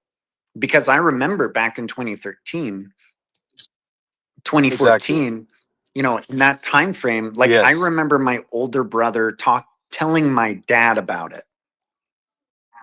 You know, and I remember, I mean, it's crazy. And my dad will, you know, to this day, he'll be like, God, I wish I had bought Bitcoin. I wish I listened to my son at the time when he was a kid. He doesn't know any better, but I guess he did. Yeah, and it's like, you know, I heard I heard about Bitcoin, I heard about Ethereum, I heard about Litecoin, I heard about that stuff. Yeah, I mean, I'm 29, so I was kind of I was still in high school, which I could have done something about it, but I was laughing Totally, and giggles about everything. You know, like mentally, you know, like I was not there. Everything was laughs and giggles. But you know what's funny? A friend of mine, that he actually told his mom about Bitcoin at $20. Really? And told his mom, like, why don't you get Bitcoin? It's like it's like the future. And holy crap. And she definitely doesn't forget that. I don't know what the time frame was, but like I know that Bitcoin had to be less than $100. You know, back whenever. Maybe it was less than $1. I don't know. It was back in 2013, I believe it was anywhere between $13 to $100. That's when it kind of popped off, and then it went to 900. And that makes sense because, you know, I feel like probably my brother like heard about it as it was like pumping, and I even remember the conversation. I don't know. No, I was in chemistry class when it was happening. I know exactly what that is. It's crazy how some of these like things really pop out to you. You know, I remember we're over there. We're talking about like Bitcoin. I think it was Bitcoin Cash, right? Or at the time, I think that's what it's called. We're like, oh damn, we missed Bitcoin, so let's get Bitcoin Yeah. Cash, like, Yeah. or let's get Litecoin. I think Litecoin was the thing I back then remember too. Litecoin being a real talking point back Yeah, it then. was a thing. And like I remember my brother telling my dad about it, and then my dad being like, what what's like the value behind it or whatever. And it was like, I don't know, It's hard to explain. It's made up internet money. You know? Yeah, it's hard to explain that because everything was Yeah, so digital. You need to have a mind that kind of sees everything in the digital aspect. It's nothing physical. It's not gonna make sense if you try to make it make sense physically. It's never gonna make sense. You have to kind of like hear it out and understand it. That's it. Just let it be, and then it'll make more sense. Yeah, so definitely. I mean, to me, it's like whatever the next movement is gonna be the thing that most closely resembles Bitcoin, and that to me is SPX 6900, and that's why I'm behind it 100%. I do think that SPX is kind of just the evolution for the next generation, who is at this point priced out of Bitcoin by the last generation. Yeah. It's like, it's as simple as that. I think there's a meme that actually makes the most sense with it. There's there's obviously physical gold, then there's digital gold, and then there's the spiritual gold that which we carry. That's SPX, and that's the final realm of the gold. If you think about it, there's no other one that you can really get. Digital one's already not accessible. The gold itself is not giving you much ROI, and then there's one that's right there in speculation that can give you the whole world. Yep, agreed. To me, I've been involved in SPX for 10-ish months. It was October 24, and at least the time that I've had to think about it, in a lot of ways, SPX feels like it's the end game. It's the final iteration in a lot of ways for what money and finance looks like. And obviously we're in like the super early beginning stages of that, because I don't know what the world's going to look like in 50 years, and no one does. But it does most closely resemble what I conceptualize of as a kind of pure asset. I don't even have the words to talk about it, I guess, other people are better at like talking about this, Ghost, the Tans and Munchies and everybody else. But Yeah, no, I get what you're I saying, do though, think man. for like our We don't know generation, what's it gonna feels happen in like the the future, end but game. we do know that AI is here and Yeah. it's here to stay. We do know that AI is gonna replace jobs at some point, which is already starting to. We do know that AI is gonna get people more stuck at the house more. So, and AI is also gonna make us not have an opinion or emotion as much anymore, because it's gonna be deciding everything for us. I can see it totally. Someone asking AI what to wear for next week or something, or what should I do today, because you have no more opinion, or you don't have a sense of feeling of her opinion. So, I think at that point, that's when SPX is gonna do its purpose as well, because that's when the sense of people who are going to start feeling left out, or they feel like there's no answer.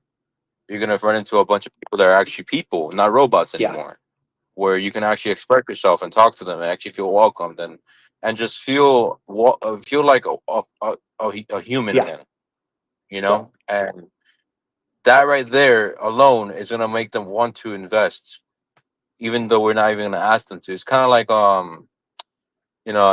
guess it's the find a need, fill a need type of scenario, right? Yeah. So and SPX it's not a product, but it's something that's filling a need in every realm. Yep. So that's how I see it, man. It's just it just makes more sense by the day, and it's like even today's society, like bro, people lack girlfriends, so they go to OnlyFans, you know, and they pay Mm-hmm. to feel something, Yep. you Absolutely. know. So if they can join a community where it makes them feel something, and I'm not saying sexually, but like in general to feel Yeah. something, they're gonna want to invest in it because they're already wasting their money on crap Yeah. anyways. Yeah.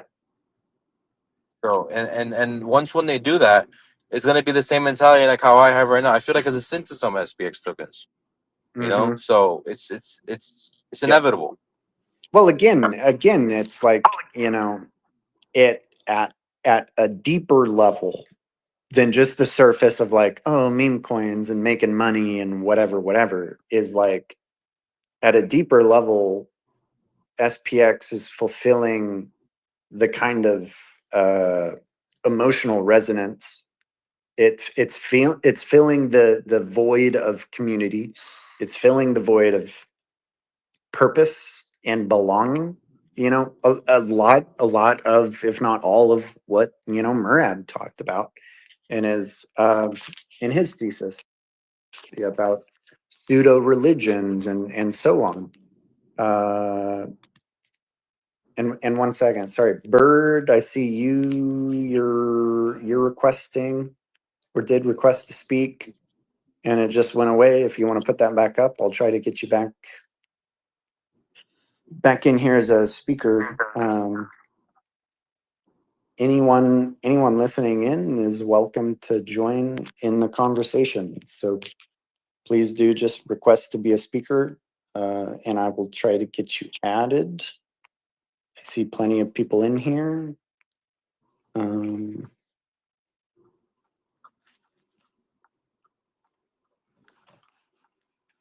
There's quite a few people I recognize, at least. Zymica, Southern Fried Chat, Mayo, Tristan, XXXY, Watercurs, Unk. Plenty of people I don't recognize. If you want to hop in here, feel free to request to speak. We would love to speak with you. Otherwise, we will just keep preaching to each other. Preaching to the choir. Preaching to the choir. Zamika, getting you in here. Let's see. Oh, and Bird, I'm getting you in here too. Join the Yeah, website. it does solve a lot for perma online people. Because I'm like such a like perma on my computer person. Yeah. And like having a space to like not be isolated. Yep. On the Totally. computer has like solved so much. Yeah. And then like just making friends online, but then also like meeting them.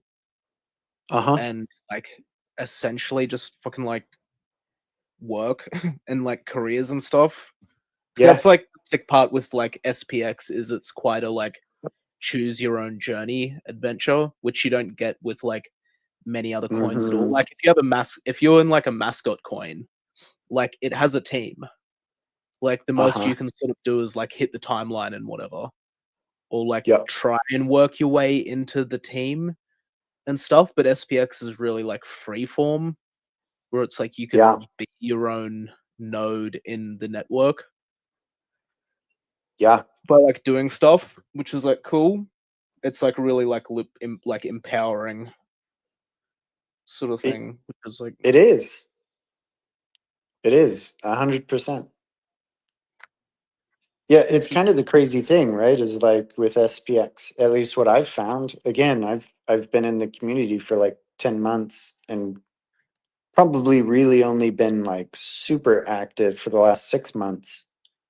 And it's really interesting, kind of finding your own voice or where you kind of fit into the niche of SPX, where you kind of, you know, belong and what needs that you can fulfill. It is very like free flowing, and it's just you see a need, fill a need kind of thing, and it's really cool. Yo, Yo, what's up, Bird? Is that a talking? What's up, bro? all good, all good. First time I've spoken on a SPX space. I've listened to many, but Oh this is my shit! The first first time. time Yeah. space or just SPX? First time ever. Oh my Oh, god. oh, where's the We gotta baptize you, bro. Baptize you, bro. Get the speech ready, man. Oh my god. Okay, I'll look for the speech. What's up, Bird? Talk to us, man. How you doing? Yeah. Very good, very good. I just wanted to add on something to what Adil said. How he said Yeah. like how people will pay money to feel something on OnlyFans, and it's so interesting to me because I read somewhere that OnlyFans made like $7 billion last year, something like that, and that's Look at like that. almost like $20 million in a day. And it's just like it's just like people who feel empty inside, you know, Yeah. paying something to just not fill up that emptiness, but it's just to like forget Just to feel about that something. emptiness for a little bit. Whereas Yeah. SPX, you know, for people that maybe feel emptiness or maybe feel like something's missing, it could actually be a long-term solution that, you know, actually wouldn't even cause them harm. It would cause them good. It helps them, you know, even gain values. Like I got into SPX late last year, like maybe December of 2024, and I've been stacking along the way up until now. And but before that, I was in crypto since 2017, and in 2017 I got into Link, and I see like I feel like uh, SPX is the first coin that has actually given people values that I've experienced since 2017, since Link, because all I know you guys already know all of this, but in 2017, in the early like Link days, of course I don't want to touch on other tokens apart from SPX too much, but You're in the good. You're very good. Go early for it. days, I remember there were certain patterns that were very similar. Like people would discourage others from looking at the chart. People would like give out these crazy targets, and they were super loyal. Like they were obsessed with it. And I feel like along the years, people kind of in that community, people kind of lost that essence, and I never saw it again until I joined SPX. Not even in all these years, I never saw it again in such a pure form until I joined SPX. So it's by far my biggest bag. Like it's not even close. And I really believe it does improve people's lives. Like it's not like only I know everyone says it, etc. And I think many people just don't really understand it. They think that's also a meme, but I really believe it does give people actual good values and good principles, which is something I've never seen any other token do successfully. Yeah, man, that's real. Yeah. Absolutely. Hey guys, morning. Hey, how's it going? Morning. I'm good. I'm just, if I sound a bit funny, I'm just walking to get the bus. But I Trying wanted to to get my catch up? morning dose. Yeah. Right. My moped got nicked the other day, so I'm back to being a bus boy.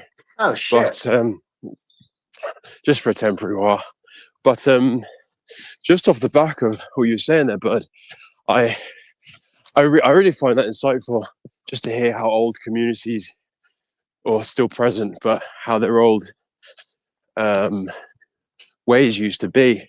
And I was thinking this the other day of even Bitcoin, that Bitcoin is like missionless. I'm seeing like a lot of Bitcoiners trying to fight the good fight, and I think they're gonna lose in a way just to what's coming, which was the inevitable.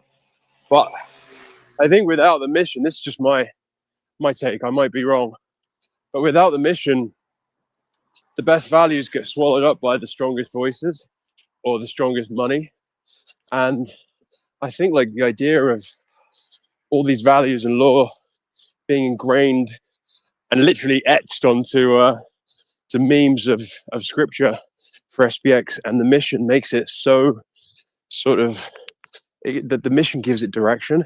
So even if a really strong voice came in and veered us off course, like imagine if Elon did come in, Yeah.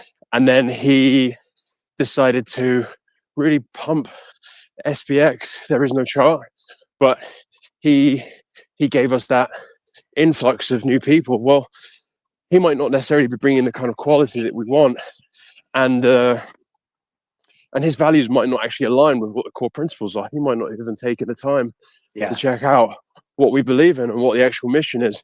But inevitably, because we have a mission, even Elon wouldn't be able to interrupt what we have. And I think I'm understanding more and more the importance of the mission and how that separates us from everything else. It's magic. Mm-hmm. Yeah, like something to like ground everyone to. 100%. 100%. Have you guys have you witnessed any communities? Like, I feel like we've absorbed, surely these must be the best lessons of the old days. Yeah. Have we missed any lessons? Because I feel like we've kind of got everything. Yeah. Because Doge took like the massive Elon pump, which sort of tore it apart.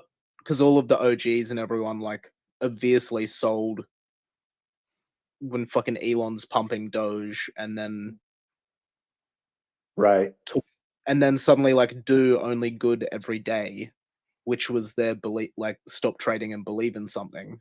Like Doge was like the original movement coin, and then really well, it all sort of like dissipated because Doge was like nothing for so long. It was just the first meme coin, and it didn't move. It was dirt cheap, and then everyone was like hodling. It got a massive community of people, of like good people that were just like having fun, and then it just slowly took off, and like the meme proliferated, and then Ellen got it, and it went like even more ballistic.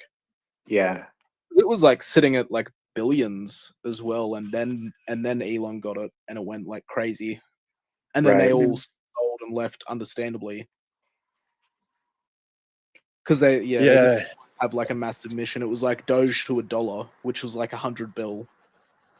Yeah, I guess they got close and they just gave up on the mission, hey? It's and something that actually surprised me even more than Doge reaching almost $100 billion last cycle was how at a certain point SHIB, which you could claim is even more delusional and even more like retarded in a way, surpassed Doge in market cap at a certain point. I think it was like October or November 2021. Yeah, and I think that goes to show how important the mission part is, because you know how Shib always said Dogecoin killer. I would have never thought in my life that Shib would surpass Doge ever, but the fact that that happened, that also is like, it's a testament that shows how important having a mission that the community can rally around is. Yeah, like I guess I can imagine that in that point, I think like the greed part and the idea of gains probably affects the market a lot. I'm not really understanding the market so well, but I can imagine that, you know, right now people in their minds, they're just like, why would I bother with a lot of the resistance I hear around SPX is, look how high the market cap is. They don't know, but they're like, look how high it is. Why would I get into that when I can just get into a shitcoin that's worth like $1 million and I can ride that to 500 million? And that's like the greed talking right now. That's not them being in their best, highest self. Yeah. And when all of those mega pumps are all gone and you've got like your Alex Beckers telling people just be happy with a 2x, people will be looking at, I think there'll be a very narrow time where I can imagine insane pumps in the market where people go back to kind of more like rational thinking, and they're like, oh crap, a 10x from here is otherworldly. And the idea of it pumping into, I think it going into uncharted meme territory, into the hundreds of billions and beyond is, I do think it's all to play for in terms of like blowing people's expectations. Yeah, I think we're definitely going to shock people for sure. In just a rip your face off kind of way, because I think it's one of those videos that I've seen a few times is like Jeff Bezos talking about Amazon, and he talks about Amazon, the price of the stock crashing, from like $100 to like $5 or something. And he was talking about that and how he's like, yeah, the price of the stock crashed from $100 to $5, and that seems really negative. But when we were looking at everything happening inside of the company, every single thing was moving in the right direction, checking all the boxes, hitting all the green lights. Like everything was going great. And I feel like that in a lot of ways, that's what SPX is in the crypto space. Is it's not like what? I mean, here's the question, right? What is the value of SPX? And there's no good answer to that question other than for many of us, trillions, right? Because Well, yeah, that's why it's speculation. That's the beautiful part about it. There's no value. It's inevitable. It's invaluable, right? Like, how do you put a price on belief? How do you put a price on hope? How do you put a price on community? How do you put a price on all of these things that are so essential and core to the human experience and to, economic prosperity and to human prosperity, all of these avenues, right? That are like, how do you actually put a price on that? And I think that's why a lot of people, so many of us are so bullish on SPX, not because it's not even about price. It's about what, it's so funny, right? When people are like, what's the utility? And it's like, are you shitting me? What's the utility? What do you mean? What do you think the utility is of The community? utility is the people. Yeah. What do you think the utility And then when it is? comes to people, if the utility is people, that's abundance right there. There's a limited amount of That's people right. in this world that are gonna want to push That's this. right. And there's only a limited amount of SPX, so it causes the abundance to That's go right. up. Yep. I think it will be like uncharted territory, right? Yeah. Because how many times have we as a collective been able to really sit collectively in abundance with each other and to be in that state? I think that's such a rare state for us that we're obviously manifesting right now and inviting other people into. Yeah. And that's who was it, Polymetric yesterday on his spaces. I don't know if it was him specifically, but kind of people were reiterating things I felt just in terms of I didn't expect these things. Just didn't have these ideas in my lifetime that these things would come to pass. And so it's almost like it is like uncharted territory. Yeah. And that's really exciting because then it doesn't have to follow the pre-programmed script in our head. Yeah. I mean, it never does, but now it especially doesn't need to follow it because now we're like, oh, this really is new. Yeah. Yeah. Yeah. It's super exciting. It's super exciting. For me, like on a personal level, it's like I've spent a very, very long time thinking about how we solve a lot of these problems. And, I stumbled upon SPX out of pure luck. And I'm extremely grateful for that. And I'm enamored, really, most of the time with this community and the people in this community, because it just feels so pure. And it gives me hope. It really, I mean, really, you guys, I was laying in bed last night, and you know, I shed a few tears out of just how much hope you all give me. And it's like, how do you put a price on that? You know, and there's the answer. Like for me, it's like you don't. There is no price. There is no chart. DCA, believe, persist forever. Stop trading and believe in something. You know, I'm there for it. For, I mean, hopefully for the rest of my life. You know, so I just want to call out Spiritual Gold. I see you in here. I always love the messages that you bring, and I love your videos. Thanks for being in here. If you want to talk, if anyone in here wants to talk. Oh, and before I forget, Bird, thanks so much for what you shared, and super cool.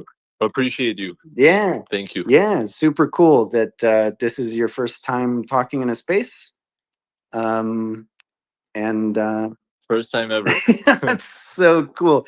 And I would love to baptize you, but honestly, I think that if you can hop into the space again and be baptized by Mike, it just feels more appropriate, because to witness his baptism is just 100%, something 100%. unworldly. It's amazing.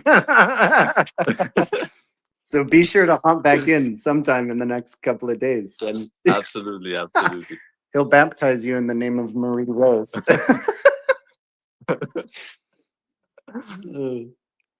Thanks for being here, though, man. Seriously. Cheers. Thank you. Again, anyone in the space who's listening, more than welcome to be part of the conversation. I think you just have to request to speak, and oh, someone just requested. Dan, we're getting you in here. TBT 2B. I don't know what the TBT stands for. Just a side project. How is everyone? There he is. How are you, man? Yeah, not bad, not bad. How's everyone's day been? It's been awesome. We've been That's here. good to This thing's been going for like 20 hours or something. It's awesome. Jeez. Yeah, I've managed to tune in a few times, and I put Hell it on yeah. in the background and Hell yeah. just listen while I'm doing things. But damn, we'll be at 6 days before we know it, eh? Yeah. Yeah, it's happening fast. It will happen fast. Time flies when you're having fun. Isn't That's it? right. I was just thinking as well. I wanted to go back to when, I can't remember who it was exactly, but they said how this is the next stage of capitalism, and I think everyone can sort of see that the markets at the moment, a lot of them are so far removed from the reality of the situation anyway, that most of the stocks or even other crypto coins that you're looking at, most of them fundamentally are meme coins already. Like XRP is a great example, in the way that a lot of people buy XRP saying XRP will be worth $50 in the future when the banks start using it. But there's no one actually really using XRP for the things XRP was built for. And so most of its valuation is just coming from people saying, believe in XRP, it'll be worth more in the future.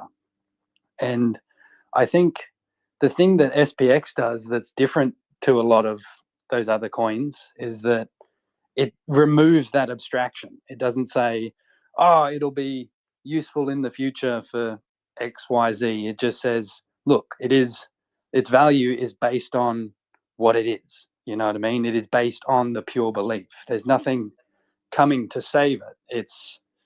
It's the community. It is what it is. And I think it's probably one of the first assets to remove that, that abstraction layer between, oh, you got to invest in it because it's a traditional investment, to like what they say, a whole new asset class that is the PBA.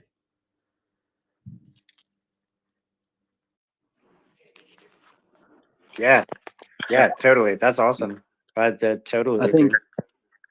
think as well is a lot of the resistance that SPX gets at the moment is from people that are classically trained in finance, where, you know, they're looking for a use case or a utility or something to say why it will be worth more in the future. And I think because we're entering that late stage capitalism, that we're getting to a point where the market is just so abstracted that these things no longer need use cases. They don't need to be producing money or, you know, having an annual turnover. Yeah, just based on the belief, the conviction of the community. And I think we're going to be in for quite a run once people realize what it actually is. It's not just going to get rug pulled one day like a lot of people that aren't familiar in crypto think is going to happen. Yeah. Yeah. I got a question for you guys. TBT slow. Anyone? Like if the money was discontinued to be connected, what would be the next best sort of I don't know, sticky thing to it that would keep you feeling community gelled? It's early for me here. I'm thinking of words, but I don't know if that concept comes across. I think I know what you mean. I think for me, it is the fact that there is a collective goal. Like I can't remember who said it before, but the early Doge where it was do one good every day or something. Oh, But that do was only every day. that was it. Do only good every day.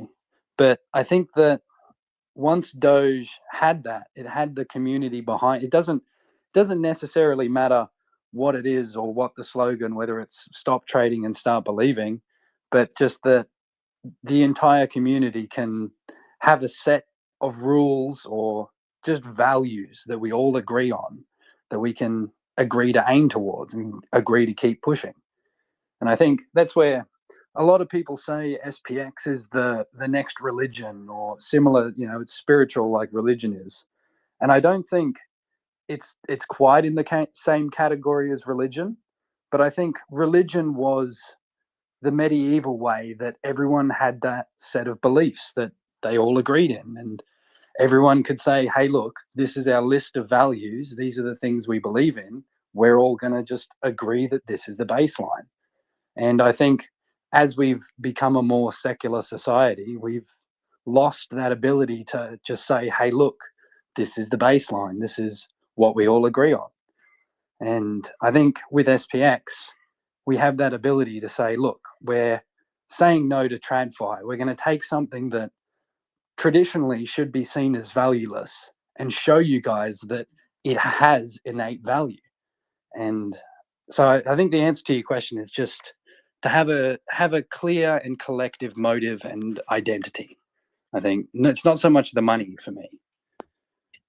I would say without the money, our attention and the ability to engage, like, for example, likes or retweets and doing labor, like creating a meme or reposting a message, those are the values. And the money is really just like a barometer of that ability.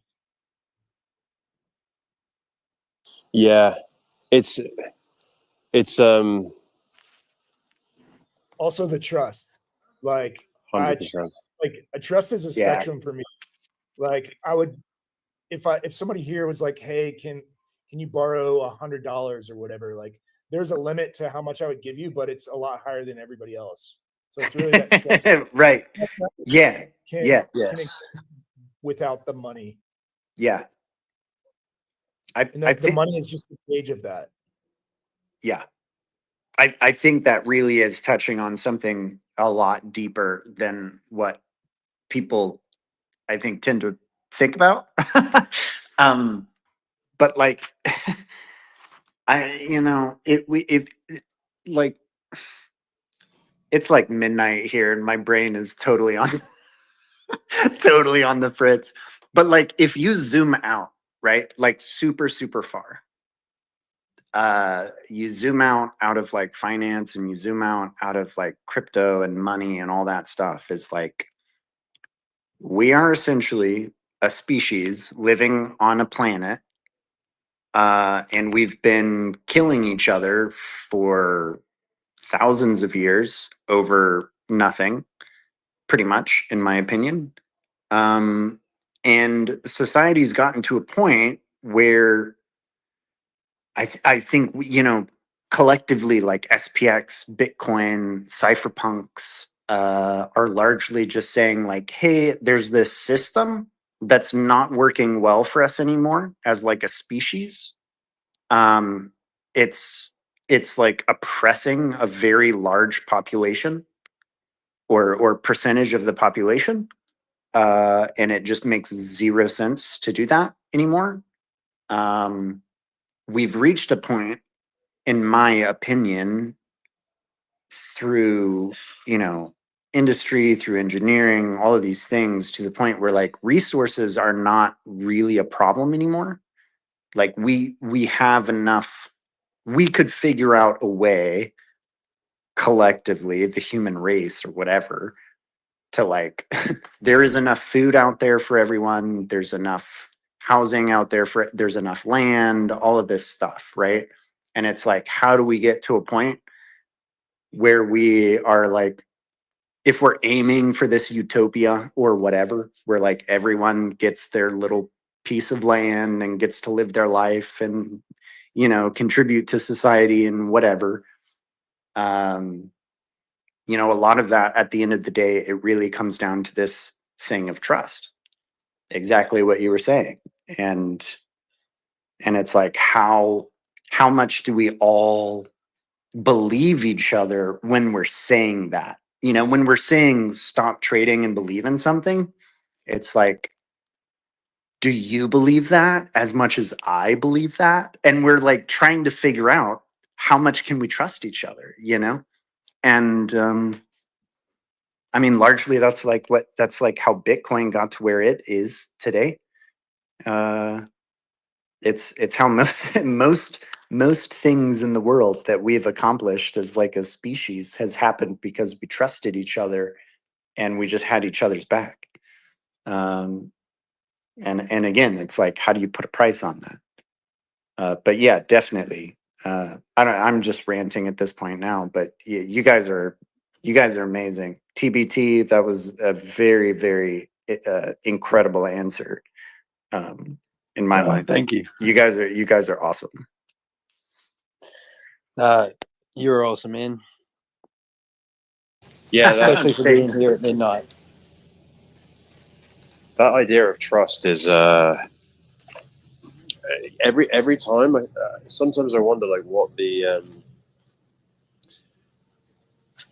how do I say it? Sometimes I'm picking up like tiny nuances of how my belief like grows, and I keep thinking I've got unlimited belief, but it is being strengthened in the community just by hearing different ways of saying a thing.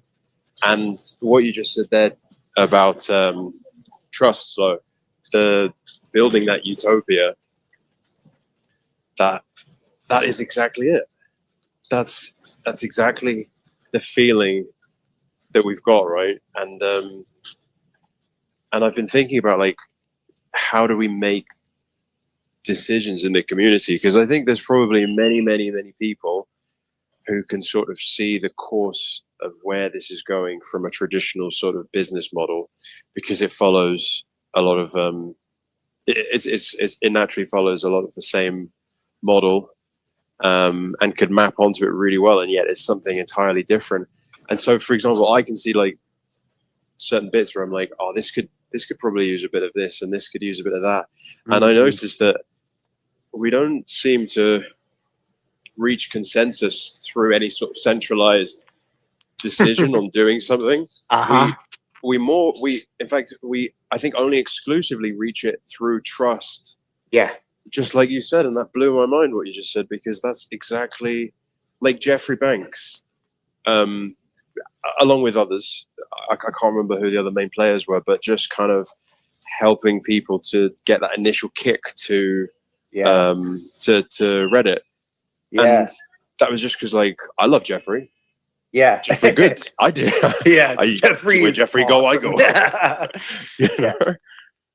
And that was so beautifully said, because it's just helped to flesh out another part of the abstract is wonderful, but as I start to have more concrete ideas in my head, and the idea of this a lot of in my head has been like, oh, but is this going to become hopeless at a certain stage? Like I guess I'm moving from a fear-based place right here. I'm thinking, like, I don't want to do what Bitcoin did. I want us to be able to from a place of abundance keep building a utopia idea. And as you said it, I was like, but we can if we believe it, and we keep this going. So but yeah, I that think was you the were. word. I think you were so right earlier as well by saying that the current system isn't working for a large majority of the people, and the problem is that a lot of the people that it is working for have the ability to change it, but they're not going to change a system that's working well for them. That's benefiting them, right? Because why would they? Yes, exactly. Yeah, But absolutely. like I was saying before, with how the market has become more about making money than it has actually being valuing businesses appropriately. Like a good example is Tesla's market cap, and like it doesn't matter what you think about the company or the guy or the anything, but the fact that I'm not sure how it is now, but I know at one point Tesla was valued more than Ford and Holden and all these other big car brands combined. And if you think about it, in the traditional business sense, where you're trained to see intrinsic value of the business that's not tied to its monetary figure, I would think that, Ford, having invented the first car and been producing cars for, many, many more years than Tesla's been in the market, it should be valued more. But it's not valued more because people buy Tesla stock thinking they can sell it in 5 years for a profit. Yeah. So Well, that's like almost using Tesla as saleability. So like that's where Bitcoin gets a lot of its value from, is that we think in 5 years it'll be worth more money. So I feel like, while it's kind of true to kind of say, well, they're just overinflating Tesla. It's like Ford hasn't innovated in decades, and Tesla is no, that's doing. no, I agree. But I just mean in the way that the market is no longer a reflection on, a company's ability and their history. It's more on, it's become speculation. They're essentially meme coins where people think, I can sell this for a profit in 5 the years. future is so uncertain now that we have to speculate more and more. Yes. And that's where you get these wild valuations. Yes, no, 100%. But that's where I was saying before, with this system that isn't working for other people, it's a system we've designed ourselves.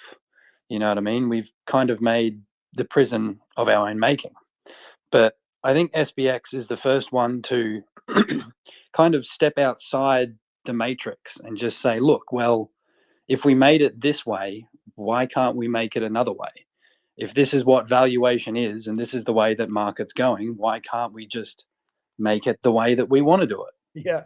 And I mean, that's just like manifestation. Like we can just decide something and then have enough people agree with it, and then that's how it is.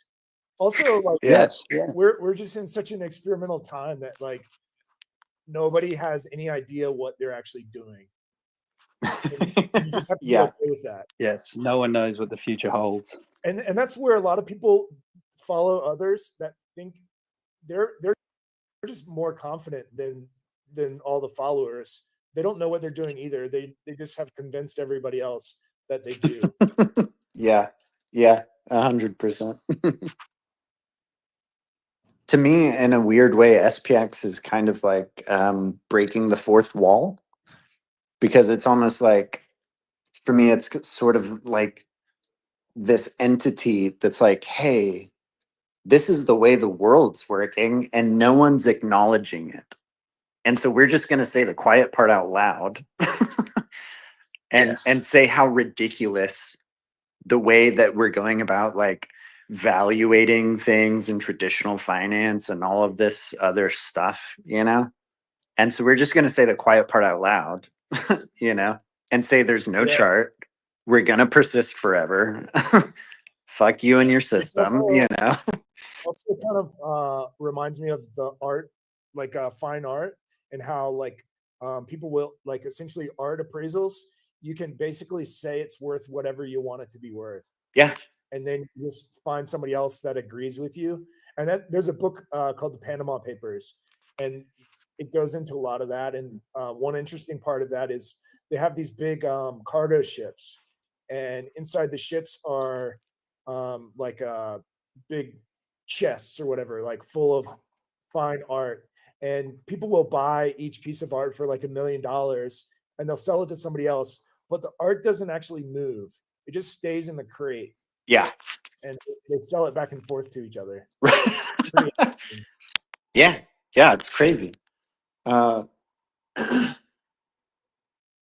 you know, just to now that you mentioned the art thing that I thought was super interesting, just the fact how art is also just based on belief and there's no real metric that a lot of people would agree on is what causes these crazy valuations to actually sometimes sustain. Mhm. Like, for example, you'll see those Mark Rothko paintings. I don't even know much about art, but I've just seen like some auctions. And you'll see some of these paintings sell for $50 million plus. And I think in part it's just because of that reflexive cycle where the price of it goes up or there's a new record breaking sale, then the community around it, that price increase causes their belief to go up. And when their belief goes up, then they're more inclined to purchase it or maybe convince a friend to purchase it. And because there's no real metric that could maybe, let's say, give the crowd a sign that, look, this doesn't make any sense, it truly has no limit to the upside. It could literally be an infinite potential upside. And I think that SPX has certain elements of that, because since I know you guys mentioned it cannot be measured, you know, its value cannot be measured in a reliable way.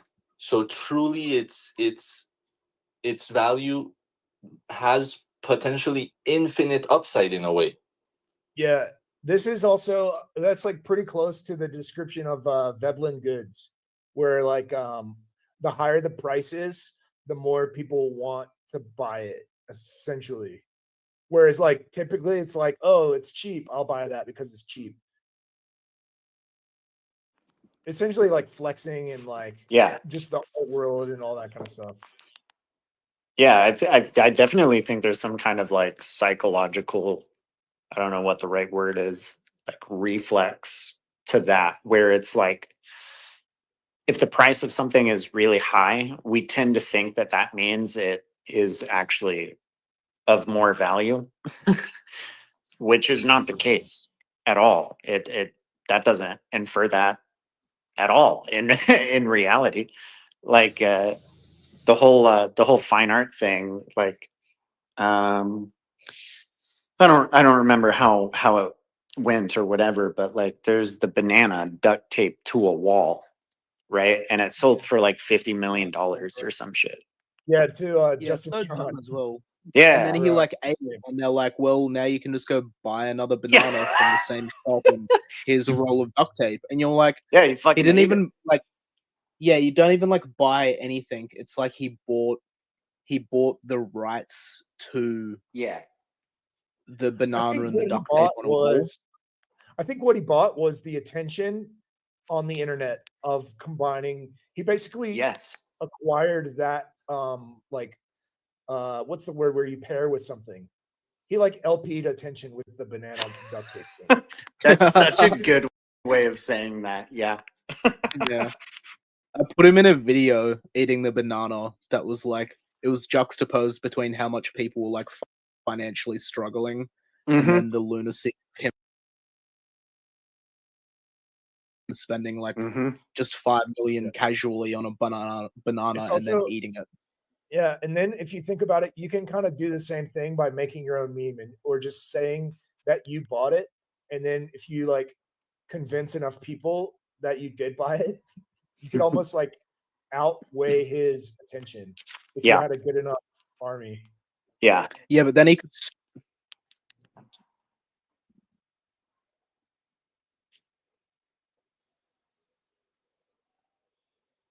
Then he what? Hype?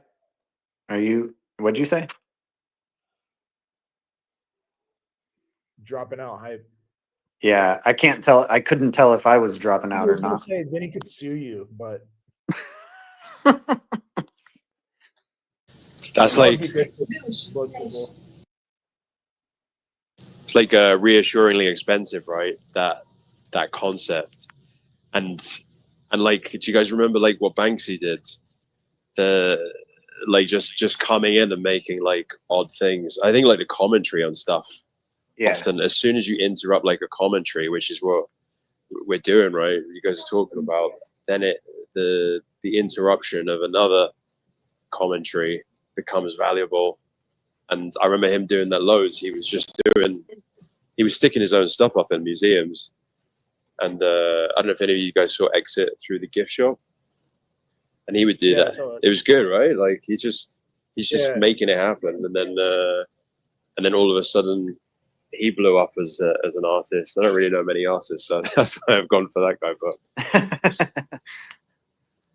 But I think the interruption of like a culture makes it like exciting to new people. Yeah. Yeah, for sure. I think one of the really interesting things about like the whole banana being duct taped to the wall is that like, for me, I think that like, I think there's some degree of like psyop that happened in this like brainwashing that's happened through society where we're like trained to think about things in terms of prices, like how much is this thing worth. I can Google something that I need and it'll spit out a price tag, right? Like this thing is worth $200 or whatever. And because that's the way that we live in the world, we naturally come to a point subconsciously where we believe, oh, that's what that thing is worth. And it's not at all. There is no, if you think about it long enough, there is no price to anything because money is literally made up. And and that's why the price of one thing can change so much and fluctuate. It's like, is a banana worth a dollar or is it worth $50 million? And it completely depends. It On completely how hungry you are. yeah, no shit, right? Yeah. It totally depends No. on what you're willing to pay for it, right? And so like, again, it's like if we bring it kind of like full circle back to SPX, right? It's like, what is the price? What is the price of community, of belonging, of mission, of purpose, of all of these things? And it's not that the price is $1.15 or whatever the fuck the price is right now of SPX 6900. The price of that is invaluable, and we're forcing everyone else in society to realize it. And we're forcing them to realize it by not selling. Because we're saying, hey, all of these things to me are worth way more than $1.15 fucking cents. per coin, right? And it's the same thing with Bitcoin, right? Why is Bitcoin worth 100 grand a coin? Because the idea of security, of decentralization, of having a government not being in control of your money, so on and so forth, right? It's like, what is that idea worth? Well, apparently, collectively by society, it's worth at least $100,000 a pop. And so, that's like the way that I think about SPX. It's like, what is its worth? I don't know. I don't know in US dollars, but way fucking more than what it's worth right now in US dollars. Right? Yeah. And that's too is like think back to like, a year or more ago, right? We were at like $10 million and we were kind of like saying like, well, what That's is it so worth? crazy. And then we were like, and now it's been between $1 billion and $2 billion for almost a year. So it's kind of like had Yeah. that baseline of like, we see it as much more valuable, but the rest of the market sees it at least $1 billion, which is already like a huge accomplishment in itself. Absolutely. And it just like, yeah, it just keeps going. Like it's like levels. It is. Yeah, And totally. this is where I was just thinking as well, is this is one of the best things about SPX is that it gets less of a joke and more valuable the more money or the more the market cap goes up. Like it gets closer to flipping the stock market and it becomes less of a joke. And suddenly people are like, wow, okay, well, maybe it is worth more than the 100 billion it's at because it managed to get to 100 billion. There's a lot of other communities that, have tried and have been rug pulled and had all these other things. But once it reaches those higher market caps, it becomes more of the question of like, how high can it go? Because it's breaking the rules. It shouldn't be this high to begin with. You know what I Yeah. mean? Yeah, and it's kind of like a for the fundamentalists or the people that are really, looking for metrics, it's kind of like, well, it doesn't matter if you agree with us, we're obviously doing something that works. So you can call us an idiot, whatever, but if you really want to look at it, go look up how many coins have hit $1 billion, and there's kind of your answer. But to us, it's so much higher. And then when we're at 10 billion or 100 billion, we'll do the exact same thing, just in a different category. That's it. Whereas Doge, it hit the nearly $100 billion market cap, and everyone was kind of like, it shouldn't be this high, and a lot of people sold, and that's where it had the huge spike, and it's come back down. But I think if SPX were to hit $100 billion, people wouldn't say it's not supposed to be worth this much. You know what I mean? Because there's the belief that it should be worth more. It has the values of, like you were saying before, persistence and patience and community and all these things. So that personally, like if I woke up and I saw that SPX was at $100 billion tomorrow, I don't think I'd sell any because I know the quality of life I'm living at the moment, I don't need to change. Like I'm happy with where I'm at. And I believe it could go higher. You know what I mean? Yeah. And people are saying the same things about Bitcoin right now, that it's too high, at whatever it's at now, if it's at $1 trillion or whatever. There are always going to be people who think the opposite of you. So it's less about them and more about the people that do believe in what they valued at. Also, when we were talking about this, I was thinking of there's a few visual examples or images of people who they've had like farmland or a really small house in the middle of a city, and they never sell to developers, and they have to the developers have to build around them. I think that's really so cool. even when you fly into a place and you can just see there's that one block of land that's much larger than the rest, and it's surrounded by houses. Developers have offered, they've offered them 10 times the actual the market rate, and they're still like, no, I'm not selling. Yes, and I feel like I want to be that way, but with SPX.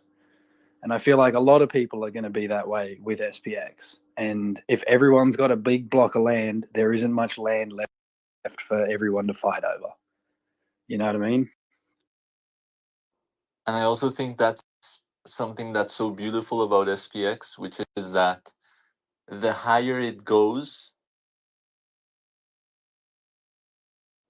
the less flawed it becomes, because since its mission is to flip the stock market, the higher it goes, the closer it's actually and objectively getting to that goal. Whereas with many other tokens, the higher it goes, the opposite happens. It becomes more flawed because, for example, let's say XRP, right? That they want to replace the traditional banking system. The higher it goes, well, they're not getting any closer to replacing the financial system, so it just becomes more and more flawed. So it's like that combination of it's amazing in my opinion how yes, the higher SPX goes, the more valid and real and objectively, like legitimate it becomes. Yeah, and that's what I was trying to say before with, like, if it was at 100 billion, it's now objectively worth more than that because it is closer to achieving its goal of flipping the stock market. It's now less of a joke. And I think it's the first coin that actually uses it to weaponize it. Like you're saying, where the higher it goes, it doesn't make people want to sell more. It makes people want to get it more because it's closer. And I think that's really, really unique about SPX. 100%, 100%.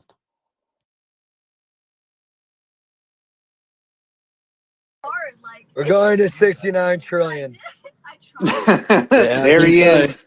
There he is. What's up, Nick? Whether they like it or not, we're going to 69 fucking trillion. I love it. Nick bringing the energy. Guys, I'm fucking drunk. Oh my god. I love you all so much. God, dude, shilling was so fucking difficult tonight. I like when I get pushback, but like, damn, I was getting pushback.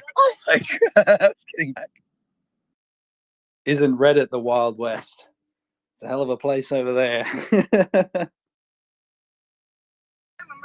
Like, it's so hard to, it's actually so hard to like break down the social phenomenon and like the absolute like spiritual belief that we have in the coin to someone that's like a complete normie, like someone that has like devolved themselves completely from crypto. They're like and the good thing is though, when I first mentioned SPX, people are like, oh, it's crypto? And I'm like, yeah, it's crypto. But oh my god, like it's so difficult. What are your objections? What objections have you gotten? Wait, what so like normally people think it's just like some big ass scam. Like people think it's just some big Ponzi, and I don't understand why they think it's this way. But I'm like, dude, okay, you realize we've been priced out of Bitcoin. Like at this point, like our generation, like I keep telling people, like this is the biggest generational wealth creation event. Like this is the biggest wealth creation event of our generation. But like. I do know a Marini. It's fucking hard sometimes. It's ridiculous the amount of people that I see call it a rug pull, and it's like, how do you explain holder distribution to someone that doesn't understand anything about cryptocurrency? Becomes really hard, and they refuse to accept that it's not a rug pull. And it's like, how do you explain? Oh my god, I need to like make myself fucking dumber. Like I need to break it down better. Tell them that Harvard. Like distribution is so important, man. How do you explain holder distribution to someone that doesn't know anything about fucking crypto at all? Just tell them that Harvard experts agree that we're going to flip the stock market. That's where I love as well when people, like, I've seen a lot of comments, especially on Reddit, where they're like, oh, they're just using their bot army. They're just, you know, A it's just bot spam. army. Look at all the accounts. They just Yo, spit the beep boop. spam. I'm a bot. And it's beep boop. We're all bots. Well, that's the best. It's Is seeing so. that a chain of I like love when 8 they people call going when beep they boop. call us bots. I think it's even more bullish when they say we're bots. When they say we're Yes, bots, for sure. I'm on my 24/7 Because live it's right now. unbelievable. Yo, you know what SPX is? Come on, shorty. I'm talking to this girl right now has no idea what SPX is. It's so funny. I told like fucking 3 different girls about SPX because I think that like recently I've been shilling, like when I shill to like guys my age, like different Gen Z guys, like they kind of honestly understand it like right away. And they'll be like, dude, how do I buy this shit? And I'm like, explain to them like how it works, and I'll kind of explain to them like the basics and try to keep it like simple. But when I talk to girls about it, they're either like, what the fuck are you talking about? And you're just like some crypto bro, and they get pissed off. Or they're like very welcoming and they're like, oh my God, like it's very girl friendly. Like it's such a girl friendly coin. That's like one of the things I love so much about SPX is that it's so girl friendly, and that it's like I shill like not like 70% of the time now I'm like shilling to girls, but we're like honestly probably like 60%. Oh yeah. But it's so friendly to like literally any demographic. You can just tell everyone about it. Yeah, and I think that as well. That's the unique part of its aesthetic. Is it's edgy, but it's edgy enough to be eye-catching, so that people will go, "What the hell is that? I've never seen anything like that." But it's not so edgy as to be off-putting like some of the other coins are. You know what I mean? And I think Yeah, exactly. Yes, that's such a it's good point. perfect mix. It's It's like literally a TBA. perfect mixture. That's such a good fucking point. Like it's not so edgy to where it's like, what the hell are you even talking about? But like when I try to explain people like this is so like what I've been doing recently is I've been saying like, okay, this is the biggest generational like wealth creation event for us as Gen Zers or like people that are like, because I'm like a mid Gen Z, like I'm like I guess I would call myself like I'm smack dab in the middle of Gen Z, and I'm like, all right, so this is the biggest generational wealth accumulation event, or whatever, like wealth creation event for our generation. But I'm telling people like, what do all the boomers have above us? What do all the older generations have? They have all the money, they own all the assets, they own all the businesses, they own all the real estate. What are we really good at? We're really good at social media. The number one thing is that we're fucking amazing at social media. We can promote an asset, and this is like something that like is novel, and we can create this asset and just send it to heights. Like we've already created the asset, but like we can promote the asset and bring it to new heights and like bring new members.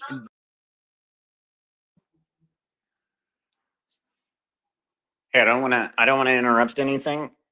I'm going to be back in just a few minutes. I'm just taking a quick personal break. BRB. You guys keep it up. Word. Nick, are you still there? We think you might have dropped out. Abducted. Has Got a girl abducted. talk to him. He's But no, I think got a girl talking to him. I've got That somebody. explains Yeah, it. you remember. It's like, hanging out with guys on the internet or drunk girls or out in front of or shilling SPX to girls.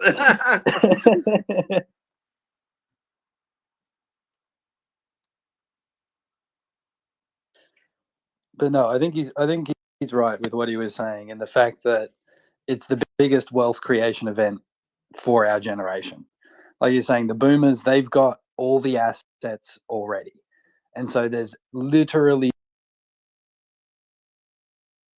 no way for anyone in Gen Z to get ahead unless it's something new, unless they get first bids at it, and then the boomers can buy in. You know what I mean? The traditional finance and people with hundreds of millions of dollars sitting in their bank account buying $5 million bananas. Yeah, and we're But just in order better to do that, we're also just better just- at getting yeah. attention than the other generations. we're better with communicating with each other, and like try and show your grandma any meme, and they're not up to, they haven't seen anything. But it's the meme culture itself changes every 6 months. You know what I mean? What's funny 6 months from now isn't going to be funny another 6 months from that. And I think Gen Z and people that not specifically Gen Z, but people that are integrated with that culture, the hyper online, they're going to be the ones that get first bids. They're the only ones that'll be able to keep up with it. You know what I mean? It's going to take those that are already established. They're going to react much slower, and that's what's going to send us from 100 billion into the trillions range, I think. Stock market gets flipped in 20 years. I wouldn't be surprised. I wouldn't be surprised. Well, it's coming on chain within the next like 5 or 10. So then it's coming to our turf. That's the other thing I think isn't priced in just crypto in general, is that there's a lot of people that are like 16, 17 now that are still in school and haven't had the opportunity to invest in anything, but they've heard about Bitcoin their entire lives. You know what I mean? It's not going to be some foreign concept to these people that are we were like young. 15. Yeah. Where it Yeah. was like brand new and you didn't know how to do it. Now it's like literally download an app. The problem Yes. is it's like a good portion of our industry and even like streamers and everything, they're all trying to like gaslight and convince like the kids to gamble. Like but gamble on their stuff. So they're like pre-programming their liquidity. So I think that's what like Pump Fun, fucking Phantom, sort of that sort of stuff, like Aiden Ross, friggin' LA Vape Cabal on his streams and stuff like that. They're all pre-programming them to take their money before they even have it. Because that's the Yes. thing, is like unless you have rich parents, like rich parents, or you land yourself a crazy good job, or you become an influencer that succeeds, it's either you have to like gamble your money, or if you're a chick, if you're hot, you gamble by doing porn and then hope that you win. And that's how you're going to make enough money to maybe slightly escape, because like the middle class will cease to exist. Once the middle class is gone, like you're fucked. Like we have the next 10 years to try and like get to upper class and then stay there. Otherwise you're like screwed, because you can't just like get a job and get ahead. You have to take like crazy risks straight out of the gates to try and get anywhere. Yes, and I think everyone wants to be part of, the top 1% of earners, but mathematically not everyone can be in the top 1%. No. But well, it's like that on any platform, like Twitch, like live streaming. It's only like the top 1% who make almost all the money. Same thing with like OnlyFans. Like all the platforms are like that, and you don't see all of the other people that like are failing. Yes. But I think that's where, because we are so integrated with social media and things like that, you know what I mean? There's all those people that try and do Twitch streams and, have that time, they'll be the first ones to see the change online, you know what I mean? To see the shift. And once the community really starts getting momentum, that's when they'll be like, hold on, this really could be something. And unlike with GME, they can't turn off the buy button this time, and it will just keep going and going and going. And I think it's going to be a very interesting future. You know what I mean? I hope SPX is a very big part of that. Like it's going to be interesting what happens to the middle class when AI is a thing. You know what I mean? I would like to believe that having just an artificial general intelligence would bring about a utopia where no one has to work in jobs that they don't want to do anymore, and you know, everyone's got income, rather than the society where, you know, AI is our overlord. But I think that SPX is part of that growth process, in people realizing that the collective has more power than what people think. You know what I mean? Just if people get together and all agree on one thing, they can seriously upset the system, even though it's been established by all these big players with all the money. It just comes down to being able to work as a collective. And I think SPX is the first seed of that. And I think it's a very good sign for the future. Yeah, because Ramilia did a pretty decent job, but their culture was like so different and not super welcoming to like escape velocity levels. But SPX is I'm like not. a different breed. What was that? Sorry, I'm not familiar with. Is that Oh, another Ramilia, coin? like Milady. Oh yeah. Yeah. I know what you mean. Because they're having the whole like network effect. Yeah. And stuff, and they came up with like network spirituality and everything. Yeah. Right. Okay. I hadn't heard of that before. Yeah, because But I lots of think great stuff came from them, but now we've like outgrown that a lot, and we're like our own beast. And then if we like keep going, just becoming like a like more than a coin, we just become like a decentralized like network where each person is like its own node, and then people sort of like use the network as ways to like sort of like an attention economy, because like now we're in an attention economy where the more attention you have means the more you can like leverage that attention to like satisfy the algorithm and boost your stuff. So it's like SPX as a network has become like a launch pad for like people and their ideas, which is great. And that's sort of like in the sort of like abysmal sea of the internet, the fucking never-ending ocean, like having a home essentially where we can all boost each other is like insanely powerful for like doing our own things, but then whatever we're doing is like feeding back to SPX as a whole, and then it becomes like self-fulfilling. Because it's like AI isn't going to take all of the jobs. Like it literally can't take all of the jobs. Like there needs to be like people interlinked managing the AIs and everything. And it's not like fucking, they're not just going to have robots doing all of the jobs. Yeah, but and they won't there'll give enough always be jobs to go physical around. things that need doing, and there'll always Yeah. still be that availability. But Well, a robot's never going to come and do your plumbing. no, exactly. Like, or like run the electrics in your house and stuff like that. And a robot's not going to be able to make a fucking crazy ass meme video, understanding the like nuance and context of stuff. But Yeah, and I think that's where I'd like to think that in a future where AI is established and you know it is being used for the things that it's being used for, that it'll facilitate human creativity.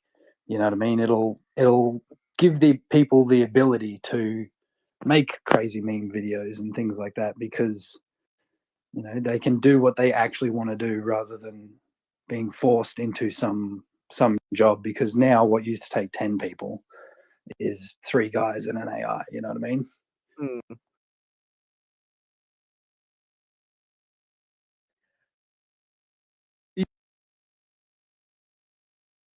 yeah, like if AI can replace jobs, then it should. Because like in reality, at the same time, it's like, who the fuck wants to work our whole lives for the machine as a slave? Like, there's been some like the Exactly. industrial revolution took away so many jobs. Like the washing machine, the clothes washing machine was essentially the biggest movement for women's rights ever, because it just freed up like 8 to 10 hours every single day. Yeah, So and it's that's the like, thing. well, So, if another revolution like that, where humans just have more time to do less mundane shit, then good. but that's where I think something like SPX can become a full-time job because Mm. people have more ability, and not only that, but if people have better ability to, you know, make more custom things, then people will get access to better services. And like you're saying, where it's a launch pad for ideas, is that it can be a community to help people grow those, you know, independent services, these human to human businesses, because there's no longer the need for all of the mundane labor. Hmm. Yeah, because that is the one thing I've noticed with like SPX a lot is people kind of like come in and then they'll like rocket off in some other direction, but like SPX will be the thing that like sends them there, or like it like launch pads people's lives and their life path.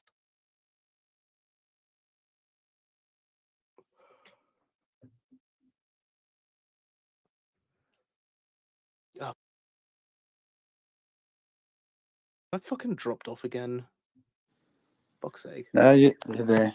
But yeah, you're there. But I know what you mean. I mean, already look at all the people that are making SPX YouTube videos and hoodies and stickers and all these things that, you know, are generating typical revenue, but wouldn't exist without the SPX community having a Yeah. demand for these things initially. Yeah, definitely. Definitely. Like I could imagine if someone wanted to, if they went ahead and painted a mad SPX photo, I wouldn't be surprised if there were Aeons out there that would be willing to pay significant money to get, you know, a copy of the artwork. It did happen one time. I think there was a competition and some guy like spray painted something and then he didn't win the competition and he was like, please someone buy this from me. Like I spent That's all really of my cool. money on materials, but like no one like knew him before the competition or anything. Like he just made it just for the competition and we're like, nah, Yeah. get out of here. Yeah. Oh, poor guy. But yeah, that's where I'm thinking, you know, there is the ability to start so much that the SPX community would support someone in. And I think, you know, Southern Fried Chad, he's only just begun his journey and we all support him. But I think in 5 years, being one of the first SPX YouTube channels, I think, you know, the growth in even that will be incredible. I think there's a lot of upward movement for anything, you know, that people want to do with SPX, and I think that gives it its greatest power because it's not dependent on you got to buy the official hoodie or the, you know what I mean. If an Aeon made it, it is the official hoodie. There is no team.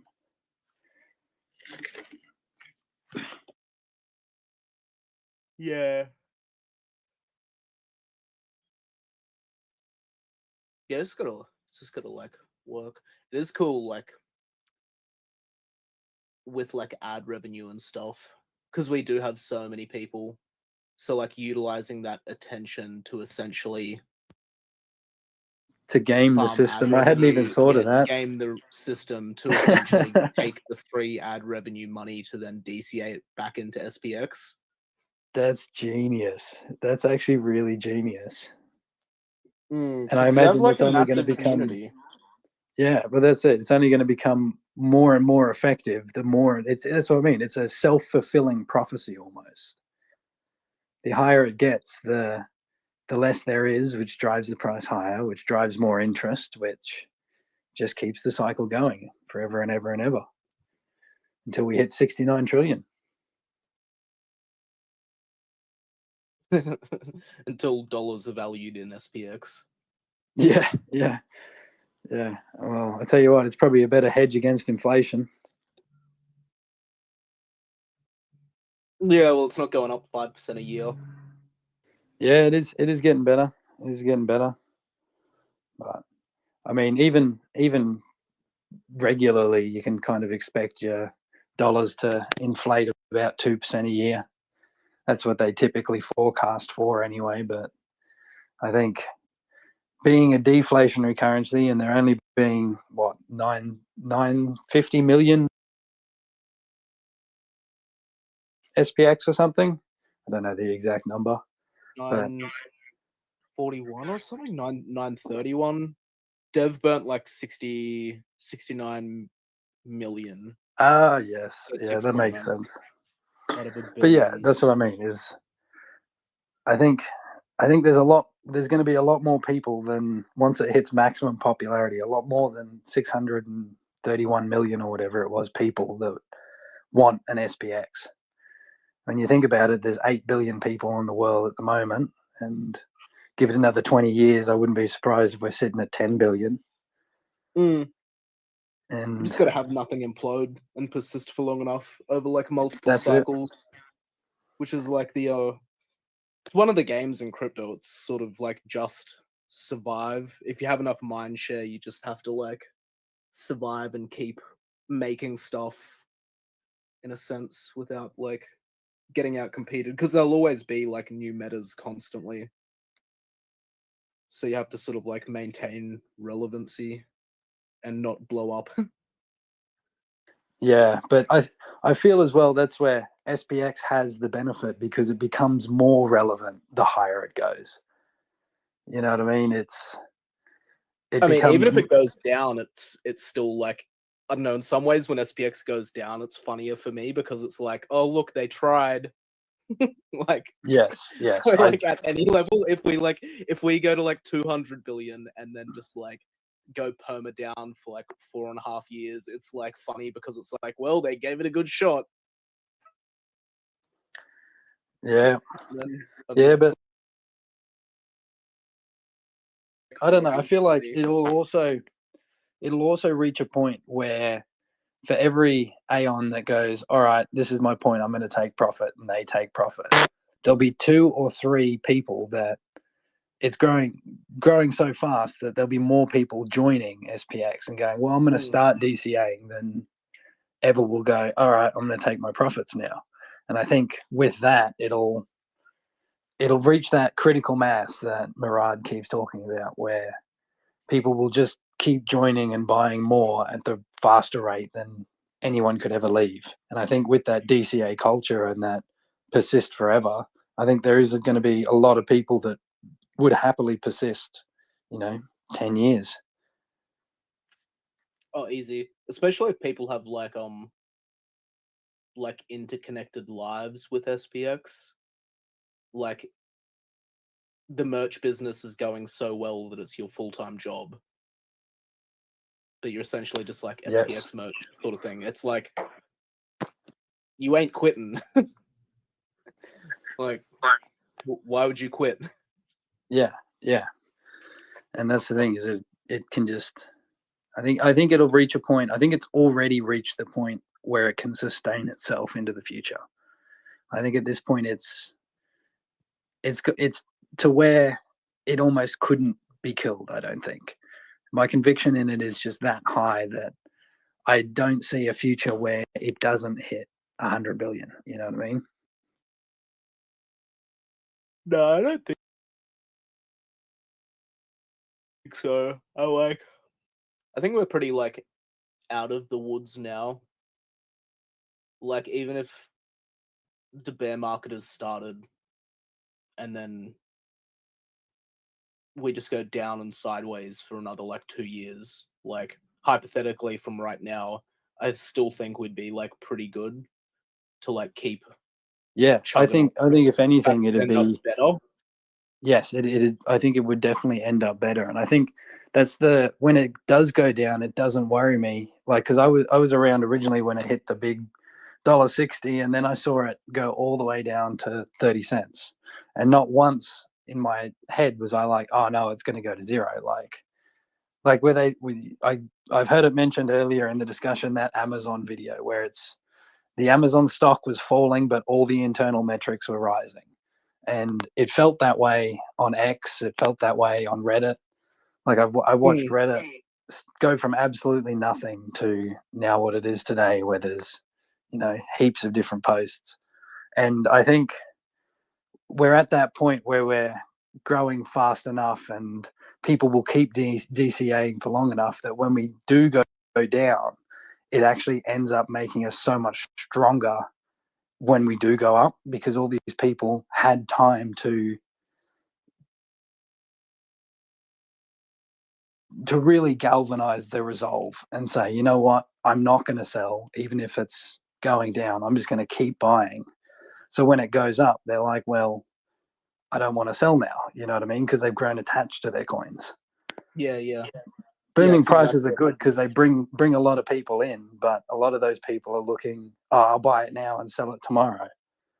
But when the price goes down and people still keep buying and the holder count goes up, these are people that aren't looking to sell tomorrow. You know what I mean?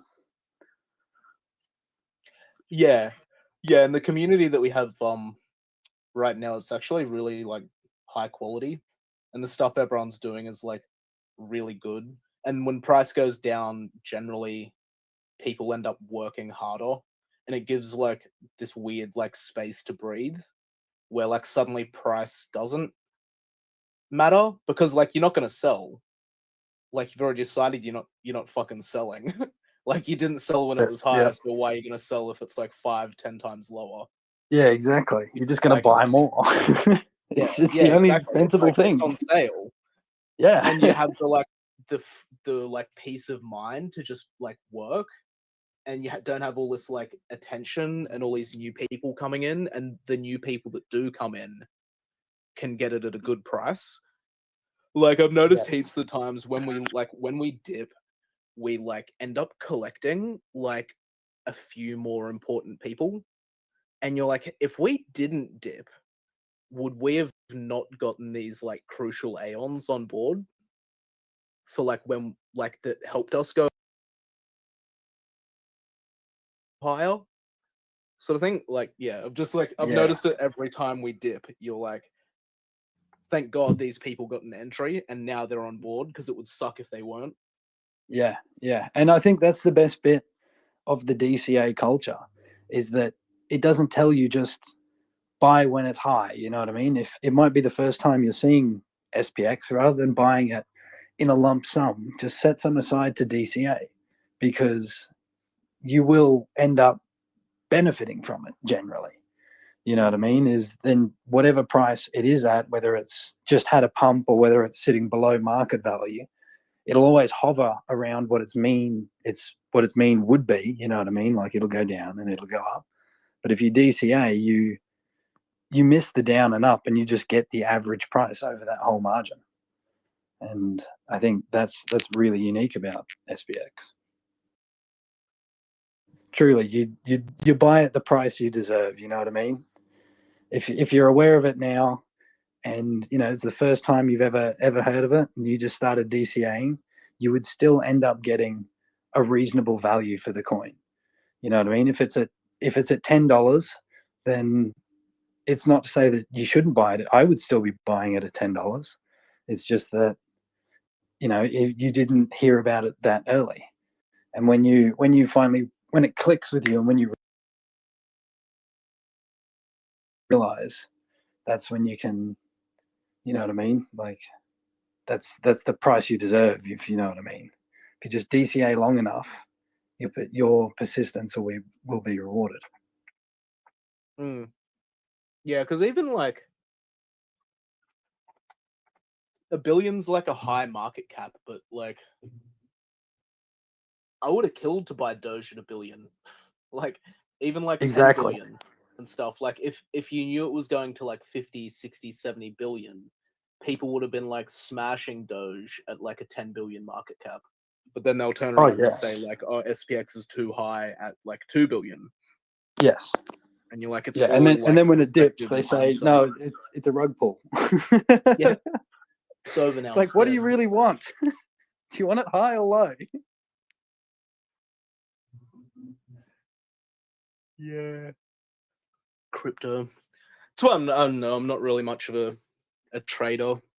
I'm not too good at it. And then it's like gets way too emotional. Like having a coin like SPX in a community where I can just like work and just do my stuff, and I don't even like fucking check the chart.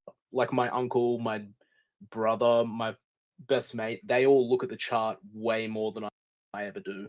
Like I haven't fucking looked at it probably like over a month now. And then they'll like call me and they'll be like, "Holy fuck!" And I'm like, "Oh yeah, What like happened? you're broke." And I'm like, "Yeah, it's a bit bad at the moment." And they're like, and it's like gone down like 50% in like a week or some shit. It's so funny. My uncle's like a TradFi guy.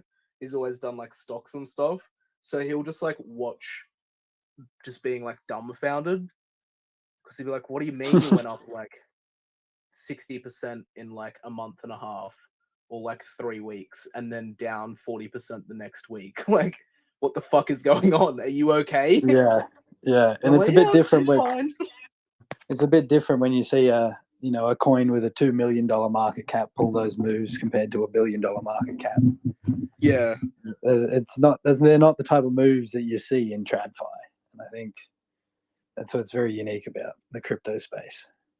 Yeah, that's why we were all like so drawn to it, because like gains from TradFi were just like no longer good enough, essentially, and like all of like the blue chip coins had their like explosive growth, and everyone's like permanently chasing like that 2,000, 10,000x that you can get, and like nothing else is good enough.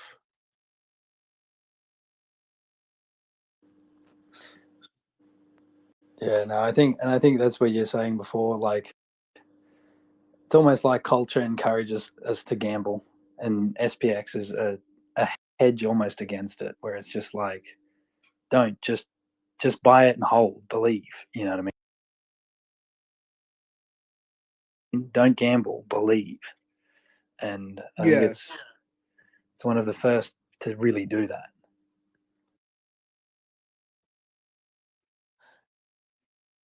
Yeah, it sort of is. I'm trying to think of like other like notable coins, because I guess Bitcoin wasn't like gamble, and like ETH and stuff weren't really like a lot of the big altcoins were sort of like believe in the project sort of thing. Like Link was like massive on believing it. XRP, fucking Cardano, Pulse, fucking Hex Chain. I mean, like Bitcoin was definitely a gamble. yeah, like early. It's just been a while. It was like, I remember headlines on the news where it was like terrorists use Bitcoin and like criminals and like dark web and all this shit.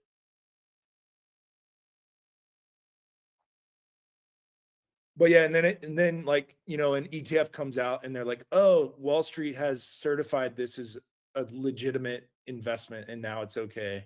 And then you see the suits come in and like now it's literally, I think this is the point where everybody's realizing that it's risk off now. And like Anthony Pompliano,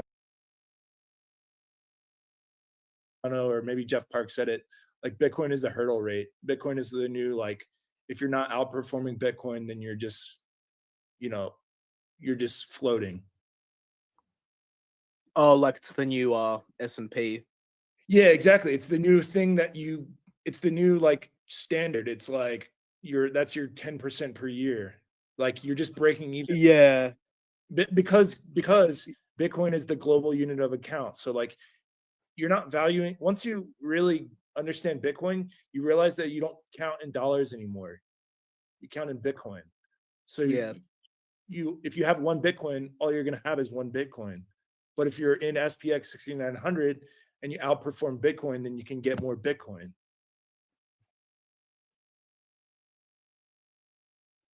I see. Yeah, because it is becoming like that. Hey, how it is like the national standard of measurement. Yeah. Like it's organically.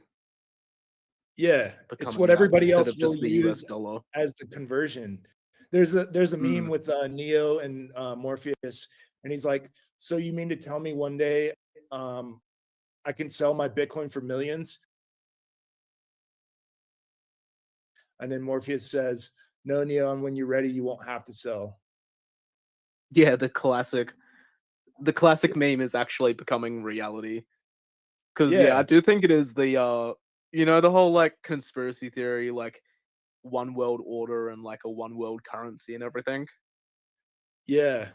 Yeah, And then it could either be seen as like a Bitcoin. conspiracy or just like a really, really, really far vision of the future. I think The it's probably other like 5 or 10 years away.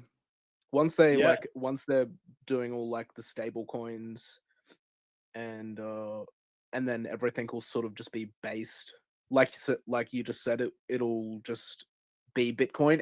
Everyone will just base everything off Bitcoin. Like if you're having an internet like a conversation with someone from like China or whatever on like business shit, people are probably just going to start basing it off of the price of Bitcoin, especially Yeah. if it's like US dollars. It was like $500,000 for a Bitcoin.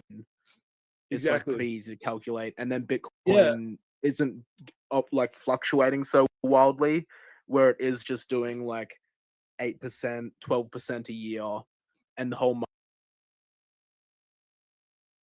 market stabilizes because like of all the supply that's locked up with governments and the ETFs. Because like now TradFi owns Bitcoin, which means Exactly. like the establishment now owns the entirety of the crypto market because we all base everything off of Bitcoin as well. Like all of our markets move according to how Bitcoin's moving.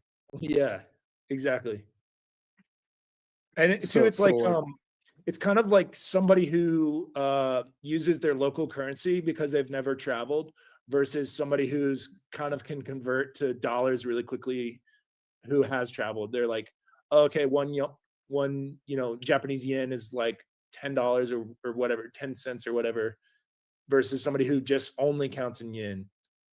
It's kind of that, like you can count in dollars, you can count in Ethereum, you can quickly do the quick math in your head.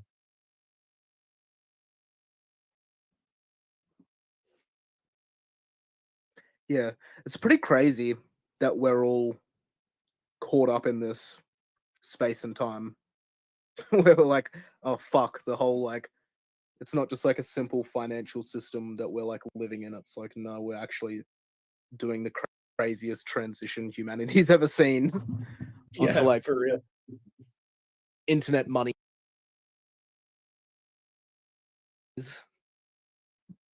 And we're like essentially all in our primes, like living through it. Yeah, or just the stuff about like getting a home loan for like meme coins and all the collateralization that's about to happen is absolutely insane. Like, oh, okay, you've got $1 million worth of Fartcoin. We can offer you a home loan.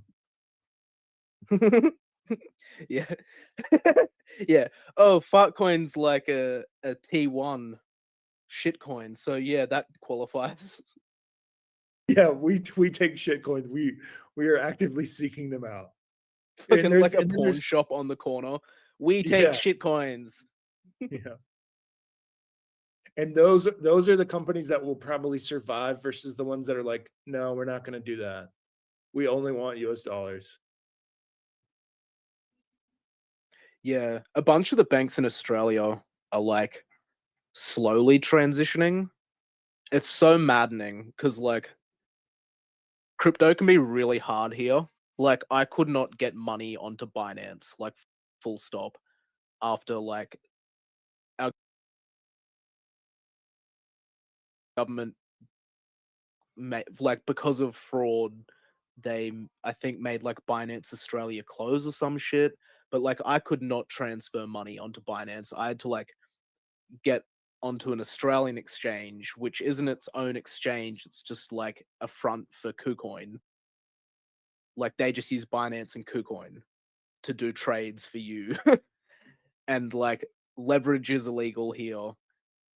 And it was just like the most fucked thing because the banks didn't want the money leaving their system. And because of like anti-fraud laws, crypto was just so fraudulent that you couldn't get money out and all this bullshit. And then the banks, some of the like biggest banks now offer like you can buy Bitcoin and ETH and all of the majors and then store it with them.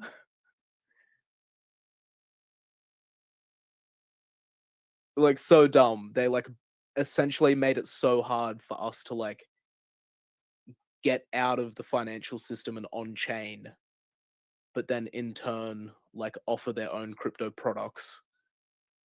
And you're like, it's only a matter of time before you're like collateralizing like Bitcoin and ETH and stuff with them for home loans. Yeah, I think and I think still it's lost on a lot of people how quickly the regulatory environment switched to being pro crypto with it, like just through the Trump presidency.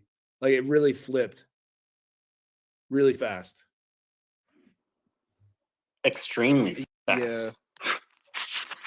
And I think a lot of the effects are like a lot of the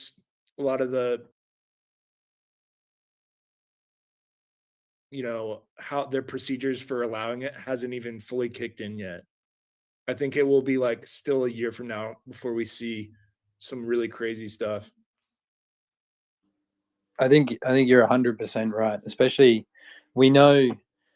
I mean, not to say that he did a good job, but we know Trump is definitely very interested in the potential of crypto, and he said a lot of things pre-election, but I think he wouldn't be able to do anything for crypto without being accused of pumping his own bags. You know, if he got into office straight away and did all these things that were pro crypto, a lot of people would probably get upset. But I feel like if he waits a while and then slowly implements these things over the next 3 years, where we're in a really good space where there's going to be some, proper regulatory clarity.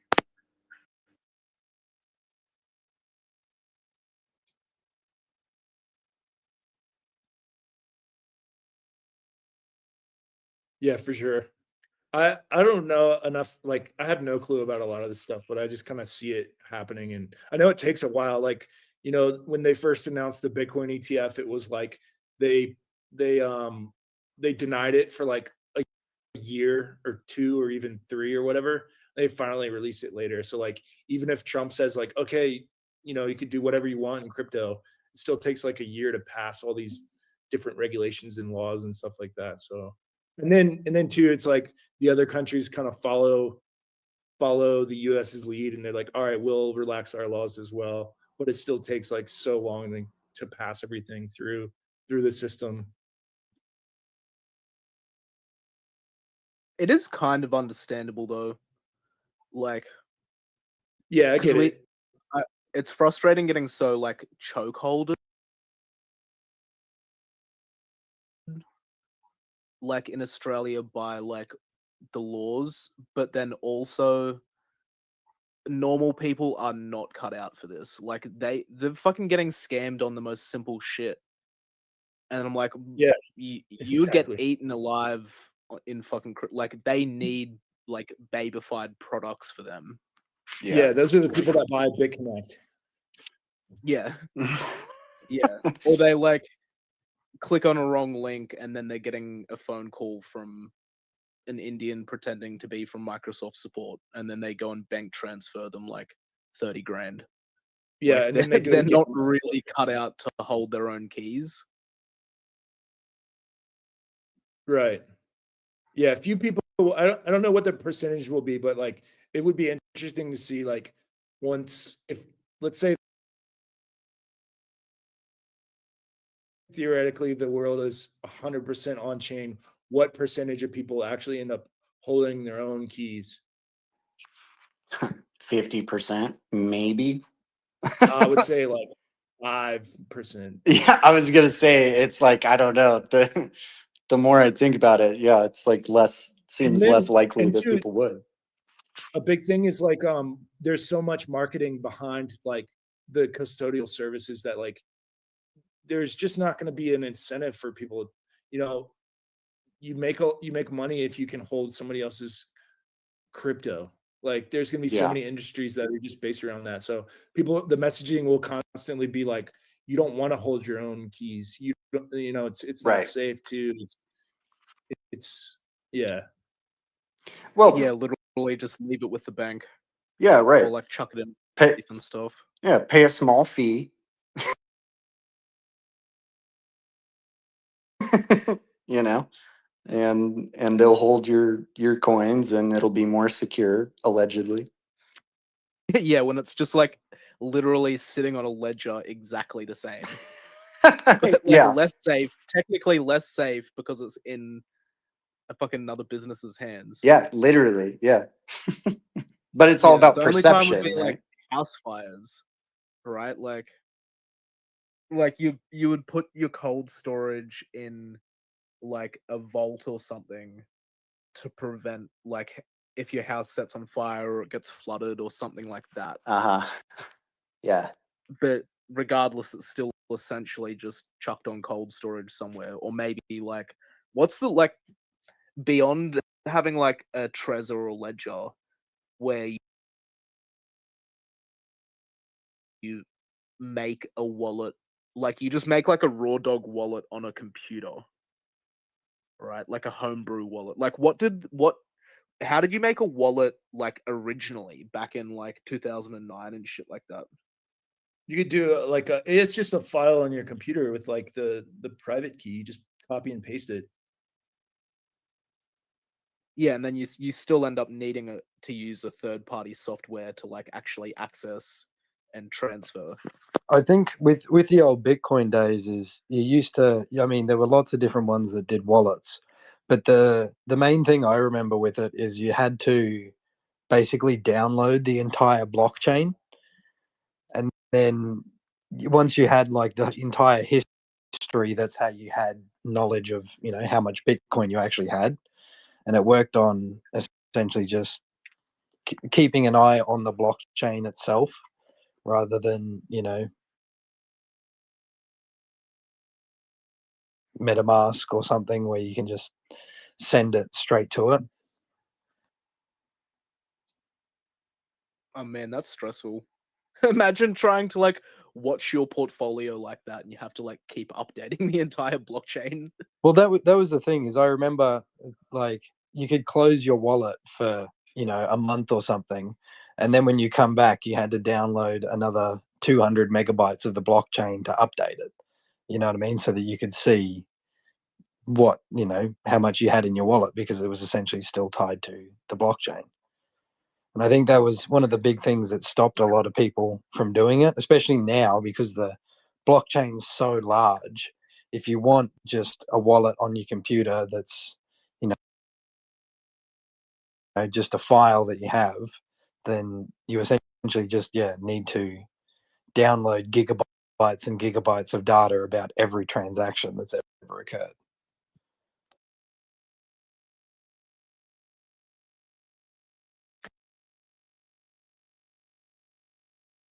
It's pretty sick. It is really fucking cool tech. Yeah, essentially you had to run like Bitcoin Core. So yeah, you had to operate a node basically in order to have that wallet.dat file. So it was like pretty cumbersome if you're not operating with a decent enough computer to run it and keep it updated.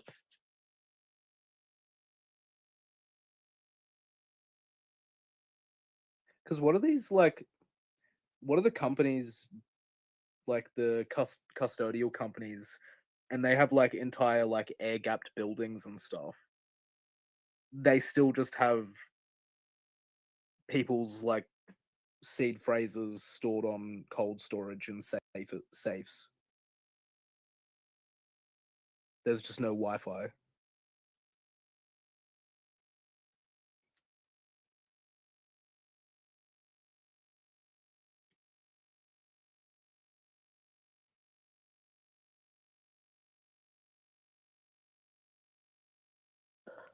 Well, yeah, I mean, it's dependent on who's like if you think of a MetaMask, right? So, um, like MetaMask doesn't actually own or hold on to your keys, so it's not held in like cloud storage or anything like that. So you're actually retaining full control. So theoretically, this is one of the issues of the past, right? If you weren't downloading and becoming a node operator for Bitcoin, you use a third party service, if you will, and when that third party service inevitably goes under, so does your ability to, get your Bitcoin back, right? So, but MetaMask isn't, it's not stored on their servers. You're retaining full control.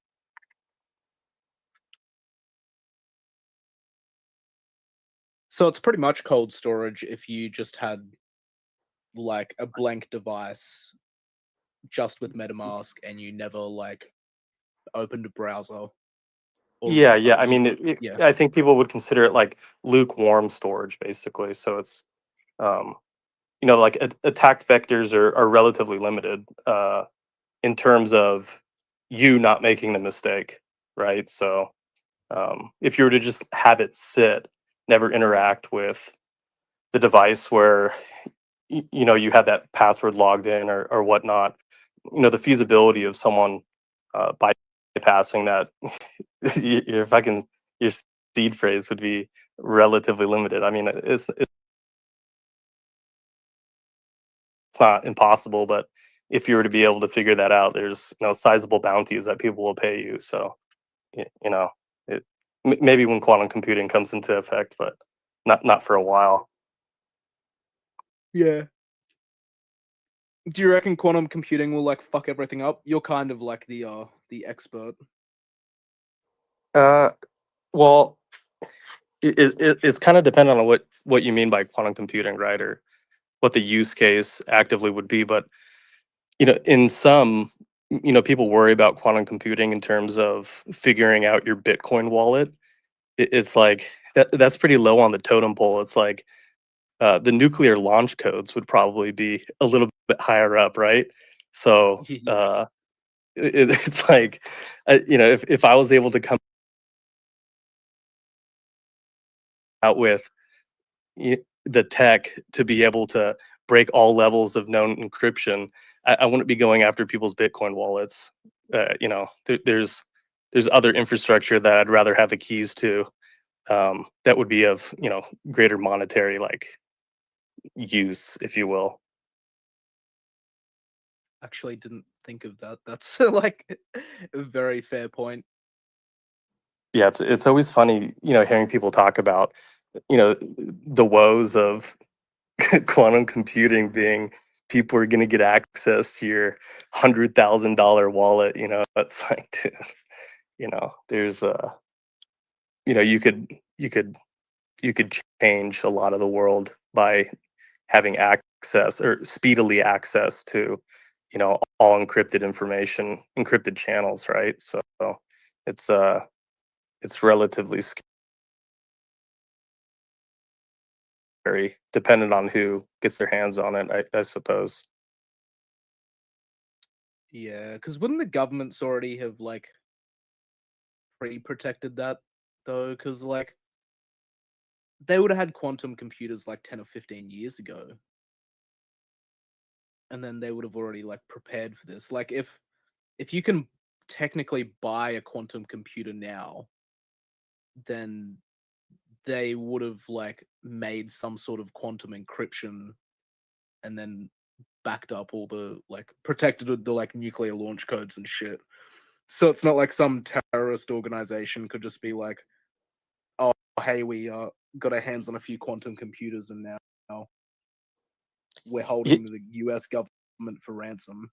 Yeah, it's like quantum encryption is definitely going to become a thing, and quantum computers actually do exist, right? It's not a theoretical. It's just that they're underdeveloped. Like, it's very early iterations. They have a lot of limitations, if you will. One of which is cooling. It's actually a really, really, really big issue that doesn't really have a feasible answer for it. If you're able to fix that, because it's like you have this shit running at like near absolute zero temperatures, right? It's like, doing that at any scale is relatively expensive. So, I mean, there's a lot of different limitations, but that's the big undertaking, is that cooling technologies have lagged. They've lagged very, very far back comparatively to the computational abilities of some of these quantum computers. So they're not as specific, like it's they're not as efficient, if you will, as what a real quote unquote quantum computer should be. Oh, I see.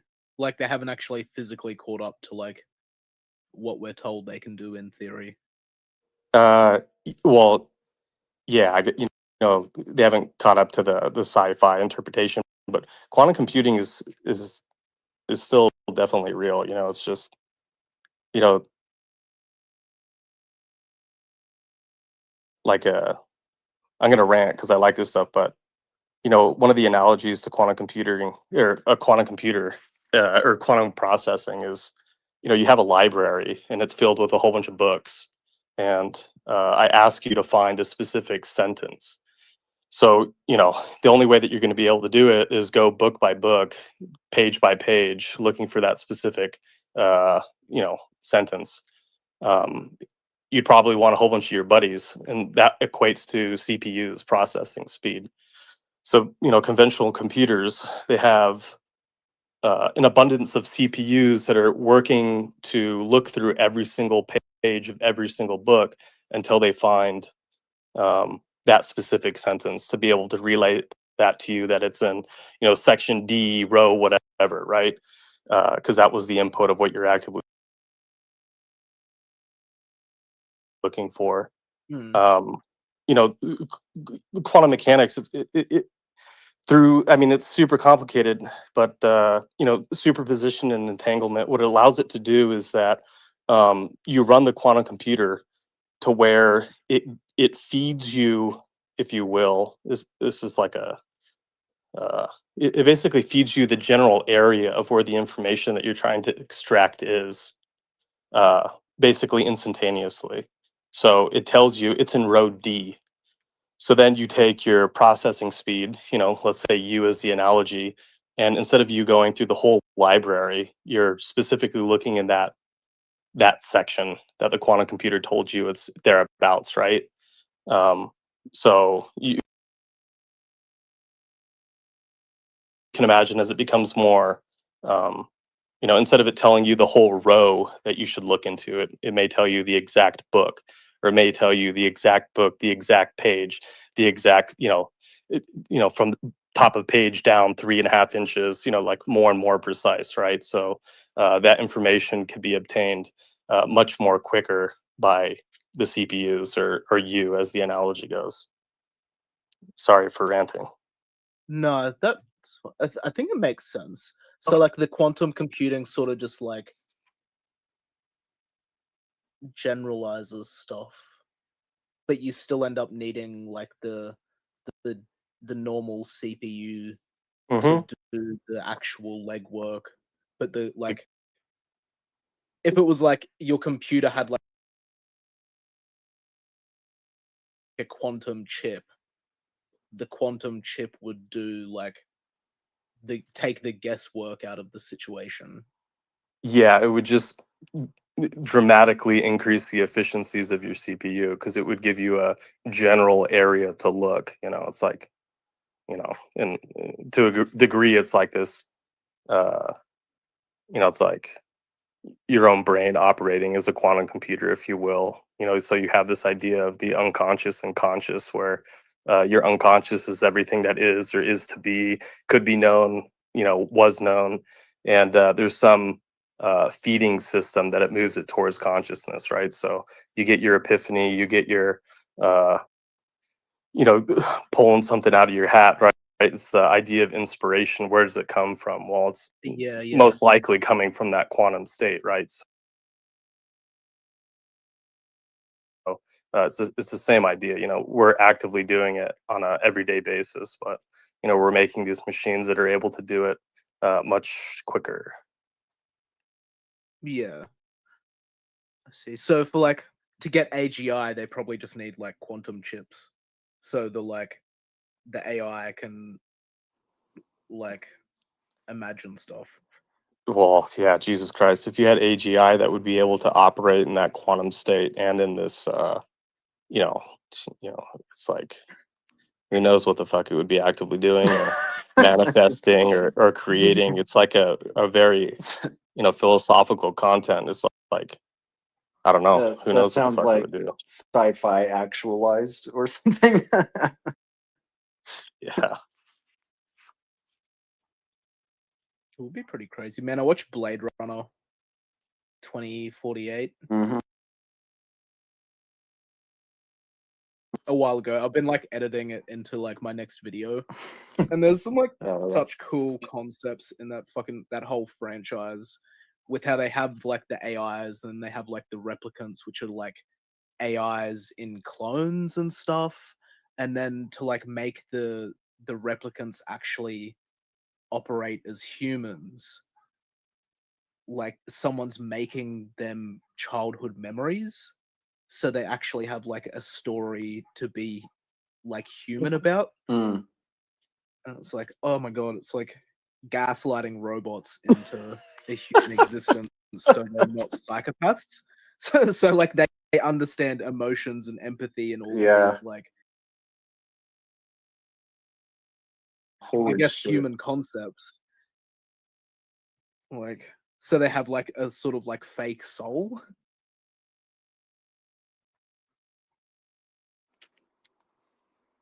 It's like holy. Because yeah, if you had like AI just without the human experience, but it was like smarter than people, Mhm. then you'd be an absolute psychopath. Like any human would be an absolute psychopath Yeah. without like if you were just like suddenly the fucking smartest being in all of existence, but without ever earning it.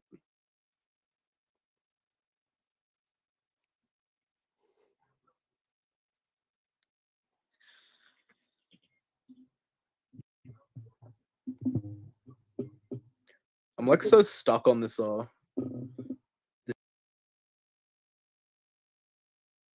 video at the moment. I'm trying to like rewrite the script because I was like, I wrote it, I put it in, I did a bunch of like editing, and then I like woke up the next day and I was like, I'm not happy with it anymore. And now I have to like redo all of the like scripting. And I'm like, fuck, I spent like 3 days thinking about the script and then doing it and then just like decided I wasn't happy with it. Now I've spent like another 3 days trying to like rejig the whole concept.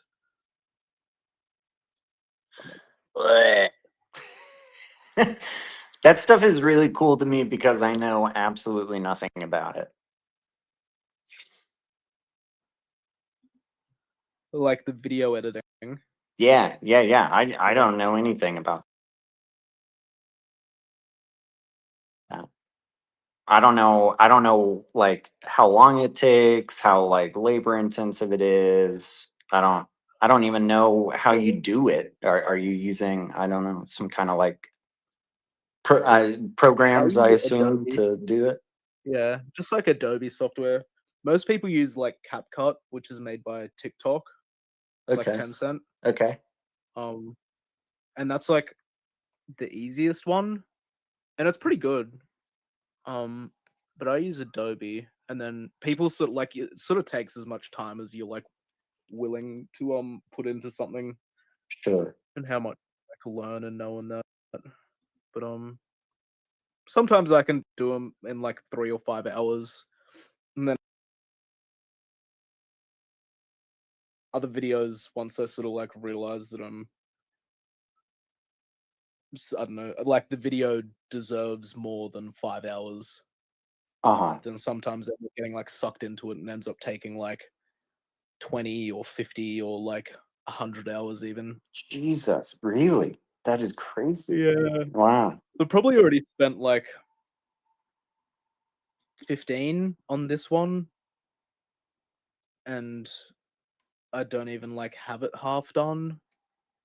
Like it was the Hyperliquid video for like the listing, and then I was like, I'll go back and I'll like take out the Hyperliquid so it can just be like a normal video. And I had some ideas, and then once I started like playing with it, I was like, oh fuck. Like this is too good of a video to like Right. half-ass it. Right. And just like finish it and then just like have these like cool concepts that don't really, and then Yeah. So I spent like 5 hours on stream the other night doing like the script, and then using 11 Labs to like do AI voice of the script, and then putting that in, and then like adjusting all the audio, and then cutting it and placing a bunch of clips. And then I woke up the next day and I was like, nah, this still isn't good enough. So I sort of just like pissed away like at least 3 hours.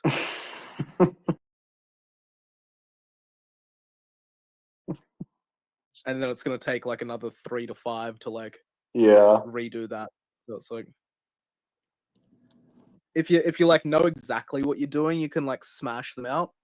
But when Sure. it's sort of like unfolding as you go, like an artistic process, it ends up taking like way more time. Right. I just don't know. I'm assuming you've made quite a few videos, SPX like related. Yeah, probably like 30. Dang, really? 30, maybe 40. Yeah. I mean, it's interesting because I've seen like so many videos, it seems like at this point of SPX, different edits and stuff, and I love all of them. It's like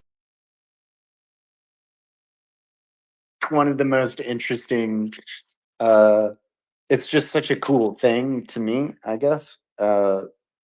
It's such a neat like avenue of expression and like communication and artistic expression. What was it you that did the there was someone in here, I want to say it was you that did the one real recently, I mean like maybe a week ago, or was that Undefined?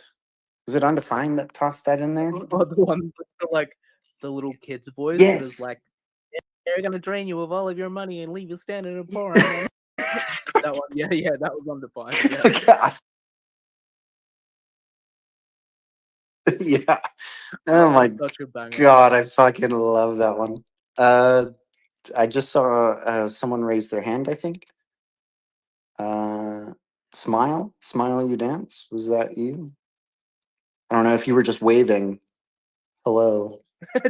just being friendly. Yeah, I know. A little wave. It wants to be on incognito, and I'm just calling him out. If you wanted to talk, you're more than welcome to request to talk in here, and I can improve it, and you can talk if you want. Anyone who's listening is welcome to. Hell yeah. Yeah. The one-way communication.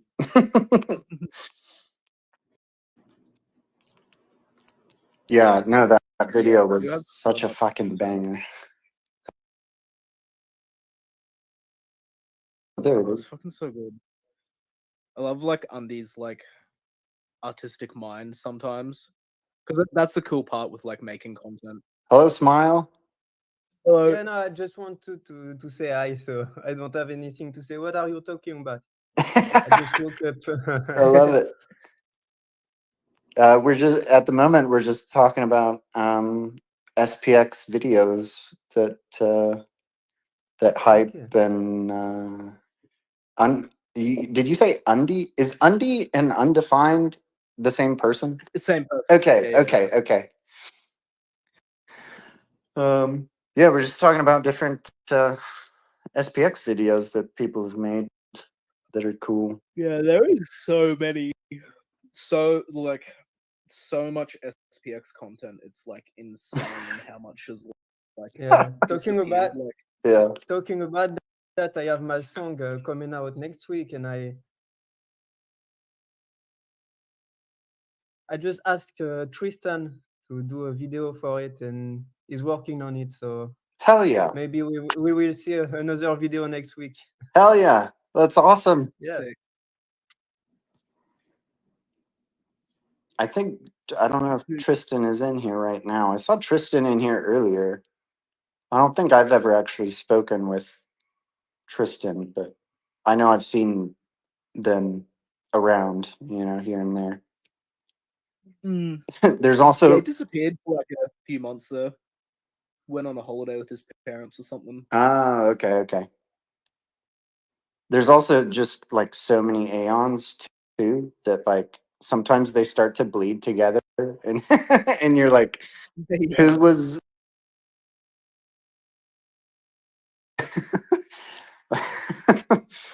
Yeah, if you have sort of like the same looking PFPs and stuff as well. The same looking PFPs and also their username is like so similar. It's like 6900 big DCA 6900. Like, Yeah. which one? You don't know if they're like an alternate. Like, Yeah. Is this your fourth account? I don't want to follow your fourth account. Yeah. Is this one of Mung's 20 alts?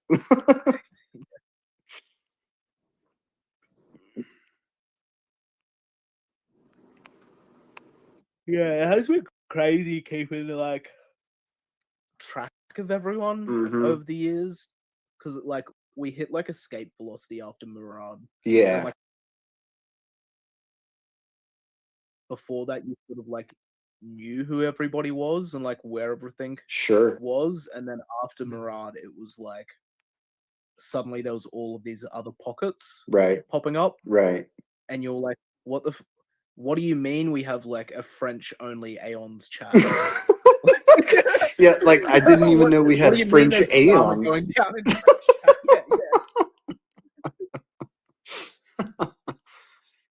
Yeah. Yeah, other shit like that. You're like, Oh. so hard to like keep track of. Yeah. So it's like, oh, cool. Like, I guess we don't have to anymore. Right. Like, and now it's like it's free, right, sort of thing. Like, just let the Reddit be the Reddit. You don't have to like stress about like, yeah. Reddit is Reddit's problem. yeah, totally. I remember the other week listening to that OG's space. I remember Mung saying something like it being, kind of that like mindset shift of like, okay, we don't have to do all of these things. It's kind of like transitioning more into like almost like a supervising or like hand holding, it's like just making sure that like everybody's still kind of heading in the right direction, like the momentum's already there, right? So we just got to make sure that we're staying on track. I thought that was an interesting thing that he said, because again, I'm a post Murad believer. I don't, when was Murad's token 2049? I think it was October. Was it really? October 24. Yeah, I Okay. remember probably because like he put us on his list, and then I think like 2 weeks later he did token. Okay. Wow. Okay. So I On a actually list in, like, then something. yeah, because when I randomly came across Murad because I was starting to look into meme coins, and I think I just randomly saw this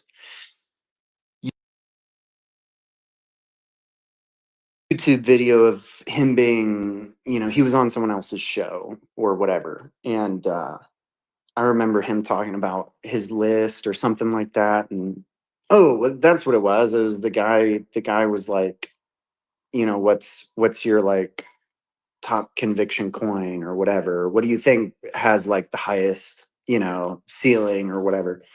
And he just instantly said SPX, 6900. And I was like, I've never even heard of this. I also don't know who this guy is. And so then I remember just I'd probably just put it into like YouTube Murad, and the token 2049 video came up. And so I must have stumbled upon that, I mean, in the first couple weeks of that being out. If not Yeah. like almost immediately, because I think I want to say it was like middle of October, if not early October or something, when I like came across that. Within the fortnight. Yeah, that's crazy. I didn't. Yeah, because token happens like the first week of October. Okay, that's crazy. Either I wasn't paying attention or I've just forgotten, but I did not realize that I was watching that so recently, like in time to when it happened. I remember watching that and thinking that that was like, oh, that happened like a couple months ago or something like that. But I must have stumbled upon it almost right away, which is fortunate for me, I guess. Yeah, I feel like it is kind of lucky. Yeah. Because at that point it was sort of like 2 weeks later on SPX, like SPX was like doubling like at least every week. Yeah. So, like, I was getting into it right in the middle of that, because I remember it was this, like I've been in crypto for like I don't know, since like 2020, and and I remember watching that video and then starting to kind of look into the community and stuff, and I remember the price was like going crazy at the same time, and I was like, fuck, like am I really going to start going like all in on a on a coin that every instinct in me is like, don't fucking buy the top, you dumb shit, you know? We're not doing it. Don't fucking do it. Yeah. I did the same thing, dude. But at the same time, it was like everything made sense though. And that's really, I mean, and I did. I mean, I probably did essentially end up just going like all in at the top. Which again is like, maybe that's a, kind of a blessing in disguise sort of way, because I also feel like that's when I sort of earned my, stripes, in the sense of, I don't, the price ran up and I pretty much full ported in a few weeks. It was pretty quick. And then the price crashed, down to whatever it was, 20 cents or something. And, it just dropped like crazy, 70-80%. And, and the whole time it's going down, not that I was watching the chart or anything, but, but, I was scared. but it was like, I just remember those few like months where it was like, man, everything, all my instincts are telling me that like I'm doing, well, that's not true. Not my instincts. The the logic side of my brain and the like cautious side of my brain was saying, don't do this. And like, Yeah, don't keep holding this. But then like, but again, it's like, I mean, just everything I was seeing from the community, and I was, I was on Twitter constantly, mostly just watching you guys, right?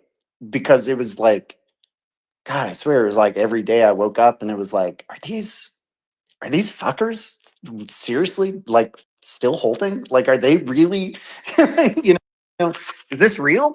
Is it real? I mean, it was just like this crazy kind of back and forth in my head. Like, are these guys for real? This is really cool time. I mean, tough. That's definitely the hardest like hit I've taken personally in like my portfolio, you know, and it's hard watching that price go down.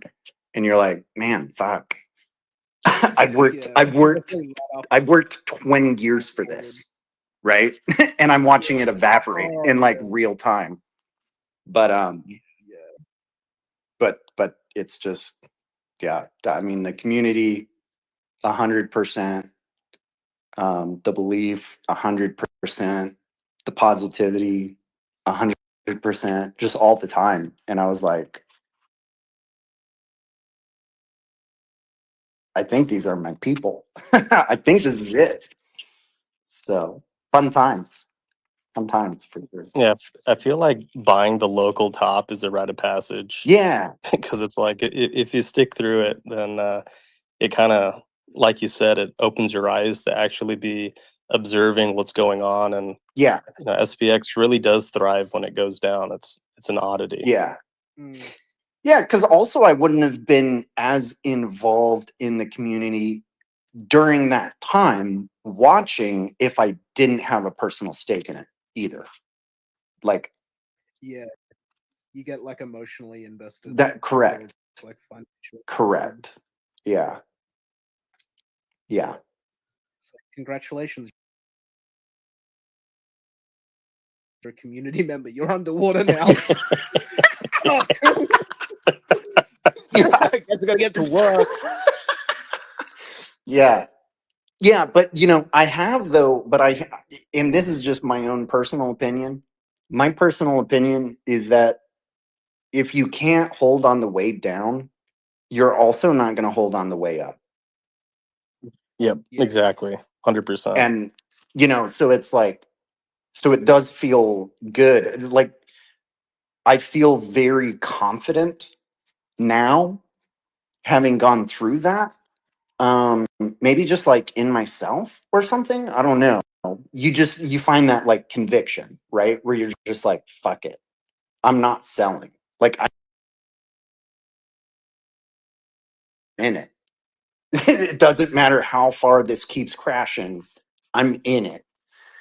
And yeah, and now it's like, I feel very confident about where we're going, and feel very confident in myself in the sense of like, okay, I'm not, you know, it doesn't matter how high we go.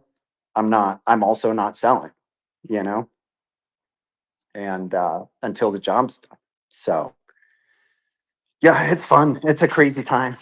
It was a very emotional time, but it was awesome. And yeah, I felt like I earned my stripes. And ever since then, I've really just fallen in love with the community and really felt like I was a part of it. So.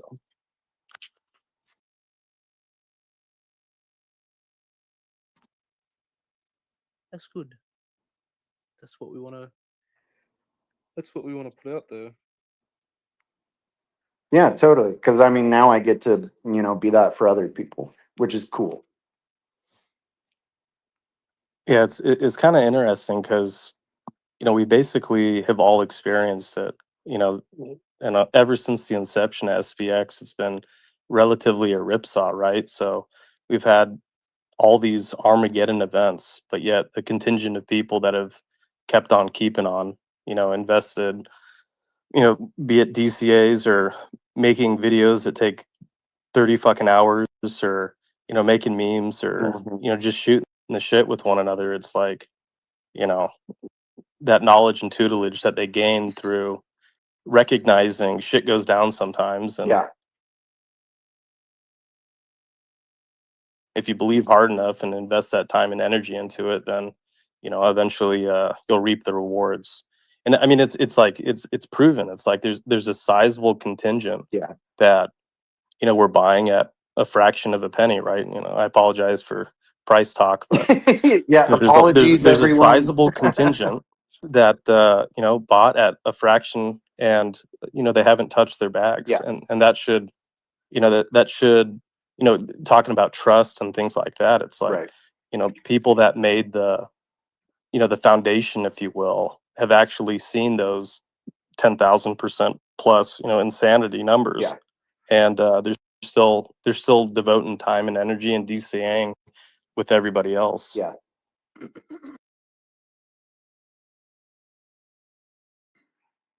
Yep. Totally. It also does definitely being, you know, having skin in the game and then being a part of the community when the price is just, you know, plummeting, and you're going through that process, there's something about like, well, there's something about going through that with people who are also like, yeah, fuck the Trauma price. bonding. Yeah. Yeah, trauma bonding. 100%. It is very much a feeling of like, oh, I'm, you know, I mean, it's, you know, maybe a lazy analogy, but the idea of, uh, you know, soldiers going to war or something. You're in the trenches, right?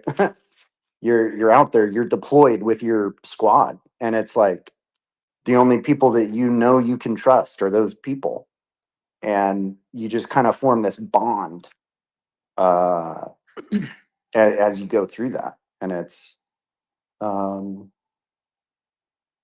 it's a powerful thing, you know, for better or for worse. It's a powerful thing, and I think this community has made it a very positive thing.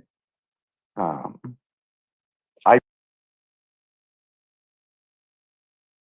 feel the positive effects of it. Of there is no chart, you know, we don't look at price. It's about belief. It's about what we can do for the community. That really does help kind of just rewire your brain away from that tradfi trading, maximize profit, minimize loss, you know, rat race of You figure out other PvPs. things to do at the time. Yeah, 100%. Things to talk about. Yep. Yeah. Yeah, you start actually getting into the real utility of the community. Because where else are you going to turn in real life to talk to someone about your bags being down 90%, you know? It's like you can only turn to the other people whose bags are also down 90%. They're like my SPX 6900. I'm down all of this money, and they're like, normal people are like, well, what the fuck do you expect? Yeah. It's like it's Yeah. It is a weird experience that's like totally unique to like, well, maybe TradFi had it, but like it's pretty unique to like crypto and like crypto Twitter. Uh-huh. The like trauma bonding with like other random people on the internet. Sure. Yeah. As your like life savings get like slaughtered. Yeah. Like, I mean, fuck. It's like, yeah, from a emotional like perception standpoint, I don't know how to say this the right way, but like, I mean, it's crazy to be able to like wake up and your portfolio be down 50% just out of nowhere, you know, in like traditional finance, that's not a thing. I mean, maybe once, you know, once in a blue moon, you know, 100-year event or some shit that happens, but like, that's not normal. In TradFi. They'll have like bad earnings report, and it will be like 0.5% or something. Yeah. Yeah. I mean, a bad day in TradFi is like 5%.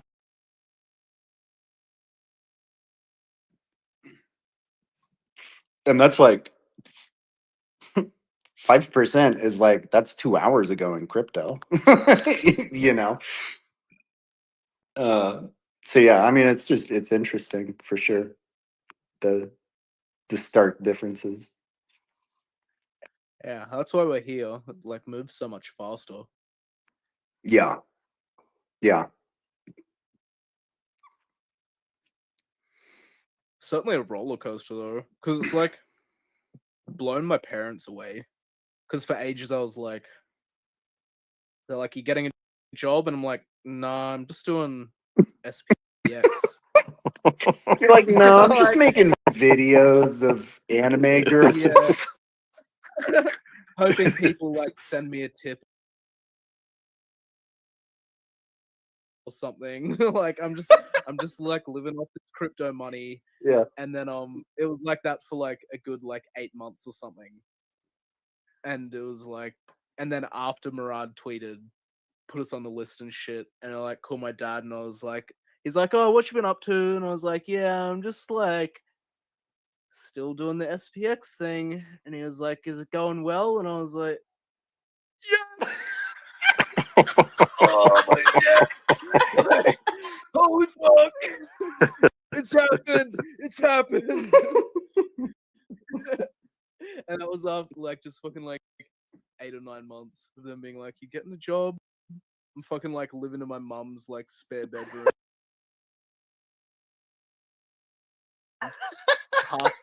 half the bedroom is just like a computer, and then I'm just like so fucked. And she's like, "Hype, you gotta get a job. You know, you're 30." Like, I'm like, "It'll work. My shitcoin will work." Like, been down bad for a year, but it'll work.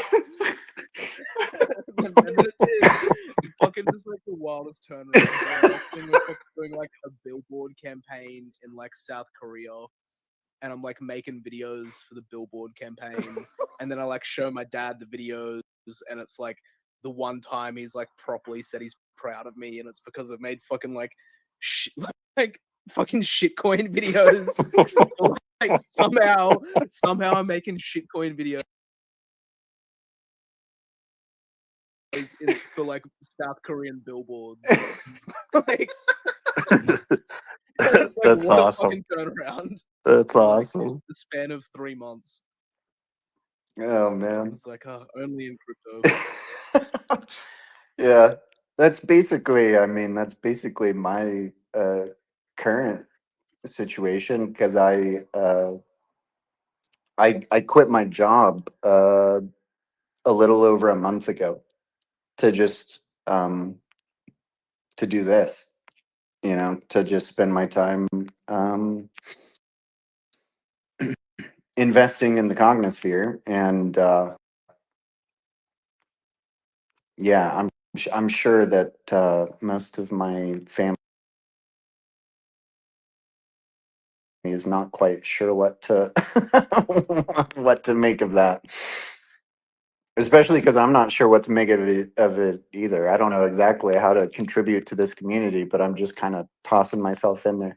I don't know how I've ended up co-hosting this space, but somehow I ended up the one co-hosting for Mike. So I guess I'm doing something useful. Do be like that. I mean, as long as Yeah. you have enough money to like live, it's almost like, because it's sort of like a passion project. It is, yeah, You might it just, is like, for sure. Like if you went and just got a job and then spent all your time, and then you're like, "Oh fuck, I actually wish I just took like 6 months, Right. or 3 just to do SPX, because it's like maybe the time will never return." You know what I mean? Like, but you can always get another job. Yeah, no, totally. Yeah, exactly. I can always find another job. I cannot rewind the clock. Yeah. And yeah, I mean, for me, it's like everything's just kind of in my personal life and stuff. It's just kind of felt like if I was ever going to do something like this, now would be the time to kind of take that risk, because I am young enough, I'm in my early 30s, and it's like, I don't know if I would be doing something like this in my like financial state or something 10 years from now.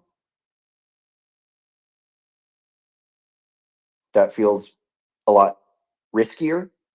But something about like, I'm in my early 30s, and like, I guess if I lose all my money in crypto and stuff, I can always get another job. But I don't think that'll happen. I mean, I feel so I mean, I've felt so much passion and energy for this community and this project and the mission that it just felt like the right time and the right thing to do. So I think we're pretty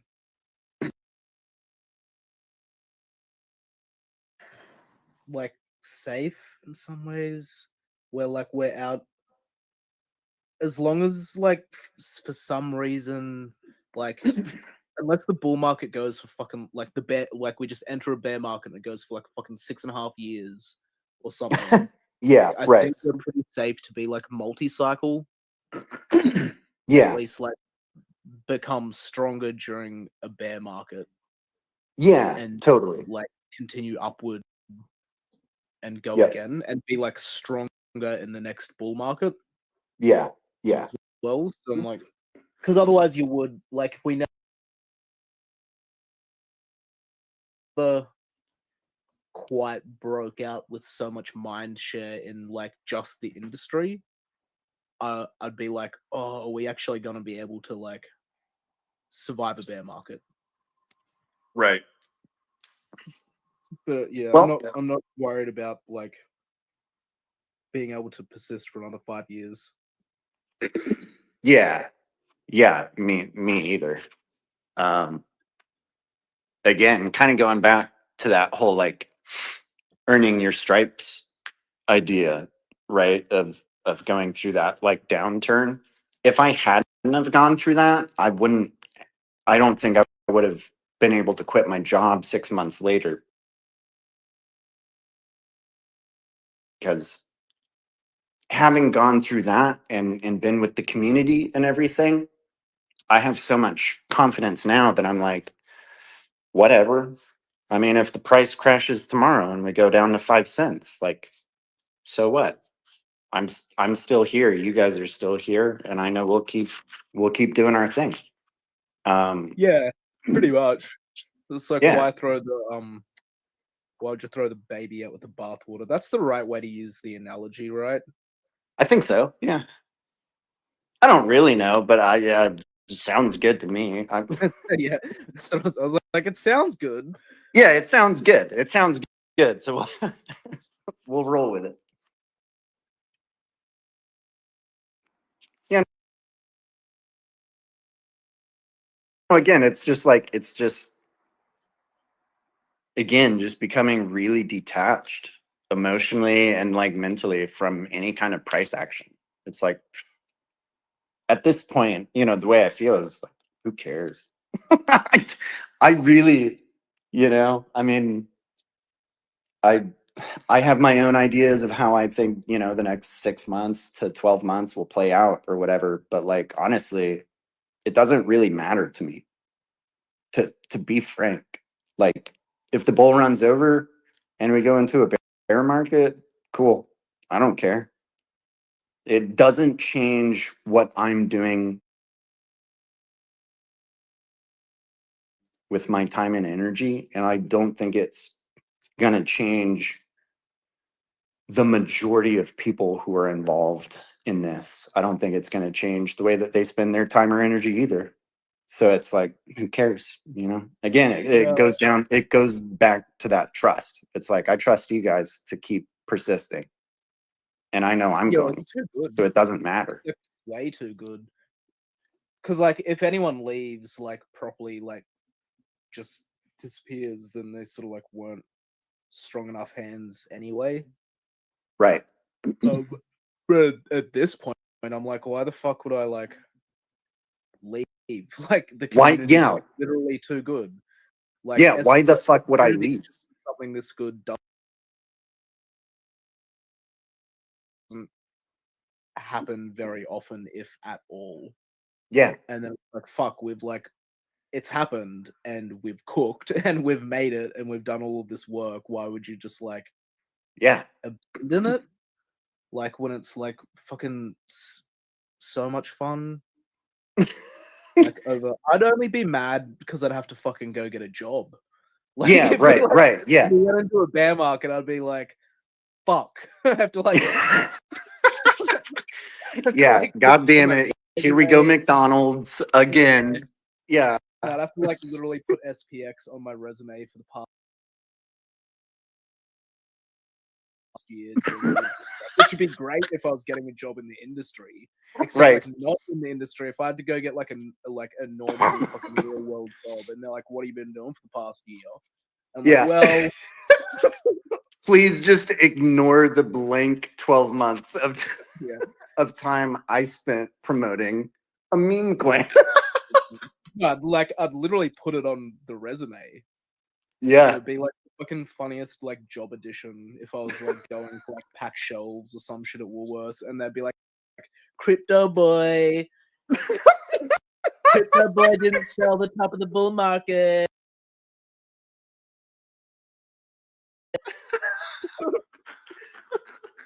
Here's your job application, crypto boy. How you got any NFTs, crypto boy?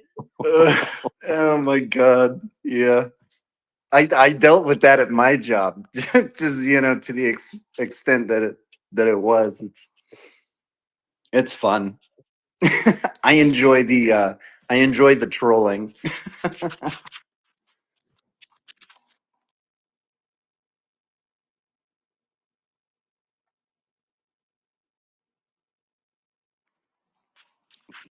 Yeah. I don't know. Is there a way to easily tell how long the space has been running? No. I don't actually know what time it started. Like for me, I think it started my time at like, I don't know, 3 or It's been, like, 4 a.m. or 24 something. Yeah. Yeah, it was 6 p.m. for me yesterday. Okay. I want to say it's been going for like 20, 22 hours, somewhere in there. Yeah, 23. It's probably gonna be like this for another 5 hours. Yeah. I say at least 4, and then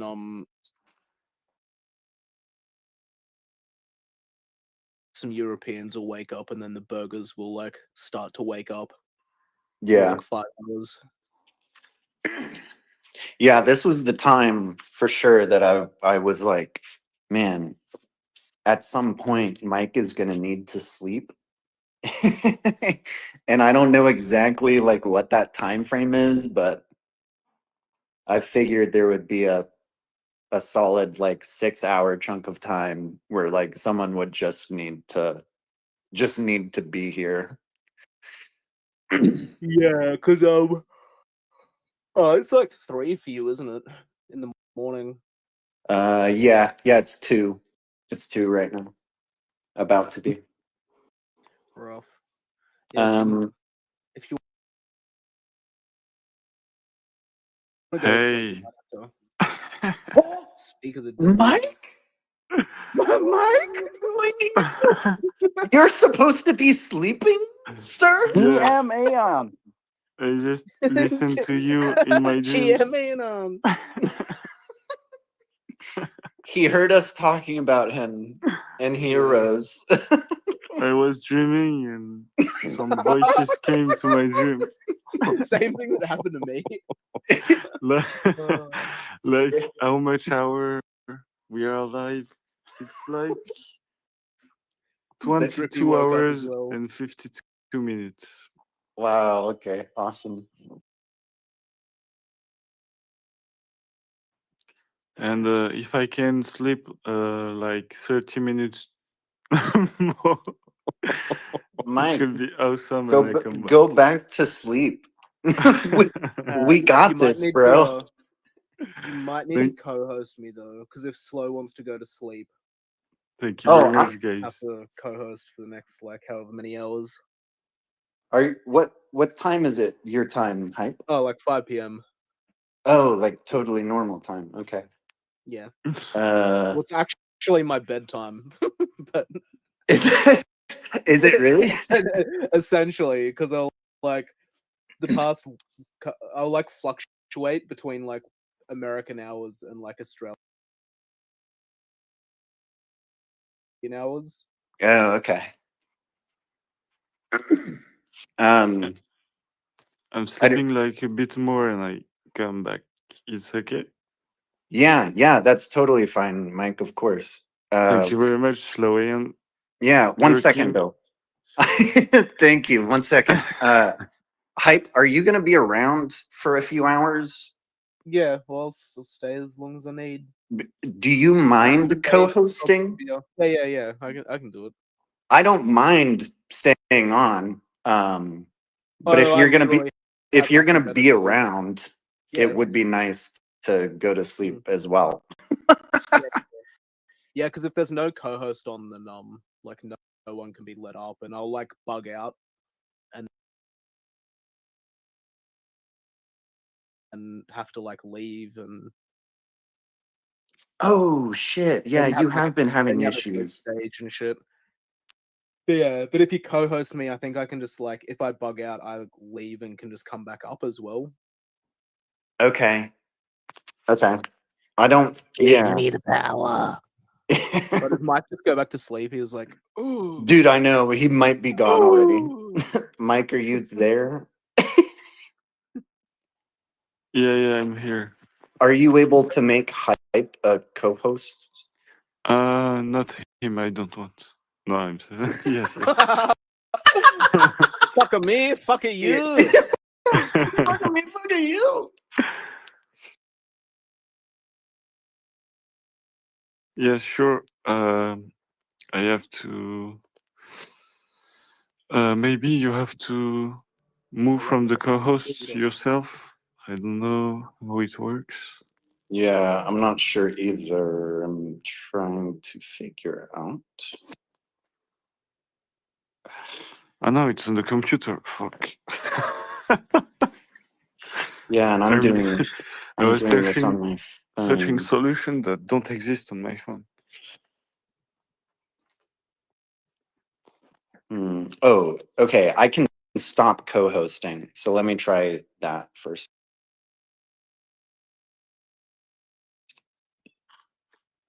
Switch to listening. Yeah. And hype invite to co-hosts. Oh, hang on, you got to do it again. There we go.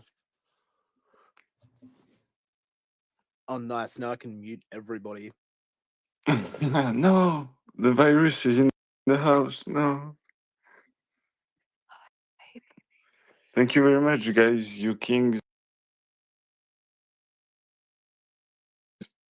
I sleep like 30 minutes more and I come back. Thank you. I made so fucking weird dreams because I have my phone and you talking into my ears and I was listening to you. I almost listened like the discussion about the chimpanzee and it was dream with chimpanzee.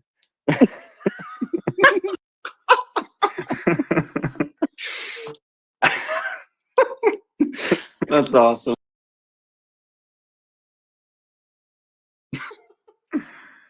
Okay, so I come back to sleep a bit and I come back.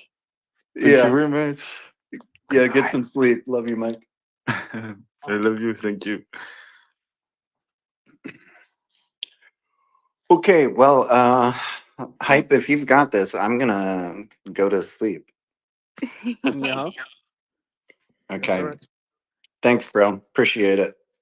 Nice yapping. Have a good Yep. have a good sleep. Thank you. We'll see you guys in a few hours. Hype. It's not trippy. Hype, how are your children doing? Oh, they're so good. They're very neglected right now. It's so good to hear. How did your eye grow back yet?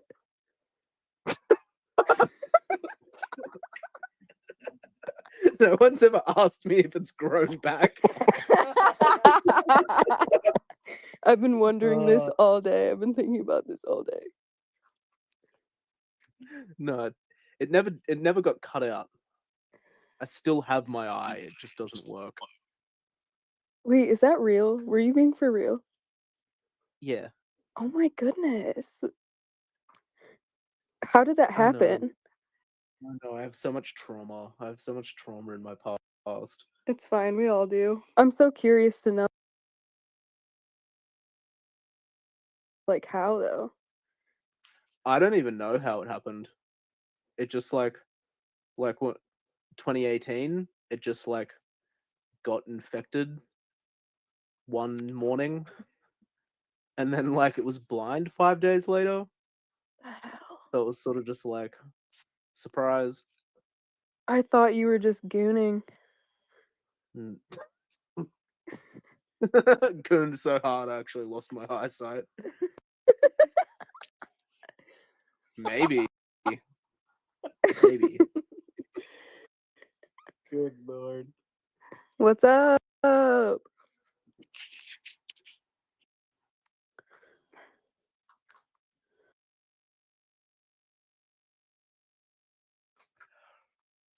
What time is It's like a 2-for-1 deal with Aeon 1 right now. Buy one, get one free. The meal deal. 2 snack boxes. It probably fucks with everybody's head. Yeah. Like, wait, what? Aeon 1 was a girl the entire time. It's actually Aeon 2. I don't know who has Aeon too.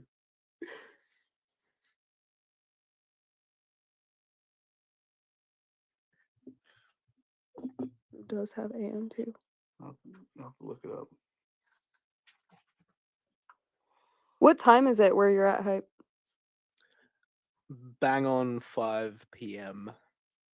Goodness, I feel like you've been awake for like 2 days straight. Yeah, pretty much. I had a little 5 hours nap last night, and then I woke up at like 11 Okay. to like Undy because I like didn't leave the space, but all of the sound was coming out of my headphones, and Undy was like shouting SPX for so long, and I was like, I woke up and I was like, oh, what time is it? Like, don't tell me like no one's on stage or something, and like Chang's like yelling, and I was like, oh fuck, I gotta get up. It like bled into my dreams and everything.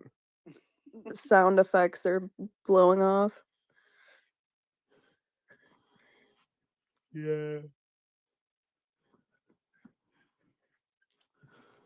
Oh, it's always like the loneliest hours right now until like another 4 hours. Is that It's when like the the graveyard shift. is in 4 hours does someone have the next like blocked out time slot? Oh no, it's just when Americans wake up. Yeah, that's when McDonald's open.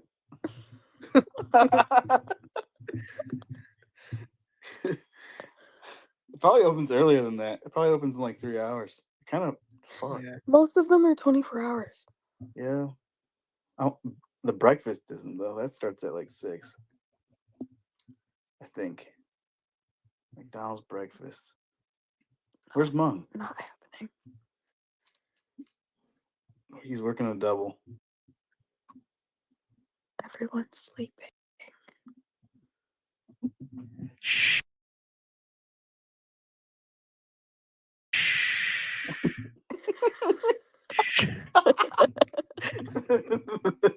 The Aeons are sleeping. There's still a good amount of people in here. Of course. Yeah, they're just all asleep. They probably hear this. It's like a massive sleepover. Welcome to your dream. On today's dream episode, you will be dreaming about. What should they dream about? Help me out, Hype. The infinite DCA. The infinite DCA. A.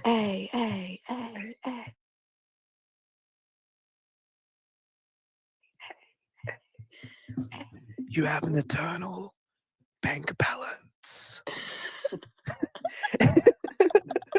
69 trillion. 69. Flipping the stock market is no easy task, but together with friends and an infinite DCA, Anything is it's possible. easy. Possible. You're gonna wake up in DCA.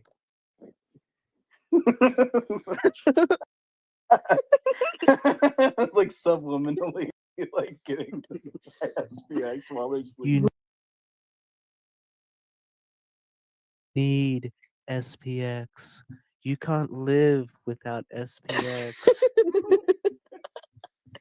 We need to create some form of binaural beats for SPX, like an SPX coded binaural beat. Oh, we so have to. Spacey asked to like get all of the audio for the videos and then put like, and then she'd put subliminal messaging into all of it to literally be like DCA SPX.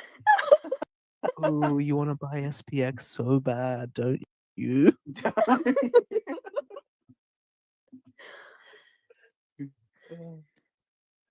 You love your tiny tokens so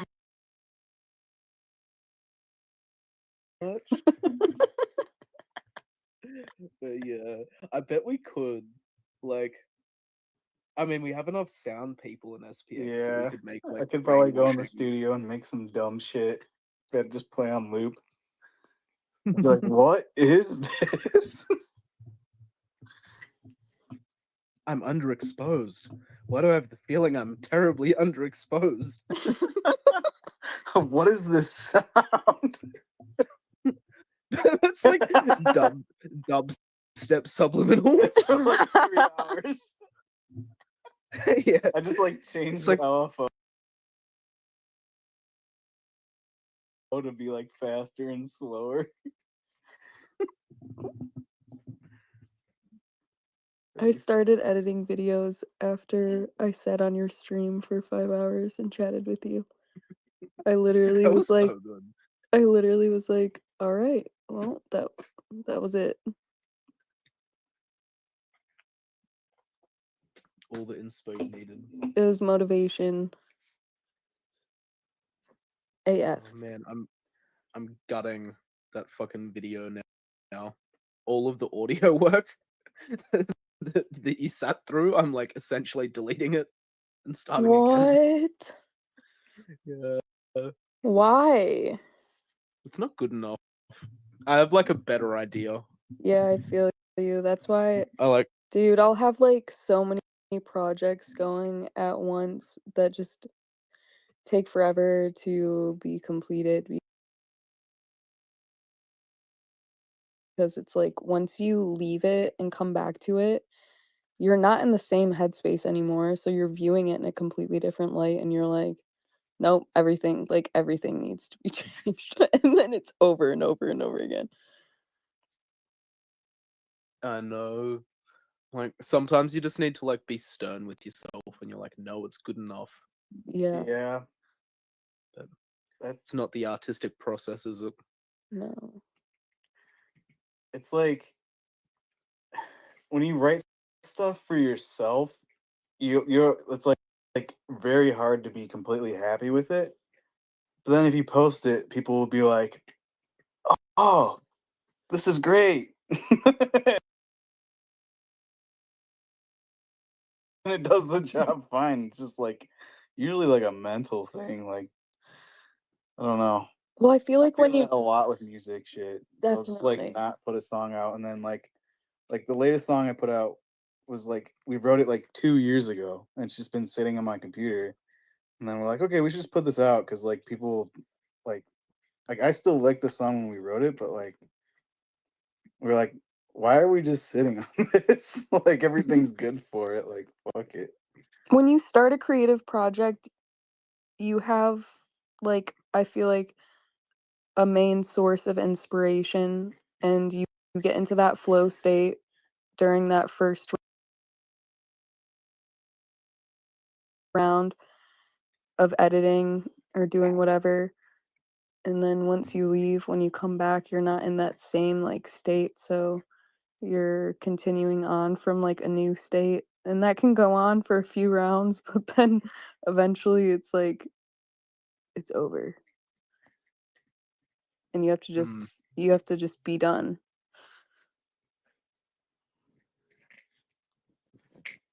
Yeah, and you need to like get it done within a certain amount of those like cycles. Yeah, exactly. Yeah, it is like frustrating as well. Having like, because I have like one video which I've like, I think I put probably already like 15 hours into it, and it's like half done. And I know everything that needs to like get done with it, and it will turn out great. I just can't be fucked. Yeah. But like for the past 3 months, it's just constantly been on my mind. Like, finish the video. Finish the video. Like you already invested this much And I'm like, time in it. no. Yeah. Yeah. I'm gonna start another video. Well, I had like other stuff to do. And then... Yeah. Okay, I'm here, guys.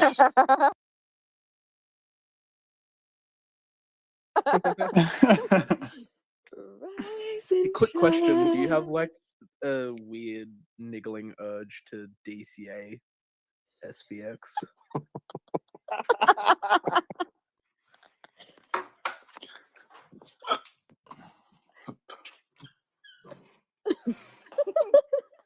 He's going to DCA right now. Are you talking to me? Yeah. Sorry. While you were asleep again, we were like, "Oh, you want a DCA SPX?"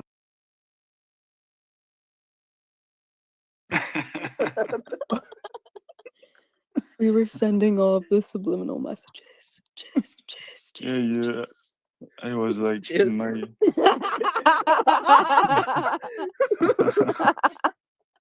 Get your mind out of the gutter. Jizz. That's why I make weird dreams. I understand. That's what I'm saying. Is that a lot of these people will always just have it on their phone. Just like playing. We are their dreams.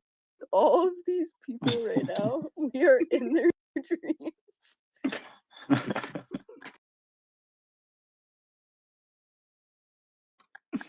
Yeah, like I started to sleep with chimpanzee story, and sometimes, but first I had a mosquito that torturing me all the night, Oh no.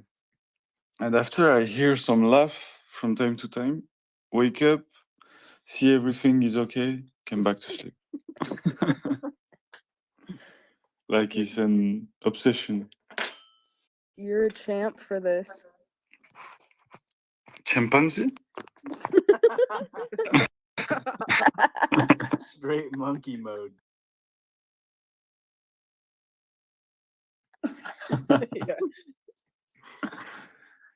Yeah, in 50 minutes. 50? How you say in English? 50. 50. Yeah, 50, I think. Yeah, 50. 50 minutes. It will be 24 hours. Oh wow. Holy So cow. we'll overcome the one made by the OGs that lasts 24 hours. We better Oh, actually that one lasted 28. 28? sorry to move the goalpost, but I was Okay. there. Okay. Not to move the You can even say more time. We will just stay for 6.8 days, so it's okay. It's perfect. Oh my god, the last hour of this is gonna be crazy. Yeah, it will be a mental breakdown for me.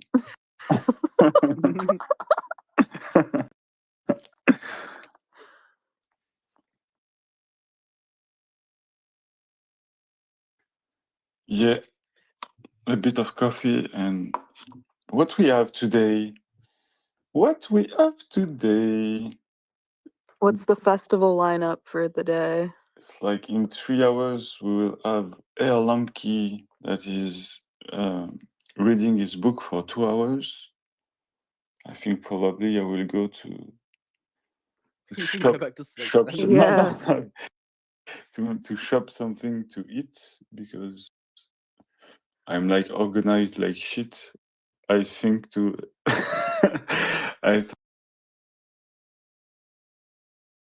thought to everything for the life, but not for me.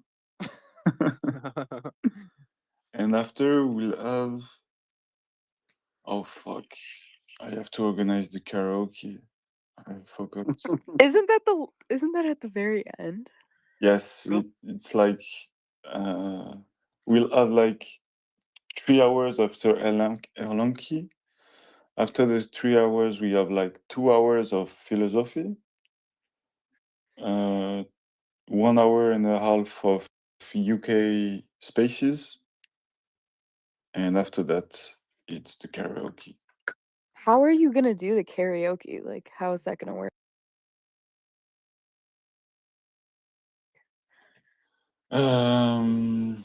Like, are you gonna do the karaoke? Yeah, in fact, what they did in the OGs, like every person is organizing his own thing and just sing. So it will be something like that. And That's gonna be fun. and after we have like So fun. the hour of the girls, the girly hour, the SPX sisters hour. Okay. And after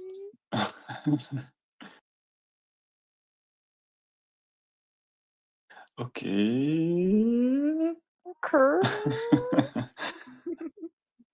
After we have like 3 hours of 1,000 chads freed, that is doing like chill time for 3 hours. After we have Bateman Begins for almost 3 hours.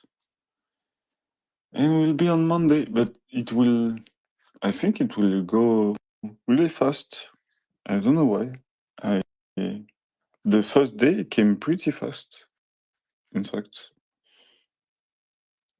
I'm already a little bit dead, but it's okay.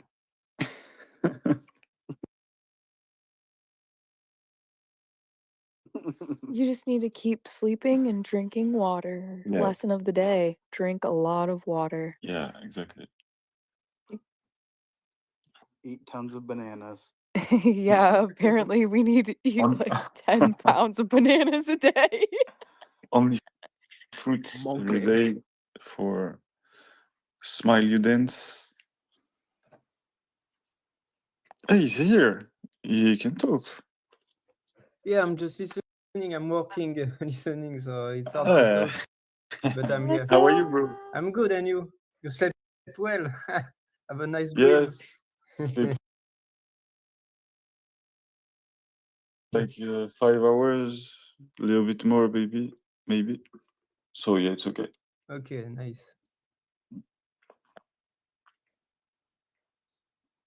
Do you have like a uploaded schedule for like the stuff that's going out throughout the day? Yes, I made I can go on my profile and there is the planning and you have a link and you can check live where we are. It's adapting to your time zone and everything. Oh, awesome. Yeah, it's on my profile. Maybe I can You can pin it to the Jumbotron. Yeah, Hang on, I'll do it. I got it. you do it? Okay, thanks. Thanks. I think it must be crazy. In fact, every time you go on Twitter, there is like a live non-stop.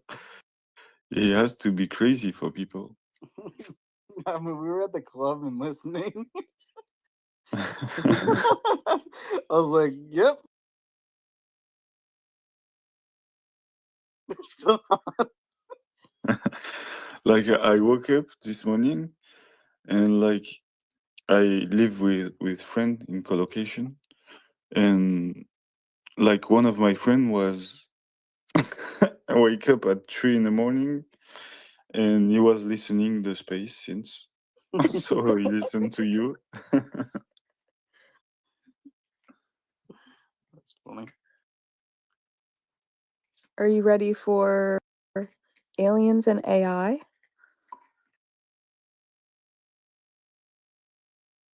Yeah, it would be awesome. Yeah, I just check check back something on Reddit because I'm opened an account on Reddit. The first thing I done is checking Bob Lazar things and UFO. Love it. Yeah, it will be awesome. I'm looking forward to it. Yeah, Reddit is really cool. In fact, I never used it, and it seems really cool. Yeah, there's a lot on there. Their regulations are just very strict. Yeah, yeah. I posted every day for like 2 weeks, and after 2 weeks, I check my post because I was just like posting and moving. And like 2 days ago, I check. In fact, all my posts was literally deleted, and nobody never seen one I posted. So yeah, it's a little bit not the same as X. It is a bit weird. They're pretty restrictive. I I have just an old ass Reddit account, so I feel like whenever I post stuff, it's usually okay. But I think it's like I don't know. They try to make it so people can't just like rate it pretty much. But I think the way that we have the SPX one, if people just keep posting and commenting on that, I feel like it'll get your like karma or whatever up. So when you do post stuff more often, that's not Yeah, on that subreddit, that like I think yeah, it'll be a better chance it'll like stay up or whatever. they I don't think know. It's we're been such a long bots. time. I just made a LinkedIn account yesterday, and it's terrifying on there, but we have you can make a LinkedIn account now and actually choose S&P 6900 as your workplace. I can't remember who made it. I think Explorer Water or Nice, yeah. nice. Yeah, we're infiltrating LinkedIn. Which on the real though, like I've been on LinkedIn for a long time now, like on my personal account, and there's a lot of conversation happening there that Oh, nice. we should definitely chime into. But there's some people infiltrating LinkedIn. Yeah, LinkedIn. there's three of us currently. Ah, okay. Yeah, it will explode like Reddit. It was the same for Reddit, I and hope.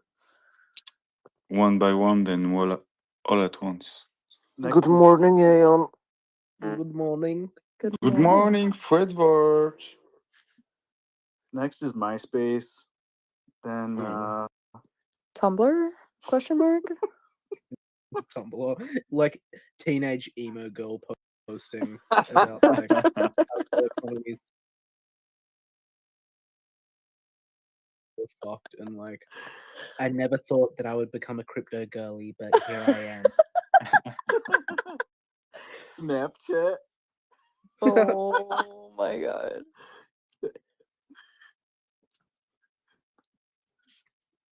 OnlyFans. That's what I was gonna say, and I was like, only charts. Like that's the only place that we post like SPX charts, and TA is on like OnlyFans. Like the dirty little secret. Only Aeon.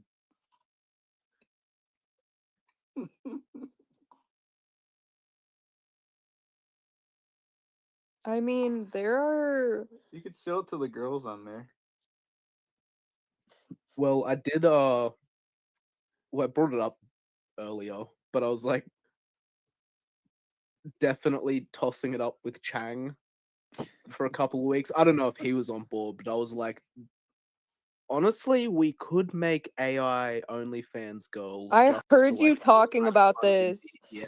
I heard you talking about this, and I was like, I had that idea forever ago, but it is against the moral code. You can't just you Yeah. can't do it. But like, make it free and then Bag's just a show 'em bag. SPX. it's so tempting. Yeah. Exactly. Like take their money and then shill them SPX, or be like, I don't want your money. Exactly. Instead buy SPX, and I'll just be your AI girlfriend But it's anyway it's for just, free. it's Just not buy good. SPX. It's It's like not being a good. pay piggy but for SPX tokens. The Like, boomers will pay for it. I know it's bad. It's bad. Well, do you see? I don't know. I actually saw this on Reddit a couple days ago. There's girls posting like educational videos on PORN Hub, just like fully clothed, like literally giving lectures, like scholarly lectures, and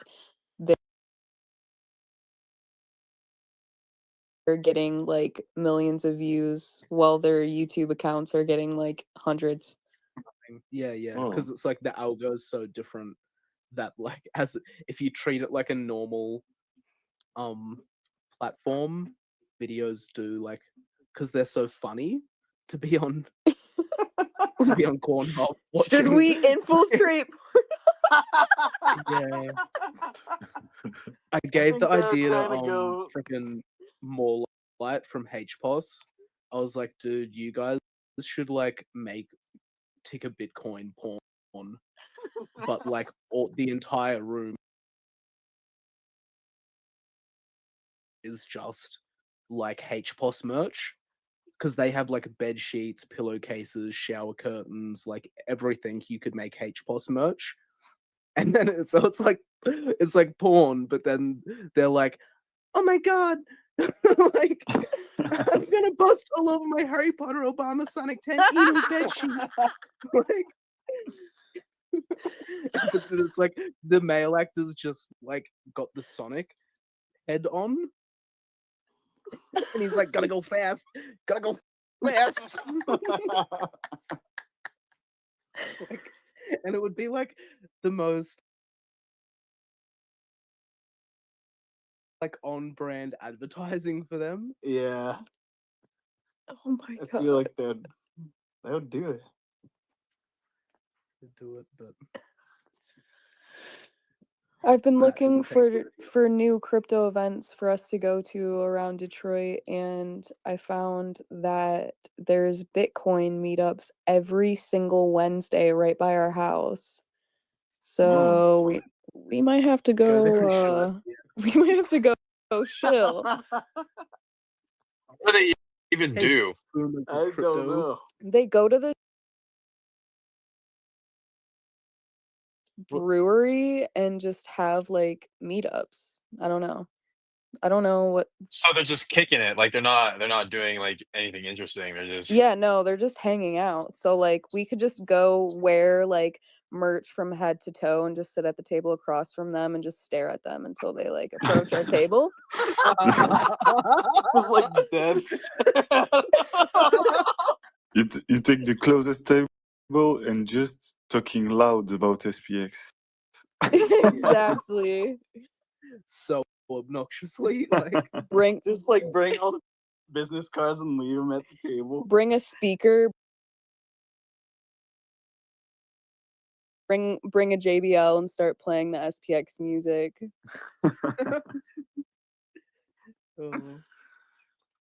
No, I'm actually gonna go. I'm not kidding. It's a pretty great Nice. idea. I think so because like good conversation could be had. Yeah, like regardless of well, you're not exactly opposing coins. Yeah, If but it's like just around the corner from your house too. yeah. Like what would Seb do? Seb would be all up in that He'd business. bring a Seb would have megaphone.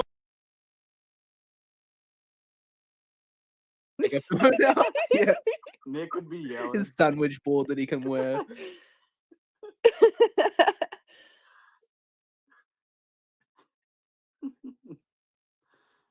Fucking hell. There's some other one I that's love all more our comfortable. autistic aeons. Hi, it's Murad. Oh my god. Hey. Where is Chung? Chung never came back. Chung. Chungus. Chungus. Chungus. The It's little like his Korean brother.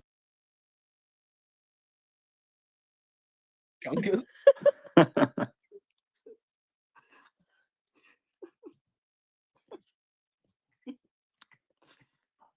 So cute. It's like a sleepover. They're like giggling and whispering. Guys, a quick question. Like, do we have right now, do we have the option of burning the coins? Yeah. Yes. Yeah. And here's an idea. All right, launch. Where is this going? Are we burning? No. Are we burning Launch that. buyback? No, listen. Launch that OnlyFans thing. Put the profit into the coins. Are And burn the burned. coins. Oh my god. That's gangster. That's a good idea. Yeah, I was thinking to. Oh, do I want to burn the That coins? is that is Burning is like performance what I art. want That is them. performance art. I'm here for it. I sent one to Sam Hyde. He had some girl that it was like send NFTs to the Solana address. So I like sent him one coin. That's kind of like burning it because I doubt they're gonna do anything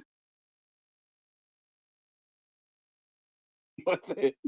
Yeah, like some times ago, I wanted to make some merch and like take 69% of the profits and just burn them. And I wanted to do something like that. But Burn Mac. burn. There is a sound. Burn, burn, burn. Disco Inferno.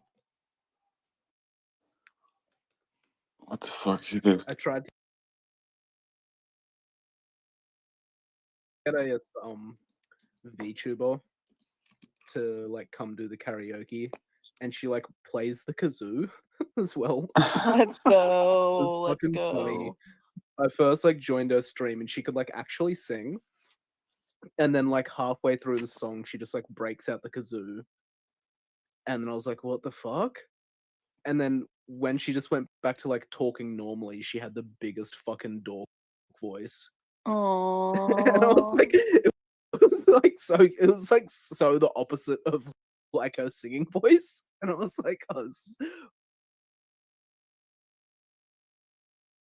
fucking such good quality. Iconic.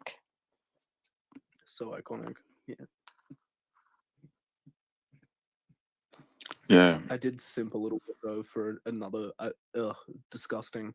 I sent another VTuber SPX because she had like a shitcoin wallet in her descriptions, and then I like told her, and she was like, "Oh my god, user hype! You sent me S10 SPX 690s." and And the next time I was in a chat, she was like, "Fuck you! You didn't even send me gas.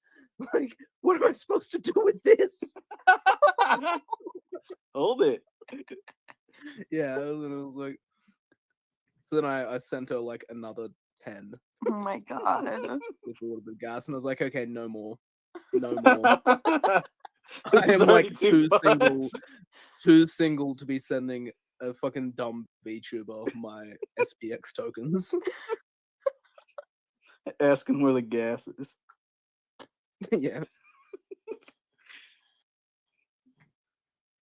There was you know the whack-a-mole games where you have to like pick up the stick and bash the whack-a-moles back in the hole? Yeah. There was one of those games at the last crypto event that we went to in Detroit, and it was called whack the gas fees or something. I can't remember what you probably have a picture of it. I do have a photo of it. I can't remember what it was called. It was silly.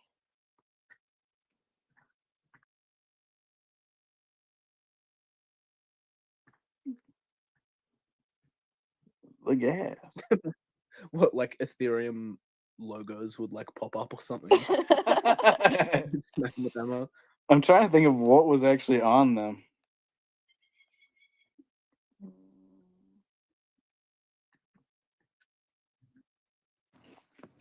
Sorry, I'm eating an apple. It's making so fucking noise, so I cut my mic.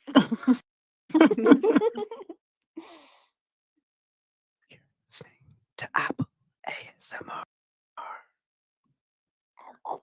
Crunch. The worst ASMR. The eating apple. SPX is gonna eat the apple. SPX is also an Apple coin. Bro. Bruh. I can't find it. It never ends. DCA.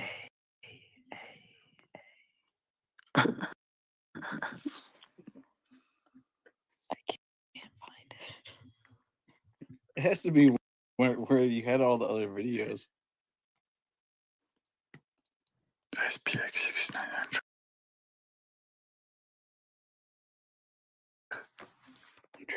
100.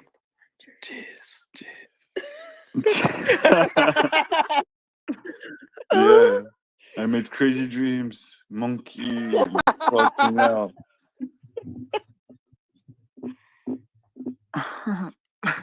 Yeah, whack the gas fees. Yep. Original. We. I'm literally raising my hands in my own life. Be doing it. You should like edit it. I'm still editing the video of us Whack the stock putting market. 10,000 SPX business cards onto 1 million cars in the parking lot. In 3 parking lots, actually. I'll have to post that. I'm not done with it. The picture. Was that the first date? Just putting business SPX cards on the car. That'd have been wild. That's funny.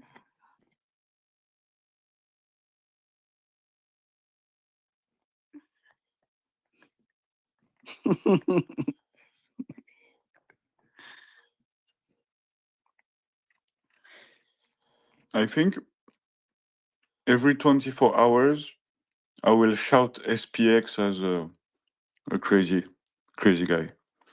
Like very loud. You're gonna wake everybody up. And after this, someone can like cut every single time you do do it and make it like one video. Yeah. Oh yeah. There's gonna be so much that you could just. Do you have it like recording on anything? I feel like that might actually be hard to do because of like RAM and shit. I know that probably it's saves the it though. storage size. Yeah. It'd end up being like terabytes. Yeah, no, it'd be nuts. I mean, I could, but I feel like it should record it regardless if it stays. No. There was like Southern Free Chad that was Southern Free Chicken or Chad. No, what is his name? Southern Free. Southern Fried Chad. yeah. Southern fried chicken. Chicken.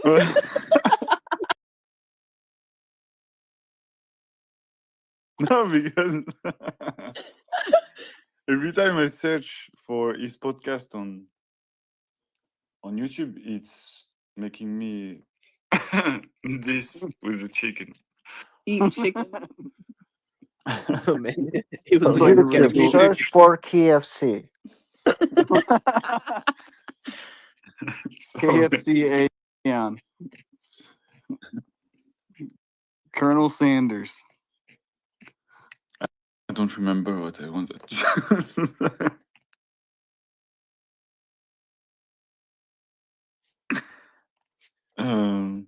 This is slap happy yes. hour. He was making a YouTube video like simultaneously, but I don't know.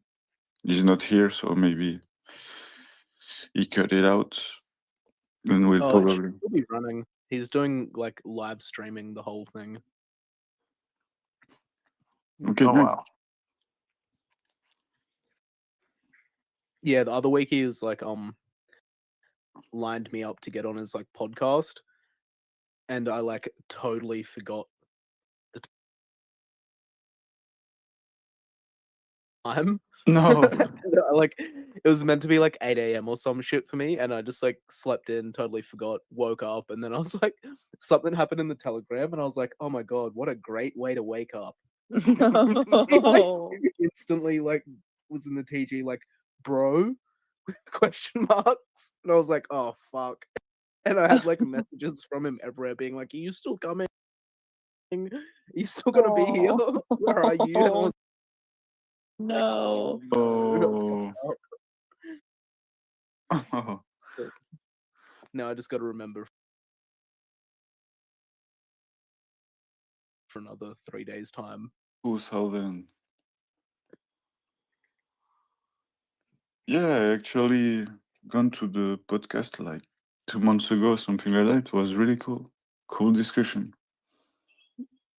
Yeah, I've watched all of them besides the last one that he just put out. Yeah, he put a new like 24 hours ago about Tony. I don't know who is Tony. Do you know Tony? Tony Chapa? Never heard I don't about know him. if I know Tony. I don't know Tony. Who is Tony? Tony's from New York. Which way you going? I'm walking here. Walking. We don't talk like that. Forget about it. Forget about it. Let me get chopped cheese. Huh? Using Tim's on the chopped cheese.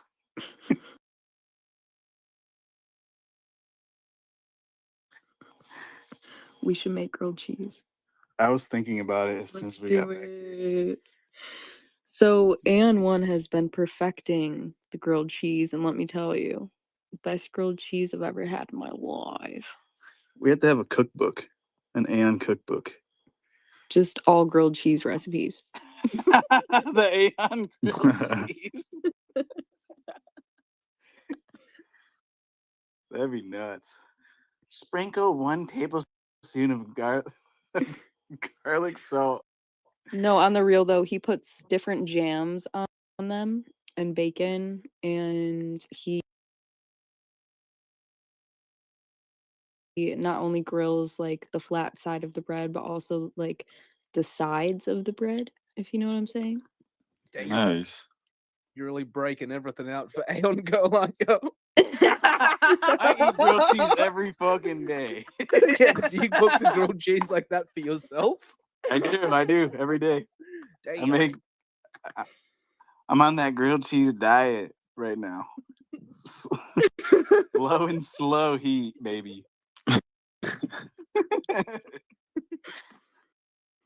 Otherwise, you burn it.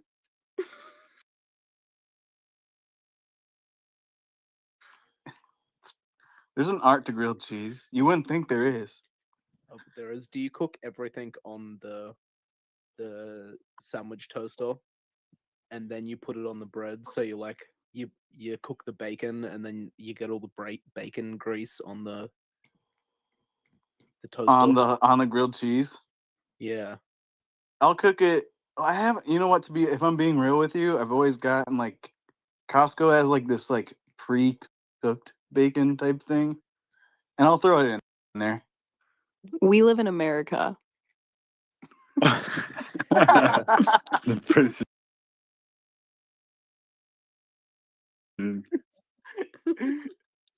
On my Kind of is a my flex. ceramic pan. Good lord. Oh, you don't even use a little toasty maker. You No, cook it in the no. pan, I cook put that. I put a bunch of mayo on the outside instead of butter, and then I just Oh, fuck. flop it on a pan. Wow. It's good. He's gonna open a grilled cheese bus. A bus? And are you gonna play dubstep out of the bus? Like it's There's like a grill at each like fucking seat. It's like it's like KBBQ, but like you make your own.